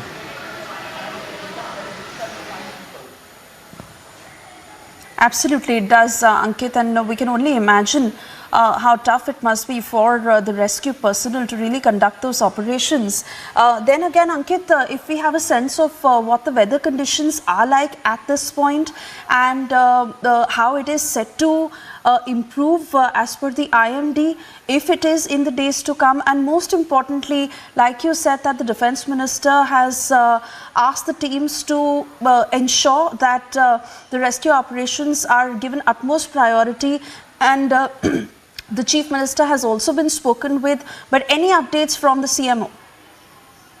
Well, at this moment, to the first part of your question, Suesha, the weather forecast says, at least in Gangotri, that it is relatively sunny and clear skies there, and the temperature is about 16 degrees Celsius. One important thing that could help in the rescue efforts is the fact that it is daylight over there. There is a probability that if someone gets there, you have a high degree of visibility, and so if there is anything amiss, you can spot it. Remember, avalanches cause widespread change in the topography. A lot of the things that could have been exposed to the elements may be covered in the snow, and so that is part one of the answer. The other, we know, of course, that the defense minister has spoken to the Uttarakhand chief minister and he's taken stock of the situation, and so that is the latest update coming in, that both the center and the state have jumped into action. Also, the Indian Air Force has been deployed along with the National Disaster Response Force and the State Disaster Response Force. We are really awaiting word from other authorities to tell us about what is the state of the mountaineers who are trapped underneath. Are there any from the party who were not trapped? Is there any line of communication? These are questions that need to be answered very fast for these 28 mountaineers to be located, Suesha. Very true. And Ankit, I'd also like to mention that the Uttarakhand State Disaster Management Authority, which is a state government body, has also mentioned how they are susceptible to avalanches when we are talking about this particular Himalayan region. And then again, I beg your pardon, of the mountaineers who were conducting this climb. Important to also understand how and who they were in touch with on the ground while this climb was happening. And in a scenario like this, where the state government is fairly aware of the fact that an avalanche could occur, since you're also saying that lately it had been happening and this region is susceptible, to conduct rescue operations in an emergency like this, how fast could it be? Well, one possible answer is that the visuals on our screen, which are of the SDRF personnel that are leaving from Dehradun. They are leaving from the Sahasradhara helipad in Dehradun. You can see that these are SDRF personnel on the screen. They are wearing these yellow t-shirts of the SDRF, and so they have set out. We have the visuals of the helicopter setting off from Dehradun. Now Dehradun is, I think, a couple of I wouldn't know how far it is by helicopter, but that is one very heartening aspect, that the helicopters are already in the air. and so hopefully they'll be closing in on this peak very shortly. After that, a lot depends on the climatic conditions up there at that altitude, whether and how close the helicopters will be able to get. We also know that the Chief Minister is seized and that he has deployed all agencies. He has also shared information regarding the number of mountaineers who are thought to be trapped, that is 28 once again, and he has also updated about his conversation with the Defence Minister Rajnath Singh. This is a developing story, Suesha. We are likely to find out more details in a very breaking fashion, very quick details, but from what we can see right now, the State Disaster Response Force has jumped into action, and they have at least one helicopter has flown out of a helipad near the capital of Uttarakhand, Dehradun, towards this mountain. We have not seen whether they have high altitude gear with them, but of course they are carrying a lot of gear, so one would like to believe that they are fully equipped for this task. I'm sure they are, but I think the clock is ticking. They really need to reach this area very fast, Suesha. Absolutely, Ankit, and certain reports suggest that 8 of them have been evacuated, 21 people are still stuck. Also, how the Nehru Mountaineering Institute is very much a part of the rescue operations along with the other teams, and they are also now on war footing. 3 choppers, we understand, are doing the recce of the entire area to really see the weather conditions, to see the challenges that the rescue teams will have to face once they are actually on the ground, to be able to remove heaps of snow and rescue as many people as possible. But obviously it is not an easy task, Ankit, and all eyes now on our rescue teams of the NDRF, SDRF and ITBP, and of course the Nehru Mountaineering Institute, of how they'd be able to, bring out these mountaineers from under the snow. That is precisely the challenge, Suesha. And like you said, we have a breaking update for our viewers. Aside from the one SDRF helicopter we just saw, 2 Cheetah helicopters have also been deployed by the Indian Air Force for rescue and relief operations in the Uttarkashi area. All of the fleets of choppers, all of the other fleets of choppers have been put on standby for any other requirement. This is an official release by the Indian Air Force. So the Indian Air Force has jumped into action. 2 Cheetah helicopters have been deployed already. That tells us that at least a total of 3 helicopters have set off towards the Draupadi mountain in the Garhwal Himalayas, where these mountaineers are feared to be trapped. They are trainees of the Nehru Mountaineering School. 2 of the helicopters are Cheetah helicopters and one of them is an SDRF helicopter. And the latest information that is coming in is that the Indian Air Force has begun its operations. Also, Suesha, it's very important to note that there appeared to be the potential of deploying more helicopters also, because all the choppers in the area have been put on standby for requirement and for use by the Indian Air Force in assisting with these rescue operations. Absolutely.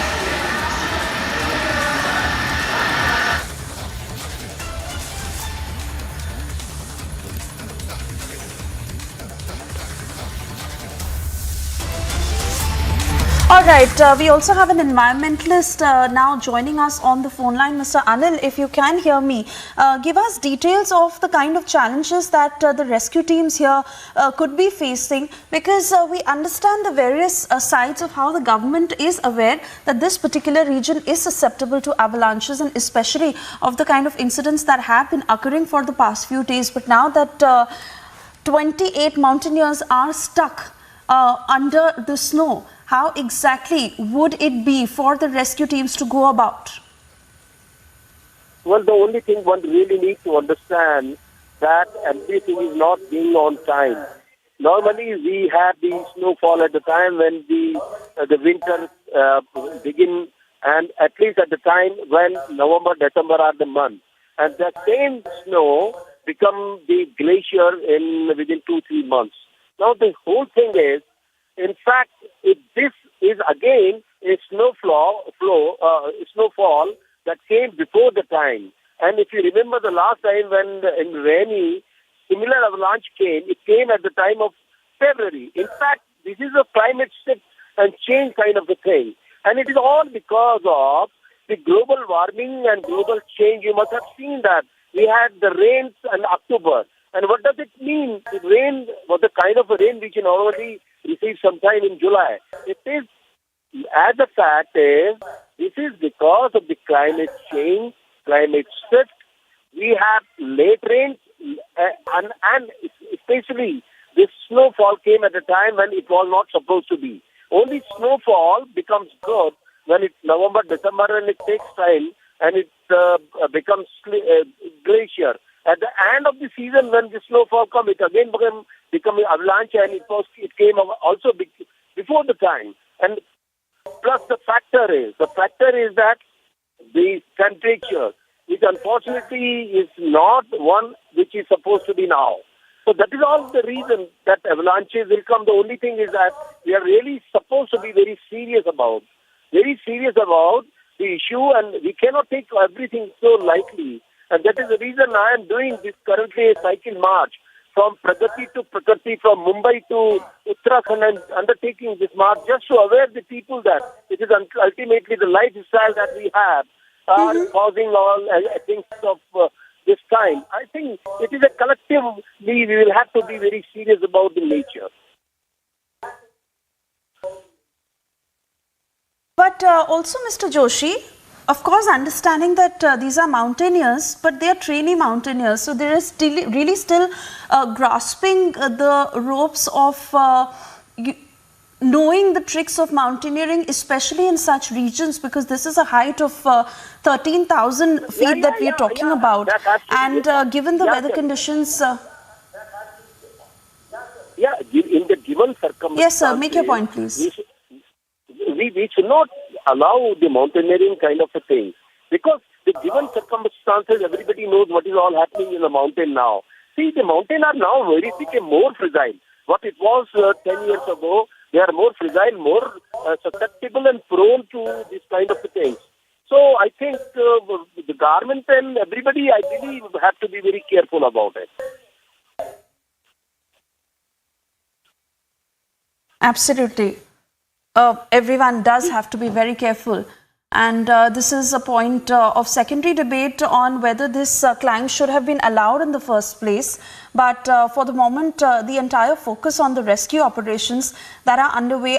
Thank you, Dr. Joshi, for speaking to Republic. Ankit, if I can come back to you on the very point that as far as the latest in the rescue operations are concerned, it's also being reported that approximately 5 SDRF teams have already left. Like we were talking, that 3 choppers are doing the recce of the entire region. You had also told us about the Indian Air Force statement that had been put out, and how 2 Cheetah helicopters have also been deployed in this entire region by the Indian Air Force to conduct the rescue and relief operations. We understand that the Defence Minister is watching very closely and exactly in touch with Chief Minister Dhami. Full priority being given to this rescue operations to be able to pull out as many mountaineers as possible, but very well a chance of casualties as well. Nothing confirmed on that front, and we are hoping everyone is safe, but there could be casualties as well. Most definitely, Suesha, that is the hope. One piece of good information we have that will bring a little bit of relief is the fact that we are being told that 8 mountaineering trainees have been rescued. There appear to be 21 who are still trapped. This is a bulletin that is coming from the District Disaster Management Center of Uttarkashi. So that is the one ray of hope that we have, which is that 8 mountaineering trainees appear to have been rescued already. They are not exactly sure about the number that remain. They say 21 is an estimate figure, and so we'll really have to wait to find out what more they can tell us. But if 8 are rescued, then at least that signals that they are in the vicinity of where the others could have been trapped, and so that will aid in getting the help to them faster. Like you've been telling us, there have now been a number of choppers that have been deployed both by the State Disaster Response Force and the Indian Air Force. In fact, one of the first things the Chief Minister did in his tweet, he writes that they have asked the army for help. So he also reached out to the defense forces because they operate in that area and they have the right equipment that is used to move and reach these altitudes, these high Himalayan peaks in the Garhwal Himalayas. And so the fact that all the authorities have been brought in and have jumped into action bodes well, but we'll have to wait and watch how it goes. For the moment, Suesha, we can tell our viewers that 21 is the number of mountaineering trainees that they believe are still trapped there. 8 of them have been rescued so far. We have counted a number of cheetah helicopters as well as SDRF helicopters that have been set into motion, that are on their way there. Apart from that, the IAF has also ordered all of the available helicopters in that area to be on standby in case any help is needed. This is the Draupadi Ka Danda peak in the Garhwal Himalayas in Uttarakhand. It is a 5,700 meter tall peak that is routinely visited by mountaineers. This time it happened to be struck by an avalanche. We have seen avalanches take place just this week in Uttarakhand, and then going back in time in the last 2 years there have been some debilitating avalanches there as well. This is a season that is right before the fresh snows start. So one doesn't really know what is the state of the snowfall there at the moment. The weather report tells us that there are about 16 degrees temperature there. There is sunshine over there, and so that will aid in the rescue efforts because visibility will hopefully be something that is conducive for this rescue effort. Viewers, we are tracking this very closely. There are an estimated 21 mountaineers still trapped there. The rescue operations are on. We'll get you more details in just a few minutes. Stay with us on Republic.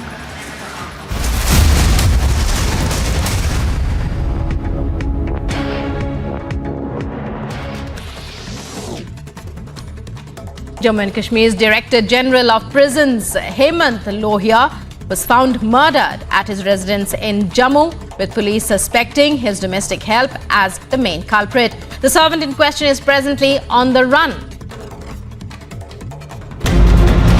Tractor trolley carrying pilgrims overturned in Khatampur area in Kanpur.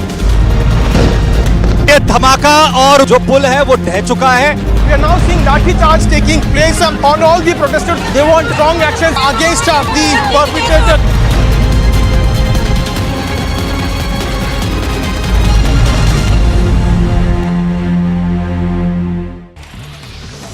As a poster war brews between the Congress and the BJP in Karnataka, the BJP has launched posters over Congress leader Siddaramaiah, having helped the PFI on previous occasions. Time to once again action our destiny. Focus on mission superpower.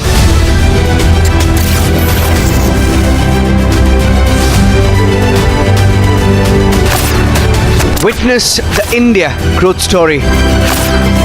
Republic Media Network brings you India's biggest economic summit. Jammu and Kashmir's Director General of Prisons, Hemant Lohia, was found murdered at his residence in Jammu, with police suspecting his domestic help as the main culprit. The servant in question is presently on the run.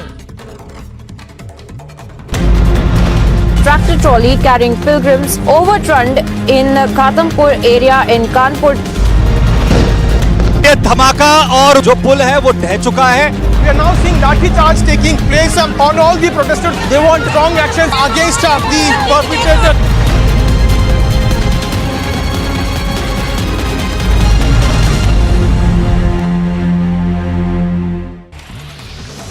As a poster war brews between the Congress and the BJP in Karnataka, the BJP has launched posters over Congress leader Siddaramaiah, having helped the PFI on previous occasions.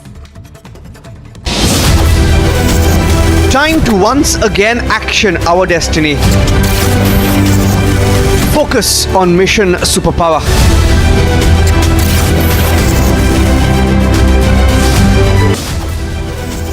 Time to once again action our destiny. Focus on mission superpower.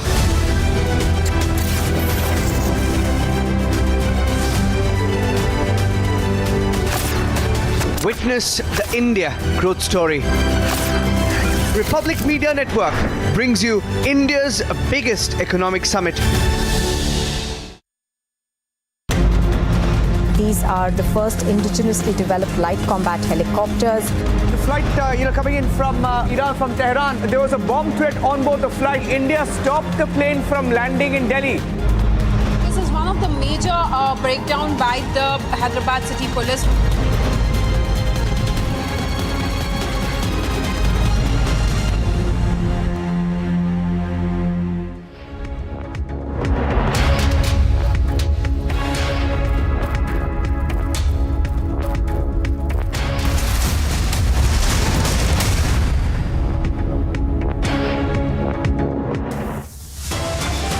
Amit Shah kickstarts historic Kashmir visit. Hectic parlays lined up.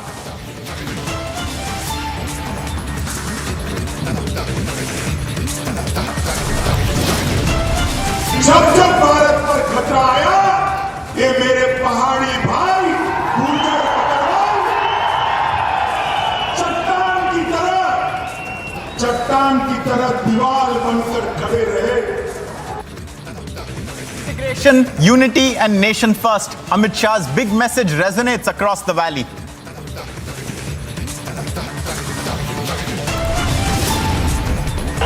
आज की ये rally उन लोगों को जवाब है जो कहते थे धारा 370 जाएगी तो खून की नदियां बह जाएगी.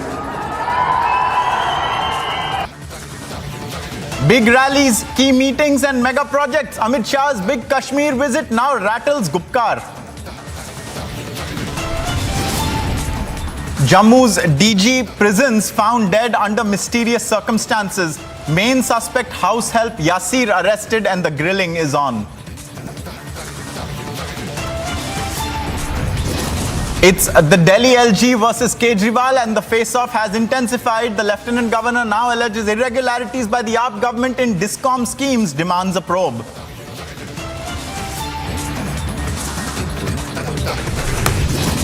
Avalanche reported in Uttarakhand, 8 mountaineers rescued, 21 still feared trapped, rescue operations underway.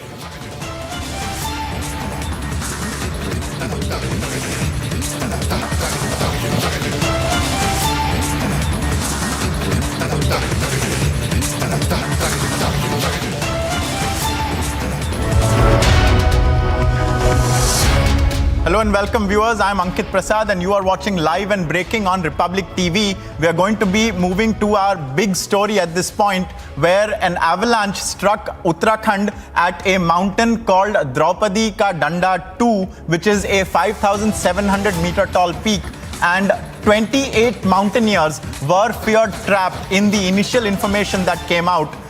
Subsequent to that, we are now being told, according to a Uttarakhand government rescue bulletin, that 8 mountaineers have been rescued and there is a continuing operation to rescue 21 others. This is the breaking information right now. There have been various authorities that have been pressed into service, state and central. We have seen both the Chief Minister of Uttarakhand, Pushkar Singh Dhami, as well as Raksha Mantri Rajnath Singh tweet about this. Rajnath Singh has indicated that there are casualties, though we do not have a figure on that yet and we do not have confirmation aside from that tweet yet. But we do know that the Indian Air Force has pressed Cheetah helicopters into operations, and in your screens right now are visuals of a State Disaster Response Force helicopter also flying out of a helipad in Dehradun. Now this peak, this 5,700 meter tall peak, is roughly between Dehradun and Gangotri. It is in the Garhwal Himalayas and it is a location that is frequented by mountain climbers. In the last few weeks, we have seen how Uttarakhand has come to witness a number of avalanches. In this case, 28 mountaineers of the Nehru Mountaineering Institute were on an expedition over there. They are mountaineering trainees and they have been trapped. This is the big story coming in right now, viewers. We also have another update now coming in, and the update is that bail has been granted to former Maharashtra Minister Anil Deshmukh. A breaking update coming in from the courts in Mumbai. Anil Deshmukh, NCP leader, former Home Minister of Maharashtra, has been granted bail on the condition of a bond of surety 1 lakh. It has been months that Anil Deshmukh has been in jail. He was arrested by the Enforcement Directorate in a case relating to the allegations made by Parambir Singh against him. Remember, viewers, you have tracked this entire story on Republic TV, how there were day-long raids, and then Anil Deshmukh was taken to the Enforcement Directorate's office, and then shortly after midnight, many months ago, he had been arrested by the ED. He has been in jail then. He has not been allowed to vote in a number of different elections and matters. We have Alisha now joining us. Alisha, what is the update? Has Anil Deshmukh been granted bail by the court, and what are the conditions? Well, yes, Ankit, we know that in a money laundering case that was registered against Anil Deshmukh, who is the former Home Minister of Maharashtra, has been granted bail by the Bombay High Court. So today, the bail application was filed by Anil Deshmukh, where the Justice Nitin Jamdar was to pronounce the verdict in a bail application filed by Anil Deshmukh. But now we know that the bail has already been granted with a bail surety of 1 lakh rupees. He also needs to inform the concerned authorities, specifically the Enforcement Directorate, even if he's traveling somewhere, and he also needs to go to the concerned police official who is the investigation officer in the case. So there is something condition that has been with on Anil Deshmukh, but yes, the bail has been granted to former Home Minister Anil Deshmukh with a surety of 1 lakh rupees. So this is in connection with the money laundering case that was registered against him, and we know that in the last year, back in 2021, where Anil Deshmukh was arrested on 1st of November. So this is almost a year. It's almost 11 months where Anil Deshmukh was in jail. He was before he was with ED custody in the connection of the complaint that was filed by Parambir Singh, the letter that was given by Parambir Singh in an 100 crore extortion case, after which there was an investigation, a parallel investigation by Enforcement Directorate, where the ECIR that has been registered by Enforcement Directorate, and moreover, he was arrested back then on 4th of 2021. But till then, he was in jail. There was a bail application that was filed before the Bombay High Court as well. Alisha, we have Majid Memon, NCP leader, joining us on the phone line. Mr. Memon, Anil Deshmukh has been granted bail. What is your first reaction? See, grant of bail must be independent of accusations, because whatever charges are there, the accused has to face the trial, and subsequently, if the case is established beyond reasonable doubt, he would be liable to be punished. And until then, he is presumed innocent in the criminal jurisprudence. Now, Deshmukh has been in custody for a fairly long time, and he is not the person who would run away, because he has deep roots in the society. He has enjoyed respectable high positions. He must have enough opportunity to defend himself whilst on bail. So I think we welcome the order of the Honorable High Court in grant of bail, which in my personal view ought to have come much earlier. Right, that's Majid Memon there. I thank him for joining us for his first reaction and the first NCP reaction on its senior leader and former Maharashtra Minister Anil Deshmukh being granted bail by the court. He has been charge sheeted though in the extortion case. We'll be tracking this, viewers. We are moving on for more.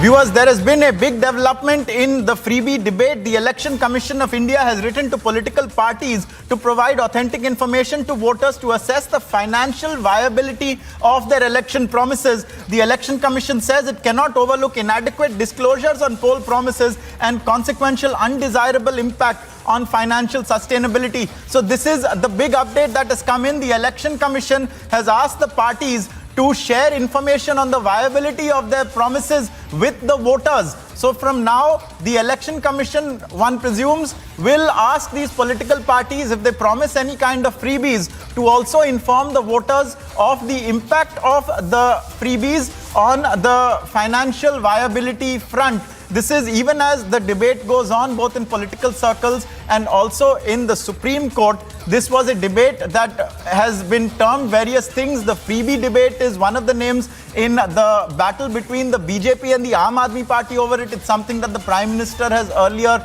called the Revdi culture, the culture of freebies. Arvind Kejriwal has defended the freebie culture, saying that He only wants to help the people. But it's not as simplistic an argument as that. The Election Commission has now written to these political parties and has asked them to provide detailed instruction and information to their voters about the financial viability of the poll promises. This is a big development in the freebie debate. I'd also like to read out the second part of the information that we have, which is that the EC says that it cannot overlook inadequate disclosures on poll promises and consequential undesirable impact on financial sustainability. So very clearly, the EC is looking at how the political parties make these promises, oftentimes without checking whether or not they are fiscally viable, whether or not they are economically sound, whether or not they have any other impact that could be not good or not desirous for their voters. One can promise freebies, but then once one comes into power, they have to justify it and they have to deliver on those as well. And that is what the Election Commission appears to be warning against. It has asked the political parties to furnish detailed information. We'll be trying to get you more information on this and in what context the Election Commission has written this. But with the polls now set to be upcoming in just the next few months in both Gujarat and Himachal Pradesh, we've seen already how a number of freebies have been promised. And we saw this also during the Punjab elections, ranging from free electricity to free water. In previous elections, we've seen in Delhi the metro availability and tickets for women on the metro for free. These are some of the schemes that have been piloted, so to say, most notably by the Aam Aadmi Party government. But there are other parties also who are in the habit of offering freebies. This goes back a long way. There are a number of parties. I can recall the JDU before the Bihar elections had also promised free vaccinations. That's a different matter. That was COVID. But here there are a number of certainly freebies and various associated types of different offers that are made to voters in an effort to get them to vote for a particular party. It's a debate that is also in the Supreme Court. It is a matter that is being expanded in the Supreme Court. We have Anuj now joining us. Anuj, tell us about the Election Commission step. What is it targeted towards and when will the parties have to furnish this information?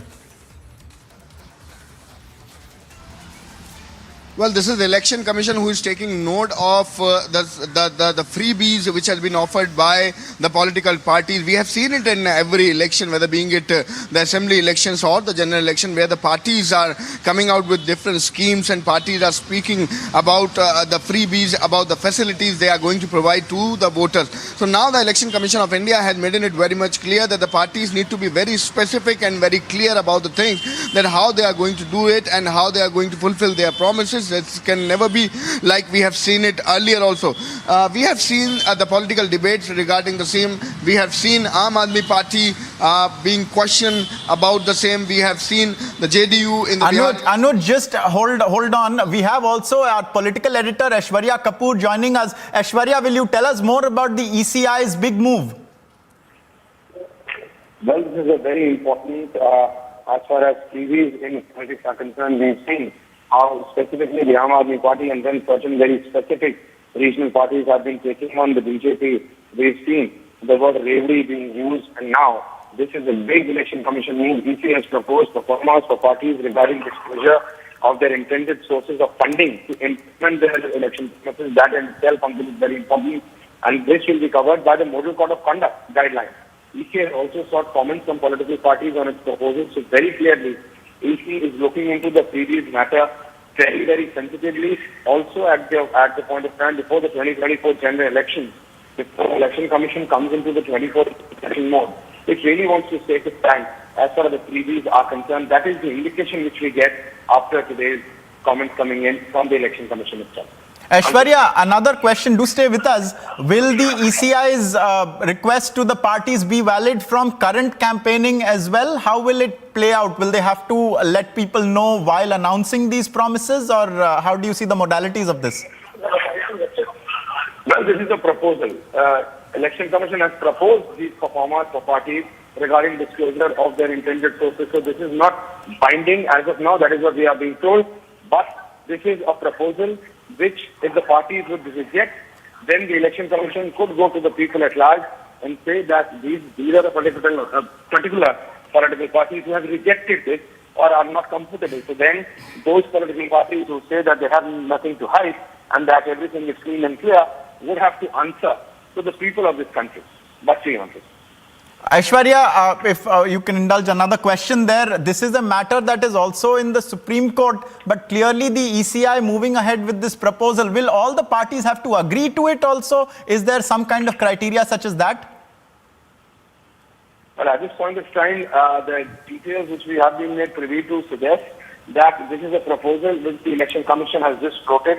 Election Commission is going to see the kind of responses which come in from all of these political parties, but majorly all the national parties at this point of time. And then, as you said, whether this is going to be implemented or used by the Election Commission in the assembly polls, because we are going to see Gujarat, Himachal Pradesh, and then other states going to polls, and this is all prior to 2024 general elections. But this is a clear indication that prior to the next general elections, that is 24, Election Commission is looking for a very, very serious stand as far as the freebies and then the Rajouri politics is concerned, as it's popularly known. Yeah. Right. Aishwarya, there summing up what the Election Commission has sought in this proposal. Remember, it is a proposal targeted at ensuring the financial viability of the various promises made by poll parties during their electioneering and their campaigns. It's a debate that is going on in political circles, most notably between the Aam Aadmi Party and the BJP. We'll just try and also get Anuj back with us. He was patched with us a short while earlier. We'd like to go to Anuj now. I'm told he's with us once again. Anuj, where has this proposal been issued from also, and has it gone specifically to the political parties, or is this a general circular? What more can you tell us?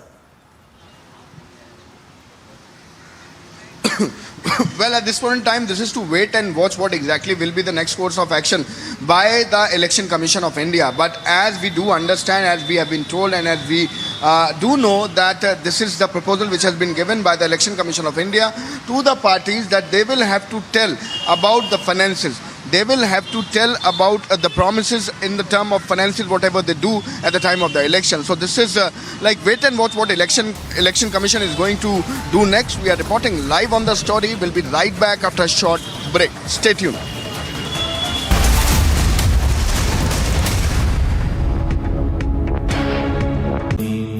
Amity has been ranked India's #1 private university for the 10th year by India Today, a testimony to Amity's world-class education whilst imbibing values and sanskars in students. Tractor trolley carrying pilgrims overturned in Khatampur area in Kanpur. ये धमाका और जो पुल है वो ढह चुका है. We are now seeing lathi charge taking place on all the protesters. They want strong action against the perpetrator.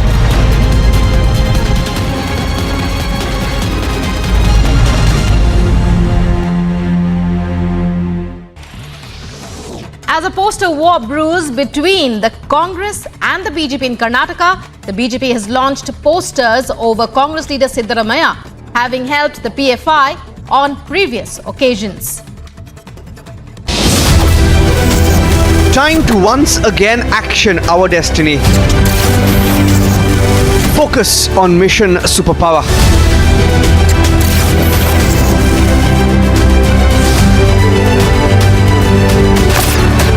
Witness the India growth story. Republic Media Network brings you India's biggest economic summit. Jammu and Kashmir's Director General of Prisons, Hemant Lohia, was found murdered at his residence in Jammu, with police suspecting his domestic help as the main culprit. The servant in question is presently on the run.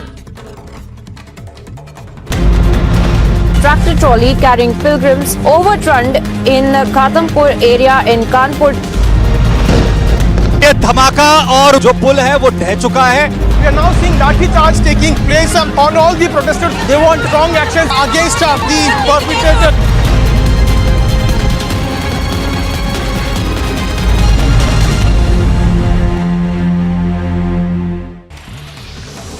As a poster war brews between the Congress and the BJP in Karnataka, the BJP has launched posters over Congress leader Siddaramaiah, having helped the PFI on previous occasions. Time to once again action our destiny. Focus on mission superpower.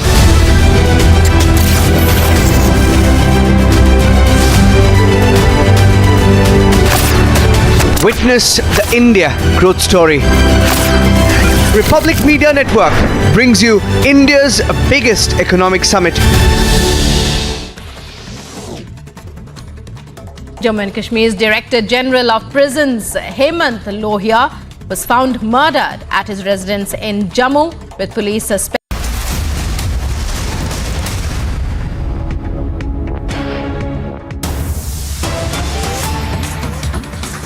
Viewers, we have big news coming in from Telangana. Now, ahead of Chief Minister KCR's national party announcement, or an announcement to that effect tomorrow, a TRS leader has been seen distributing alcohol. He has been seen distributing alcohol bottles and chicken. This is the visual that's coming in on your TV screens right now. This is a TRS leader who has been seen in the act. The leader's name, we are told, is Rajanala Srihari. And there you can see vast lines of people who have queued up to receive this. This is, from what we are told, bottles of liquor and chicken that are being distributed by the TRS's leader. And this comes just a day before, at a event, KCR is likely to announce further course of action with regards to his national plans. And here you see this going on. This is the visuals show you that the people are collecting what the TRS leader is offering them. They have lined up. There are long lines that are visible. And we have Aneri now joining us. Aneri, what is it that we are looking at? What condition did it take place, and what was being doled out here to these people? Having seen that this has come to light from Warangal in Telangana, where the TRS leader is seen distributing alcohol and chicken to the laborers. And also at the same time, this comes just ahead of the announcement which we are expecting that the Telangana Chief Minister K. Chandrasekhar Rao will be doing tomorrow after the TRS General Body meeting. At 7 p.m. there is a General Body meeting of the TRS party, and also at the same time we are hearing that Telangana Chief Minister could announce his entry into the national politics, or also would announce that the TRS party could be renamed to another name. But there's no clarity on that yet. But yes, tomorrow is a big day for the TRS, definitely. But this incident which has come to light from Warangal, where we see that the TRS leaders are seen distributing hens and chicken. And also in the background, if you see, there's a poster of KCR, the Telangana Chief Minister K. Chandrasekhar Rao poster is there, and also K.T. Ramarao, who is the TRS working president. Even his poster is put up there. And also, not only that, very clearly the TRS leader is seen speaking there and saying that, yes, as Telangana Chief Minister is going to make his entry into the national politics, we are distributing this, and also we want that Telangana Chief Minister to become the PM, and also KTR to become the PM. Very clearly, this is what the TRS leaders have been doing in Warangal, while they are distributing alcohol and hence to the labor there in Warangal district. Aneri, stay with us. So just to once again reiterate to our viewers, those are on the table in front of these leaders. Those are live chickens flapping their wings and bottles of liquor that are being distributed to people who have formed a long line in Warangal. Aneri, coming back to you, is there a particular reason for this being done, for this distribution?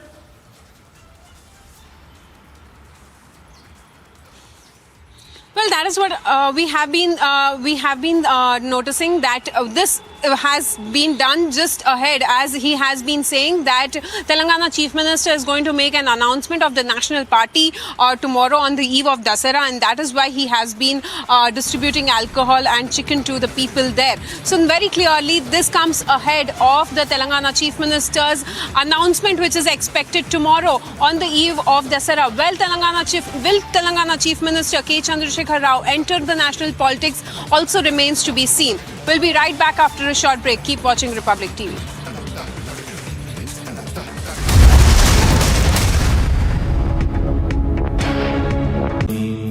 Amity has been ranked India's #1 private university for the 10th year by India Today, a testimony to Amity's world-class education whilst imbibing values and sanskars in students.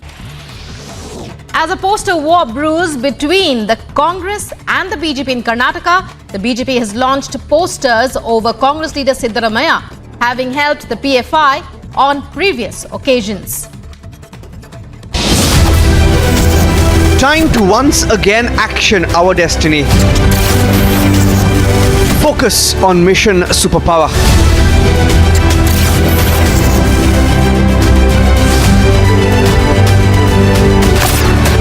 Witness the India growth story.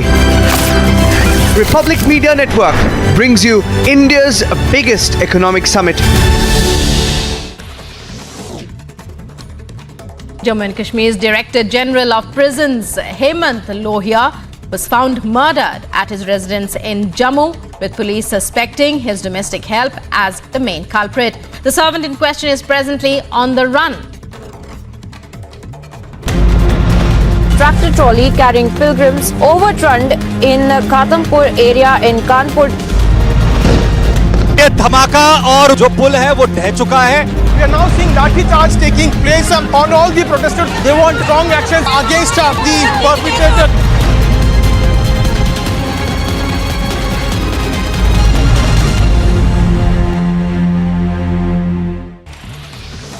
As a poster war brews between the Congress and the BJP in Karnataka, the BJP has launched posters over Congress leader Siddaramaiah, having helped the PFI on previous occasions. Time to once again act.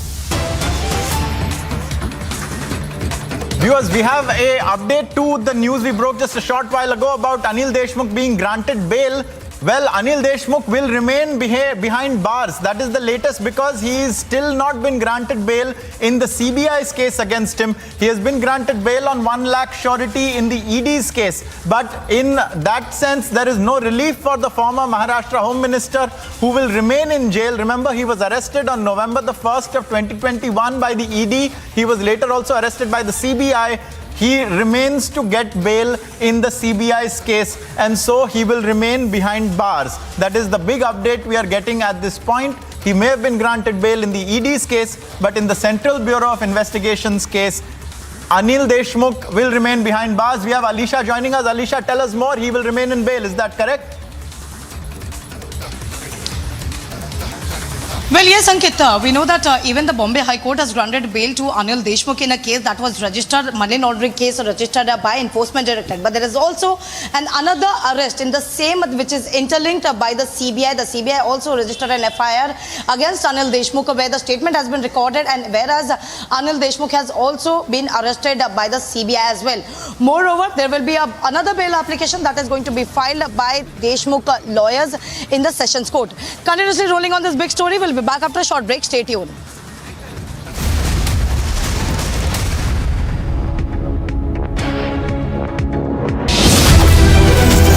Time to once again action our destiny. Focus on mission superpower.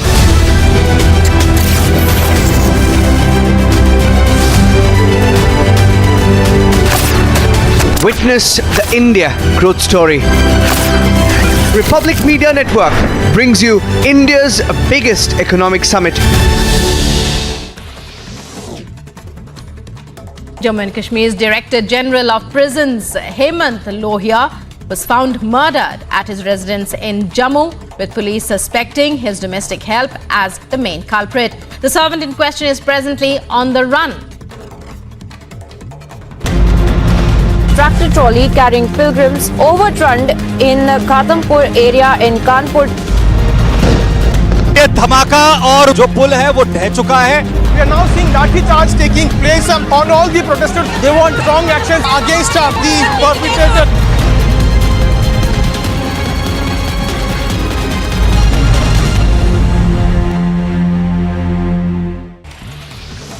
As a poster war brews between the Congress and the BJP in Karnataka, the BJP has launched posters over Congress leader Siddaramaiah having helped the PFI on previous occasions.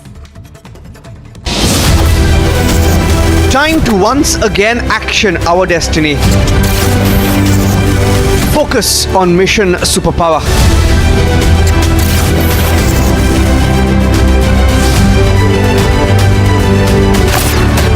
Witness the India growth story.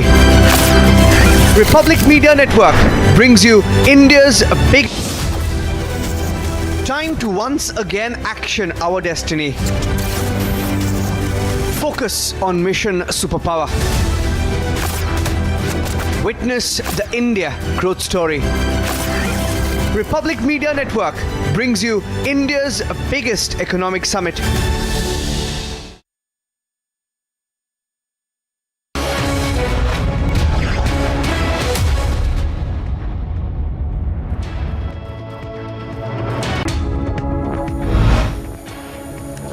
Hey, good afternoon. You're watching Superfast 53 p.m. I'm Shah, beginning with the first story. Union Home Minister Amit Shah touched down at Vaishno Devi Shrine at Katra in Jammu and Kashmir to begin his 3-day visit to the Union Territory.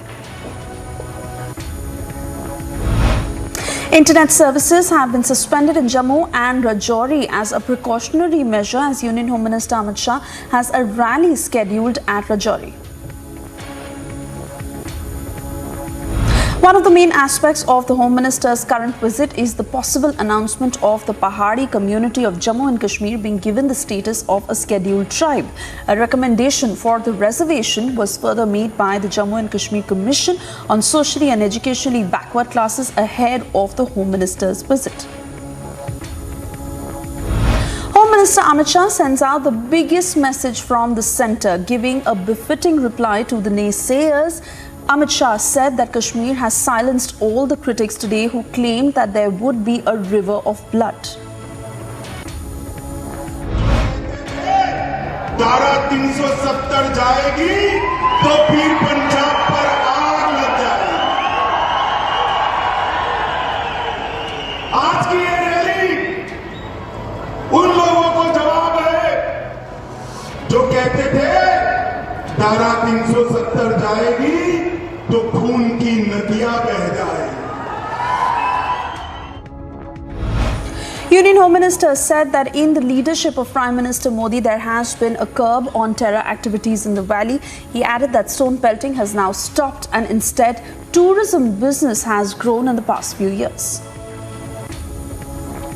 आए दिन पथराव के समाचार अखबार में आप पढ़ते थे या नहीं पढ़ते थे? बोलो भाई, जोर से बोलो. सुनाई नहीं पड़ा? पढ़ते थे या नहीं पढ़ते थे?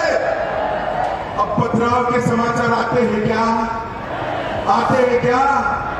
मोदी जी ने युवाओं के हाथ से पत्थर लेकर लैपटॉप थमाने का काम किया है, नौकरी देने का काम किया. Speaking at the rally in Rajouri, Home Minister Amit Shah spoke about the reinstatement of rights to various communities in Jammu and Kashmir, further speaking about how benefits of the Minorities Act was made possible after the Article 370 was revoked. Home Minister Amit Shah eventually spoke about working for a reservation for certain communities in the Union Territory in accordance with recommendations of a Jammu and Kashmir Reservation Commission. धारा 370 को हटाने से यहाँ पिछड़ों को, दलितों को, आदिवासियों को और पहाड़ियों को अपना अधिकार मिलने वाला है. Teams of the SDRF left from Dehradun after at least 28 trainees of the Nehru Mountaineering Institute were reported trapped at an avalanche at the Danda 2 mountain peak in the Draupadi ranges in Uttarakhand. Teams of the NDRF, Army and ITBP have been sent. Jammu and Kashmir's Director General of Prisons, Hemant K. Lohia, was found murdered at his residence here in Jammu, with the police suspecting his domestic help as the main culprit. The main accused in the case of the Jammu and Kashmir DG's murder was arrested by the police between Ramban and Udhampur as multiple raids were undertaken in the two districts in order to nab the servant.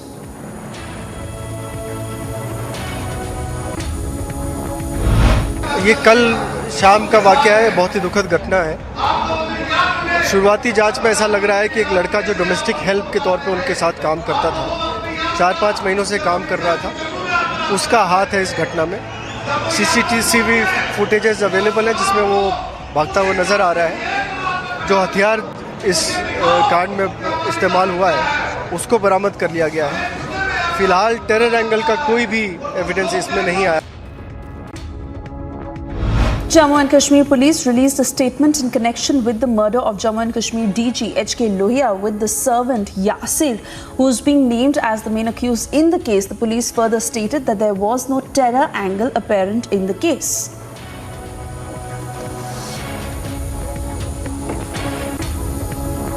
Former Maharashtra Home Minister Anil Deshmukh was granted bail on the condition of a surety of a bond of 1 lakh rupees by the Bombay High Court. With the bail granted in connection with the ED's money laundering scam, the former minister has been charged. He would still remain behind bars as the CBI case against him persists. A crackdown on the PFI continues in the country with at least 4 members of the organization arrested in New Delhi. A message alleged to be by the PFI with the message reading "We will be back" was found at Mangaluru. As a poster war brews between the Congress and the BJP in Karnataka, the BJP has launched posters over Congress leader Siddaramaiah having helped the PFI on previous occasions.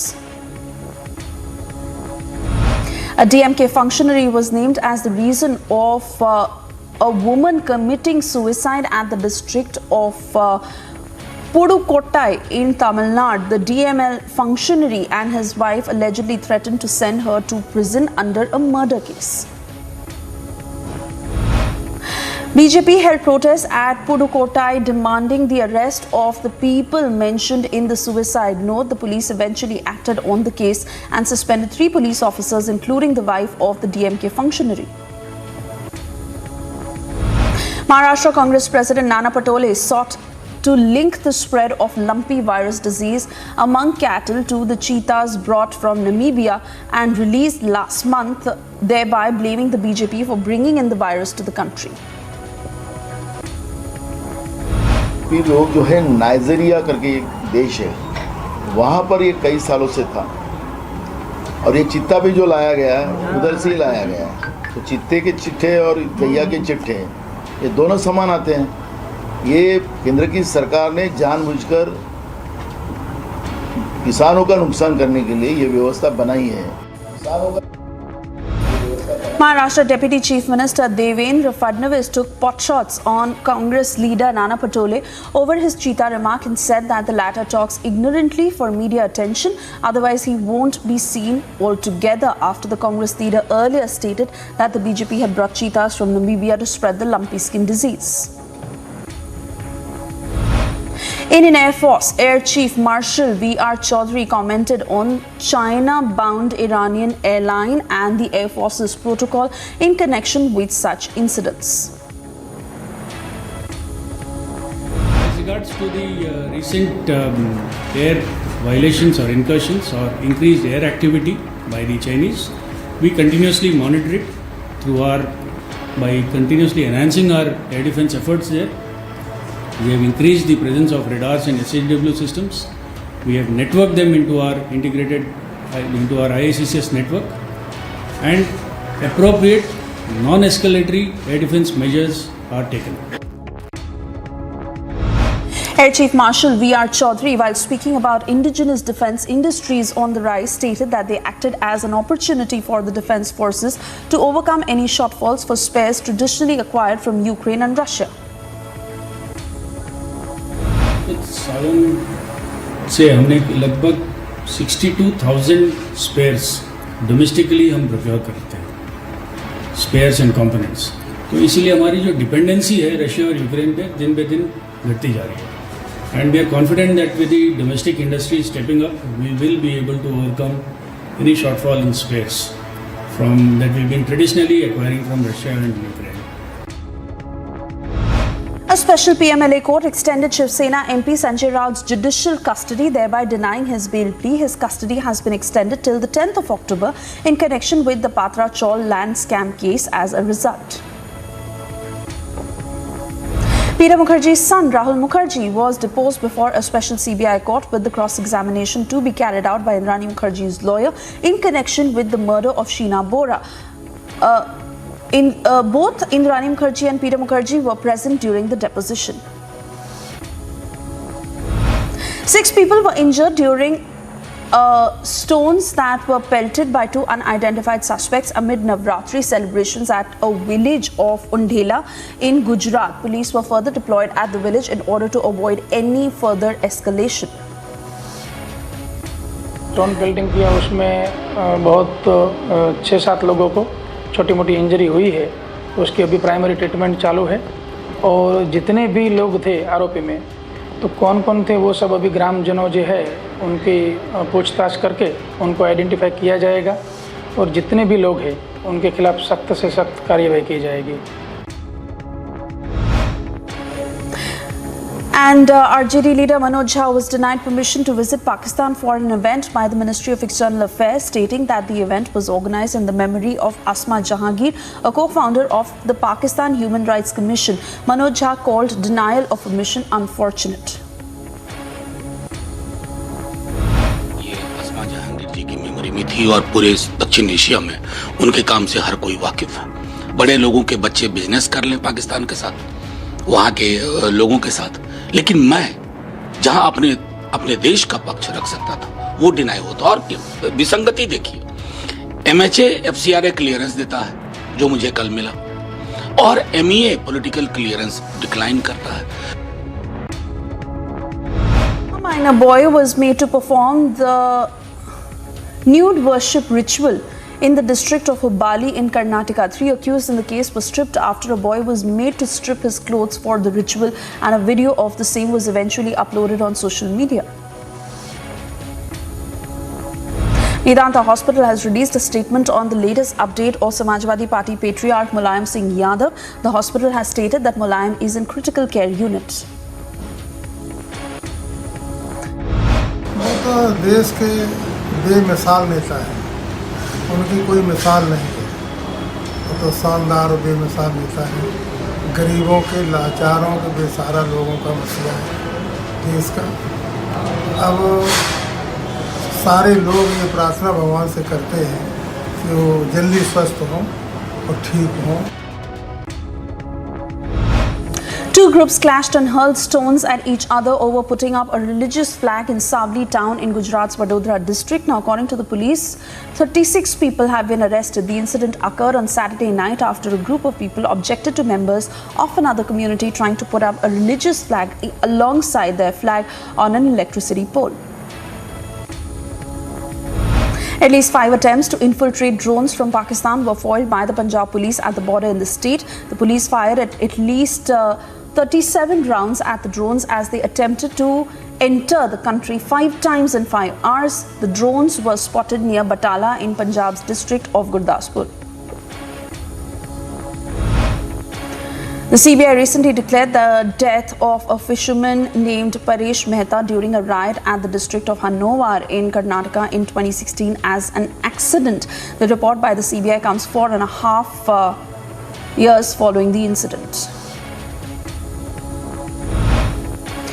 Troops of the Border Security Force recovered contraband suspected to be heroin from the truck during an inspection of trucks from Pakistan loaded with Afghan dry fruits.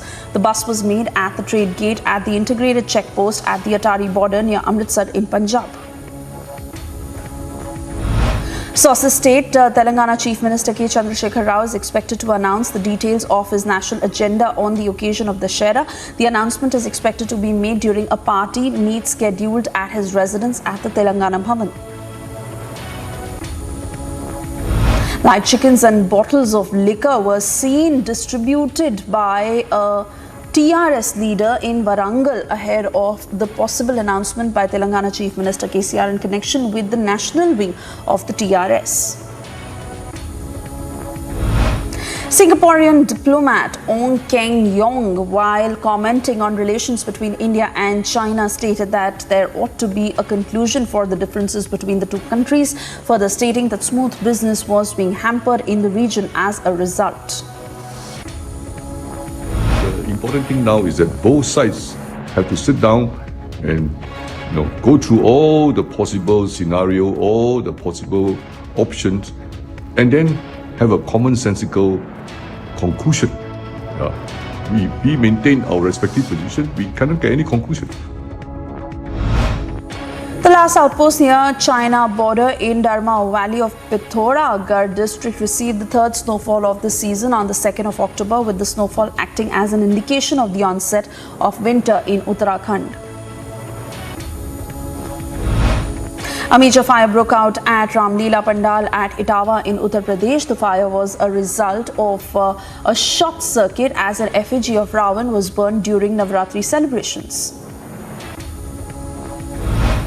A major fire broke out at a garage in the Lalbari area of Domjur in Havra, leading to at least 4 vehicles burning as a result of the incident. Firefighting operations were undertaken at the site with no injuries that were reported during the incident. An unidentified ballistic missile reported to have been fired by North Korea recently flew over the Omari prefecture in Japan, prompting Japanese authorities to ask citizens to evacuate the shelters. The Japanese government further issued an alert urging in Japan's Hokkaido and Omaru prefectures to stay inside the buildings. Japan on Tuesday condemned North Korea's firing of an intermediate-range ballistic missile over the country for the first time in 5 years, which forced Japanese authorities to issue evacuation notices and suspend trains. South Korean President Yoon Suk-yeol said that North Korea's missile launch would face a decisive response from South Korea, its allies, and from the international community. Recent images from North Korean state media show what could have been the missile that Pyongyang had launched over Japan, with missiles paraded through North Korea's most recent big military parade in April this year displayed missiles suspected to be the latest version of the Hwasong-12. An Indonesian police chief and 9 elite officers were removed from their posts, and 18 others are being investigated for responsibility in the firing of tear gas inside a soccer stadium that set off a stampede that led to the death of at least 125 people. Ukrainian President Volodymyr Zelensky announced that Ukrainian fighters who had been imprisoned by Russia for months were reunited with their families. The release of the Azov fighters who defended the Azovstal steel plant in the besieged city of Mariupol was secured in a high-profile prisoner swap in September. In exchange for the release of 200 Ukrainian citizens and 15 foreign nationals, Ukraine gave up an ally of Russian President Vladimir Putin, pro-Russian Ukrainian opposition leader Viktor Medvedchuk. Ukrainian forces have broken through Moscow's defenses in the strategic southern Kherson region. The Russian military had acknowledged the same. Russia's defense ministry spokesperson Igor Konashevkov has said in his daily briefing with tank units in the direction of Zolotaya Balka, the enemy managed to penetrate into the depths of our defense.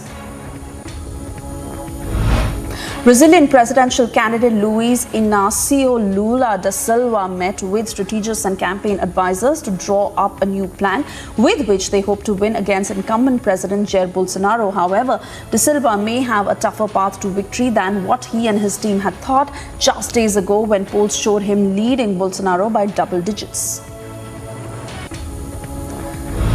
Severe weather had hit several locations in Arizona. A tornado was reported near Williams, near the Grand Canyon, while a dust storm swept through Phoenix, lowering visibility and whipping around palm trees. Up to 10 homes were damaged after the tornado touched down Monday in northern Arizona, but authorities said that there were no reported injuries. The marine biologist who is in a race against time to save a coral reef in Maldives and find out if the International Nectar Science mission exploring offshore can provide vital new data to help her on the tiny island of Fuladu. Aya Nasim and the Maldives Coral Institute are involved in a labor of love. Barcelona head coach Xavi Hernandez refused to be drawn on a possible move to bring Lionel Messi back to the club ahead of his side's crucial Champions League tie away to Inter Milan. The two teams are level in second place in Group C with 3 points from their opening in 2 matches. Antonio Conte has defended his style of play by suggesting that his teams would never concede 6, 7 or 8 goals, as he hinted at Manchester United's defeat to Manchester City as an example. Tottenham will look to bounce back from defeat in the North London derby against Arsenal when they face Eintracht Frankfurt in the Champions League. Porto will try to earn its first point when its hosts Bayer Leverkusen in their third game in Group B in the Champions League. The German side arrive at the Estadio do Dragão, having won and lost one of their first 2 games. An independent investigation into the scandals that erupted in the National Women's Soccer League last season found emotional abuse and sexual misconduct were systemic in the sport, impacting multiple teams, coaches and players, according to a report that was released. 5th seed Andrei Rublev booked his place in the second round of the Astana Open with a straight sets win over qualifier Laszlo Djere. Rublev forced a solitary break in either set and completed a 6-4, 6-3 victory over 2021 Astana Open quarter finalist Djere in 1 hour and 11 minutes.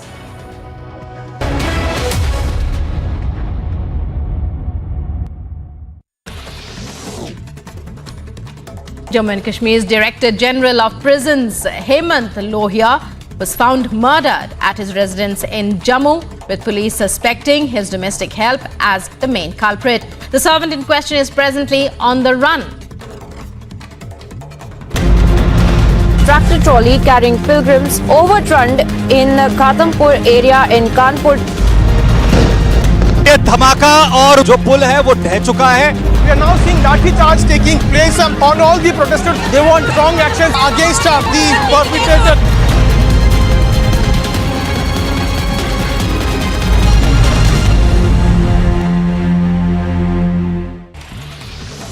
As a poster war brews between the Congress and the BJP in Karnataka, the BJP has launched posters over Congress leader Siddaramaiah, having helped the PFI on previous occasions.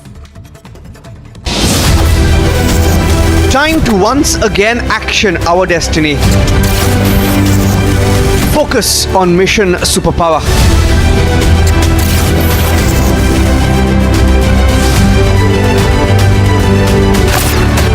Witness the India growth story. Republic Media Network brings you India's biggest economic summit.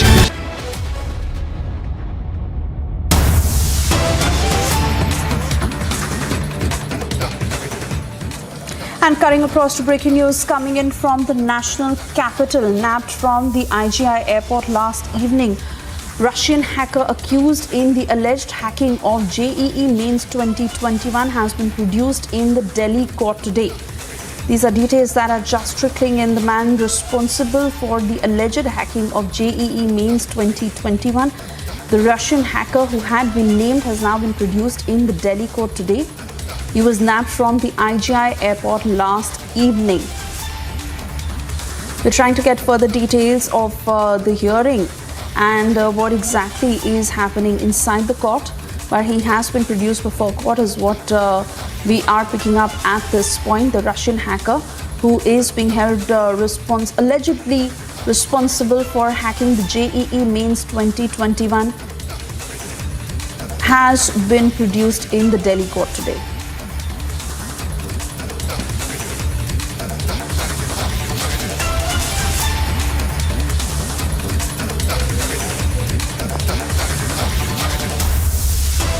Harsha is joining us live to give us more details. Harsha, what exactly are you picking up in terms of Mikhail Shargin, who was nabbed from the Delhi airport last evening is what we are hearing. And of course, he is to be produced in Delhi's Rouse Avenue court today. What's expected? Mikhail Shargin is right now being produced in the Rouse Avenue court, and CBI, after detaining him yesterday from the IGI court, the immigration department detained him, gave the custody to CBI, and CBI interrogated him, in which we got to know that in September 2021, the IIT JEE paper was leaked. The Ilion software, which is used to conduct the paper of IIT JEE, that was hacked, and the accused who were arrested by the agency after interrogating those accused, a lookout circular was issued against this Russian national, and CBI interrogated him. And in the entire interrogation, it got to know that he is the main accused. He is the one who has hacked this entire software. The computer tampering was done by him. In fact, he trained all the others also who were arrested by the agency earlier last year in September 2021. A huge development has been recorded in this, and now he is being produced in the Rouse Avenue court, and further custody of his also will be taken, because there were many other foreign nationals as well who were along with him, who were involved in the hacking of computer system of certain candidates. And this was a very big issue in September 2021. If you remember,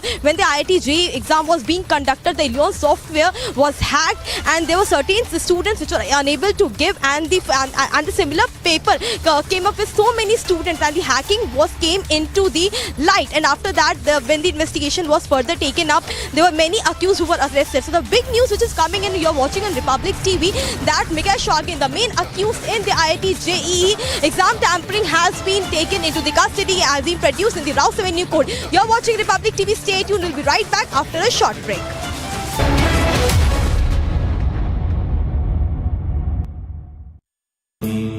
Amity has been ranked India's #1 private university for the 10th year by India Today, a testimony to Amity's world-class education whilst imbibing values and sanskars in students. Tractor trolley carrying pilgrims overturned in Khatampur area in Kanpur. ये धमाका और जो पुल है वो ढह चुका है. We are now seeing lathi charge taking place on all the protesters. They want strong action against the perpetrator.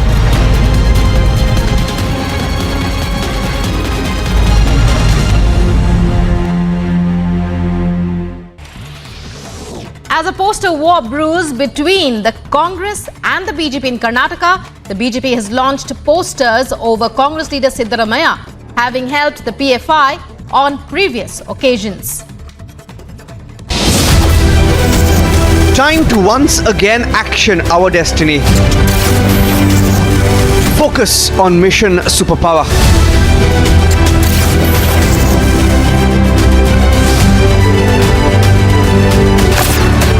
Witness the India growth story. Republic Media Network brings you India's biggest economic summit. Jammu and Kashmir's Director General of Prisons, Hemant Lohia, was found murdered at his residence in Jammu, with police suspecting his domestic help as the main culprit. The servant in question is presently on the run.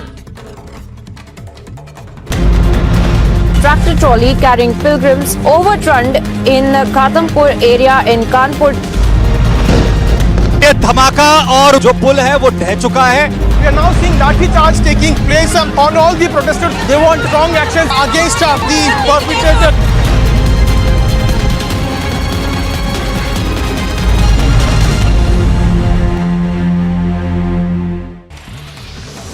As a poster war brews between the Congress and the BJP in Karnataka, the BJP has launched posters over Congress leader Siddaramaiah having helped the PFI on previous. Time to once again action our destiny. Focus on mission superpower.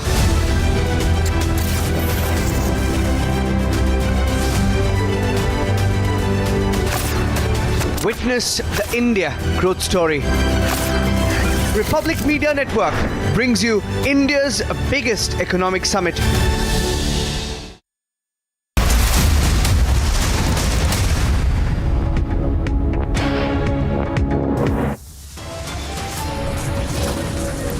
Viewers, top headlines right now. Shah kickstarts historic Kashmir visit.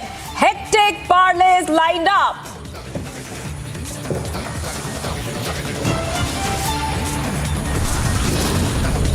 जब जब भारत पर खतरा आया, ये मेरे पहाड़ी भाई भूकर पकड़वाओ,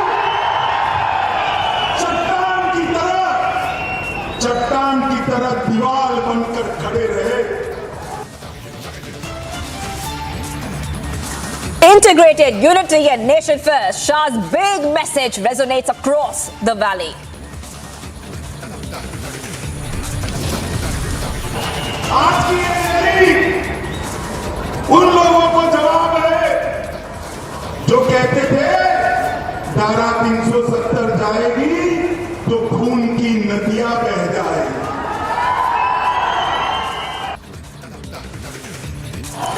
Big rallies, key meetings and mega projects. Shah's big Kashmir visit now rattles the Gupkar gang.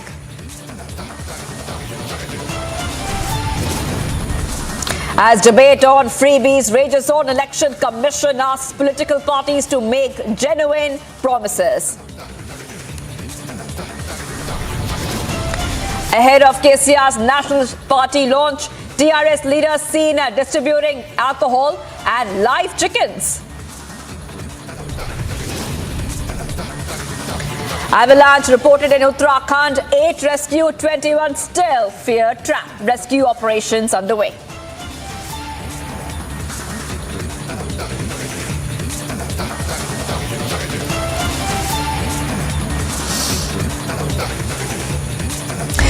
Viewers, we are live and breaking this Tuesday afternoon. I'm Shivangi Shukla. It's a historic visit of Home Minister Amit Shah to Jammu and Kashmir. On his second day, Home Minister Shah visited the Vaishno Devi temple and offered prayers on the last day of Navratri. He then addressed a big public rally in Rajouri where he received a grand welcome. The Modi chants echoed at the venue when Shah began his address. Here are some excerpts from the address.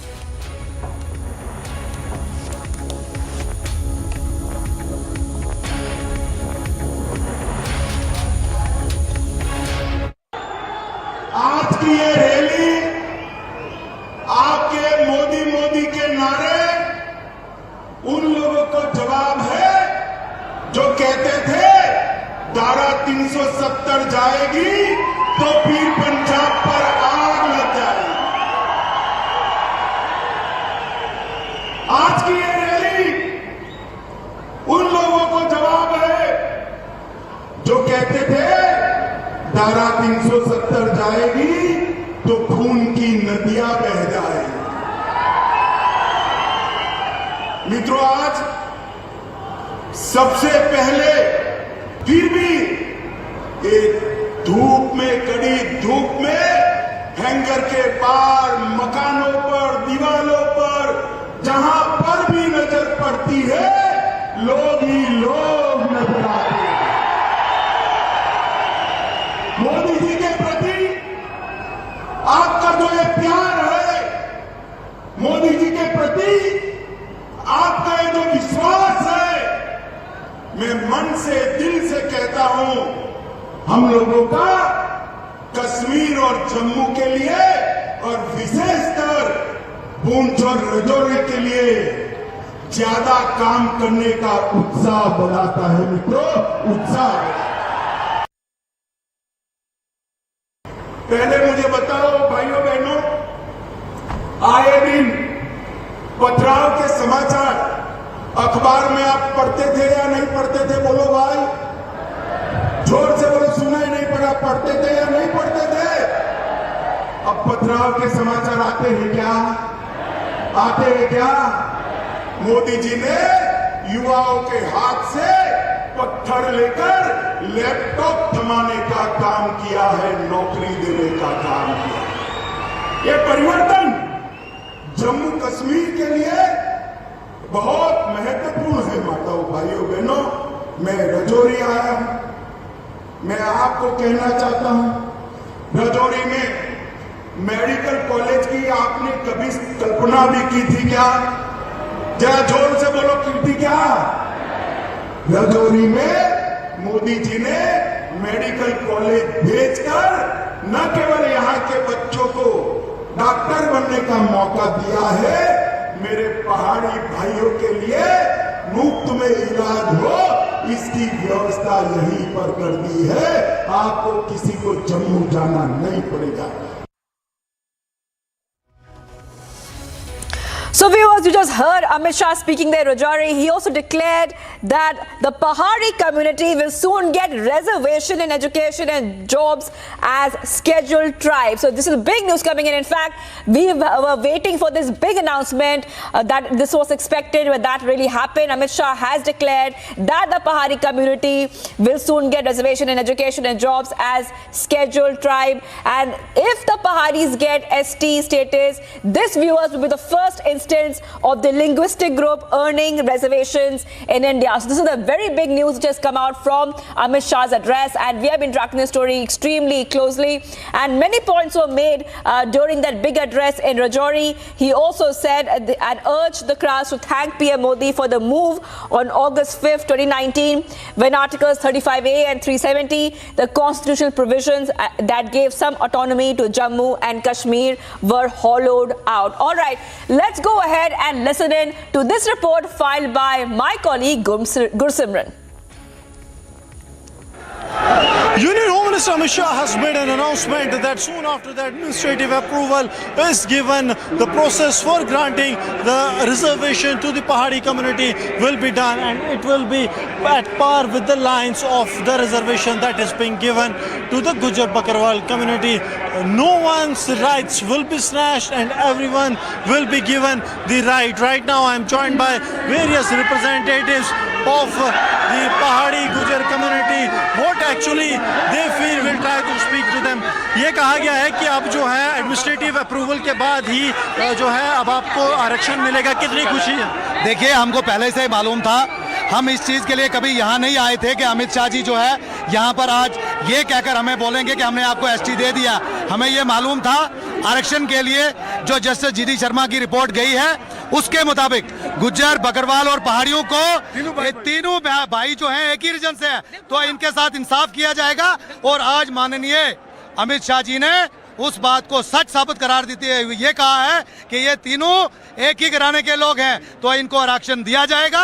और आने वाले वक्त में आप देखेंगे election भी उस पे होगा, नौकरियां भी उस पर मिलेंगी। नौकरियां मिलेंगी। एक मिनट मेरे साथ जी मैडम, ये मेरे भाई हैं, गुज्जर पहाड़ी सब एकता इस वक्त जी जिंदाबाद है। जम्मू कश्मीर का गुज्जर, जम्मू कश्मीर का पहाड़ी इस वक्त जम्मू यहाँ रजौरी में एक प्लेटफॉर्म पे है। हम अपनी एकता को कभी खत्म नहीं करेंगे, हम अपनी कभी भाईचारा को खत्म नहीं करेंगे। लेकिन जो अमित शाह साहब ने ऐलान अभी किया है कि इनका हक को छेड़ा नहीं जाएगा, पहाड़ियों को हक मिलेगा, मैं इनके साथ हूं। क्या कहना चाहेंगे? आज अमित शाह जी यहाँ जो एक वैक्यूम था हमारे दरमियान, गुजरों को दिया था, हमारे ये उसका विश्वासन दिया कि हम पहाड़ियों के साथ इंसाफ किया जाएगा और हमें पहाड़ी स्टेटस का फायदा मिलेगा। हम तहे दिल से मशहूर अमित शाह जी का उम्मीद करते हैं कि जो स्टेटस है वो हमें भी दिया जाएगा और हमें उसका फायदा मिलेगा। हम अमित शाह साहब का मशहूर हैं, उन्होंने ऐलान किया है कि गुजर बकरवालों को दिया है, पहाड़ियों को भी मिलेगा शेड्यूल टाइम। हम आपका मशहूर हैं और आप इसको शायद करें। So the celebrations have started here at the rally venue of Union Union Home Minister Amit Shah as the Gujar and the Pahari community are celebrating the decision that has been conveyed by the Union Home Minister that soon after the administrative process is completed, the Union government will grant the reservation to Pahari community as well as to the community Gujar and Bakarwal. Now the celebrations are here, going on here all over. With Rakesh Kumar. All right, viewers, big celebrations after Amit Shah announced that the Pahari community will soon get reservation in education and jobs as scheduled tribes. So big news coming in from Jammu and Kashmir. Amit Shah's visit there, where he just a short time back, viewers, addressed that big rally in Rajouri. Earlier, he visited the Vaishno Devi temple, offered prayers on the last day of Navratri. He then addressed a big public rally, visuals of which you can see on your screen.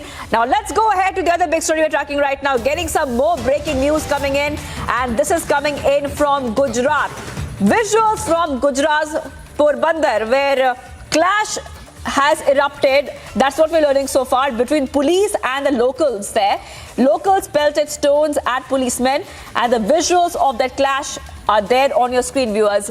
We can see those visuals there, which we're getting for you. The clash is between the cops and the locals, and what we're learning so far is that this is coming in from Gujarat's Porbandar area, where clashes have erupted there between the police and local people. Now, what we have also learned, the locals have pelted stones at the policemen.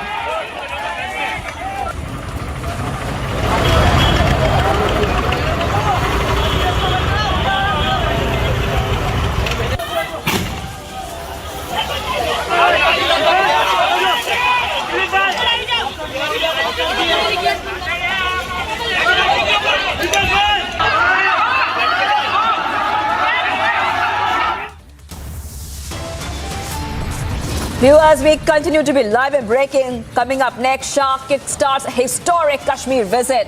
Hectic parlays lined up.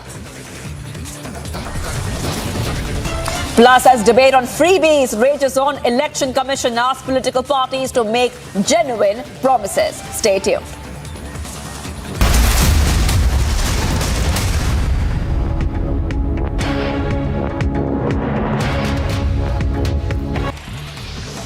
As a poster war brews between the Congress and the BJP in Karnataka, the BJP has launched posters over Congress leader Siddaramaiah, having helped the PFI on previous occasions.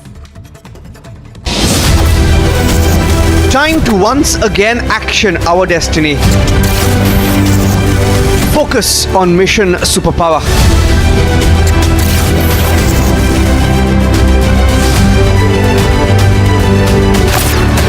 Witness the India growth story.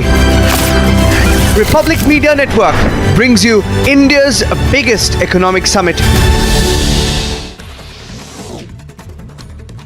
Jammu and Kashmir's Director General of Prisons, Hemant Lohia, was found murdered at his residence in Jammu, with police suspecting his domestic help as the main culprit. The servant in question is presently on the run.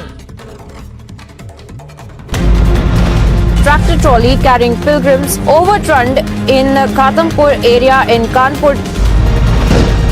ये धमाका और जो पुल है वो ढह चुका है. We are now seeing lathi charge taking place on all the protesters. They want strong action against the perpetrator.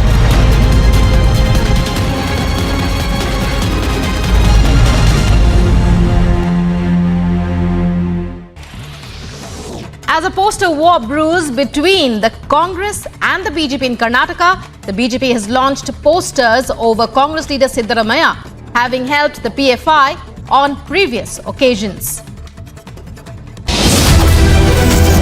Time to once again action our destiny. Focus on mission superpower.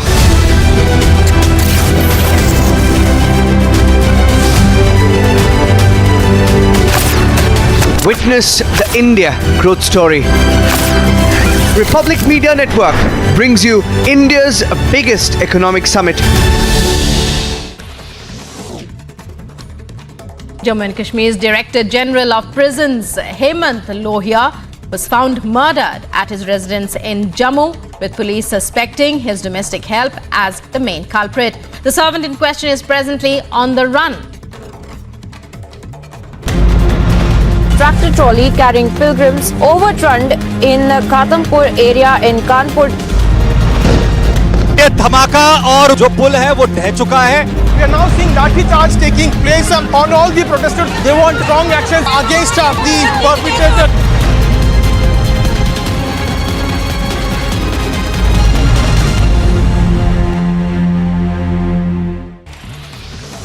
As a poster war brews between the Congress and the BJP in Karnataka, the BJP has launched posters over Congress leader Siddaramaiah having helped the PFI on previous occasions. Time to once again action our destiny.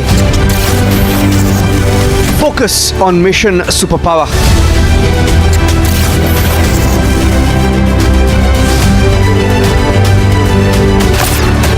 Witness the India growth story.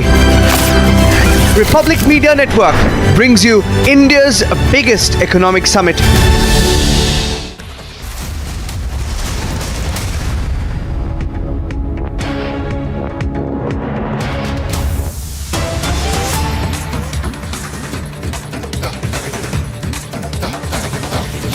Viewers, getting in first visuals of Russian hacker accused in the JEE mains paper leak case. Viewers, the accused has been sent to 2-day custody. The Russian hacker has been sent to 2-day custody. The visuals you can see on the screen, the first pictures of the Russian hacker are now on your screen.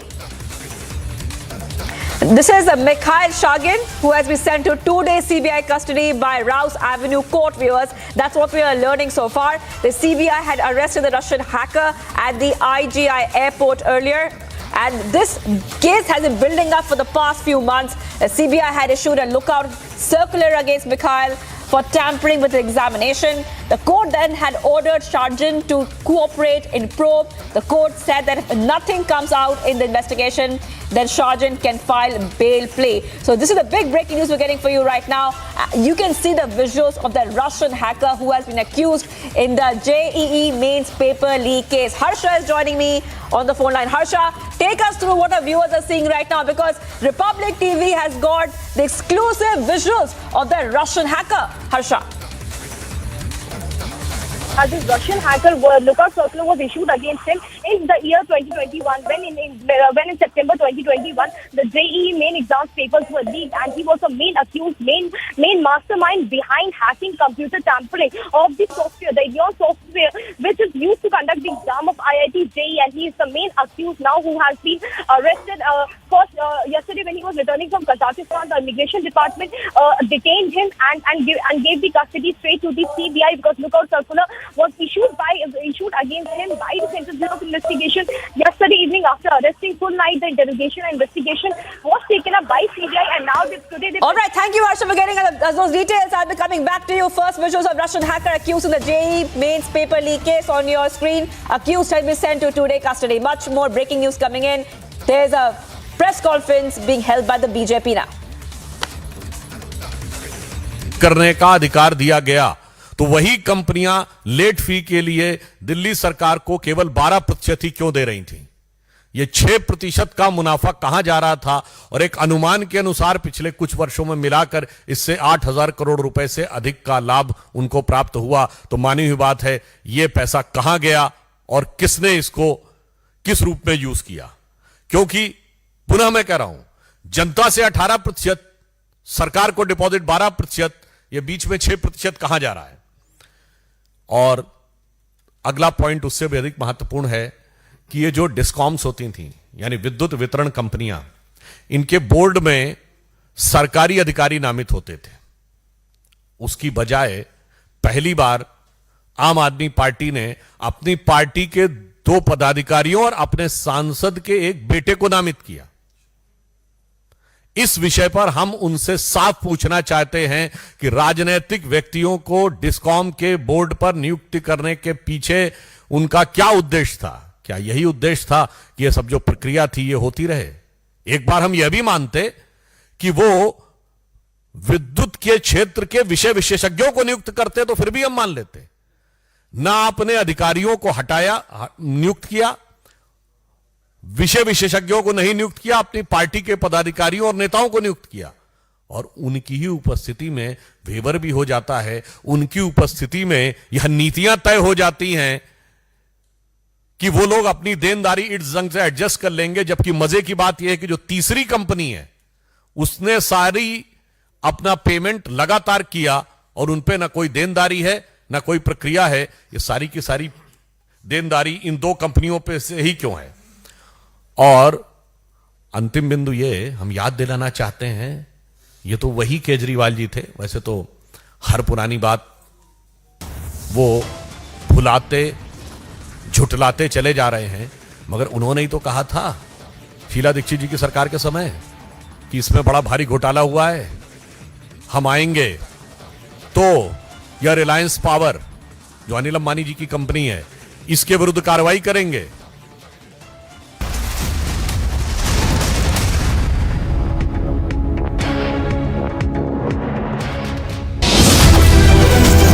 Time to once again action our destiny. Focus on mission superpower.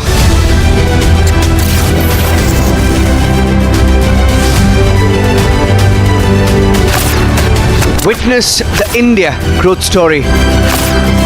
Republic Media Network brings you India's biggest economic summit.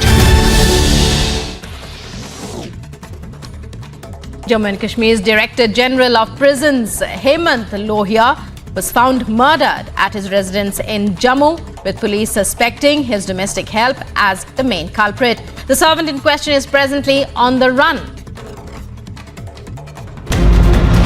Tractor trolley carrying pilgrims overturned in Ghatampur area in Kanpur. ये धमाका और जो पुल है वो ढह चुका है। We are now seeing लाठी charge taking place on all the protesters. They want strong action against the perpetrator.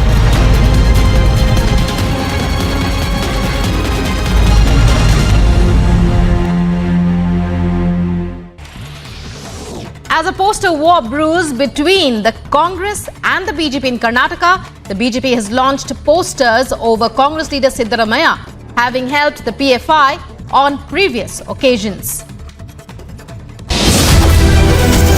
Time to once again action our destiny. Focus on mission superpower.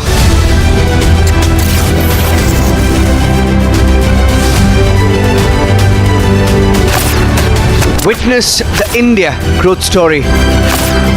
Republic Media Network brings you India's biggest economic summit. Jammu and Kashmir's Director General of Prisons, Hemant Lohia, was found murdered at his residence in Jammu, with police suspecting his domestic help as the main culprit. The servant in question is presently on the run. Tractor trolley carrying pilgrims overturned in Ghatampur area in Kanpur. ये धमाका और जो पुल है वो ढह चुका है। We are now seeing लाठी charge taking place on all the protesters. They want strong action against the perpetrator.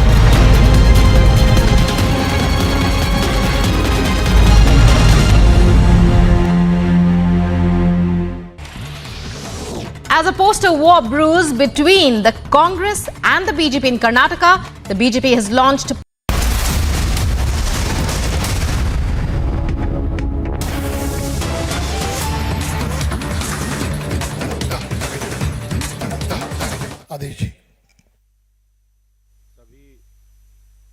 सभी को मेरा नमस्कार। दिल्ली में अरविंद केजरीवाल सरकार जो भी काम करती है उसकी मंशा उसमें बड़े भ्रष्टाचार की होती है। शराब के लाइसेंस L1 लाइसेंस का कमीशन उन्होंने बढ़ाया, 12% किया और उसमें से 6% लिया। यहाँ भी 6% का खेल है।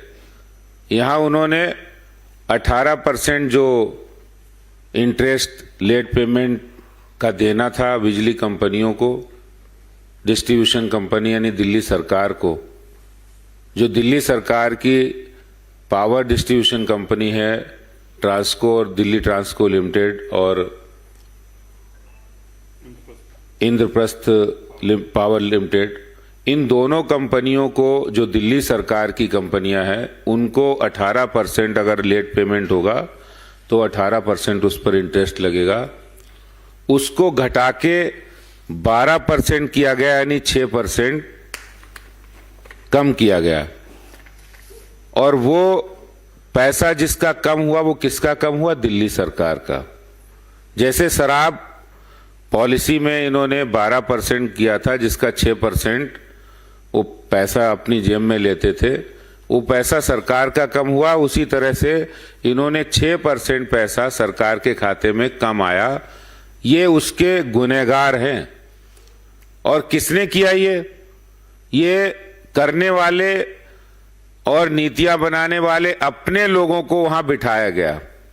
जिस बोर्ड में सरकारी आदमी होना चाहिए, जिस बोर्ड में कोई ऑफिसर होना चाहिए, उस बोर्ड में आम आदमी पार्टी के नेता जस्मिन शाह जो प्रवक्ता है उनको बिठाया गया, केजरीवाल के राइट हैंड ने। उसमें आम आदमी पार्टी के राज्यसभा मेंबर एनडी गुप्ता जी के बेटे नवीन गुप्ता को बिठाया गया। क्यों बिठाया गया? इसलिए बिठाया गया कि आप जाइए और वहां जाके इनका लोन माफ करिए, इनका इंटरेस्ट माफ करिए और फिर चोर दरवाजे से उसमें से कमीशन लीजिए। ये मोडस ऑपेंडी, ये कार्य करने की नीति अरविंद केजरीवाल की अब स्पष्ट हो गई है कि अपने लोगों को उन जगह पर बिठाओ, आम आदमी पार्टी के लोगों को, और फिर वहां से जो मोटा माल हो वो कमीशन अपने पास ले आओ। जैसे इन्होंने 3239 करोड़ रुपए तुरंत माफ कर दिया। इसीलिए माफ किया कि भाई उसमें से उनको मिलने वाला है। अब सवाल है जांच होगी कितना मिला, 20% मिला, 40% मिला, 60% मिला। लेकिन बिना कोई सेटिंग के 3239 करोड़ रुपए जो दिल्ली सरकार के खाते में आना था, उस पैसे को माफ करके दिल्ली सरकार ने एक बहुत बड़ा गुनाह किया है। और मैं आपको बताना चाहता हूं, बिजली के मुद्दे हमने कई बार उठाए हैं। दिल्ली में एक गंभीर मामला फिक्स चार्ज का है।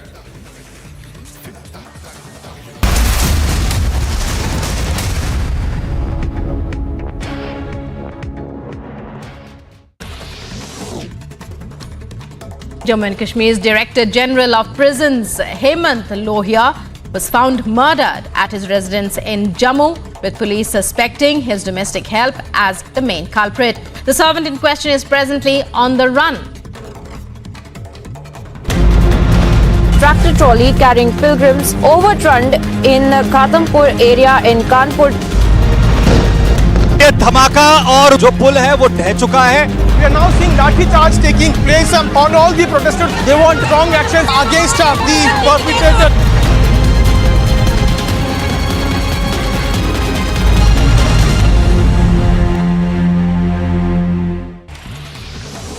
As a poster war brews between the Congress and the BJP in Karnataka, the BJP has launched posters over Congress leader Siddaramaiah, having helped the PFI on previous occasions. Time to once again action our destiny. Focus on mission superpower.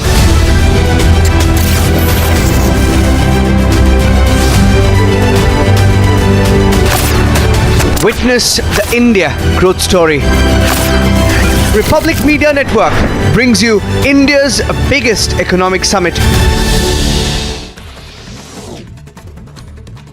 Jammu and Kashmir's Director General of Prisons, Hemant Lohia, was found murdered at his residence in Jammu, with police suspecting his domestic help as the main culprit. The servant in question is presently on the run.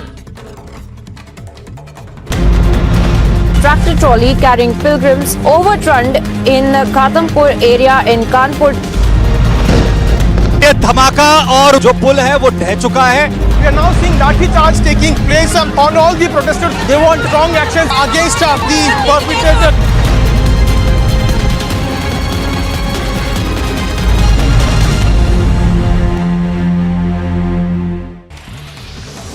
As a poster war brews between the Congress and the BJP in Karnataka, the BJP has launched posters over Congress leader Siddaramaiah, having helped the PFI on previous occasions.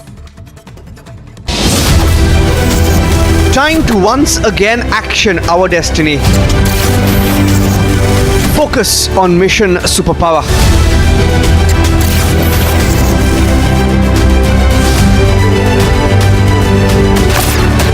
Witness the India growth story. Republic Media Network brings you India's biggest economic summit.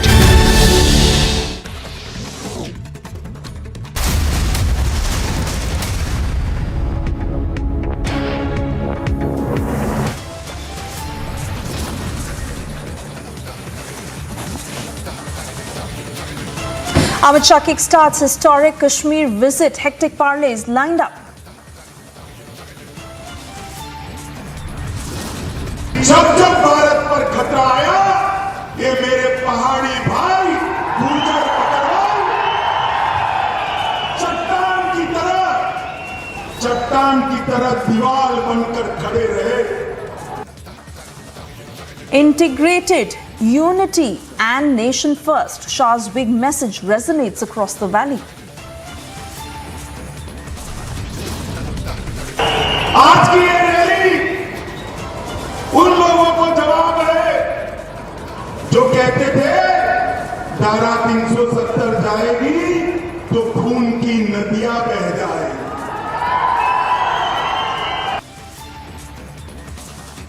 Big rallies, key meetings and mega projects. Amit Shah's big Kashmir visit now rattles Gupkar.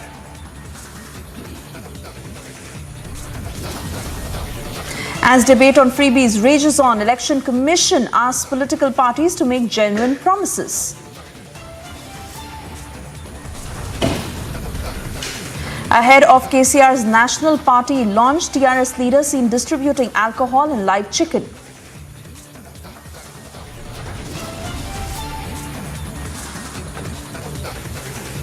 Avalanche reported in Uttarakhand, 8 rescued, 21 still feared trapped.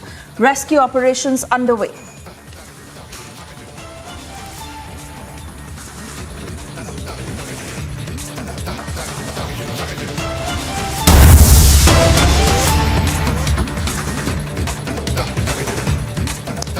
Good afternoon. As we begin this edition at 4 p.m., back-to-back incidents of communal violence that had flared up.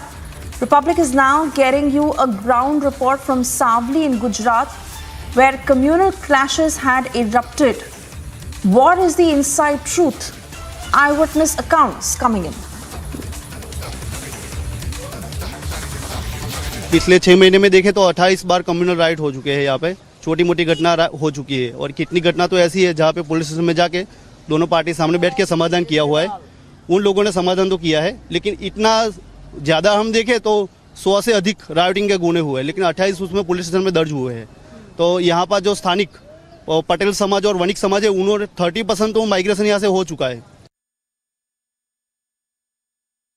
A lot of communal clashes that seem to be breaking out in the pockets of Gujarat. We are reporting on the ground here in Savli near Vadodara district, in fact, where we are reporting how there was a lot of clashes that had broken out. Thousands of people had come out on the streets, and now as a result of that, we are seeing 2 FIRs that have been registered, one against the people of the Hindu community and the other from the Muslim community as well. These 2 communities had come face to face and there was an issue that had broken out. Let's tell our viewers what exactly had happened. So what you see around me are a lot of poles here that have saffron flags, and what essentially had happened at one particular pole, as this one what you see behind me, is the place where there was a saffron flag, and also there was people who had climbed on top of this pole and tried to put in a green flag as well. So that is why this entire issue had broken out, and the people had come face to face, and there were stone pelting as well that had broken out. There were thousands of people in fact who had come face to face,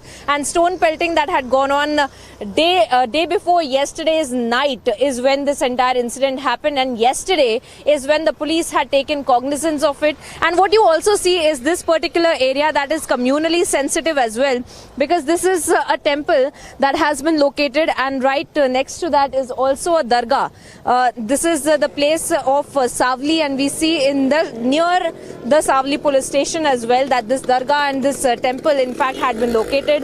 And however, officials tell us that the entire place here has been communally, peacefully, harmoniously existing, but now we see that these kind of clashes that had broken out, and which is why the police has taken a swift action and has registered complaint from both the communities. At least 34 to 35 people from both the communities have been detained, had been detained. Their complaint had also been registered.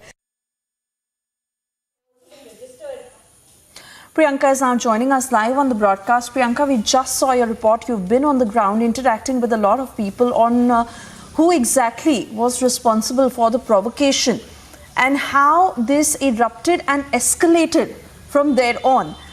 Really to get a sense of what is happening now, Priyanka, the investigation that is continuing, and even as most of these people are being questioned, who all have been held accountable?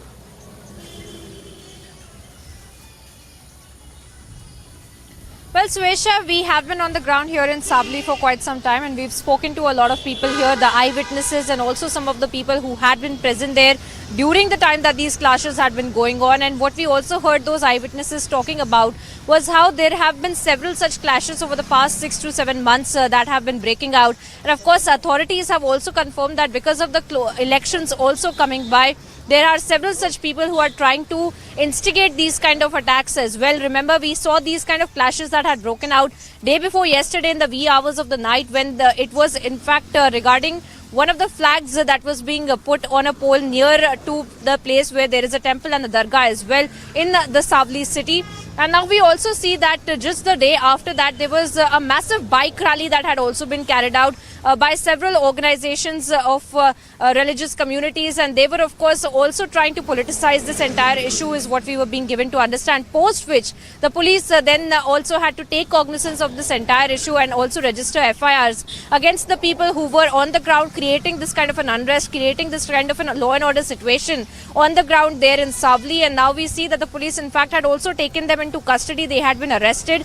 The people who had been on the ground creating these kind of clashes, at least 20 people and 20 people in one FIR and 25 in the other FIR had been arrested, and they have now been let go as well, since it was a bailable offence that had been registered of rioting against these people who had been on the ground creating this kind of a ruckus. But Suesha, we need to at these instances take a step back and also analyze how there have been several such clashes, just like the one that took place in Savli, in certain areas of Gujarat. Specifically, if we talk about just last night, where a similar such incident had taken place in Kheda as well. That comes in the Anand district, and that there as well we had seen that this kind of a communal clash had broken out in another celebration of Navratri that was being carried out there in Kheda. When there were 2 to 3 people who had come there and tried to pelt stones and tried to shut down the celebrations as well. And of course, then we saw what had happened in Savli, subsequently there in Porbandar, in Dwarka, in Bharuch, all of these places where we see these kind of clashes that are breaking out. And of course, there are certain people who are trying to politicize that issue as well. And we see these kind of clashes that are breaking out. And of course, we are on the ground getting what exactly was happening. And what we saw was that several people had, of course, mobilized during the time that these clashes had taken place and tried to pelt stones, tried to in fact make this entire issue even bigger. Is what the police has given us to understand. And the police had also stated and understood and accepted that it is obviously also because of the nearby elections that are coming up, because of which there are certain people in certain communities and organizations who are trying to create this kind of a situation on the ground as well. And that is exactly what happened in Savli, because we are the only channels on the ground getting you the truth about what had been going on. But the police, of course, is also on alert now. They're claiming that several more officials have been deployed, because this entire issue was happening because of a certain festival also coming up in a couple of days, because of which these flags were being tied to these poles. And the police has said that they will be carrying out more deployment of the authorities to make sure that the people feel the presence of the police, and they are also think twice before creating these kind of a law and order situation on the ground situation. In fact, a couple of these points that you've mentioned, Priyanka, that I wanted to touch upon, but please hold on with us at the moment. Many other reports that you filed, let's play that out for our viewers, after which I come back to you. We have now reached the exact spot where this entire clashes that had broken out, since there is a dargah and a temple that were nearby, and there was the question of the flag that was being tied to a pole, one of the Hindu community which was saffron in color, the other of the Muslim community that was green in color, and that is why this entire clashes had broken out to tie the flags. In fact, there is a procession that was is all set to be carried out by both the communities, which is why these decorations were being made. As you can see, these flags, in fact, even now that have been left intact, but we do see flags like these, in fact, that were being tried to be tied at a pole in those particular areas. And we do have several people, in fact, who had been present there, because as of now what we have seen is that there were people from both the communities that came face to face, and there were clashes that had broken out, stone pelting that had actually in fact also broken out between the two communities. The police has taken cognizance of this entire issue. 2 FIRs have been lodged with people of both the communities. They had been detained, they had been arrested.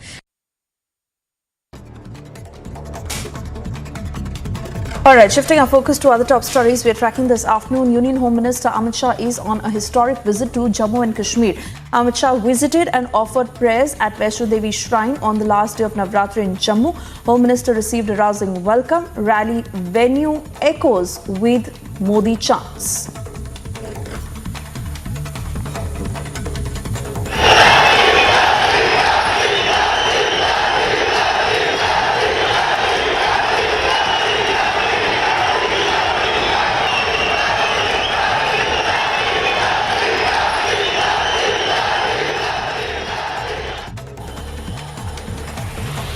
Home Minister Amit Shah sends out the biggest message from the centre, giving a befitting reply to naysayers. Amit Shah said that Kashmir has silenced all the critics today who claim that there would be a river of blood. जो कहते थे धारा 370 जाएगी तो फिर पंजाब पर आग लग जाएगी। आज की ये रैली उन लोगों को जवाब है जो कहते थे धारा 370 जाएगी तो खून की नदियां बह जाएगी। Amit Shah lauds the abrogation of Article 370, says abrogation of Article 370 ensured development, normalcy and progress in the valley.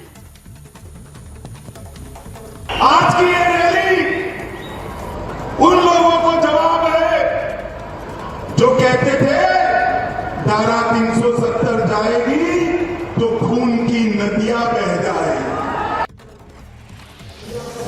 Union Home Minister launches big attack at Gupkar gang. Amit Shah said that earlier only 3 parties had democracy for themselves, but now the reign has shifted in the hands of 30,000 people of Jammu and Kashmir. Modi ji ने सबसे पहले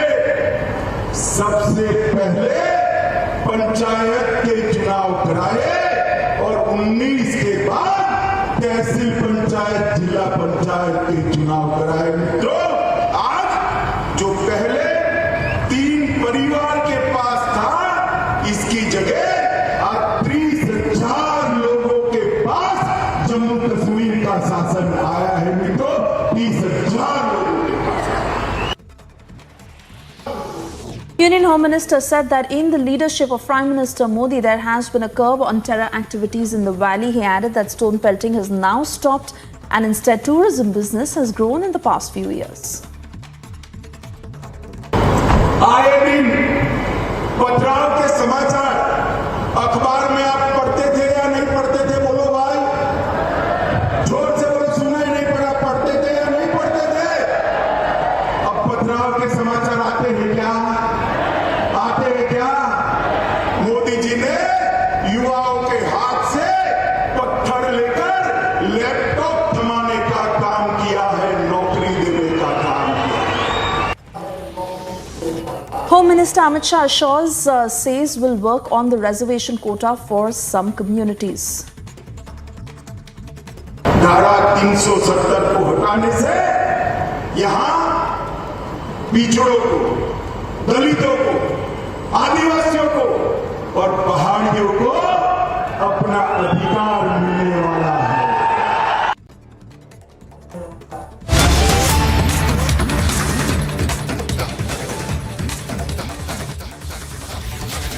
And well, big breakthrough for Karnataka cops in the arrest of PFI leaders. Cops have now recovered the erased data from the phone and other gadgets. 90% of the data that has been recovered from their mobile phones, establishing an interstate link between PFI leaders. The PFI members had used an app to erase the mobile data.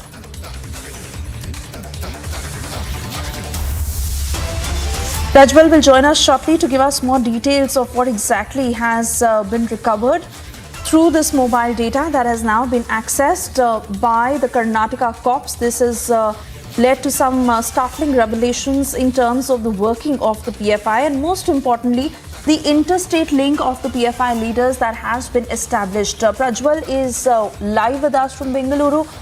Prajwal, they tried their best to delete all the data, an app that they had installed for the same.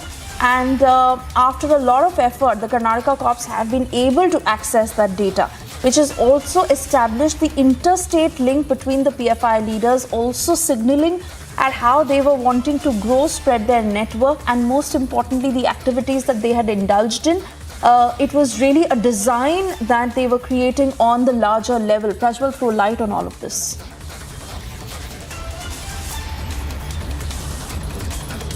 Now going ahead and looking at the startling revelations that has come in from the KG police station now, cops are revealing that over 1 terabyte of data has been recovered from all the mobile phones of the 15 accused who were brought into custody by the KG police from across Karnataka. And now it is being learnt that they had used external apps to make sure that they had deleted all the data, complete data, which pointed out to 3 important things.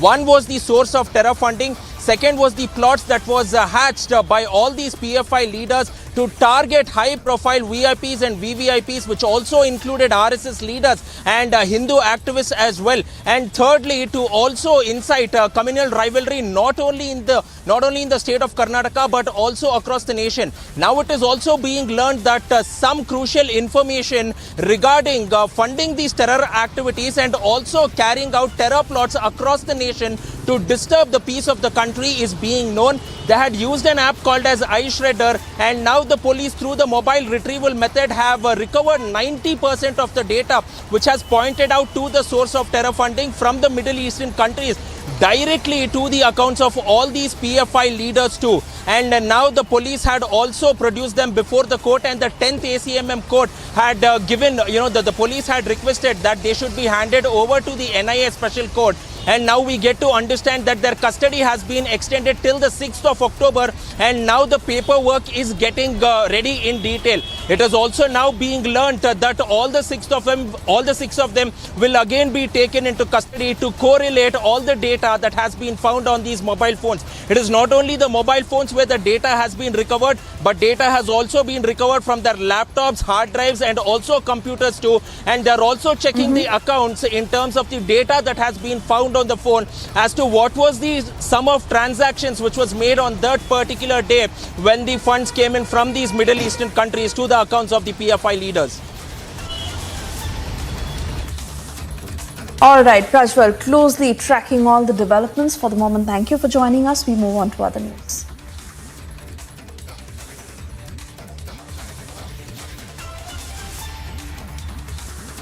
And yes, we are now shifting our focus to Uttarakhand, where the rescue operation is underway after the avalanche that had hit.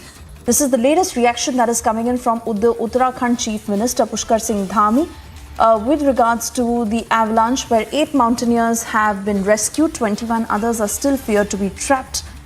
Let's listen in to what the Chief Minister has to say.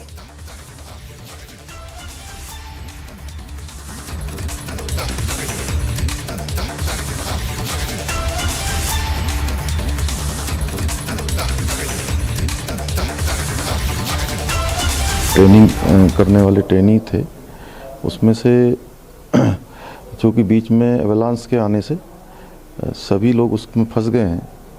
अभी तक 2 casualty होने का समाचार मिला है, साथ ही साथ 6 लोगों का रेस्क्यू होने का भी समाचार मिला है, जहां जिला प्रशासन, एनडीआरएफ, एसडीआरएफ और सेना की मदद के लिए भी हम लोगों ने आग्रह किया था। सेना ने भी अपनी मदद देने के लिए पूरी तरह से माननीय डिफेंस मिनिस्टर साहब से बात हुई थी, उन्होंने भी सेना के लोगों को कहा है। सभी लोग बचाव के कार्य में लगे हैं, भगवान से प्रार्थना करते हैं कि सभी सुरक्षित लौट कर आ जाएं।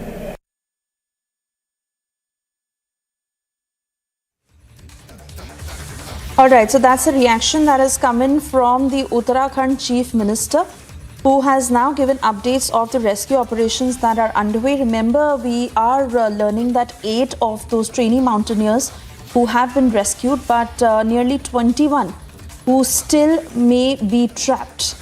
And challenging situation where the rescue operation is being conducted.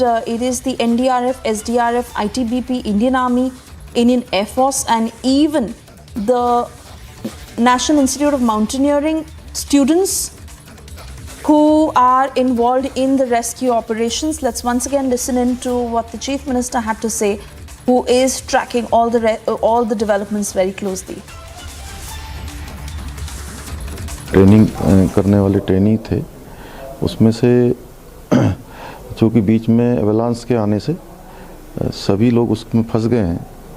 अभी तक 2 कैजुअल्टी होने का समाचार मिला है, साथ ही साथ 6 लोगों का रेस्क्यू होने का भी समाचार मिला है, जहां जिला प्रशासन, एनडीआरएफ, एसडीआरएफ और सेना की मदद के लिए भी हम लोगों ने आग्रह किया था। सेना ने भी अपनी मदद देने के लिए पूरी तरह से माननीय डिफेंस मिनिस्टर साहब से बात हुई थी, उन्होंने भी सेना के लोगों को कहा है।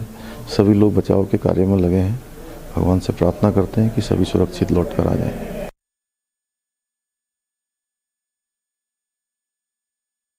All right, so more than 29 mountaineering students who were in that climb, which is susceptible to avalanches, is also what had been reported. This is the Draupadi's Danda 2 mountain in Uttarakhand's Uttarkashi district, which was hit by an avalanche. 28 trainees of the Nehru Mountaineering Institute who were trapped following that avalanche. And now rescue operations are underway.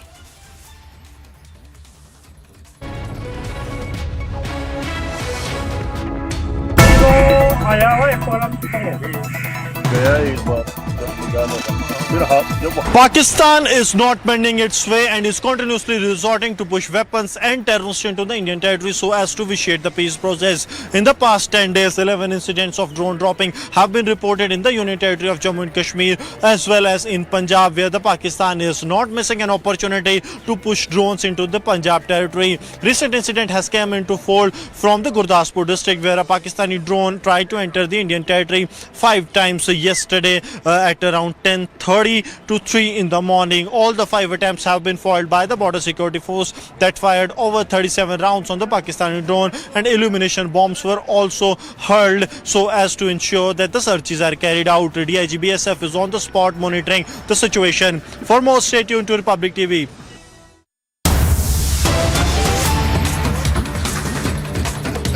All right, so the latest information coming in on the avalanche in Uttarakhand, where 10 have reportedly been killed and many who are still stuck as the rescue operation is being conducted.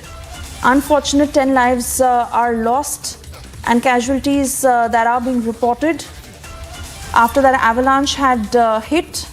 Just remember, as the rescue operations by the district administration, NDRF, SDRF, Indian Army and ITBP are still continuing. Chief Minister Pushkar Singh Dhami had put out details of it, who is monitoring the operation very closely, and of course even Defence Minister Rajnath Singh. But unfortunate news coming in of as many as 10 who were reportedly killed in that avalanche that had hit Draupadi's Danda 2 mountain in Uttarakhand's Uttarkashi district. Uttarakhand Chief Minister Pushkar Singh Dhami, who had earlier tweeted that he had also spoken with the forces and as many as 28 trainees of the Nehru Mountaineering Institute were trapped following the avalanche. Now, this is the latest that is coming in from the Nehru Institute of Mountaineering, saying that at least 10 people have been killed in the incident so far. Let's once again listen into what the Chief Minister had to say. But before that, DG Police Ashok Kumar on the very latest on this.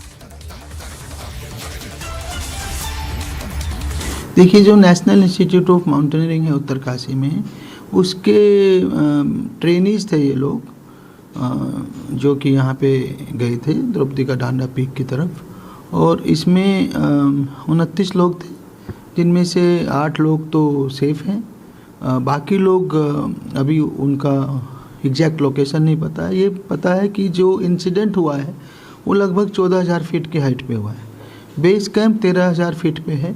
हमारी SDRF की टीमें वहाँ पहुँच चुकी हैं, नीम के instructor भी वहाँ पर हैं। जो माननीय मुख्यमंत्री जी ने एयरफोर्स की टीम को रिक्वेजिशन किया है, वो लोगों ने एरियल रेकी कर ली है, मतलब हवाई रेकी कर रहे हैं, उसके बाद वो भी ऑपरेशन में एंटर करेंगे। और अभी तक की लेटेस्ट सूचना जो आई है कि इनमें से 2 लेडी जो माउंटेनियर थी वो संभवतः सर्वाइव नहीं कर पाई हैं। बाकी के बारे में जैसी स्थिति होगी धीरे धीरे आपको बता दिया जाएगा। Cutting across to Ankit, who's joining us from the Mumbai newsroom. Ankit, unfortunate. The Nehru Institute of Mountaineering also hinting at how at least 10 people have been killed in this incident so far, and rescue operations that are still continuing. But these were trainee mountaineering students. 8 have been rescued, but as many as 10 dead. The information coming now, I think when the DGP of Uttarakhand spoke, at that time the input was that there were 2 women mountaineers who had died. Now the institute itself, I believe, says that 10 mountaineers have been killed. They were killed in the avalanche at Mount Draupadi Ka Danda 2 peak in Uttarakhand's Uttarkashi district. A team of 34 trainee mountaineers and 7 instructors from the Nehru Institute of Mountaineering was caught in the avalanche while returning. This is what the Nehru Institute of Mountaineering's principal, Colonel Amit said. 10 mortal remains were sighted, out of which 4 have been recovered. So Suesha, this is the latest information. There have been 10 deaths confirmed in the avalanche that has struck in the Garhwal Himalayas in Uttarakhand. This is the institute itself, the Nehru Institute of Mountaineering, which has issued this statement confirming that 4 of the bodies have been recovered out of 10 that were sighted.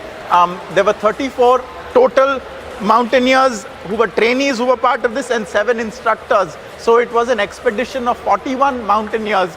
We really need to get a comprehensive update from the authorities with regards to how many have been rescued.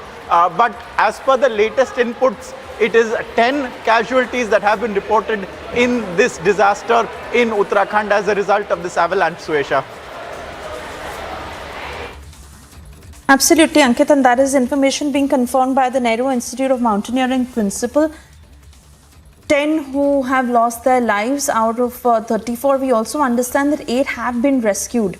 And slowly, even the light is getting dimmer through the evening. So not easy to conduct the rescue operations that are continuing. But like you said, that the mortal remains of 10 that have been sighted and 4 that have been recovered, but they are still going on with the operation. Yes, the operations continue. We heard the DGP also talk about how it is at a very high altitude. 16,000 feet is what he said. 5,700 meters is the height of this peak, and a number of choppers were dispatched. We'll get you all the breaking updates, viewers. We are expecting a consolidated update at some point talking about how out of this 41-member expedition, what is the real figure of those who have been rescued and those who have unfortunately perished. Stay with Republic. We'll get you more on this right after a short break.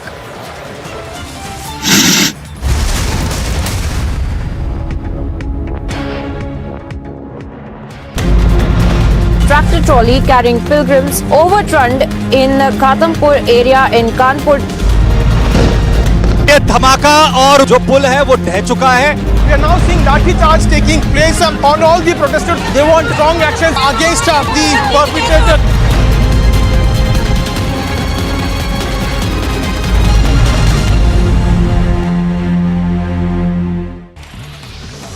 As a poster war brews between the Congress and the BJP in Karnataka, the BJP has launched posters over Congress leader Siddaramaiah having helped the PFI on previous occasions. Time to once again action our destiny. Focus on mission superpower.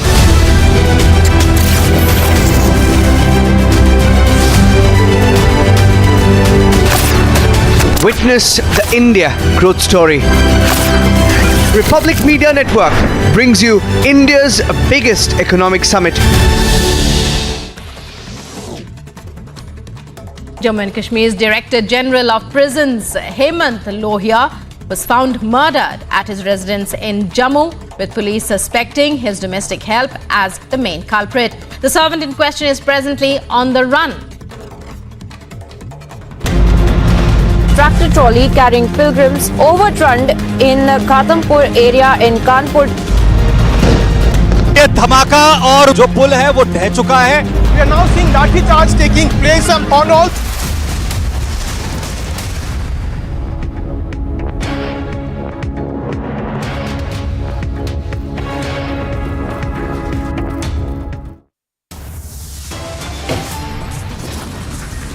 Amit Shah kickstarts historic Kashmir visit. Hectic parleys lined up.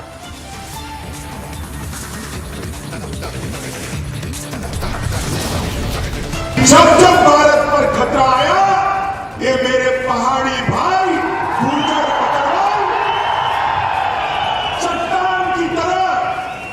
चट्टान की तरह दीवार बनकर खड़े रहे. Integrated unity and nation first. Amit Shah's big message resonates across the valley. ये rally उन लोगों को जवाब है जो कहते थे धारा 370 जाएगी तो खून की नदियां बह जाएगी. Big rallies, key meetings and mega projects. Amit Shah's big Kashmir visit now rattles Gupkar. As debate on freebies rages on, Election Commission asks political parties to make genuine promises. Ahead of KCR's National Party launch, TRS leader seen distributing alcohol and live chicken.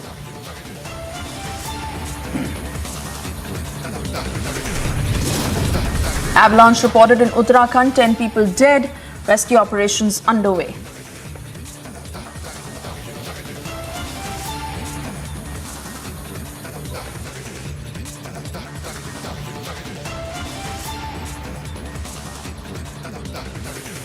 And yes, this is the latest update in the Uttarakhand avalanche where 10 mountaineers have been killed. This has been confirmed by the Nehru Institute of Mountaineering principal, also Union Home Minister Amit Shah, who has put out a tweet that reads, and I quote, "The incident of avalanche in Uttarkashi is very sad. I have spoken to the officials in this regard.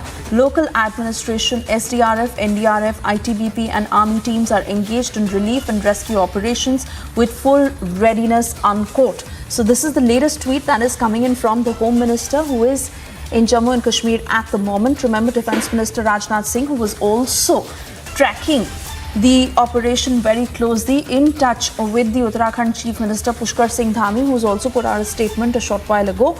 And now this is Home Minister Amit Shah, who's just put out a tweet after it has been confirmed how 10 mountaineers have been killed in this avalanche.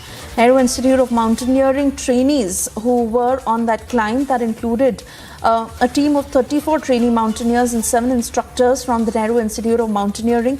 They were caught in the avalanche while they were returning. Nehru Institute of Mountaineering was also involved in the rescue operations, including the NDRF, SDRF, ITBP, Indian Army and even the Indian Air Force, keeping a very close watch. Amit Shah confirming that he is watching the rescue operations as he says that all the teams are engaged in relief and rescue operations with full readiness. Remember, more than 28 mountaineers who were stuck after the avalanche had hit, and this is the latest that is coming in. Unfortunately, 10 of those mountaineers have lost their lives.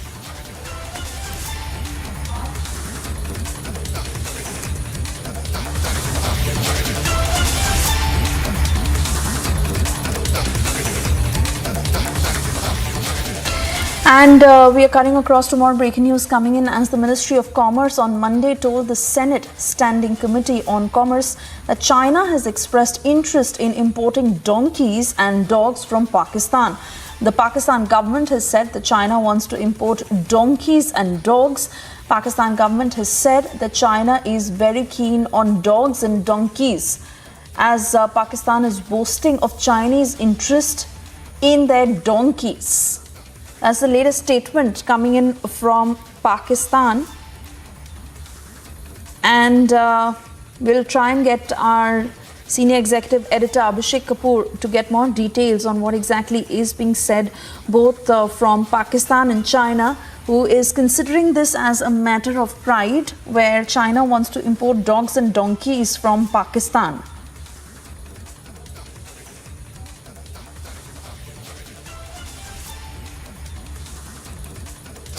Because they're saying that the donkeys are of great breeds.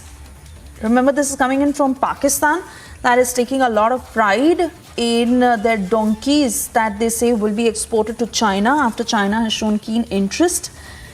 And the Ministry of Commerce told the Senate Standing Committee of Commerce that Pakistan is keen on, China is keen on Pakistan's donkeys and dogs, and they want to import them.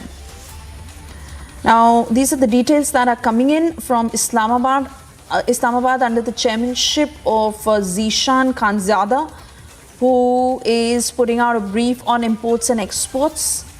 And Pakistan is primarily saying that China wants their dogs and donkeys, a donkey farm that has been set up in Bahadur Nagar farm that spreads over 3,000 acres. And this is a government-owned facility in the province, where Pakistan is claiming that their donkeys are of great breed, and they're saying that it includes the Americans also along with China, that they're very willing to rear their donkeys for export.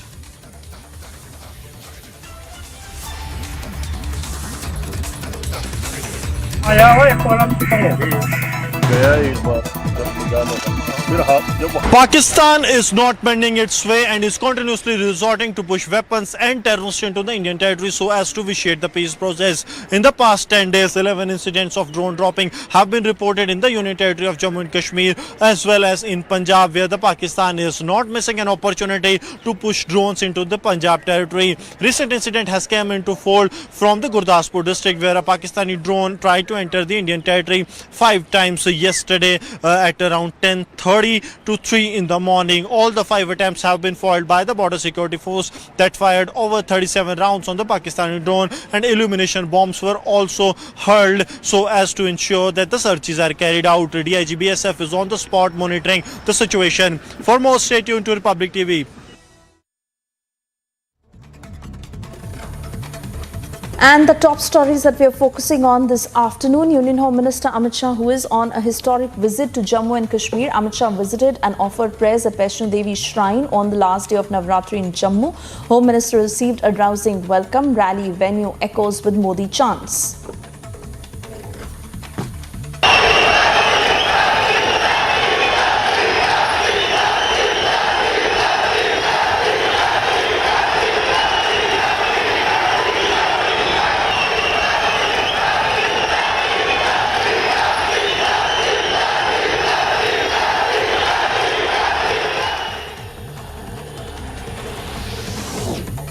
Home Minister Amit Shah sends out the biggest message from the centre, giving a befitting reply to naysayers.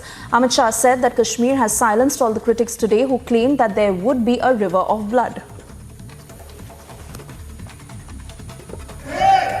धारा 370 जाएगी तो फिर पंजाब पर आग लग जाएगी।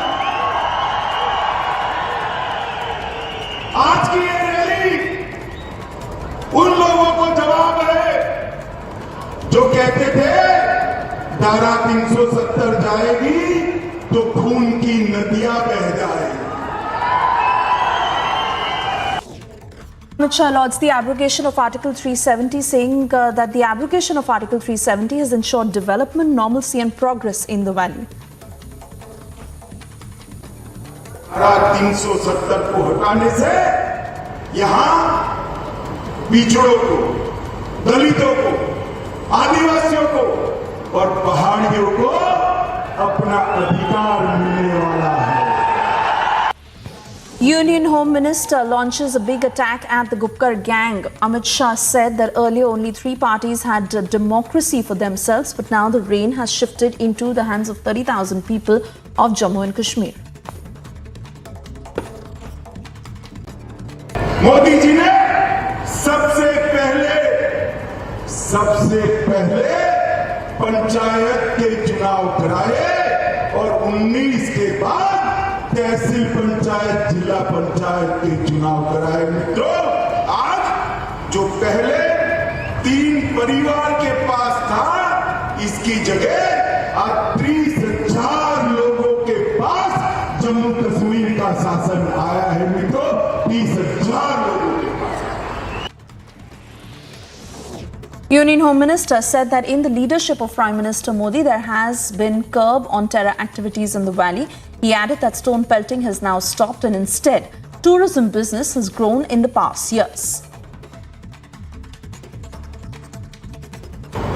आए दिन पथराव के समाचार अखबार में आप पढ़ते थे या नहीं पढ़ते थे? बोलो भाई, जोर से बोलो, सुनाई नहीं पड़ा? पढ़ते थे या नहीं पढ़ते थे?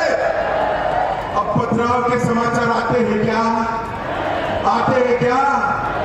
मोदी जी ने युवाओं के हाथ से पत्थर लेकर लैपटॉप थमाने का काम किया है, नौकरी देने का काम किया।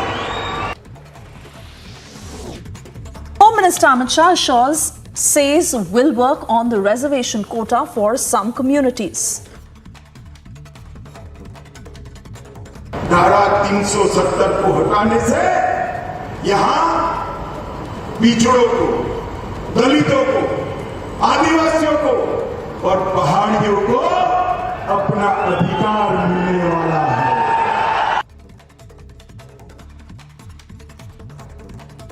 As debate on freebies rages on, Election Commission asks political parties to make genuine promises.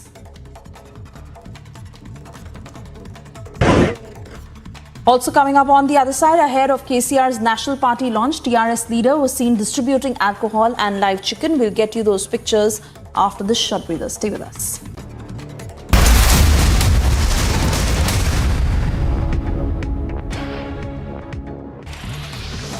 As a poster war brews between the Congress and the BJP in Karnataka, the BJP has launched posters over Congress leader Siddaramaiah having helped the PFI on previous occasions.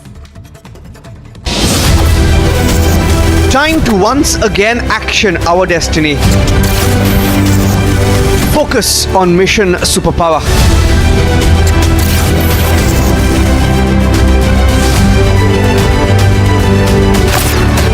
Witness the India growth story. Republic Media Network brings you India's biggest economic summit.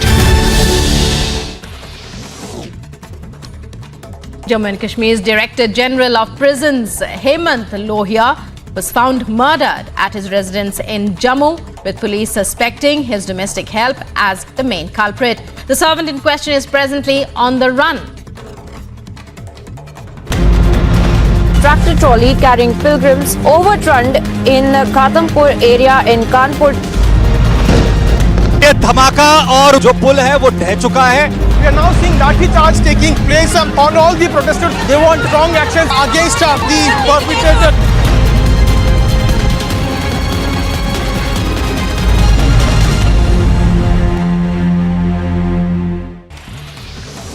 As a poster war brews between the Congress and the BJP in Karnataka, the BJP has launched posters over Congress leader Siddaramaiah having helped the PFI on previous occasions.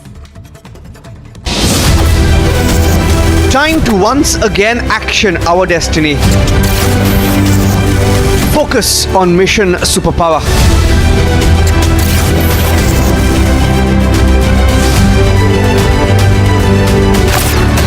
Witness the India growth.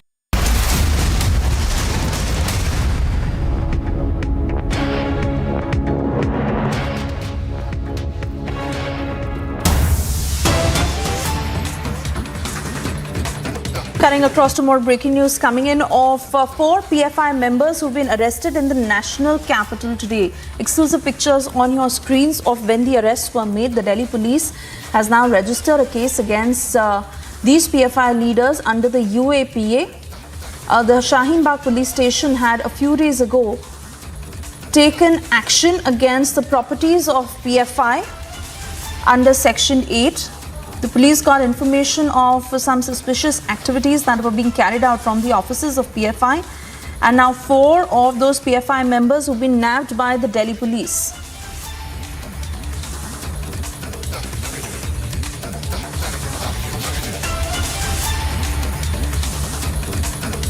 Let me quickly bring in Anuj.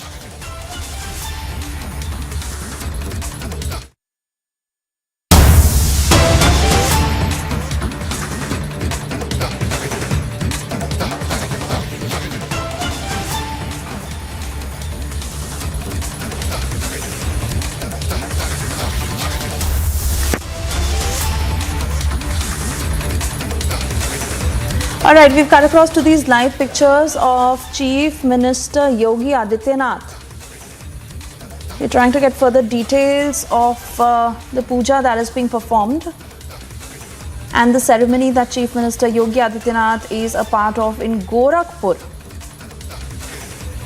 Chief Minister Yogi Adityanath, who is in Gorakhpur at this point, he is a part of that ceremony. On your screens are the first pictures coming in on Republic. Yogi Adityanath in Gorakhpur, who is a part of that puja that is being performed. Aishwarya Kapoor, Executive Editor Politics, with me on the phone line to give us more details of this event that is underway. Over to you, Aishwarya. Well, Sanika, this is the Dussehra rally. This is the procession which the Mathadish of Gorakhpur Math, who is the Chief Minister of Uttar Pradesh right now, Yogi Adityanath, carries every year. Ever since he has been the Chief Minister, he is a 2-time Chief Minister now. Every year, he still, as a Mathadish, as a Yogi, he takes part in this Gorakhpur Dussehra rally. So, this is a procession which goes through and which begins from the Math. The visuals which you are seeing are of the chariot, which will carry the Mathadish, the Gorakhpur Mathadish, Yogi Adityanath, and his 2 or 3 senior-most priests with him all through the city of Gorakhpur, and then bring him back to the Math. This has been happening since ages, and there were basically several questions when he became the Chief Minister, that will this continue? Will Baba, despite being the Chief Minister, will take part in the procession? But he has made a point that every year during Dussehra, during Gorakhpur Shobha Yatra, he is there, and this time as well, Yogi Adityanath on that chariot alongside with the topmost priests of the Gorakhpur Math present right there. And yeah, and as you just indicated, this is going to go for more than 90 minutes across the city of Gorakhpur. We are going to keep our viewers ahead. This is just going to begin within the next few minutes, right from the Gorakhpur Math, and will cross the city of Gorakhpur. Back to you, Shah. Continue talking to us, Aishwarya, because these are important pictures that are coming in. And we also understand how today is Ram Navami. Chief Minister Yogi Adityanath will also perform the Kanya Pujan on the occasion of Navami. Tomorrow is the Dussehra, and something that the Chief Minister is religiously a part of every year. He is present in Gorakhpur at this point during the pujas. as Yogi Adityanath wishes for the well-being, peace and prosperity of the people. And these particular pictures that are on our screens right now ahead of Dussehra, Aishwarya, are extremely important because earlier Yogi Adityanath had also performed a puja of Ma Bhagwati on the occasion of Mahashtami, today on the occasion of Navami when he performed Kanya Pujan, and tomorrow of course being Dussehra. Important and significant religious procession. It is also a political message because in his early years as the Chief Minister, there were a lot of questions that how can a yogi be the Chief Minister? So he has sent out a message that he is the Chief Minister of the state of Uttar Pradesh, but he still is a yogi. He is still the Mathadish of Gorakhpur Math. And on all the important processions, whether it is Dussehra, whether it is Diwali, he makes sure that he takes out an hour and a half for these processions and he comes out. And the people of Uttar Pradesh have also made it a point because as far as the political opposition is concerned, we saw Samajwadi Party leader Akhilesh Yadav, we saw the BSP Supremo Mayawati questioning and saying that this is favoritism, this is something which is trying to send a wrong message. But Yogi Adityanath has countered it and countered it well. And these are live visuals from Gorakhpur Math. Now the chariot which is carrying the UP Chief Minister and the top 4 priests has moved out of the premises of Gorakhpur Math. These are live visuals coming in from Gorakhpur city. So Isha, this chariot and this Shobha Yatra, as it is called, will cross the complete city of Gorakhpur. We are being told 90 minutes and then it will come back to the Math. So it's a big event, not only for Gorakhpur but for complete Uttar Pradesh and Northern India. And the Gorakhpur Mathadish, Gorakhnath Mathadish, Yogi Adityanath, keeping with the tradition, taking out the Shobha Yatra, and he is himself sitting on that chariot which will take him across the city of Gorakhpur.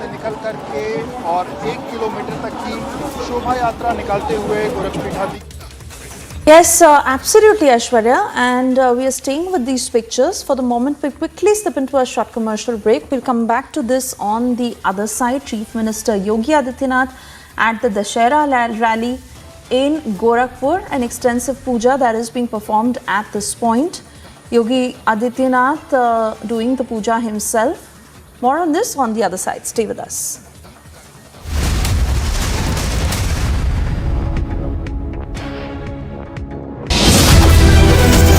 Time to once again action our destiny. Focus on mission superpower.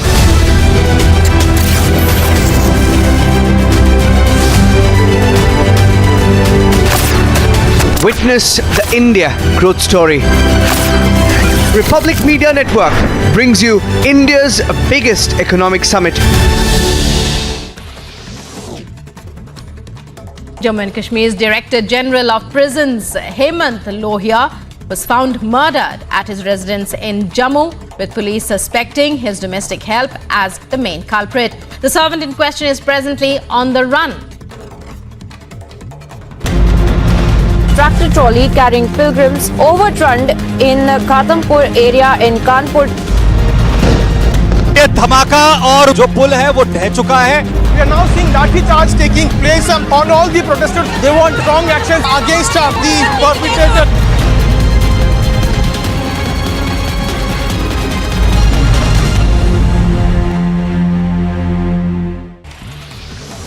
As a poster war brews between the Congress and the BJP in Karnataka, the BJP has launched posters over Congress leader Siddaramaiah having helped the PFI on previous occasions. Time to once again action our destiny. Focus on mission superpower.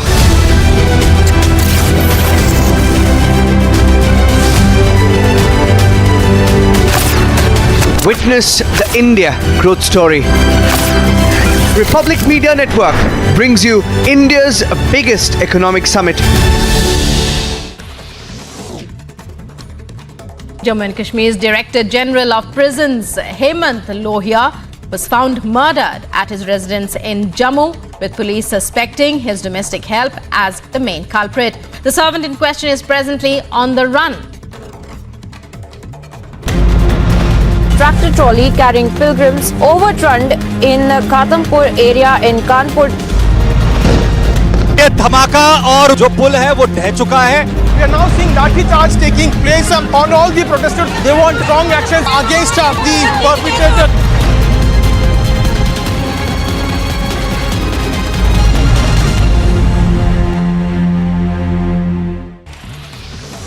As a poster war brews between the Congress and the BJP in Karnataka, the BJP has launched posters over Congress leader Siddaramaiah, having helped the PFI on previous occasions. Time to once again action our destiny. Focus on mission superpower.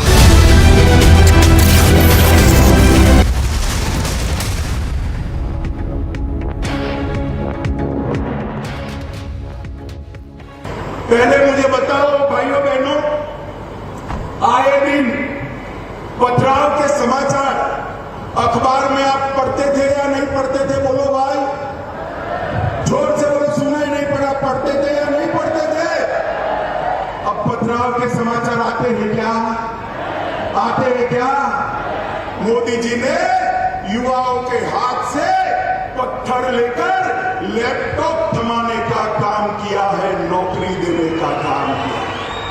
ये परिवर्तन जम्मू कश्मीर के लिए बहुत महत्वपूर्ण है। माताओं, भाइयों, बहनों, मैं रजौरी आया हूं। मैं आपको कहना चाहता हूं, रजौरी में मेडिकल कॉलेज की आपने कभी कल्पना भी की थी क्या? जरा जोर से बोलो, की थी क्या? रजौरी में मोदी जी ने मेडिकल कॉलेज भेजकर न केवल यहाँ के बच्चों को डॉक्टर बनने का मौका दिया है, मेरे पहाड़ी भाइयों के लिए मुफ्त में इलाज हो इसकी व्यवस्था यहीं पर कर दी है। आपको किसी को जम्मू जाना नहीं पड़ेगा। And moving on, we are now getting you pictures from Tamil Nadu's Coimbatore, where devotees had broken into a dance on the streets, donning colourful costumes to mark the festival of Dussehra. A day ahead of Dussehra, where this rally was happening, devotees broke into a dance. Take a look.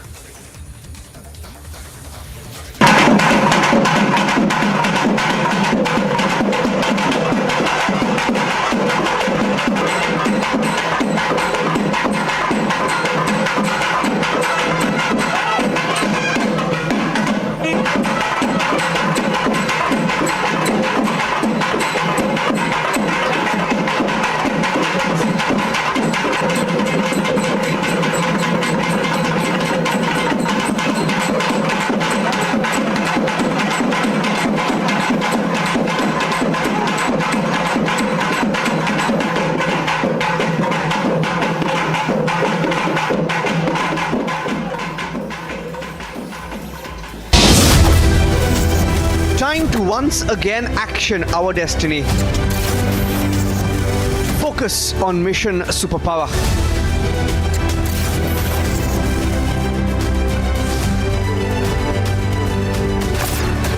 Witness the India growth story. Republic Media Network brings you India's biggest economic summit.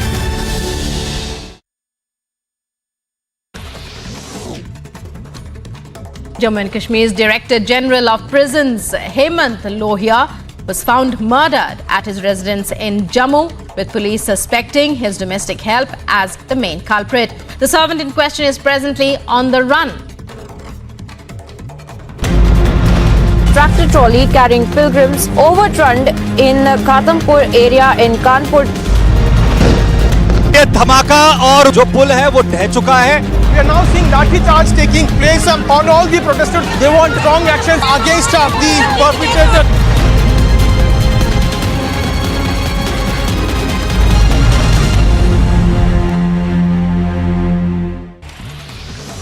As a poster war brews between the Congress and the BJP in Karnataka, the BJP has launched posters over Congress leader Siddaramaiah, having helped the PFI on previous occasions. Time to once again action our destiny. Focus on mission superpower.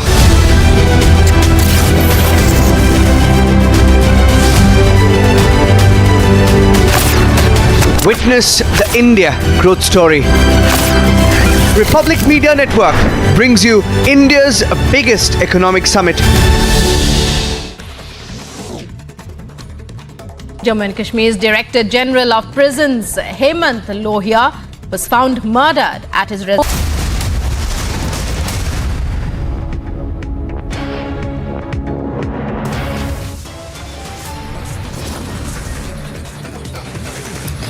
Viewers, top headlines right now. Shah kickstarts historic Kashmir visit. Hectic parlays lined up. जब भारत पर खतरा आया, ये मेरे पहाड़ी भाई गुर्जर पकड़वाल चट्टान की तरह दीवार बनकर खड़े रहे. Integrated unity and nation first. Shah's big message resonates across the valley. आज की ये रैली उन लोगों को जवाब है जो कहते थे धारा 370 जाएगी तो खून की नदियां बह जाएगी. Meetings and mega projects. Shah's big Kashmir visit now rattles Gupkar gang.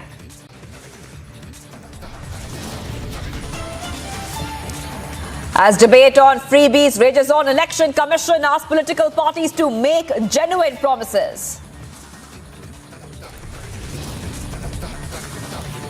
Ahead of KCR's National Party launch, TRS leader seen distributing alcohol and live chicken.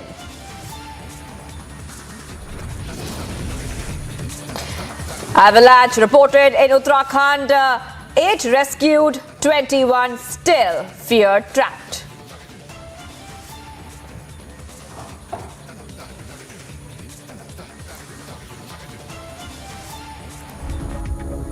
Viewers, we are live and breaking this Tuesday evening. I'm Shivangi Shakla. Big breakthrough for Karnataka cops in the arrest of PFI leaders. Cops have now recovered the erased data from the phone and other gadgets.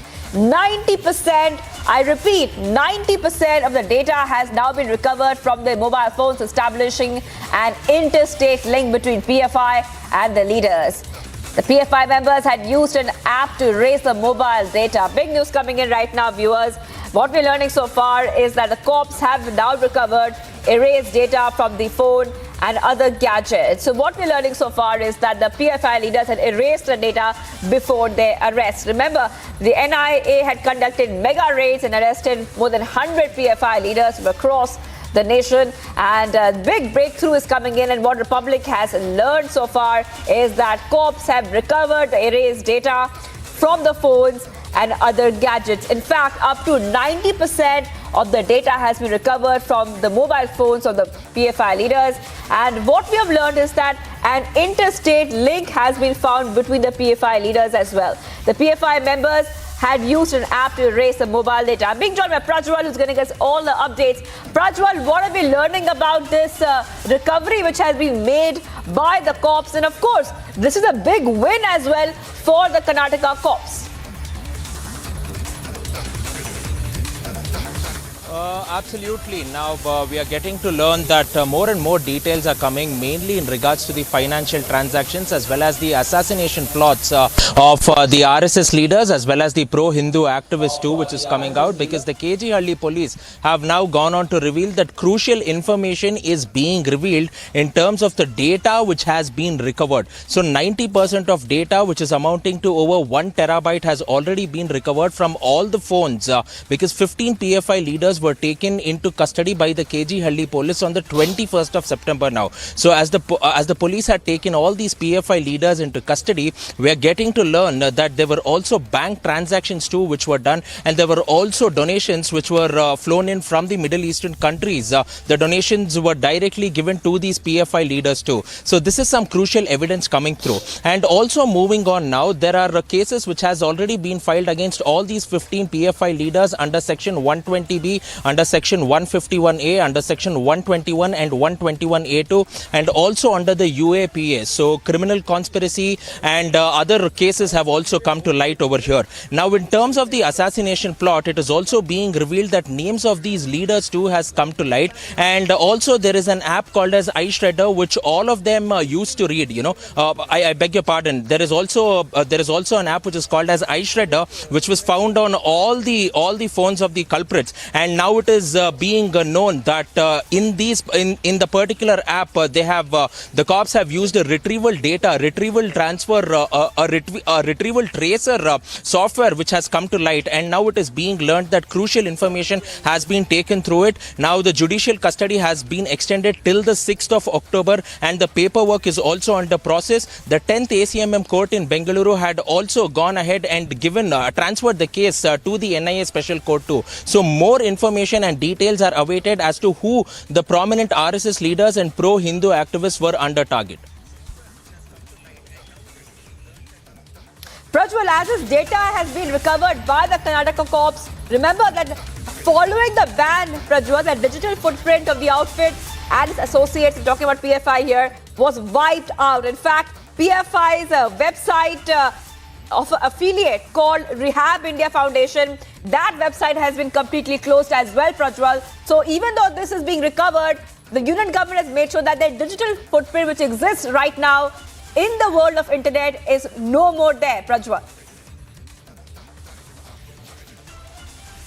Absolutely, because if you take Rehab India Foundation or Campus Front of India or else even the PFI too, all their associated websites were completely taken out. They were completely erased too. But the personal documents and the information which was found on the mobile phones of all the 15 accused, 12 from across the state of Karnataka, 2 in Bengaluru, and one person, Mr. Ayub Agnadi, who was brought in from Delhi. It was being learnt that all of them had similar information in this regard, and also now more and more details coming in sorts of the relationship or else in terms of the connection and the network status that these leaders had, the PFI leaders had with the other PFI leaders across the entire nation, mainly in terms to do with Maharashtra, Kerala and Tamil Nadu too, is what is being established. They were also going on to hatch a heinous plot across the entire nation to go on and disturb the peace and calm of the country. It is also being learnt over here in this particular case about the terror, about the transactions which had taken place and about the source of terror funding. Because the question over here was, where was all this money coming in for all these PFI leaders to carry out such heinous crimes? And it is being learned that they were all coming in from Middle Eastern countries. And also 34 lakh rupees hard cash was found in one of the PFI leaders' house, which the KG Halli police stated was being used for nefarious activities. And they had also planned to create rivalry between two communal groups. All right, thank you, Prajwal, for getting us all the details. So what we can tell you so far, it's a big development where the Karnataka cops, after the arrest of PFI leaders, they have recovered data which the PFI leaders had erased before their arrest. All right, let's move on to the other big story we're tracking right now. In fact, let's have a look quickly when it comes to what's happening from across the nation. Home Minister Amit Shah kick-started his 3-day visit to Jammu and Kashmir, and on day one of his visit, Shah offered prayers at the Vaishno Devi temple and addressed a mega rally in Rajouri. Shah is slated to unveil a plethora of projects later in the day.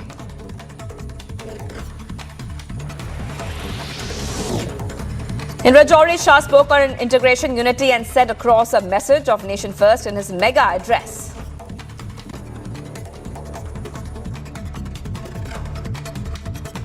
जो कहते थे धारा 370 जाएगी तो फिर पंजाब पर आग लग जाएगी।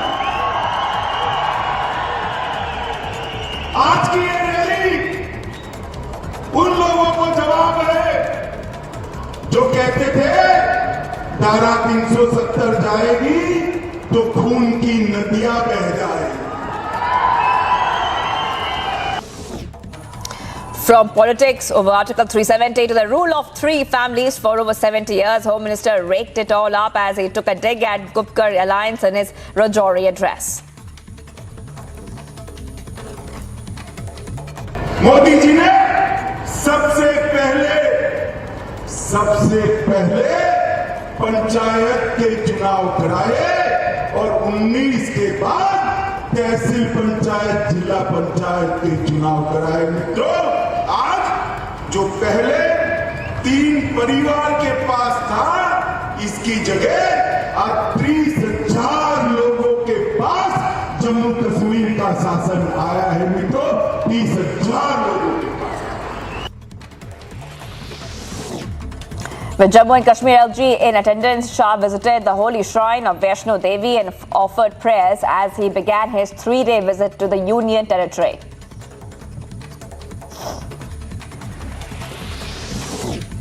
Jammu and Kashmir DG Prisons H.K. Lohia was found dead under mysterious circumstances at his friend's place, with further details yet to be ascertained. Police had beefed up security in the area and launched a hunt to nab the accused. Merely hours after the search and cordon operations were launched by Jammu and Kashmir police in the DG Prison's death case, the main accused in the case and house help was arrested and grilled by the police. Sanjay Raut's judicial custody has been extended till October 11. This comes after ED arrested the Shiv Sena leader in connection with alleged financial irregularities in the redevelopment of Patra Chaul in Goregaon. The Bombay High Court granted bail to former Maharashtra Home Minister Anil Deshmukh in one case, and with no bail granted as yet in CBI case, Anil Deshmukh is to stay in jail until October 12th. In a big development in the Free B case, Election Commission asked political parties to make genuine promises by providing authentic information to voters and avoid unreal promises on freebies. Ahead of KCR's National Party launch, video showing TRS leaders distribute alcohol bottles and chicken to people has sparked a massive political row.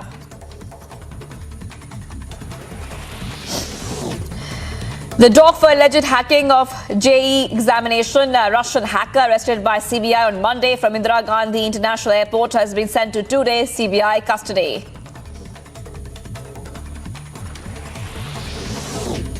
"29 trainee mountaineers were trapped after an avalanche hit Draupadi Danda 2 mountain peak in Uttarakhand, while 8 of them have been rescued. Efforts are on to bring the others to safety as per the rescue operations continue. A massive protest broke out as locals and police personnel clashed in Gujarat's Porbandar over a demolition drive, with police resorting to lathi charge and tear gas to disperse the crowd. The protest eventually turned violent. With the Delhi LG versus Kejriwal face-off intensifying, Delhi Lieutenant Governor V.K. Saxena directed the Chief Secretary to conduct an inquiry over the alleged non-implementation of power subsidy payment to consumers and has asked to submit a report on the same in the next 7 days. Days after being banned by the centre, the radical group Popular Front of India issued an open threat to the RSS in the Dakshina Kannada district of Karnataka, incriminating material found at the CFI office in Bengaluru. The Campus Front of India is a student campus wing of the banned organisation, the Popular Front of India. The Delhi police arrested 4 members of the PFI from the Shaheen Bagh area days after central government had imposed a ban on the outfit and its affiliates. In Karnataka, the poster war between the ruling BJP and Congress has intensified, with the Saffron Party launching poster titled PFI Bhagya against Congress. Now the fresh campaign by BJP witnessed posters of Congress leaders Siddaramaiah and Tipu Sultan's attire.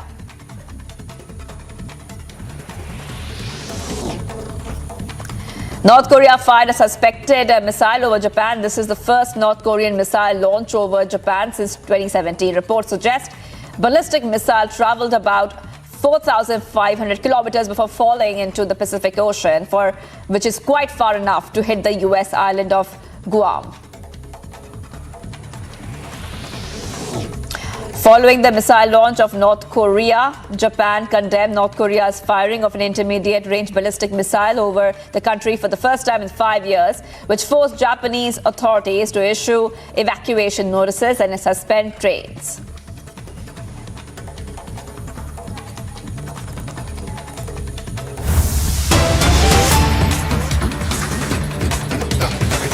Viewers, getting in a big update ahead of the launch of the National Party, we have the information that TRS is likely to be named as Bharata Rashtra Samiti. Big news coming in right now, viewers. Now, this is what we are learning so far, is that this is the new name that we are learning of. Aneri will take us through all the details. TRS likely to be named Bharata Rashtra Samiti. Aneri, what are you picking up? Well, Shivangi, we have been seeing that there are a lot of speculations and talks going around that the Telangana Chief Minister K. Chandrasekhar Rao is expected to make some sort of announcement tomorrow on the eve of Vijayadashmi. We have been seeing that there is a TRS General Body meeting which is going to take place at 11 a.m. tomorrow, where all the TRS leaders will be present at the Telangana Bhavan, and also Telangana Chief Minister K. Chandrasekhar Rao will be present there at the general body meeting of the TRS party. And also at the same time, we have been seeing that there are a lot of talks in regard with Telangana Chief Minister K. Chandrasekhar Rao making announcement over his entry into national politics, or either he would be changing the TRS party name to BRS, that is Bharatiya Rashtra Samiti, as TRS stands for Telangana Rashtra Samiti. There are a lot of talks and that it could be now BRS, that is Bharatiya Rashtra Samiti. So all eyes on the tomorrow's developments, where we see that we are expecting some sort of announcement from the Telangana Chief Minister K. Chandrasekhar Rao. But not to forget, Telangana CM has been meeting a lot of leaders in the recent times, let it be Nitish Kumar or MK Stalin and many other leaders he has been meeting in the recent times to form an anti-BJP front. So will this be a successful one or not remains to be a larger question. But also at the same time, how impactful will the national party for KCR be also remains to be seen, because we have been seeing from a long time Telangana Chief Minister has been strongly criticizing the central government and the policies of the central government, whereas he says that there is a need for an alternate in the country, and so he will come up with one, is what he has been reiterating in the past as well. But also we see that now tomorrow's developments are also important, because tomorrow there's a TRS General Body meeting where all the leaders will be present there, along with the Telangana Chief Minister K. Chandrasekhar Rao. So around there's a time that auspicious time also said that at around 1 o'clock 19 minutes there could be some sort of announcement, but there's no clarity on that yet. We can expect some sort of announcement tomorrow, Shivangi, in regard with if KCR will go national and will the TRS party be named changed to the BRS. Right. Well, thank you, Aneri. So with the eyes on the Lok Sabha elections to be held in 2024, Telangana CM and Telangana Rashtra Samiti President K. Chandrasekhar Rao is expected to announce his party's name and agenda tomorrow, like Aneri said. All right, let's move on to the other big story that we are tracking right now. Amid the back-to-back incidents of communal flare-up, Republic gets you a ground report from Savli, Vadodara, where communal clashes had erupted. Take a look. 6 महीने में देखें तो 28 बार communal right हो चुके हैं। यहाँ पे छोटी मोटी घटना हो चुकी है, और कितनी घटना तो ऐसी है जहाँ पे पुलिस स्टेशन में जाके दोनों पार्टी सामने बैठ के समाधान किया हुआ है। उन लोगों ने समाधान तो किया है, लेकिन इतना ज़्यादा हम देखें तो 100 से अधिक राइटिंग के गुने हुए हैं, लेकिन 28 उसमें पुलिस स्टेशन में दर्ज हुए हैं। तो यहाँ पर जो स्थानिक पटेल समाज और वणिक समाज है, उन्होंने 30% तो माइग्रेशन यहाँ से हो चुका है। A lot of communal clashes that seem to be breaking out in the pockets of Gujarat. We are reporting on the ground here in Savli near Vadodara district, in fact, where we are reporting how there was a lot of clashes that had broken out. Thousands of people had come out on the streets, and now as a result of that, we are seeing 2 FIRs that have been registered, one against the people of the Hindu community and the other from the Muslim community as well. These 2 communities had come face to face, and there was an issue that had broken out. Let's tell our viewers viewers what exactly had happened. So what you see around me are a lot of poles here that have saffron flags, and what essentially had happened at one particular pole, as this one what you see behind me, is the place where there was a saffron flag, and also there was people who had climbed on top of this pole and tried to put in a green flag as well. So that is why this entire issue had broken out, and the people had come face to face, and there were stone pelting as well that had broken out. There were thousands of people in fact who had come face to face, and stone pelting that had gone on day before yesterday's night is when this entire incident happened, and yesterday is when the police had taken cognizance of it. And what you also see is this particular area that is communally sensitive as well, because this is a temple that has been located, and right next to that is also a dargah. This is the place of Savli, and we see in near the Savli police station as well that this dargah and this temple in fact had been located. And however, officials tell us that the entire place here has been communally, peacefully, harmoniously existing, but now we see that these kind of clashes that had broken out, and which is why the police has taken a swift action and has registered complaint from both the communities. At least 34 to 35 people from both the communities have been detained. Their complaint had also been registered. We have now reached the exact spot where this entire clashes that had broken out, since there is a dargah and a temple that were nearby, and there was the question of the flag that was being tied to a pole, one of the Hindu community which was saffron in color, the other of the Muslim community that was green in color, and that is why this entire clashes had broken out to tie the flags. In fact, there is a procession that was is all set to be carried out by both the communities, which is why these decorations were being made. As you can see, these flags in fact even now that have been left intact, but we do see flags like these in fact that were being tried to be tied at a pole in those particular areas. And we do have several people in fact who had been present there, because as of now what we have seen is that there were people from both the communities that came face to face, and there were clashes that had broken out, stone pelting that had actually in fact also broken out between the two communities. The police has taken cognizance of this entire issue. 2 FIRs have been lodged with people of both the communities. They had been detained, they had been arrested.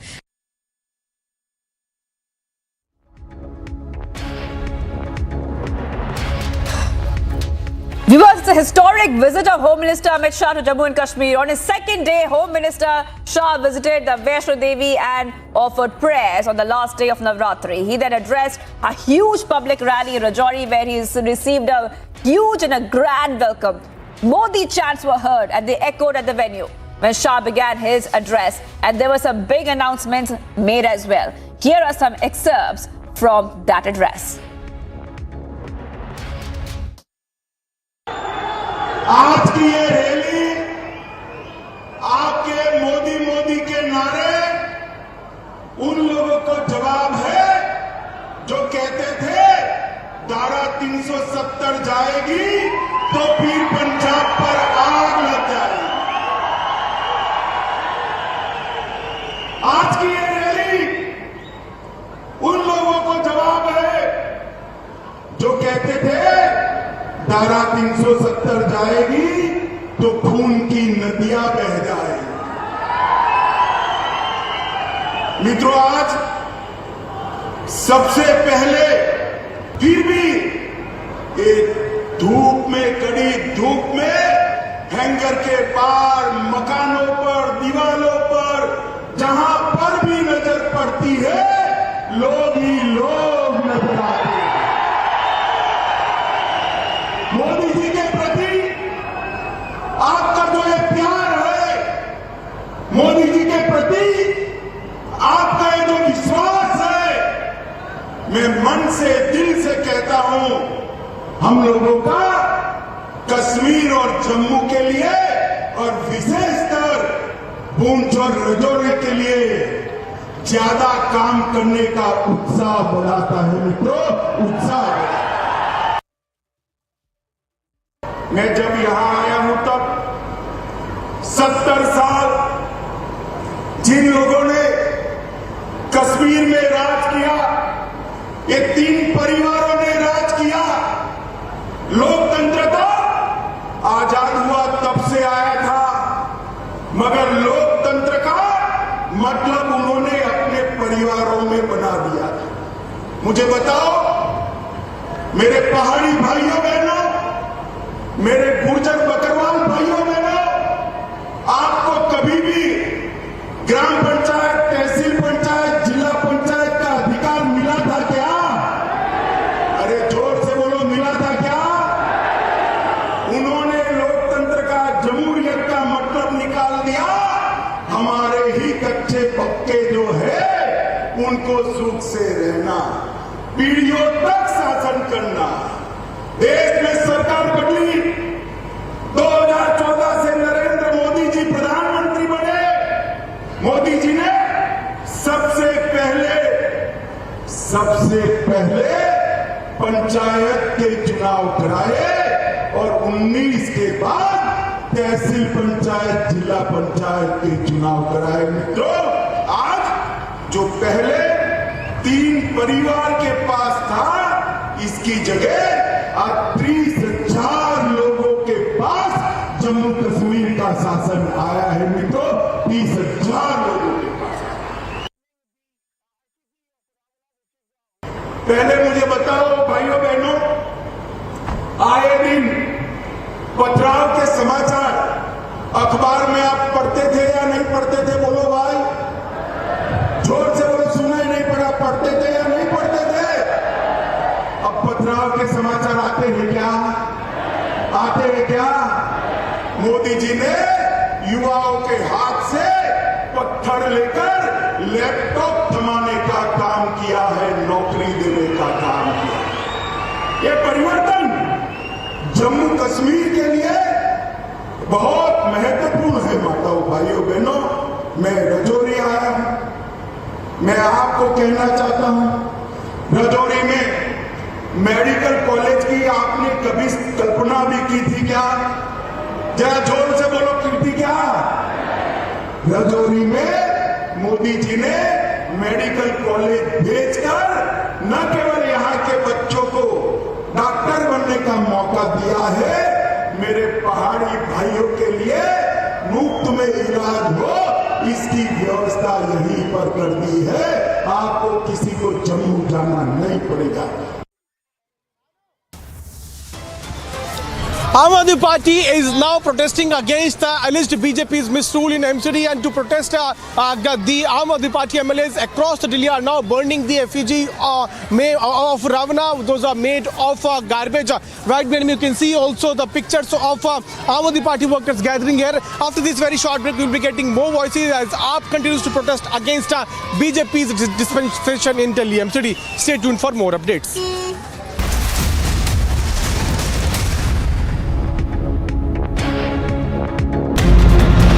Tractor trolley carrying pilgrims overturned in Khatampur area in Kanpur. ये धमाका और जो पुल है वो ढह चुका है. We are now seeing lathi charge taking place on all the protesters. They want strong action against the perpetrator.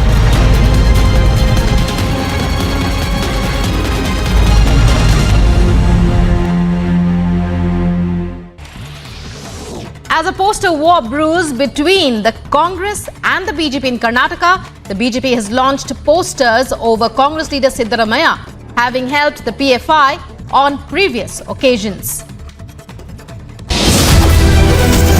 Time to once again action our destiny. Focus on mission superpower.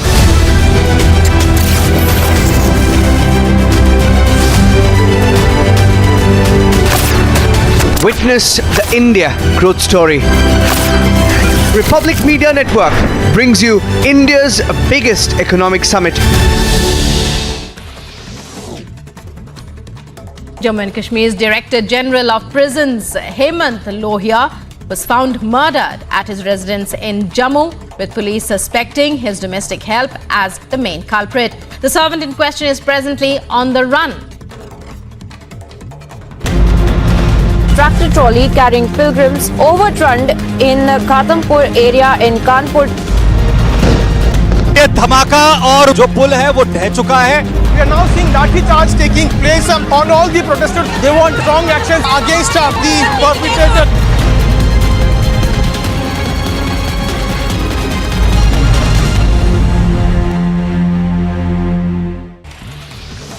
As a poster war brews between the Congress and the BJP in Karnataka, the BJP has launched posters over Congress leader Siddaramaiah having helped the PFI on previous occasions. Time to once again action our destiny. Focus on mission superpower.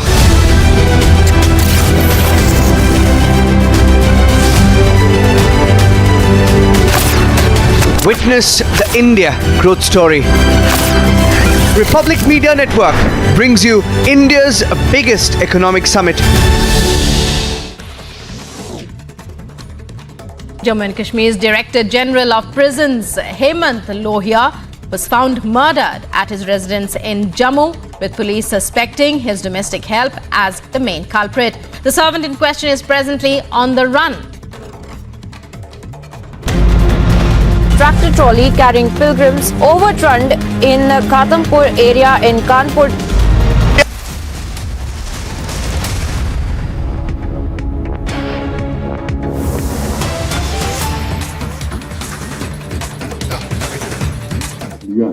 बाकी अक्टूबर तक 100% काम पूरा हो जाएगा तो सबको अपनी जमीन के दस्तावेज हिंदी, अंग्रेजी और उर्दू में मिल जाएंगे। एक श्रीलाल शुक्ल हिंदी के बड़े प्रख्यात साहित्यकार हुए। एक उनका उपन्यास है राज दरबारी, उसमें एक पात्र है, उसका नाम है लंगड़। आप में से कुछ लोग समझते होंगे, खासतौर से उत्तर प्रदेश और बिहार में इस शब्द का इस्तेमाल होता है। जिसका पैर खराब था, तो उसका एक पैर खराब था, अपने लैंड रिकॉर्ड के लिए वो इतना तहसीलदार और पटवारी के ऑफिस में गया, लगा कि दूसरा पैर भी उसका खराब हो जाएगा, अंततः उसको कागज नहीं मिला। अनेक संशोधन हम लोगों ने लैंड लॉज में अनेक चेंजेस किए हैं। जैसे एक यहाँ कानून था कि ऑर्चर्ड माने बगीचा लगाना है तो भी रेवेन्यू मिनिस्टर की परमिशन चाहिए, काटना है तो भी चाहिए, वो बदल दिया गया, किसी परमिशन की जरूरत नहीं है। एक कानून था कि 4 कैनाल से कम जमीन वाला किसान जो है वो हाई डेंसिटी प्लांटेशन नहीं कर सकता है, उसको भी बदल दिया गया, क्योंकि सरकार की मान्यता है और बार बार प्रधानमंत्री जी कहते हैं कि जो सबसे गरीब है उसकी मदद में सरकार और प्रशासन को सबसे पहले आना चाहिए। तो एक बड़ा महत्वपूर्ण काम है।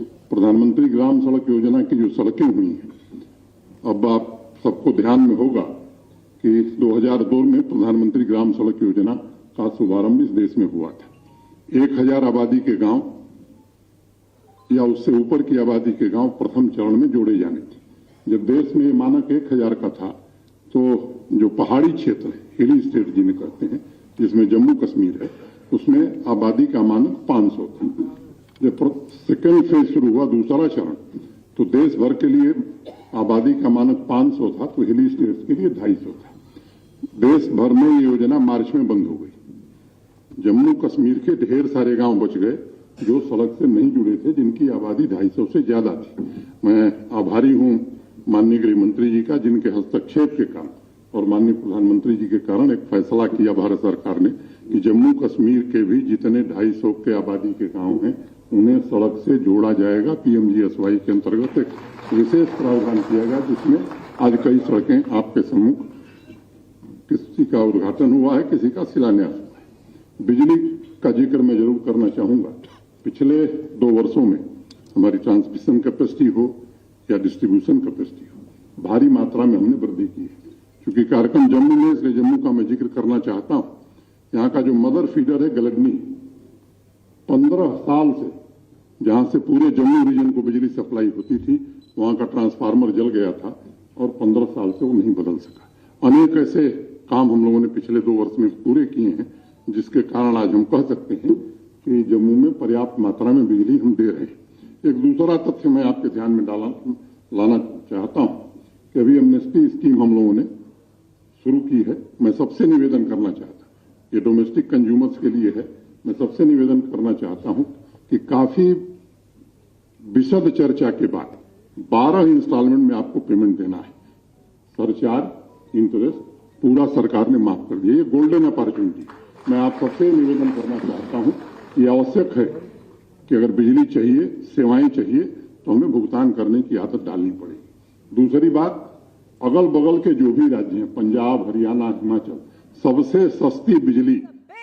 Boost to infrastructure in Jammu and Kashmir. Home Minister Shah is going to launch multiple development projects which are connected to development there worth around 2,000 crores, and he will be inaugurating over 400 crore road projects and lay the foundation stone of road projects worth over 1,100 crore rupees.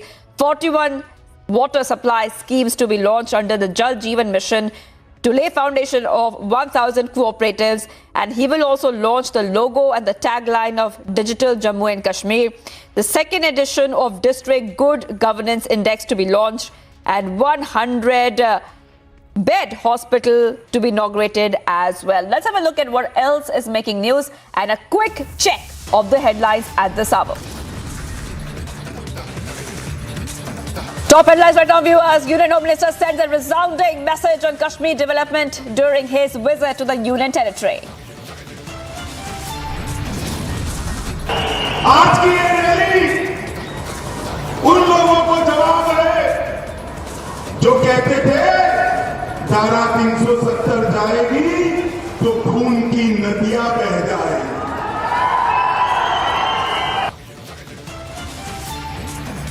Gupkar gang goes completely silent as Amit Shah is now hinting at upcoming elections in Jammu and Kashmir.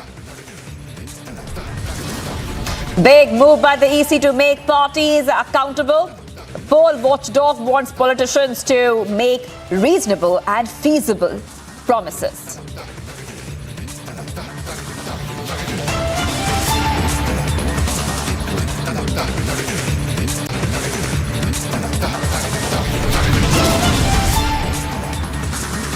Pakistan-based terror groups try to give a terror angle to DG murder. Jammu and Kashmir police bust claims.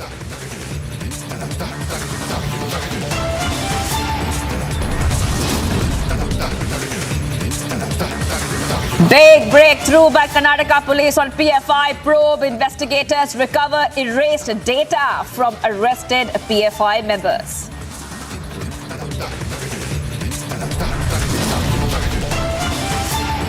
KCR all set to make national entry. Name of national party to be announced on Wednesday.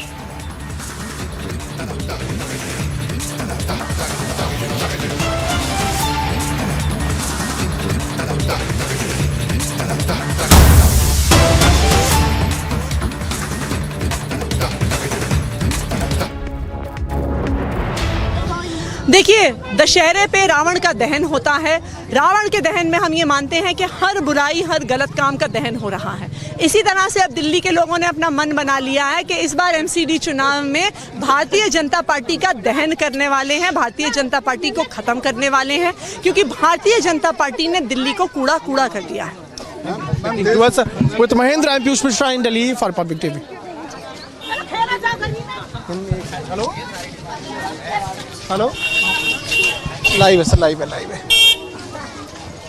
Army party leaders are protesting there in New Delhi after Delhi LG has now sought a report on alleged discrepancies in Aam Aadmi Party government's power subsidy, and the probe right now is on. All right, let's go first to Jammu and Kashmir where Amit Shah is speaking.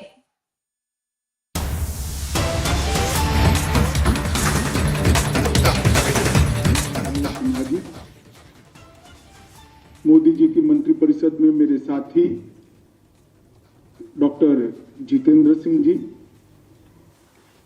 यहां के लोकप्रिय सांसद श्रीमान जुगल किशोर शर्मा जी, भारत सरकार के गृह सचिव श्री अजय भल्ला जी, सलाहकार उपराज्यपाल श्री राजीव राय भटनागर जी,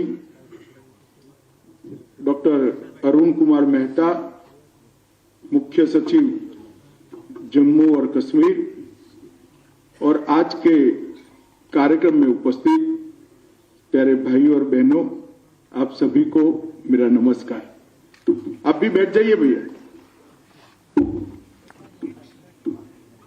आज सुबह से जम्मू क्षेत्र के दौरे पर मैं हूं।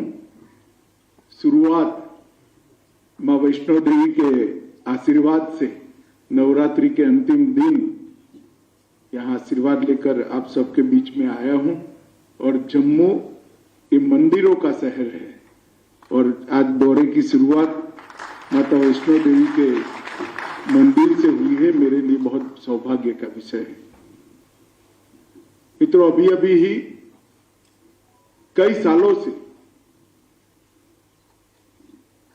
जम्मू क्षेत्र के लोग एक बात की मांग करते थे कि महाराजा हरि सिंह की जयंती पर जम्मू और कश्मीर में छुट्टी रखा जाए, क्योंकि हम सब जानते हैं कि महाराजा हरि सिंह के कारण ही आज जम्मू कश्मीर भारत का अभिन्न अंग बना है।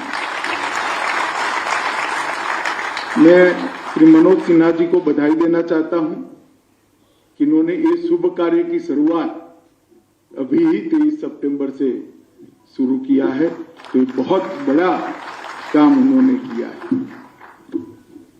मित्रों, आज मैं जब यहां आया हूं तब मेरी पार्टी के अध्यक्ष, पहले अध्यक्ष डॉक्टर श्यामा प्रसाद मुखर्जी और श्रीमान प्रेमनाथ डोगरा को पूरा देश भूल नहीं सकता, क्योंकि ये दो व्यक्ति न होते तो जम्मू कश्मीर के साथ भारत का जुड़ाव कभी परमानेंट नहीं हो सकता। इसी जम्मू कश्मीर में धारा 370 को समाप्त करने के लिए सबसे पहला बलिदान देने का काम डॉक्टर श्यामा प्रसाद मुखर्जी ने किया और प्रेमनाथ जी की अगुवाई में यहां पर एक आंदोलन चला, जिसने कुछ और सोचकर बैठी हुई सरकार को झंझोड़ कर रख दिया कि उनकी हिम्मत न चली जो मन में थे वो करने की। और आज ईश्वर कृपा देखिए, मोदी जी ने 370 और 35 को समाप्त कर हमेशा के लिए जम्मू कश्मीर को भारत के साथ जोड़ने का काम किया है। ये दोनों महान विभूतियों ने जिस आंदोलन का नेतृत्व किया था, वो आंदोलन को लॉजिकल एंड तक ले जाने का काम देश के सम्माननीय प्रधानमंत्री, हम सब के नेता आदरणीय नरेंद्र भाई ने किया है। ये तो जम्मू कश्मीर हमेशा से विकास से महरूम रहा। मैं तो थोड़ा स्पष्ट बोलने का आदी हूं। पत्रकार टिप्पणी भी करते हैं कि मैं सरकारी कार्यक्रम में राजनीतिक बात करता हूं, मगर मैं राजनीतिक बात नहीं करता। मैं जम्मू कश्मीर की बात करता हूं कि 3 परिवारों के शासन ने जम्मू कश्मीर को देश के बाकी के राज्यों से हजारों किलोमीटर पीछे विकास के मामले में छोड़ दिया था। और ये जो हजारों किलोमीटर पीछे छूटा हुआ जम्मू कश्मीर था, उसको 2014 के बाद नरेंद्र मोदी जी ने आज लगभग सबके बराबर लाने का काम किया है। ये मैं मानता हूं जम्मू कश्मीर के लिए बहुत बड़ी उपलब्धि। 42,000 लोग जम्मू कश्मीर में आतंकवाद की भेंट चढ़ गए थे और दिल्ली में किसी के माथे पर जू नहीं रहे। मामला यहां तक पहुंच गया कि 2-5 लोग गोली से मर जाते थे, अखबार न्यूज नहीं छापता था, क्योंकि उनको लगा है तो होना ही है जम्मू कश्मीर। आज मैं बहुत संतोष के साथ कह सकता हूं, मोदी जी के नेतृत्व में आज सुरक्षा बलों का संपूर्ण प्रभुत्व आतंकवाद पर आज दिखाई पड़ता है और जम्मू कश्मीर को सुरक्षित करने का बहुत बड़ी उपलब्धि। जिस राज्य में शांति नहीं होती, जिस राज्य में सलामती नहीं होती, वहां कौन इन्वेस्टमेंट करेगा? वहां कैसे उद्योग लगेंगे? वहां कैसे टूरिस्ट आएंगे? वहां स्कूलें कैसे चलेंगी? 1 महीने में 200 दिन तक कर्फ्यू रहते थे, 100 हड़तालों का ऐलान होता था। हमारे देश से हड़ताल नहीं ऐलान होता था, किसी और देश से होता था। यहां इसका पालन करने वाले बैठे, उनका महिमा मंडन करने वाली सरकारें थी। आज मैं आप सबके सामने बड़े संतोष के साथ कहता हूं, न हड़ताल देने की हिम्मत है, न पालन करने वालों का महिमा मंडन है। ये परिस्थिति में जो बदलाव है, वो बदलाव नरेंद्र मोदी का मक्कम और मजबूत नेतृत्व के कारण हुआ है मित्रों, और उसी के कारण जम्मू कश्मीर के विकास की एक नींव डालने का काम यहां पर हुआ है। आज के कार्यक्रम का ही उदाहरण लीजिए, 263 परियोजनाएं और करीब करीब 2000 करोड़ की परियोजना। कल मैं कश्मीर जाऊंगा, घाटी में जाऊंगा, वहां पर भी करीब करीब इतने रुपयों की परियोजना का या तो लोकार्पण है या भूमि पूजन। पहले जमाने में एक साल का बजट नहीं होता था, यहां हर महीने का कार्यक्रम इतने हजारों करोड़ का होगा। ये जो अंतर है, वो अंतर यहां शांति प्रस्थापित हुई है, यहां भारत के साथ जो जुड़ाव का कोई कंफ्यूजन अब नहीं रहा है, इसके कारण ये अंतर आया है। मैं आज जो लोग संसद के अंदर जब धारा 370 का मैं बिल लेकर गया, भाषण कर रहे थे, इससे क्या होने वाला है, मैं उनको कहने आया हूं 27 लाख लोगों को 5 लाख तक का स्वास्थ्य का पूरा खर्चा आज माफ हो गया है, ये धारा 370 के। दलितों को, आदिवासियों को, महिलाओं को उनके अधिकार मिले, और 58% स्कूलें और आंगनवाड़ी तो सबकी सब, मगर 58% घरों में नल से जल पहुंचाने का काम ये पहाड़ी क्षेत्र में भी जम्मू कश्मीर में समाप्त हो गया। और हमें भरोसा है, अभी कहा एलजी साहब ने, इसको 100% जल्दी ही कर दे। और मित्रों, ये कल्पना नहीं कर सकते थे कि जम्मू कश्मीर में सर्दी में लाइट बंद न हो। आज जम्मू कश्मीर ने 2 सर्दियां देख ली है जहां 24 घंटा लाइट आप लोगों के घर में है। बहुत बड़ा परिवर्तन है। और मैं इसलिए कह रहा हूं कि डेमोक्रेसी, ये परिवर्तन का स्वागत जब जनता करती है तभी डेमोक्रेसी मजबूत है। जिन 3 परिवारों ने जम्मू कश्मीर के अंदर आतंकवाद, पिछड़ापन और जम्मू कश्मीर के अंदर विकास की जगह अलगाववाद की राजनीति के पौधे को जल डालने का काम किया है, ये 3 परिवारों को पहचानने की जरूरत है। जम्मू ने भी पहचानना चाहिए, घाटी के लोगों ने भी पहचानना चाहिए। और मुझे कोई संकोच नहीं है बोलने में, क्योंकि मैं जो कह रहा हूं वो सत्य है, मैं जो कह रहा हूं वो हकीकत है, इसलिए मैं मुखर कर कहना चाहता हूं। मित्रों, शहरी विकास विभाग की लगभग 14 परियोजनाएं 33 करोड़ रुपए की, ढेर सारा लगभग 402 करोड़ रुपए का 48 सड़कों का निर्माण हुआ है। 168 करोड़ की लागत से जल जीवन मिशन, जो मैंने कहा हर घर को जल पहुंचाना, 41 योजनाएं शुरू हुई है। 1112 करोड़ से जम्मू के हर गांव को रोड से जोड़ने का कार्यक्रम शुरू हुआ है। इस प्रकार के ढेर सारे काम। इसके साथ साथ ई पासबुक, मैं आश्चर्यचकित हूं, जम्मू कश्मीर के अंदर अपनी प्रॉपर्टी का दस्तावेज आप ऑनलाइन प्राप्त कर सकते हो, किसी को 10 रुपया भी देने की जरूरत नहीं है। मित्रों, ये बहुत बड़ी प्रशासन की उपलब्धि है और तीनों भाषा में उपलब्ध है, ये बहुत बड़ी उपलब्धि है। पीएमजय के कार्ड लगभग 77 लाख कार्ड आज देने का काम समाप्त हो गया है। 225वीं सेवा को ऑनलाइन जारी करने का काम आज जम्मू कश्मीर प्रशासन ने किया है। लगभग सौभाग्य के तहत 8,57,00,000 घर ऐसे हैं, आप कल्पना कर सकते थे, 8,57,000 घरों में आजादी के 75 साल तक बिजली नहीं पहुंची थी। पहली बार एक छोटा सा लट्टू भी पहुंचाने का काम नरेंद्र मोदी जी ने किया है। हिसाब मांगना चाहिए जम्मू कश्मीर के लोगों ने, जिन्होंने 3 परिवारों से, जिन्होंने 75 साल शासन किया, क्या किया। आपके बच्चे तो पढ़े इंग्लैंड में, जम्मू कश्मीर के बच्चों का क्या हुआ। 42,000 लोग बलि चढ़ गए। कौन जिम्मेदार है? ये 3 परिवारों का हिसाब मांगने का समय जम्मू कश्मीर की जनता के लिए। Pre matric, post matric, merit cum means अल्पसंख्यकों के लिए लगभग 4,38,000 छात्रों को यहां वजीफा देने का काम हुआ है। अनुसूचित जाति के छात्रों को पहले वजीफा नहीं मिलता था, अब मिल रहा है। लगभग 8,000 पहले गत साल था, 8,000 से छलांग लगाकर 23,000 तक पहुंचा है। करीब करीब 5 लाख छात्र वजीफा लेकर अपनी पढ़ाई की। मैं इसलिए बताता हूं कि जो कहते थे कि 370 जाने से क्या हुआ, ये इसका जवाब है।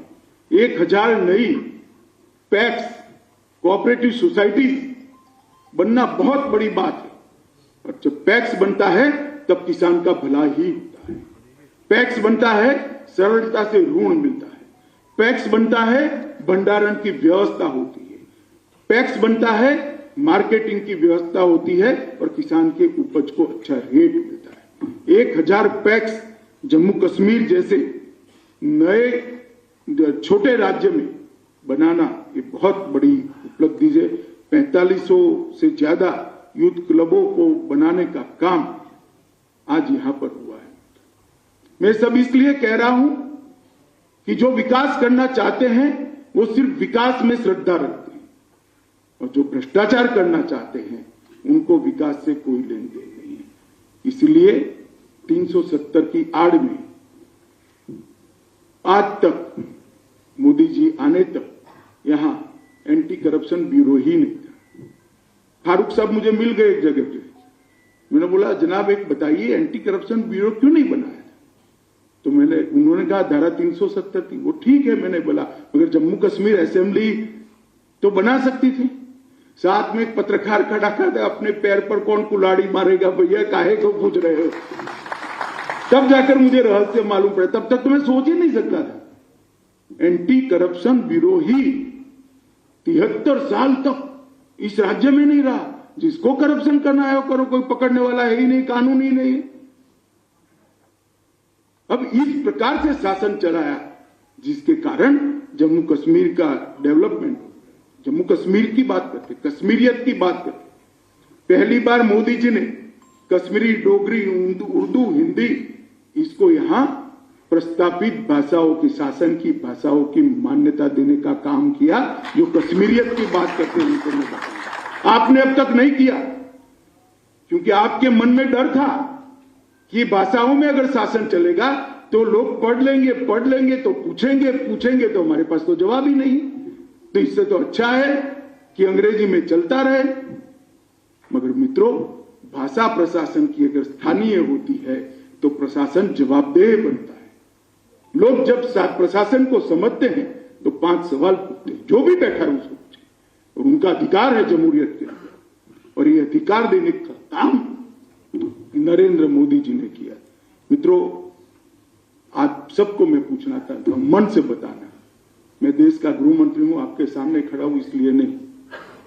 पहले आए दिन पत्थरबाजी की घटनाएं होती थी, अखबार वालों ने छापना भी छोड़ दिया था। अब दिखाई पड़ता है कुछ? जरा जोर से तो बोलो, क्यों भाई अब क्यों नहीं होता है? मोदी सरकार है, करवाने वाले ही वहां बैठे थे, वो चले गए, रोकने वाले अब बैठे हैं, इसलिए नहीं। ये परिवर्तन को समझना पड़ेगा। ये परिवर्तन जब तक हम नहीं समझेंगे कुछ नहीं होगा। वही हुर्रियत है अभी, कुछ नहीं होता सर। ना जुलूस निकल रहे हैं, ना पत्थरबाजी हो रही है, क्योंकि कठोरता के साथ विकास के रास्ते पर नरेंद्र मोदी सरकार आगे जा रही है। हमने सुरक्षा के लिए उच्च सुरक्षा की जेल का निर्माण भी शुरू किया है। आतंकवाद के महिमा मंडन करने वाली पूरी चेन को कठोरता के साथ सब समाप्त करने का काम किया है, और आतंकवाद के पर 0 टॉलरेंस की हमने नीति चुन कर आतंकवाद के समर्थक जो प्रशासन में बैठे थे उनको भी आइडेंटिफाई कर निकालने का काम किया। आज हमारी पुलिस को किसी को पूछना नहीं है कि दहशतगर्द है तो क्या करें। पुलिस को सब प्रकार की छूट है। सरेंडर होता है, माइक में बोलते हैं, सरेंडर होता है तो पकड़कर जेल में डालते हैं, गोली चलाते हैं तो पुलिस भी गोली चलाती है। किसी को पूछने नहीं जाना है। और क्यों पूछना चाहिए? दहशतगर्द के लिए जवाब जैसा उसका सवाल है ऐसा ही होना चाहिए। और जम्मू कश्मीर प्रशासन ने एक भी एनकाउंटर ऐसा नहीं है जहां पर पहले उनको सरेंडर करने का मौका नहीं दिया। माइक पर बोलकर उनको सरेंडर करने का मौका देते हैं, मगर जब सामने से गोली आती है तो प्रशासन क्या कर सकता है, पुलिस क्या कर सकती है, सुरक्षा बल क्या कर सकते हैं? कुछ नहीं कर सकते, गोली ही चलानी पड़ती है। और जो सरेंडर होते हैं वो आज भी कानून की परिधि में अपना केस लड़ रहे हैं, प्रशासन भी लड़ रहा है। मित्रों, आतंकवादी घटनाओं में लगभग 54% की कमी आई है। सुरक्षा बलों की मृत्यु में 84% की कमी आई है। और मित्रों,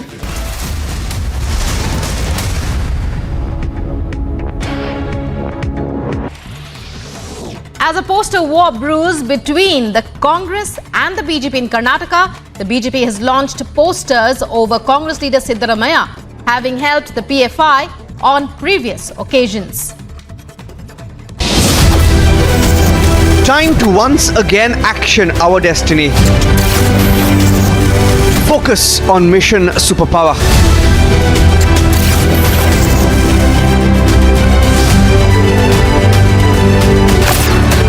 Witness the India growth story. Republic Media Network brings you India's biggest economic summit.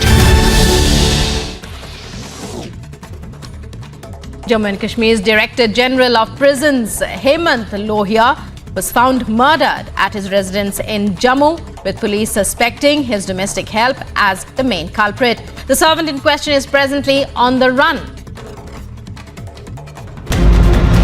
Tractor trolley carrying pilgrims overturned in Khatampur area in Kanpur. ये धमाका और जो पुल है वो ढह चुका है। We are now seeing lathi charge taking place on all the protesters. They want strong action against the perpetrator.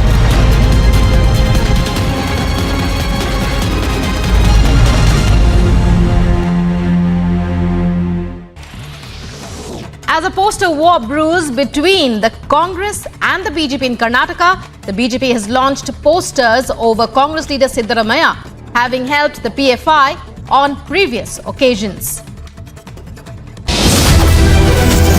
Time to once again action our destiny. Focus on mission superpower.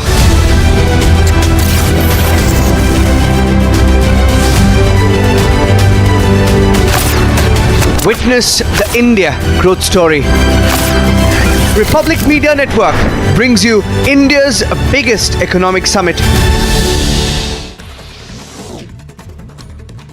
Jammu and Kashmir's Director General of Prisons, Hemant Lohia, was found murdered at his residence in Jammu, with police suspecting his domestic help as the main culprit. The servant in question is presently on the run. Tractor trolley carrying pilgrims overturned in Khatampur area in Kanpur. ये धमाका और जो पुल है वो ढह चुका है। We are now seeing lathi charge taking place on all the protesters. They want strong action against the perpetrator.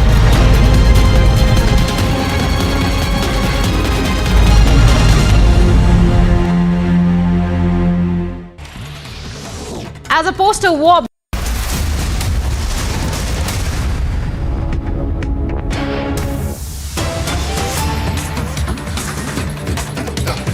The KCS party is going to be called Bharat Rashtriya Samiti, and Kumaraswamy is headed there.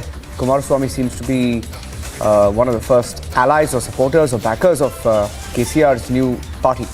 Let me go across to Prajwal joining us with the details. Prajwal.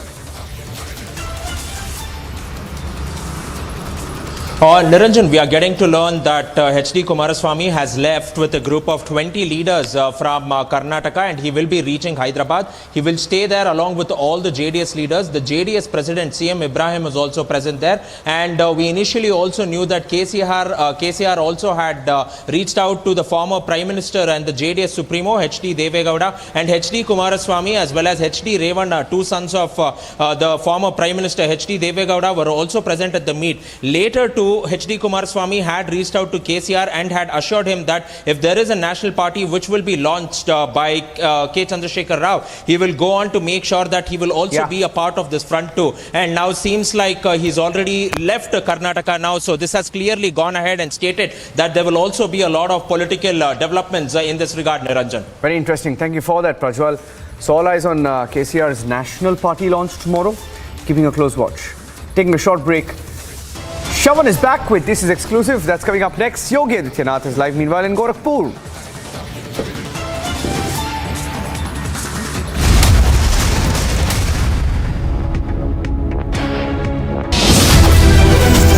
Time to once again action our destiny. Focus on mission superpower.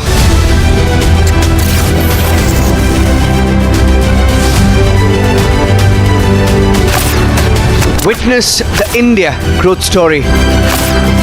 Republic Media Network brings you India's biggest economic summit. Jammu and Kashmir's Director General of Prisons, Hemant Lohia, was found murdered at his residence in Jammu, with police suspecting his domestic help as the main culprit. The servant in question is presently on the run. Tractor trolley carrying pilgrims overturned in Khatampur area in Kanpur. ये धमाका और जो पुल है वो ढह चुका है.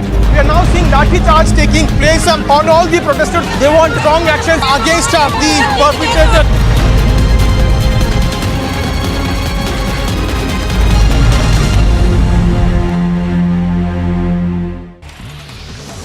As a poster war brews between the Congress and the BJP in Karnataka, the BJP has launched posters over Congress leader Siddaramaiah, having helped the PFI on previous occasions. Time to once again action our destiny. Focus on mission superpower.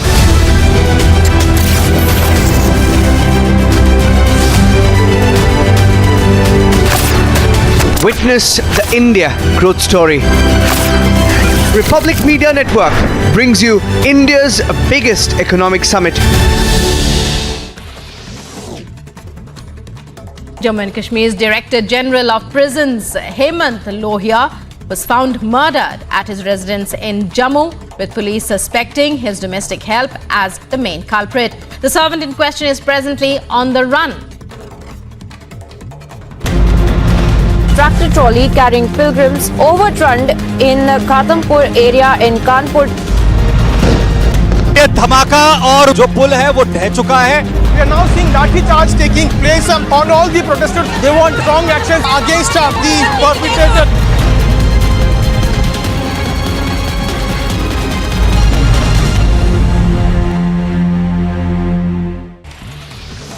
As a poster war brews between the Congress and the BJP in Karnataka, the BJP has launched posters over Congress leader Siddaramaiah, having helped the PFI on previous occasions. Time to once again action our destiny. Focus on mission superpower.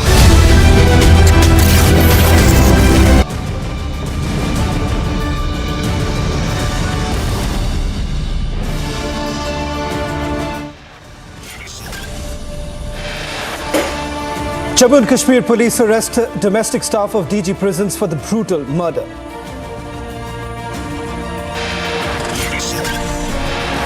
Investigators rule out terror angle in murder case of Jammu DG prisons. Pakistan-based terror groups try to give terror angle to the DG murder. Jammu and Kashmir police bust the claims.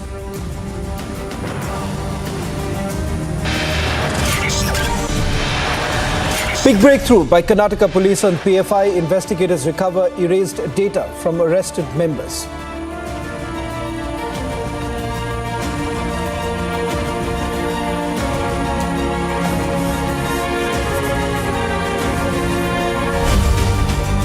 Hello, welcome. You're watching This Is Exclusive with me, Shah. Our top focus tonight is that horrific news coming in from Jammu and Kashmir, where the valley today woke up in shock with the news of the heinous murder of Director General Prisons of Jammu and Kashmir. His throat was slit and burn injuries were found on his body. DG Prison HK Lohiya's domestic help, the prime suspect in this case, has been taken into custody and his questioning is underway. But there was a twist to this entire story. Earlier in the day, a terror group had taken responsibility, giving it a new twist and also trying it to link it with the Union Home Minister Amit Shah's visit to the valley. We get you full details of what really has transpired in the last few hours. What is it that the investigators have revealed so far? Take a look at this report and then we get you another exclusive interview. His throat slit and body burnt. Murder of Jammu and Kashmir's DG Prison, HK Lohiya, took the Union territory by shock. Jammu and Kashmir DG Prisons Hemant Lohiya was found dead at his house in Jammu's Udayawala on the eve of 3rd. Probe and CCTV footage suggested that the crime was carried out by 23-year-old domestic help Yasir Ahmed. The prime accused has been arrested by the police and the questioning is underway. रात को खाना खाने के बाद जब अपने bedroom में जाते हैं तो ये लड़का जो डोमेस्टिक सर्वेंट है, जो पिछले कुछ अर्से से काम करता था, वो कहीं पाँव में कोई थोड़ी उनकी चोट थी और पाँव को मरहम लगाने के लिए उस वक़्त अंदर था और अचानक उसने कुंडी लगा के उनके ऊपर हमला किया और बार बार उसमें जो है वो शार्प एज्ड वेपन के साथ उनके ऊपर अटैक किया. Lashkar-e-Toiba's offshoot has claimed onus for the same. Meanwhile, Republic has accessed a key clue in murder case, which is the prime accused Yasir's diary. The notes in his diary clearly indicates his aggressive and depressed state of mind. Now remember, this heinous crime comes at a time when Union Home Minister Amit Shah is in Jammu and Kashmir.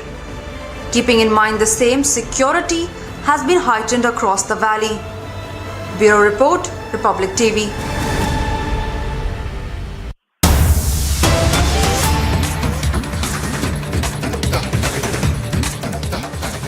In fact, Republic spoke to the ADG of Jammu and Kashmir Police, Mukesh Singh, and he had some startling revelations to make. Police have now revealed that the weapon that has been used in the killing has been seized and that the diary accessed is a clear indication that Yasir, the prime suspect in this case, was depressed. Listen to what ADG Jammu Mukesh Singh had to tell my colleague Gursimran. Investigation में अभी तक क्या सामने आया sir? अभी जांच चल रही है. जो लड़का इसमें मुलव्वस था वो अभी एब्सकॉन्डिंग है. जिस हथियार को इस्तेमाल किया गया था वो बरामद कर लिया गया है. कुछ और एविडेंस भी मौके से बरामद हुई है जिससे ऐसा लगता है कि लड़का काफ़ी डिप्रेस्ड स्थिति में था. उसने अपनी जो डायरी लिखा है उसमें ऐसा लगता है वो अपने जान लेने की भी बातें लिखता है वो. और अभी मामले की जांच चल रही है. टेरर ग्रुप ने क्लेम किया है, वैसा कुछ अभी तक सामने आया? अभी टेररिज्म वाला कोई एंगल इसमें सामने नहीं आया है. तफ्तीश चल रही है. Well, in fact, Republic has got that big lead in Lohiya murder case investigation where we have accessed the statement that has been given by the accused Yasir Ahmed to the police.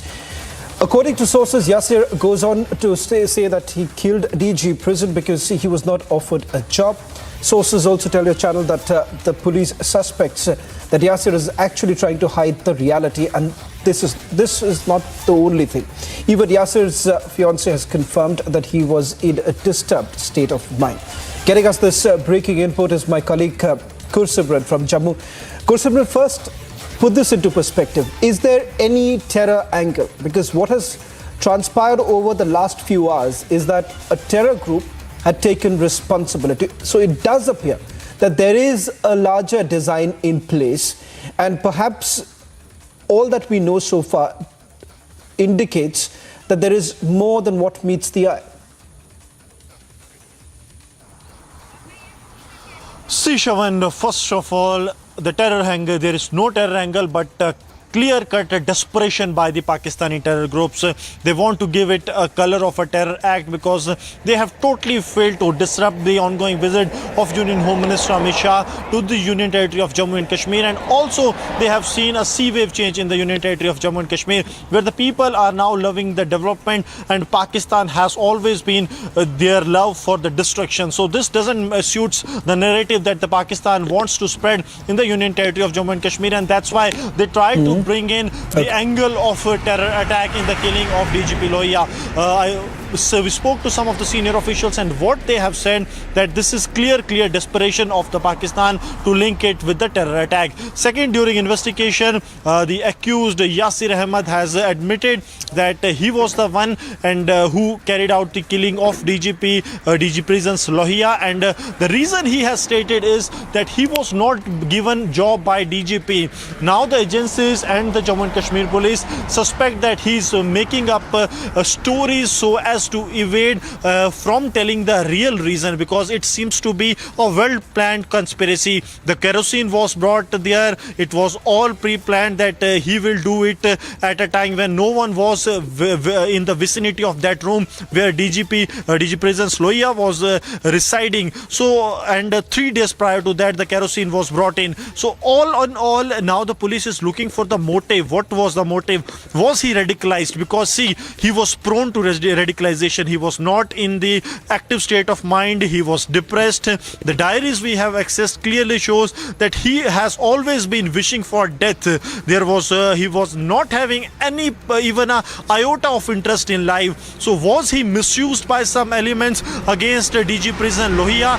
That is what the Jammu and Kashmir police wants to actually know about, because see, if this is a standalone incident, he will be taken to the task. But if this is a part of a deeper conspiracy, this is something really serious for the Jammu and Kashmir police. And what we are getting to know from the sources that tomorrow afternoon, before the cremation of DGP Lohia, which will happen here in Jammu, the Jammu and Kashmir police will come out and announce what has happened and the entire conspiracy, how it was hatched.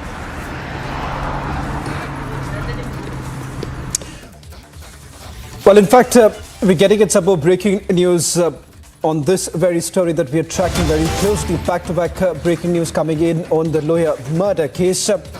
In fact, there was an attempt that was made by the terror groups to try and link the murder case and also give a twist to this entire visit that has been made by Union Home Minister Amit Shah, saying that this was more sort of a warning that is being sent out.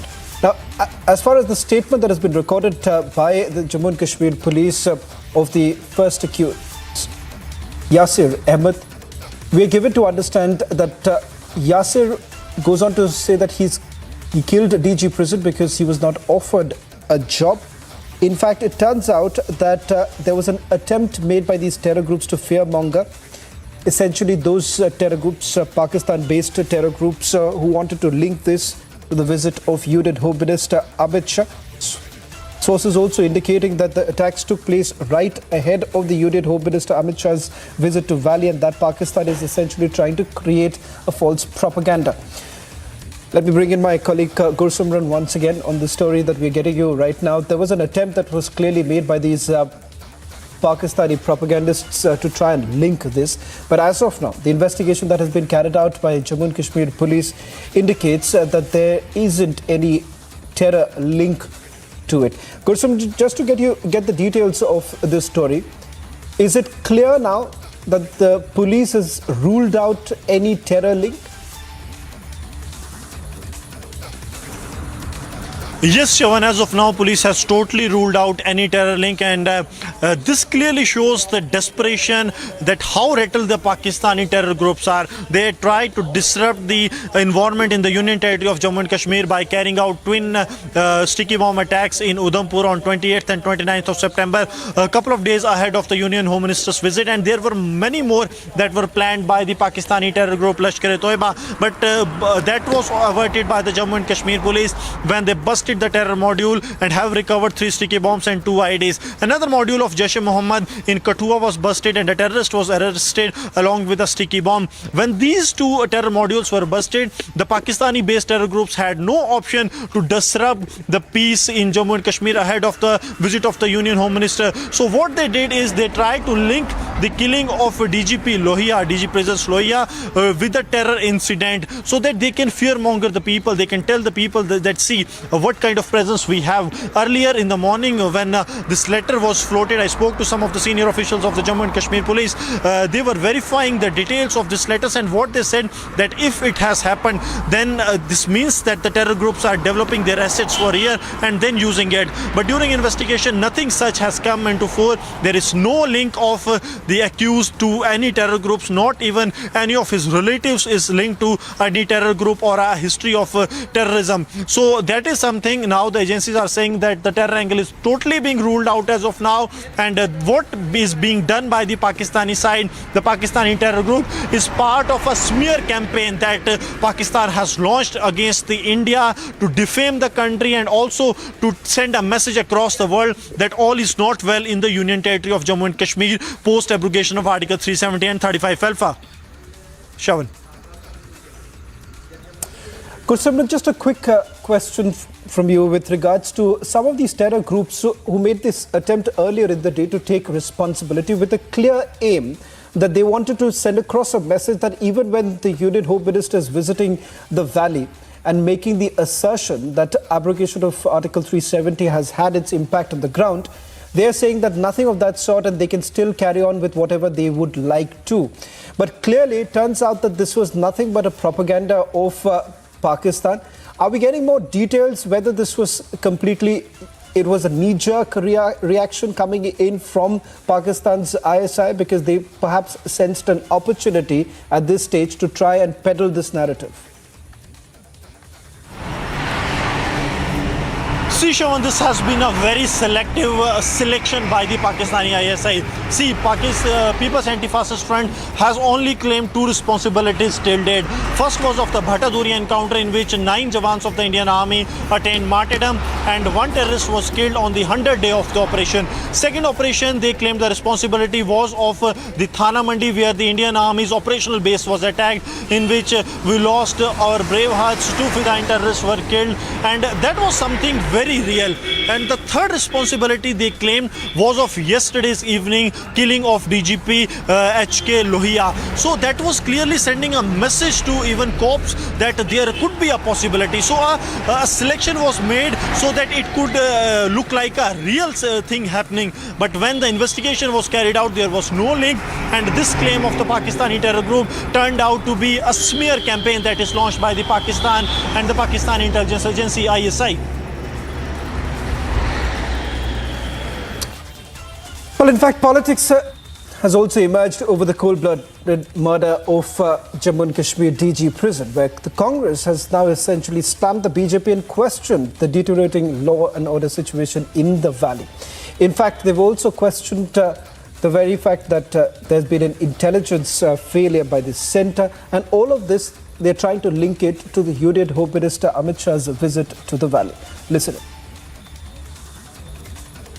Kashmir के DGP prison Shri Hemant Lohia उनके घर में जो दोस्त के यहाँ गए, सुरक्षा कर्मियों को धीरे गला काटकर आग से जलाने की कोशिश करते हुए नृशंस और जघन्य हत्या हो गई। मैं संवेदना व्यक्त करता हूं, परिवार के साथ श्रद्धांजलि देता हूं। वही एक बात साफ कि जम्मू कश्मीर में पिछले 3 दिन से डेरा डाले हुए हमारे भारत सरकार के गृह मंत्री कह रहे हैं कि नोटबंदी के बाद आतंकवाद खत्म, 370 लगने के बाद बचा खुचा वो भी खत्म। और वो जब खुद उस धरती पर विराजमान है तो उनसे चंद दूरी पर उनका डीजीपी घर में घुसकर मार डाला जाता है। ये विश्वास को हिलाएगा जो वहां लोग रह रहे हैं, खासतौर से कश्मीरी पंडित या जो वहां जाना चाहते हैं, बसने का इरादा रखना चाहते हैं। और जिस संगठन ने जिम्मेदारी ली है KRF, या जग जाहिर है कि उसकी फंडिंग, उसकी ट्रेनिंग पाकिस्तान की धरती से होती है। केंद्रीय गृह मंत्री अमित शाह जी का वहाँ पर दौरा भी है और जो चुस्त दुरुस्त भी लॉ एंड ऑर्डर सिचुएशन की हुई है, इंटेलिजेंस नेटवर्क भी मजबूती के साथ में खड़ा किया है। तो ऐसे मौके पर जो डीजी रैंक के अधिकारी की हत्या कर देना, आतंकी हमले में हत्या कर देना, ये अत्यंत दुखद है, दुर्भाग्यपूर्ण है।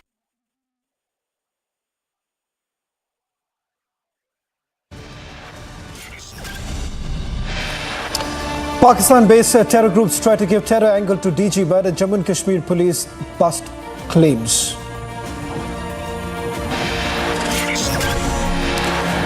Also, big breakthrough by Karnataka police on the PFI. Investigators recover erased data from arrested members. All this and much more on the other side.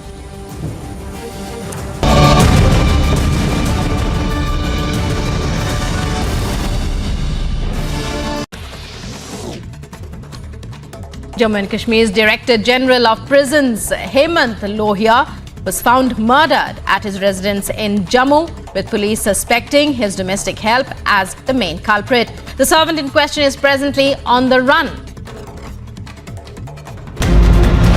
Tractor trolley carrying pilgrims overturned in Khatampur area in Kanpur. ये धमाका और जो पुल है वो ढह चुका है। We are now seeing लाठी charge taking place on all the protesters. They want strong action against the perpetrator.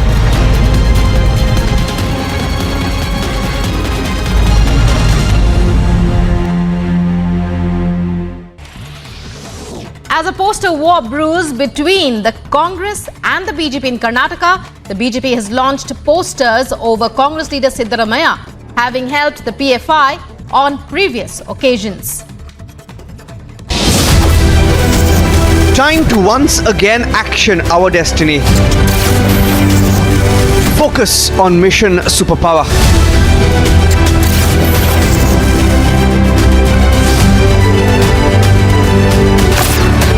Witness the India growth story. Republic Media Network brings you India's biggest economic summit. Jammu and Kashmir's Director General of Prisons, Hemant Lohia, was found murdered at his residence in Jammu, with police suspecting his domestic help as the main culprit. The servant in question is presently on the run. Tractor trolley carrying pilgrims overturned in Khatampur area in Kanpur. ये धमाका और जो पुल है वो ढह चुका है। We are now seeing लाठी charge taking place on all the protesters. They want strong action against the perpetrator.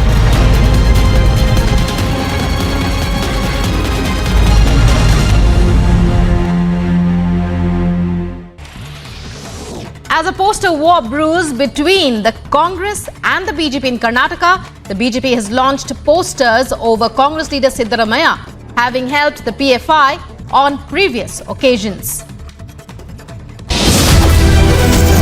Time to once again action our destiny. Focus on mission superpower.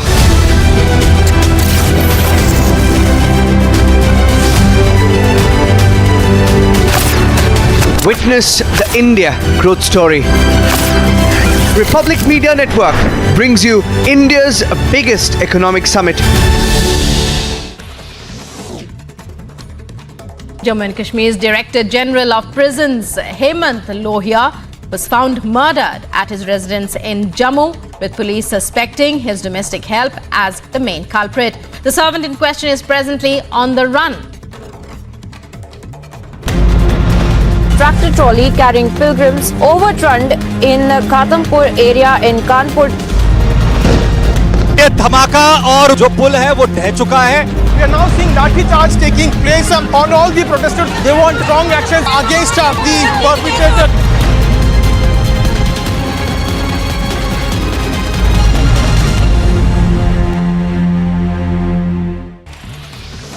As a poster war brews between the Congress and the BJP in Karnataka, the BJP has launched posters over Congress leader Siddaramaiah having helped the PFI on previous occasions. Time to once again action our destiny. Focus on mission superpower.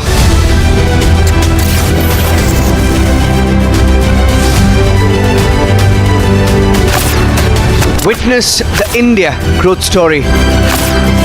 Republic Media Network brings you India's biggest economic summit. Jammu and Kashmir's Director General of Prisons, Hemant Lohia, was found murdered at his residence in Jammu, with police suspecting his domestic help as the main culprit. The servant in question is presently on the run.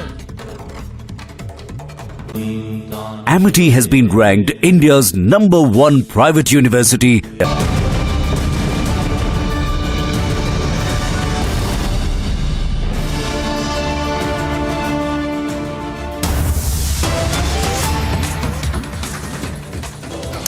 Getting in some more breaking news right now. Government of India has now declared Chief Launching Commander of Hizbul Mujahideen Shaukat Ahmad Sheikh a terrorist under the Unlawful Activities Prevention Act on charges of spreading terror and violence in Jammu and Kashmir. The centre has also designated Hizbul Mujahideen Imtiaz Ahmad Kandu as a terrorist under the Unlawful Activities Act for radicalizing and motivating youths to join terrorist ranks to carry out terror activities in the Kashmir Valley. Let me bring in my colleague Zeenat, who's joining us from Srinagar. Zeenat, just walk us through the details that you're picking up. Undoubtedly, these are two big declarations made by the government of India. Their role, we are being told two of them, Imtiaz Ahmad Kandu and Shaukat Ahmad Sheikh, both have been designated as a terrorist. Any big cases that you can recall?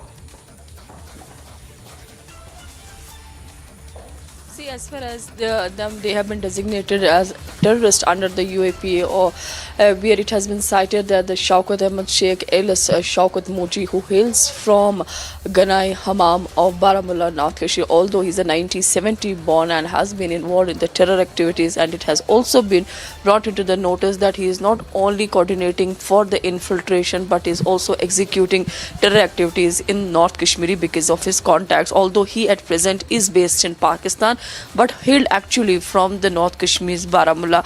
If we talk about the details of this, that he has been involved, as far as we are seeing the infiltration that happened in the past or the recent attempts that the terrorists are coming from the Pakistan made, Government of India as well as the police and the security forces, security grid has found the details that he is involved in coordinating these attacks and also coordinating the infiltration along the line of control. So he has been designated as a terrorist under UAPA, although he's a 1970 born and he comes from the family of Mochis, and that is why he is known as Shaukat Mochi, and he hails from Baramulla. So although this is a bigger move coming from the Government of India, because this is the first instance where the terrorist has been designated under UAPA, because for the last couple of months we are seeing continuously whether it is LET chief or the Hizbul Mujahideen chief Sayyid Salahuddin and other people, they also have been designated as the global terrorists. So it is a bigger move and also a move where you see that the terror activities will come down, because the way the security forces are kind of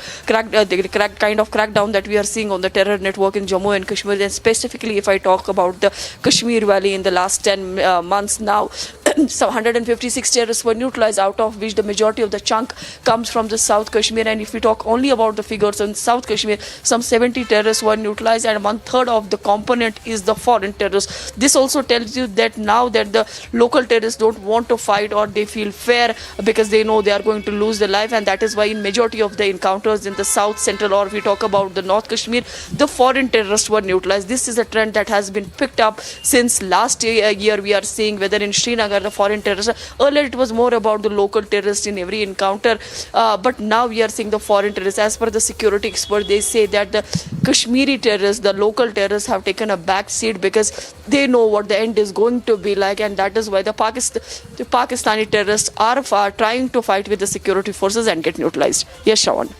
Australian police, sir.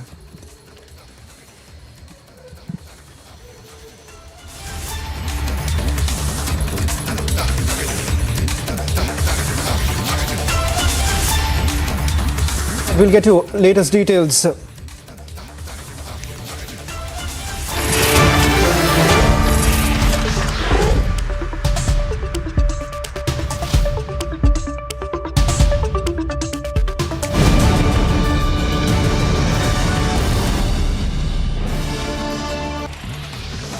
As a poster war brews between the Congress and the BJP in Karnataka, the BJP has launched posters over Congress leader Siddaramaiah, having helped the PFI on previous occasions.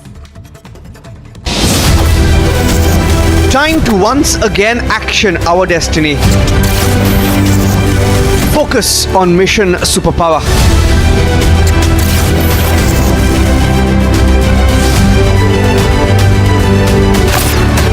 Witness the India growth story. Republic Media Network brings you India's biggest economic summit. Jammu and Kashmir's Director General of Prisons, Hemant Lohia, was found murdered at his residence in Jammu, with police suspecting his domestic help as the main culprit. The servant in question is presently on the run. Tractor trolley carrying pilgrims overturned in Khatampur area in Kanpur. ये धमाका और जो पुल है वो ढह चुका है. We are now seeing lathi charge taking place on all the protesters. They want strong action against the perpetrator.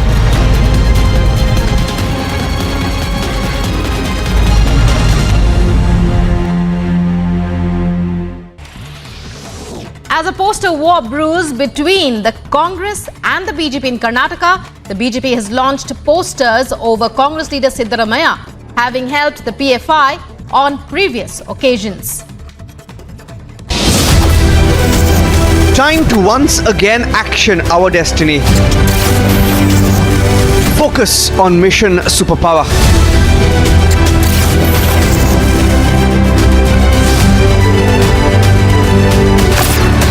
Witness the India growth story. Republic Media Network brings you India's biggest economic summit. Jammu and Kashmir's Director General of Prisons, Hemant Lohia, was found murdered at his residence in Jammu, with police suspecting his domestic help as the main culprit. The servant in question is presently on the run. Tractor trolley carrying pilgrims overturned in Khatampur area in Kanpur. ये धमाका और जो पुल है वो ढह चुका है. We are now seeing lathi charge taking place on all the protesters. They want strong action against the perpetrator.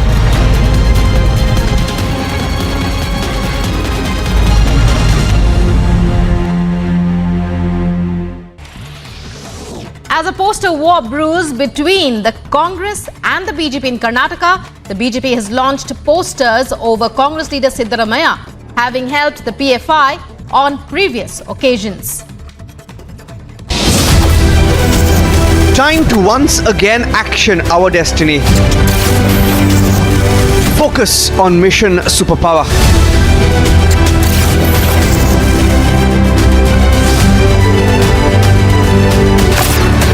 Witness the India growth story. Republic Media Network brings you India's biggest economic summit.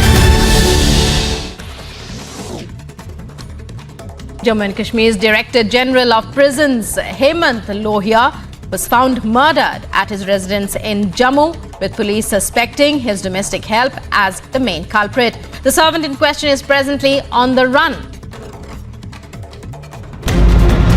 Tractor trolley carrying pilgrims overturned in Khatampur area in Kanpur.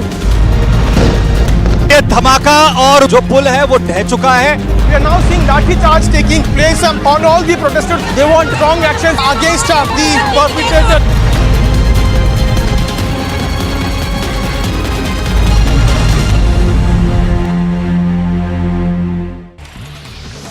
As a poster war brews between the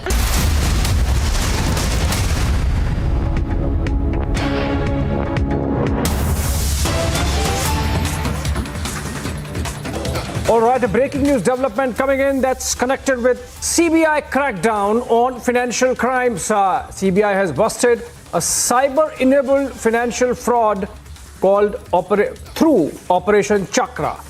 Cyber-enabled financial crimes seem to be taking all the limelight, and CBI and other state police forces have undertaken a major operation called Operation Chakra. Searches at 105 places across the country focus on cyber-enabled financial crime. Remember, the Enforcement Directorate has been going after some shady fintech operations with links to Chinese companies and defrauding of the country to the tune of about 1,000 crore rupees and more. These raids have gone on at 87 locations by CBI, 18 locations by state police forces. More details as and when they come, we'll share. In fact, support of Interpol, Royal Canadian Mounted Police and Australian Federal Police also taken. Moving on.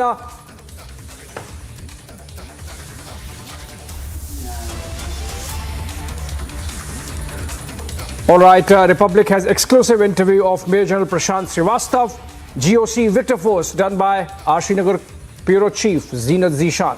Let's listen into what GOC Victor Force has to say. We are joined by Major General Prashant Srivastav. Thank you so much, sir, for talking to Republic. Sir, I would like to know from your side, what is your view as far as the terrorism in South Kashmir is concerned, and where from the funding comes? Okay, Zeenat, firstly, welcome to Avantipur, the headquarters of the team Victorious and Fearless. Terrorism in Kashmir, in any case, terrorism is a very complex phenomenon, you understand that. And Kashmir itself is a society which represents a mini India. It's a microcosm of India. You have a very rich cultural heritage, traditions and values. Now, this bonding which cut across the culture and religion that existed in Kashmir over the years was not palatable to our adversary. And you're aware, over the years he infiltrated a large number of terrorists to inflict mindless violence, polluted the minds of the younger generation through a very toxic narrative, as also through disinformation campaigns. And all of this created a kind of an environment wherein the terrorism thrived. How would things have changed?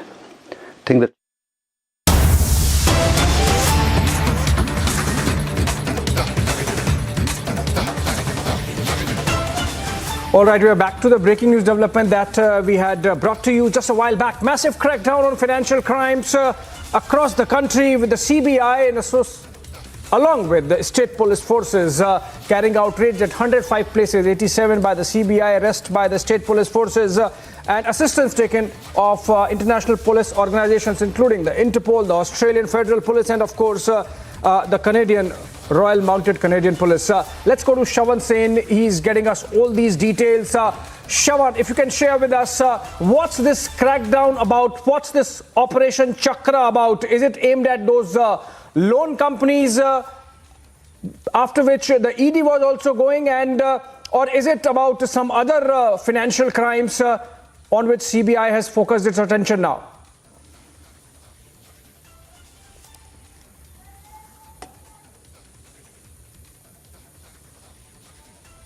Okay. Okay, Shawan got dropped.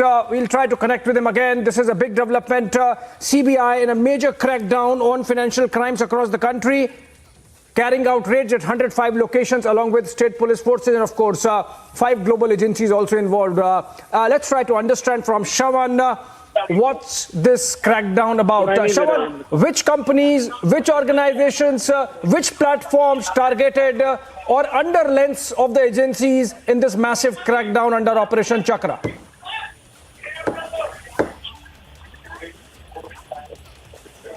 सुनाई नहीं दे रहा। Shawan, if you are able to hear me, I was asking, what's this massive crackdown about? Which kind of companies or platforms